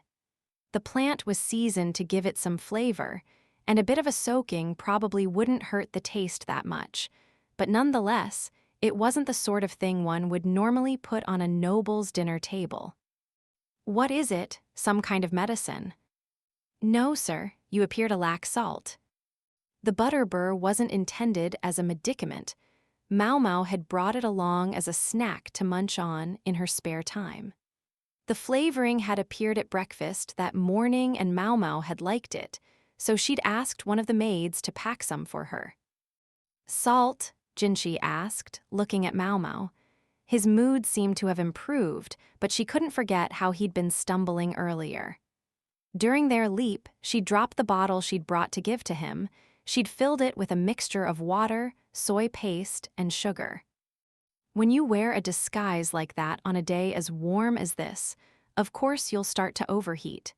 I'll bet you were feeling lethargic and had a headache. It was clear why Jinshi hadn't been feeling well. He'd gone around with his face covered, not only failing to eat properly, but hardly even getting any water. Even a lack of water alone, though it seemed such a simple thing, could lead to death in some cases. Dunking themselves in the basin had taken the edge off the overheating, but she wanted him to get some salt for good measure. Hence the butterbur. "So that's what you're thinking." Jinshi took some of the plant and put it in his mouth. Then he promptly took another bite. The salty flavor must have been better than he'd expected. At that moment, a rather embarrassing sound echoed through the cavern. It came from Maomao's stomach. It wasn't her fault. Maomao didn't eat much, but that meant she got hungry all the sooner.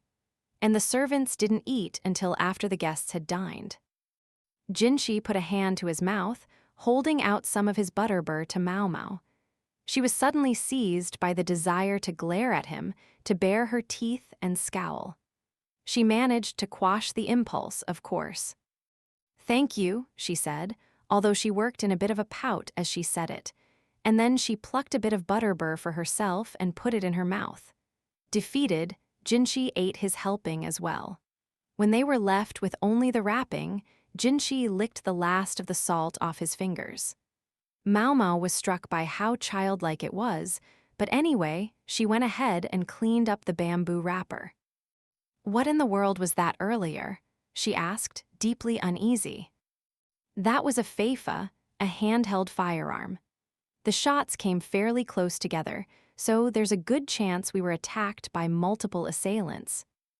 The feifa was designed for battle, but using it required packing it with powder and ammunition, then setting fire to it.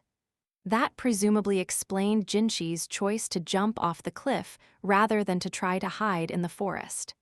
In the woods, he would have been running straight into his enemies' clutches. All the worse when they didn't know how many enemies there were. What's he done to get himself so hated? Maomao wanted to berate him for dragging her into this, but if she was honest with herself, she could hardly complain. She was the one who'd followed him out to where they made convenient targets. The moment they'd entered the woods, they'd made themselves vulnerable, but getting out of sight of the mountain residents had been the final nail in their coffin. Notwithstanding her misgivings, Maomao looked around at where they were. The roar of the waterfall filled the cavern, which was damp and full of moss. She could see the skeletons of small animals here and there, suggesting that they'd gotten in but hadn't managed to get back out. The cavern was darker farther in, but she could feel a breath of wind. "So you knew about this cavern. Do you know if there's a way to get out?" she asked. "Normally, one would simply swim out past the waterfall." "Might be tricky for me." Maomao was not a gifted swimmer. Witness how she had nearly drowned earlier. "There's a hole in the ceiling up ahead," Jinshi replied. "It's connected to a cave closer to the residence." Those who had entered this cavern as a test of courage had been, it seemed, often extricated via that route. "Does Master Gaeshan know about this place?" Jinshi couldn't quite look at her. He hated for me to play games like this. So they'd been doing it in secret from him. The air between Maomao and Jinshi suddenly seemed to grow more tense. "Basin knows about it, but I'm not sure if he'll connect the dots immediately." Unlike Gaeshun, Basin wasn't always the quickest thinker. If only there were some way to let him know where they were. Whoever had shot at Jinshi was probably searching the area around the waterfall now. And in Jinshi's current physical state, there were no guarantees he would be able to swim safely away anyway. Maomao turned toward the interior of the cave. She could hear the wind whistling through the ceiling. It occurred to her that they might be able to shout for help, but Jinshi shook his head. They would have to be awfully close by to hear us. We'd be lucky if somebody noticed if we shouted all day. Maomao cocked her head as a memory floated to mind. She put her thumb and forefinger into her mouth and tried to whistle. But she hadn't done it for a long time, and she didn't get much of a sound. Should have known it wouldn't be that easy. Admitting defeat, she went over and looked up at the hole in the ceiling. It wasn't that far up, maybe 270 centimeters. Jinshi had to be at least 180, but he probably wouldn't be able to jump up to the hole. Jinshi watched her, seeming to know what she was thinking. He didn't say it, but she assumed he was trying to judge how heavy she was. Maomao preempted him. "I can't." He had probably been picturing her perched on his shoulders and concluding that she might be able to reach the opening. Being who and what she was, however, Maomao simply couldn't agree to such a plan. If Su'Ern ever found out Maomao had put her feet on Jinshi, regardless of the exigencies of the situation, Maomao didn't want to think what might happen to her. "What's the alternative? You underneath, I would crush you." But I do it." When he put it that way, she didn't have much choice. Maomao went over to where Jinshi was crouching down, although she made a point to look annoyed about it. He was ready for her to get on his shoulders, and, left with no other options, she did so. She held on to his damp head as lightly as possible as he stood up. "You could stand to put a little weight on, you know." "Surely this isn't the time, sir." She couldn't see the opening in the gloom, but was able to find it by feel. It was damp and slippery in places. Somehow she managed to get a grip by the tips of her fingers, then pulled herself up so her feet were on Jinshi's shoulders. "Seems promising," he said. "Yeah," Maomao replied. Just as she was preparing to stand up, though, a moist-eyed creature landed square on her head. "Ribbit!" it croaked, and then jumped away again. A frog, Maomao thought. It was hardly enough to scare her, but it was plenty to break her concentration. Her fingers, which had barely been holding her up, slipped away. "Oh," Maomao lost her balance, still only halfway to her feet. The motion caught up Jinshi below her. "Hey, watch out," he exclaimed, wobbling. He could have simply let go, but he had the decency to try to hold on to Maomao. Unfortunately, the result was that he slipped on the damp moss and took a tremendous fall. He didn't say anything immediately. Maomao, meanwhile, felt no pain, but did find damp skin pressed against her cheek. It was noticeably warm, and she could feel a pulse in it. She also couldn't move. 2 large arms were wrapped around her, holding her close. Vestiges of fragrant perfume reached her nose. Maomao felt her own heart rate increase. She worried that with their bodies so close, Jinshi would hear it, but she couldn't pull away even though she wanted to. As the blood pounded through her veins, Maomao found herself focused on just one thing. "What is that?" Maomao's left hand was caught between them, and something squishy lay against her palm. At first she thought it was the frog, crushed by the fall, but the size was nothing like that of the amphibian that had jumped on her head. What's more, whatever it was seemed to be covered in cloth. Had the frog jumped into Jinshi's robe? Without really thinking about what she was doing, Maomao groped about with her fingers, trying to figure it out. "HNGH?" Jinshi grunted. His heart rate shot up. Maomao looked up to find herself staring at Jinshi's chin. She could see him biting his lip hard. He seemed to be struggling, fighting with something. The frog in his robe shifted as if it were alive. I'm sorry, but could you move your hand? It's Ma making things rather difficult. Jinshi sounded like he could barely get the words out, and he refused to look at her. She even saw that for some reason, cold sweat was trickling down his face. His brow was firmly knitted, almost as if he were in great pain. Difficult? Maomao reflexively squeezed her hand, and Jinshi's expression grew dramatically more intense. Only then did it occur to Maomao to look at where her hand actually was. It rested somewhere below Jinshi's belly button. She didn't say anything. Something was there, something that should never have been there. Something that would be hugely embarrassing to have grabbed, yet which she shouldn't have been able to grab because it shouldn't have been there, it categorically couldn't have been there. Jinshi was a eunuch, an official of the rear palace.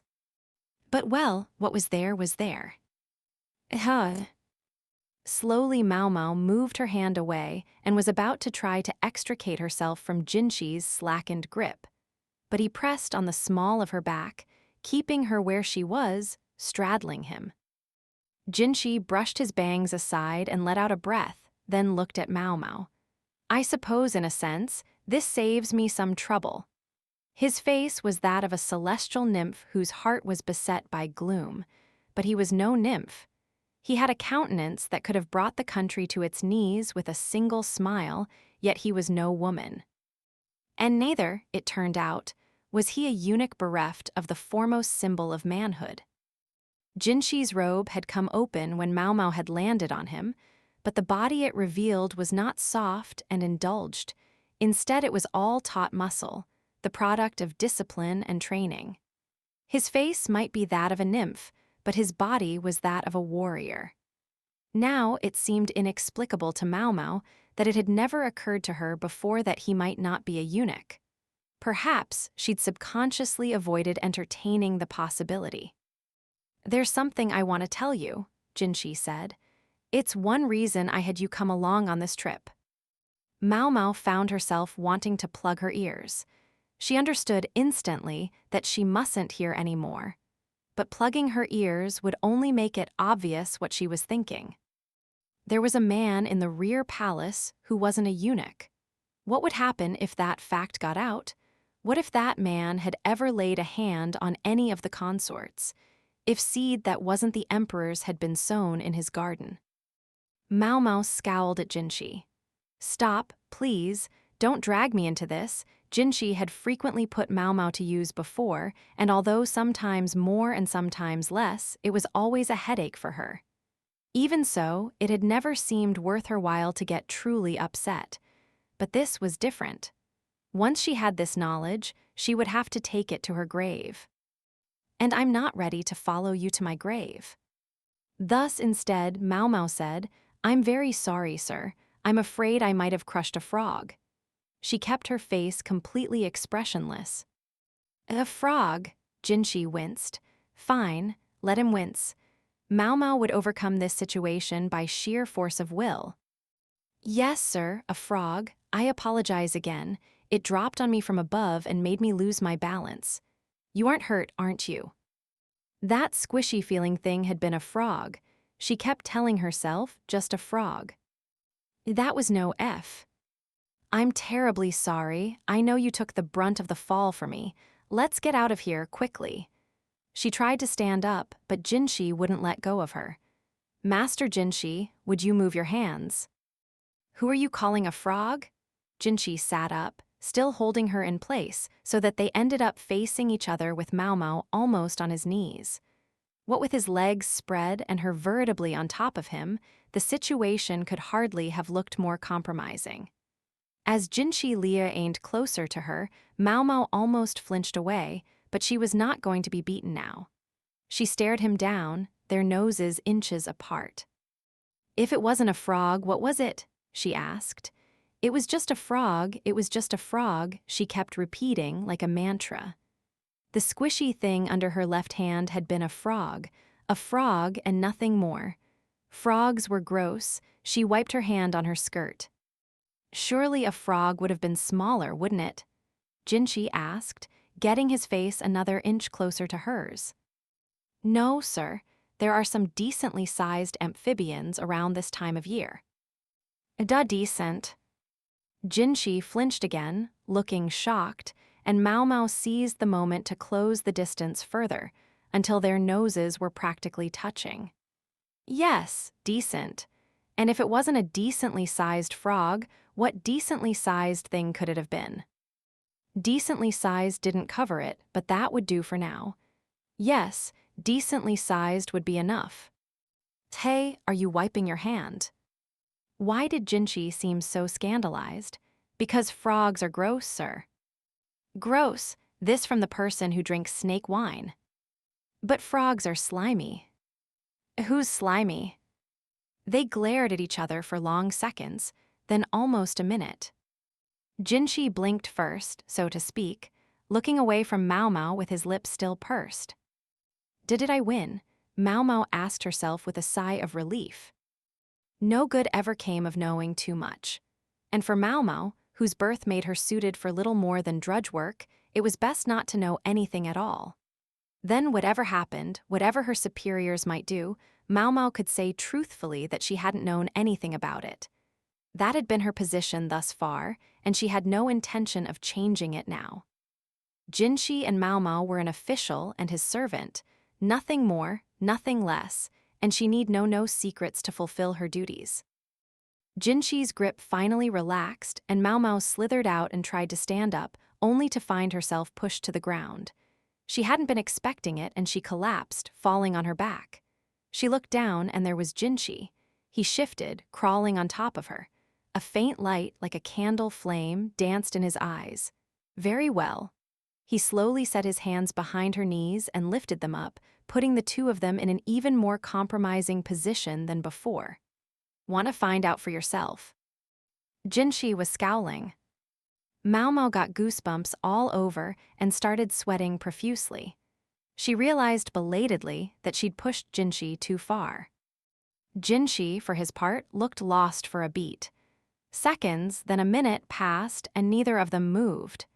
At length, Jinshi seemed to make a decision. He bit his lip and leaned forward, his face slowly coming closer to hers. I wonder if I should give him a good kick, Maomao thought, her mind whirling, but then Jinshi stopped and looked up in annoyance. What's that? Maomao thought she heard a noise from the exit. What sounded like the howling of an animal could be heard from above them. Slowly, uncertainly, Maomao put her fingers in her mouth and whistled. She was answered by the barking of a dog. She whistled again, and then a ball of fur came plunging through the hole above them, landing square on Jinshi's back. While he rubbed his waist, Maomao scrambled out from under him. The furball was the hunting dog Lihaku had been playing with. Maomao gave it a big hug and a nice pat. Hey, what are you doing? Don't go running off like that, came the voice of the other big dog. He didn't sound terribly worried, really. Still rubbing his back, Jinshi looked up at the ceiling. Maomao, feeling like she'd escaped by the skin of her teeth, shouted Lihaku's name as loud as she could. How in the world did you get down there? Lihaku asked, looking flummoxed. He'd fetched a rope and pulled Maomao and Jinshi out of the cavern. As Jinshi had said, the hole in the ceiling let out close to the residence. And what are you doing with someone so important? He added, in a whisper to Maomao. Someone so important seemed to refer to Jinshi, who was now wearing his disguise. Presumably, it would have been safe for Lihaku to see him, but then, perhaps one couldn't be too careful. Let's just say it's hard to explain, she said. Lihaku cocked his head at that, but with someone of Jinshi's status involved, he knew it was best not to ask too many questions. They'd told him only that they'd fallen into the waterfall basin and ended up in the cave. I must ask you not to tell anyone that I'm here, Jinshi said. He was seated on the floor of the upper cavern. He sounded like a different person from usual. Maybe it was just that hard to speak with the mask on. As you wish, sir. Lihaku bowed his head respectfully. Maybe Jinshi wanted to see what the others would do next if they didn't realize he'd been found. Maomao was surprised, though, that he wasn't going to let Basin or even Gaeshun know. The dog was lying in Lihaku's lap, wagging its tail. He was patting its head and giving it pieces of dried meat. Maom glanced at the animal. It had managed to follow her whistling, so it obviously had pretty good ears. "Does he know any other tricks?" she asked. "Tricks? He can find a rabbit warren, I guess. That's about it." It was like she and Lihaku were having a perfectly normal conversation. The dog came over and sniffed her. There was an intelligence behind the goofy demeanor. Maomao stole a glance at Jinshi. With what had just happened, she almost couldn't bring herself to look him in the eye. But what had to be said had to be said. "Master J. Kusin," she began, remembering just in time to use his assumed name. Since he was wearing the mask, he probably wanted to go by his pseudonym. "Yes, what is it?" The voice that came from behind the mask was cold. He must have been angry at Maomao for getting him so worked up earlier. Why else would he be acting like this? And would it be unfair of Maomao to claim that she'd never seen it coming? It wasn't exactly as if he'd tried to deceive her. He might even have been trying to explain himself. But Maomao, flooded with a desire not to know anything, had come up with an outrageous cover. She could hardly blame him for being upset about that particular story. He had such confidence in his appearance, after all, and such a fine frog, no doubt. Maomao was at a loss for the right thing to do, but if nothing else, she had to start by saying this. "I think I may be able to pinpoint who shot at us earlier."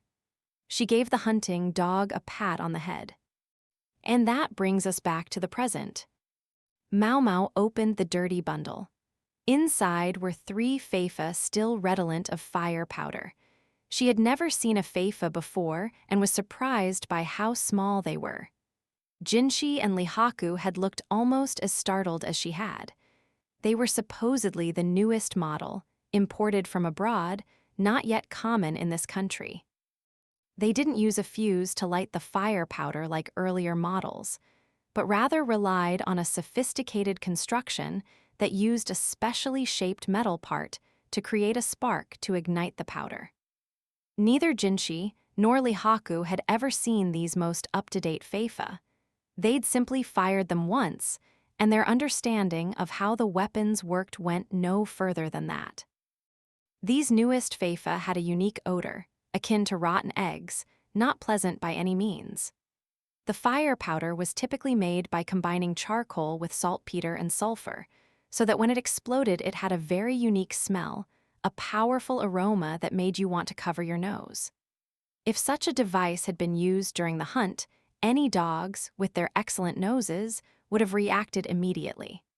And indeed, when presented with the smell, Lihaku's hound had led them directly to these feifa. Hunts were not conducted with feifa in this area. For one thing, the guns weren't accurate enough, and they weren't suited to the mountain environment, with all the objects that could get in the way of a shot. The reason they'd been used in the attempt on Jinshi's life probably had much to do with the fact that these were the newest model.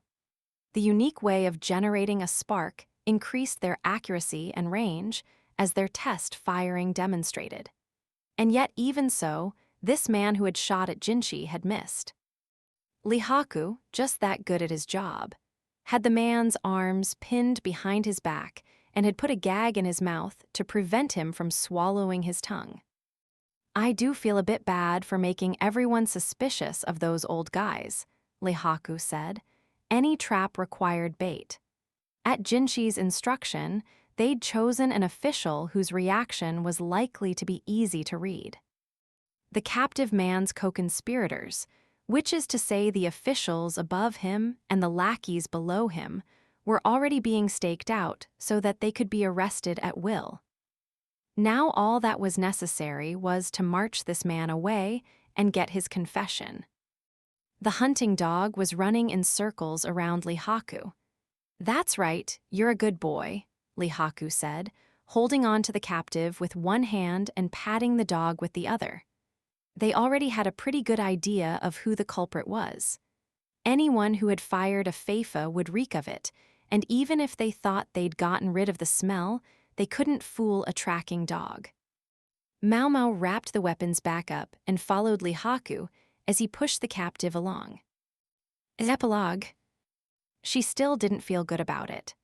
As with the case of Sawyeri, Maomao hated to leave things unresolved, but she knew that losing her head wouldn't serve any purpose.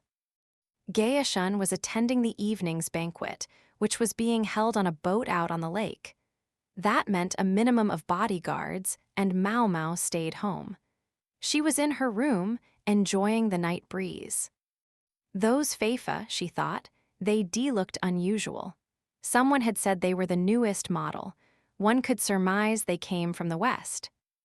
The West, Maomao thought about the envoys who had come angling to make themselves the emperor's bride. What had they been doing when they went sneaking out of their rooms? Gaeshun had asked about women who carried secrets instead of children, but one might also carry out a plot.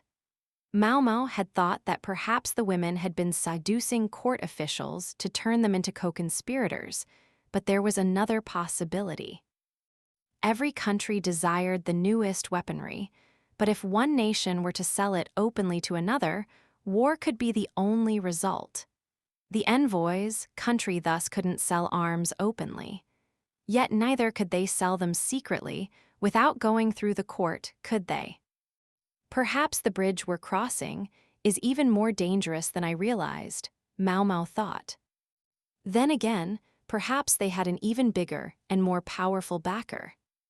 There was no telling how much the men who had been arrested today would say, or even how much they knew. Maomao just hoped that whatever was going on would be nipped in the bud.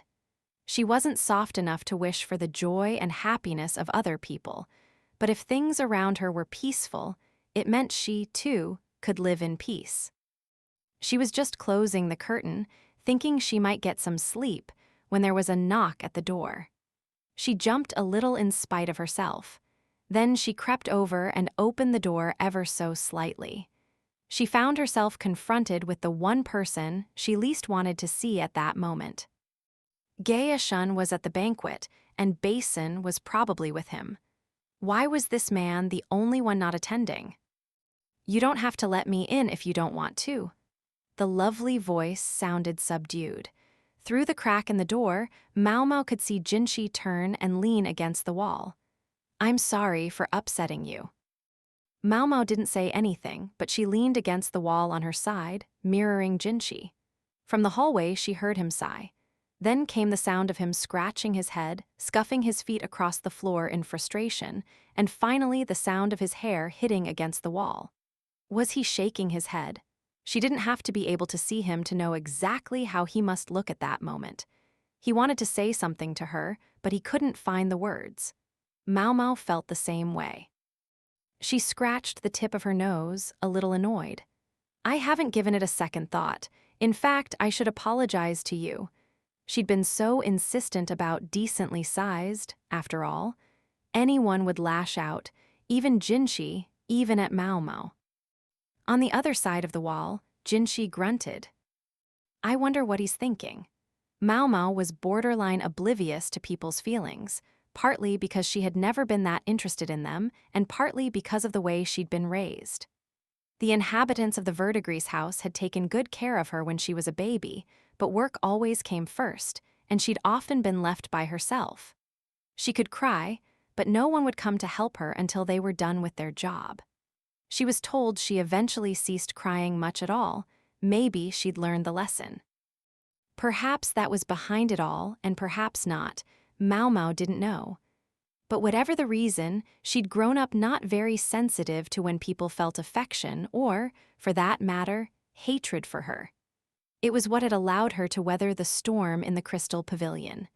She didn't enjoy it, of course, but it bothered her much less than it did most people. It also left her uncertain what to say to Jinshi, so she didn't say anything. She was thinking as hard as she could, searching for the words. Finally, she said, "There's nothing to say. As far as I'm concerned, you are who you are, Master Jinshi." Shoot, she thought, shaking her head reprovingly at herself. She hadn't meant to use his real name. Nonetheless, this was her truest and most heartfelt response. So nobody stole the family jewels. So what? It wasn't like she was going to see them. She'd consider the entire matter irrelevant to her. As far as you're concerned, I am who I am, eh? It was hard to name the tone in Jinxi's voice. He sounded thrilled and forlorn at the same time. Maomao heard a rustling, as of Jinxi digging through something. Then a hand reached through the crack in the door. Maomao involuntarily took a step back. "Don't be afraid," Jinxi said. "I just want to give this to you." So saying, he set a cloth bundle on the crosspiece. Maomao reached out for it, curious, and her fingers brushed Jinxi's. It was only for an instant.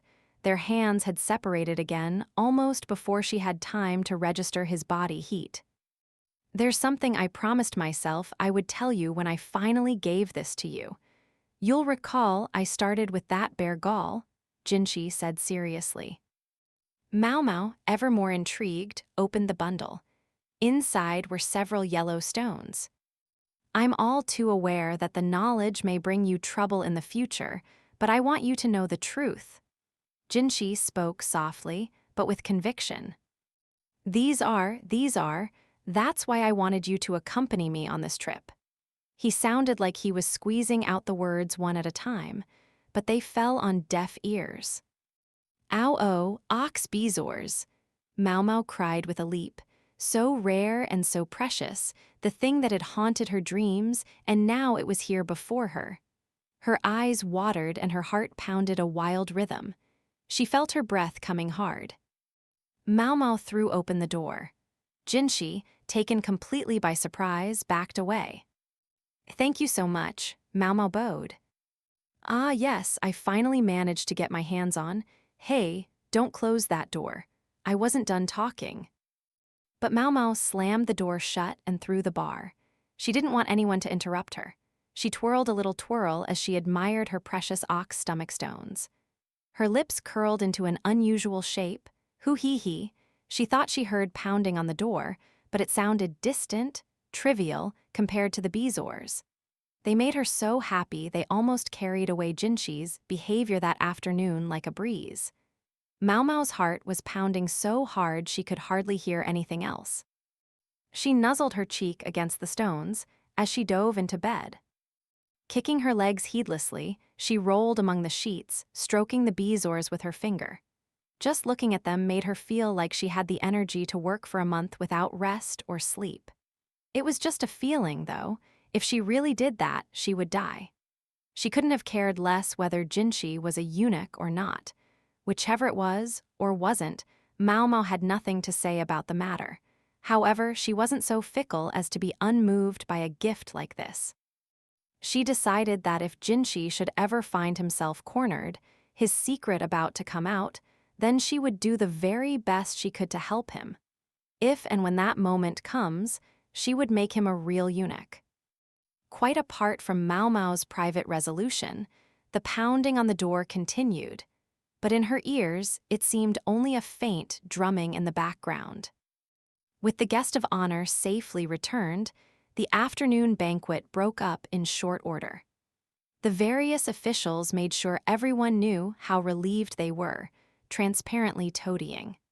One would never have guessed that a few hours before, they'd been making lewd jokes and snickering about having a little fun with a palace woman. Gaeshun was worried about Jinxi's obvious fatigue, but he knew he wasn't in a position to do anything about it at the moment. There was no reason for Gaeshun, who was the attendant of the eunuch, Jinxi, to pay any special attention to the guest of honor. Gaeshun was, after all, merely attending in his master's place. It would be conspicuous if he were to act too interested. He had to trust his son Basin to help instead, but could Basin indeed be trusted to do a decent job? When Loen was formally cleared of suspicion, he made no bones about how indignant he was over the entire affair, but he was a simple personality. Currently, he was quite satisfied with a banquet to cleanse his proverbial palate. Publicly, the story was that the guest of honor had left the banquet on a whim, and then come back again with no further complications. But most likely, everyone understood that this was a fiction. One group of officials had vanished in the interim and probably wouldn't be seen again for some time. They had to get some kind of information out of them about these new Feifa. As for how that information would be obtained, Gaoshun preferred not to know. Anyway, he had work to do. Tonight's banquet was being held on a boat out on the lake. The seemingly endless supply of wine and the crowd of gorgeous women seemed inspired by the old saying about a lake of wine and a forest of flesh. Gaoshun thought. He was a eunuch, at least as far as it went. He wasn't about to be beguiled by some woman, and should he let himself, the consequences would be dire. He need only think of his wife, the mother of his son Basin, to quell so much as the desire to lay a finger on them. Speaking of his son, the young man was slumped on the deck of the boat, whether sick from the rocking of the vessel, the quantity of wine, or the women's copious perfume, it was hard to say. Gaoshun sighed. The boy still had a long way to go. "This must be a terribly tedious affair for a eunuch," said another guest who approached Gaoshun. He'd obviously noticed that Gaoshun's only pastime was sampling the wine. The women fawning over the guests on the boat were younger than his own son. "It's simply dreadful.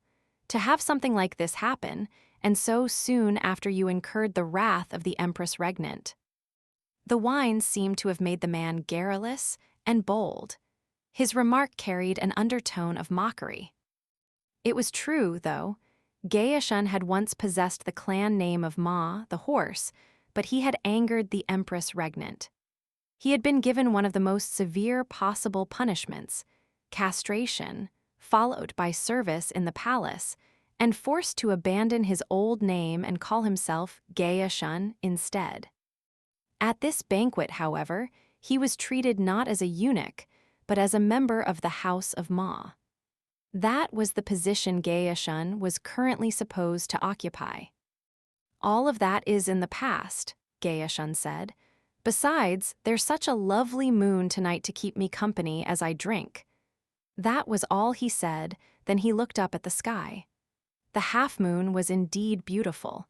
He might even have enjoyed it, had it not been for the yammering, boastful men and flirtatious women. "I must say, though, I'm a touch disappointed our gorgeous eunuch wasn't able to attend," the other man said. He was referring, of course, to Jinshi, and certainly not to the gentleman who was recuperating in his room at that moment. "Officially, he has a cold. This time the masked gentleman is here." Yes, I suppose such a lovely face could provoke problems all its own if he were to be present. This gentleman who never took off his mask had, it was said, suffered severe burns to his face as a child and had rarely appeared in public since. And he never removed his mask where people could see, no matter how hot it might be. "Whatever the case, I see he's not here tonight. I'm sure he must be tired." "So it would appear," Gaoshun said blandly, taking care not to let his emotions show on his face. The evening banquet would go ahead without its guest of honor. Gaoshun poured his wine into the water, ploop, ploop, ploop, watching the waves lap at the side of the boat. He wished the banquet would hurry up and end. The guest of honor wasn't the only one who looked a little off. So did another member of Gaoshun's party, the young woman who had come as his attendant. It would be understandable if an ordinary young lady who had been swept up with an important personage in an attempt on his life were to find herself feeling rather cowed. But that young woman was made of sterner stuff than that. Anyway, she'd been acting a little strange, but not quite like someone who was afraid for her life. She was always courteous, albeit not too courteous, to the guest of honor, but now she appeared more distant toward him. Had he managed to tell her then? She was a smart young lady. It shouldn't be surprising if she took that attitude toward him, in light of what it meant for her own future. In fact, the change was subtle enough that anyone who hadn't known her for some time might have missed it. Passing marks for her. It had been necessary to let her know, considering what might befall the guest of honor in the future. Geishun felt bad for the young woman, but it should also have shown her how useful they found her. The more cards one had in one's hand when things turned ugly, the better. Let people say that the way those cards were gained sometimes required cruelty. He could live with that. The emperor himself must worry, with him being who he is. And now all that's happened here, the official ran his fingers through his beard and sighed. There was a tacit understanding of who had done what.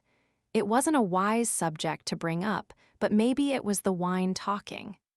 With him as the next in line for the succession, the man hardly sounded reverential as he spoke.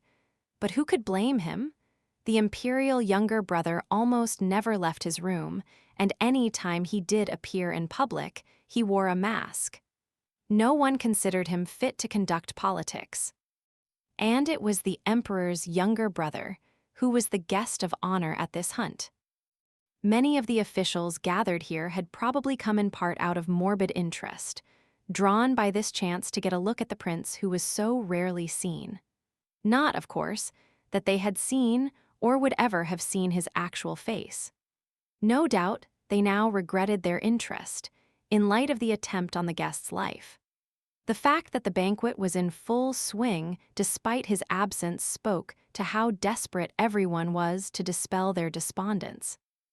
One suspected there had been a desire to ascertain exactly what kind of person the royal successor was.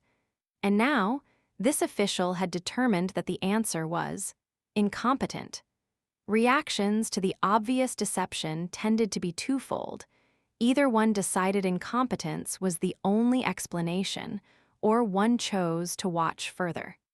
Having settled on the former gave this official a pretext to speak to the eunuch Geishun. Have none of the consorts become with child since the passing of the imperial heir last year? He asked. This, Geishun realized, was what he was really interested in. Who had gotten pregnant, which consort it was, and whether she gave birth to a boy or a girl could have a seismic effect on palace politics.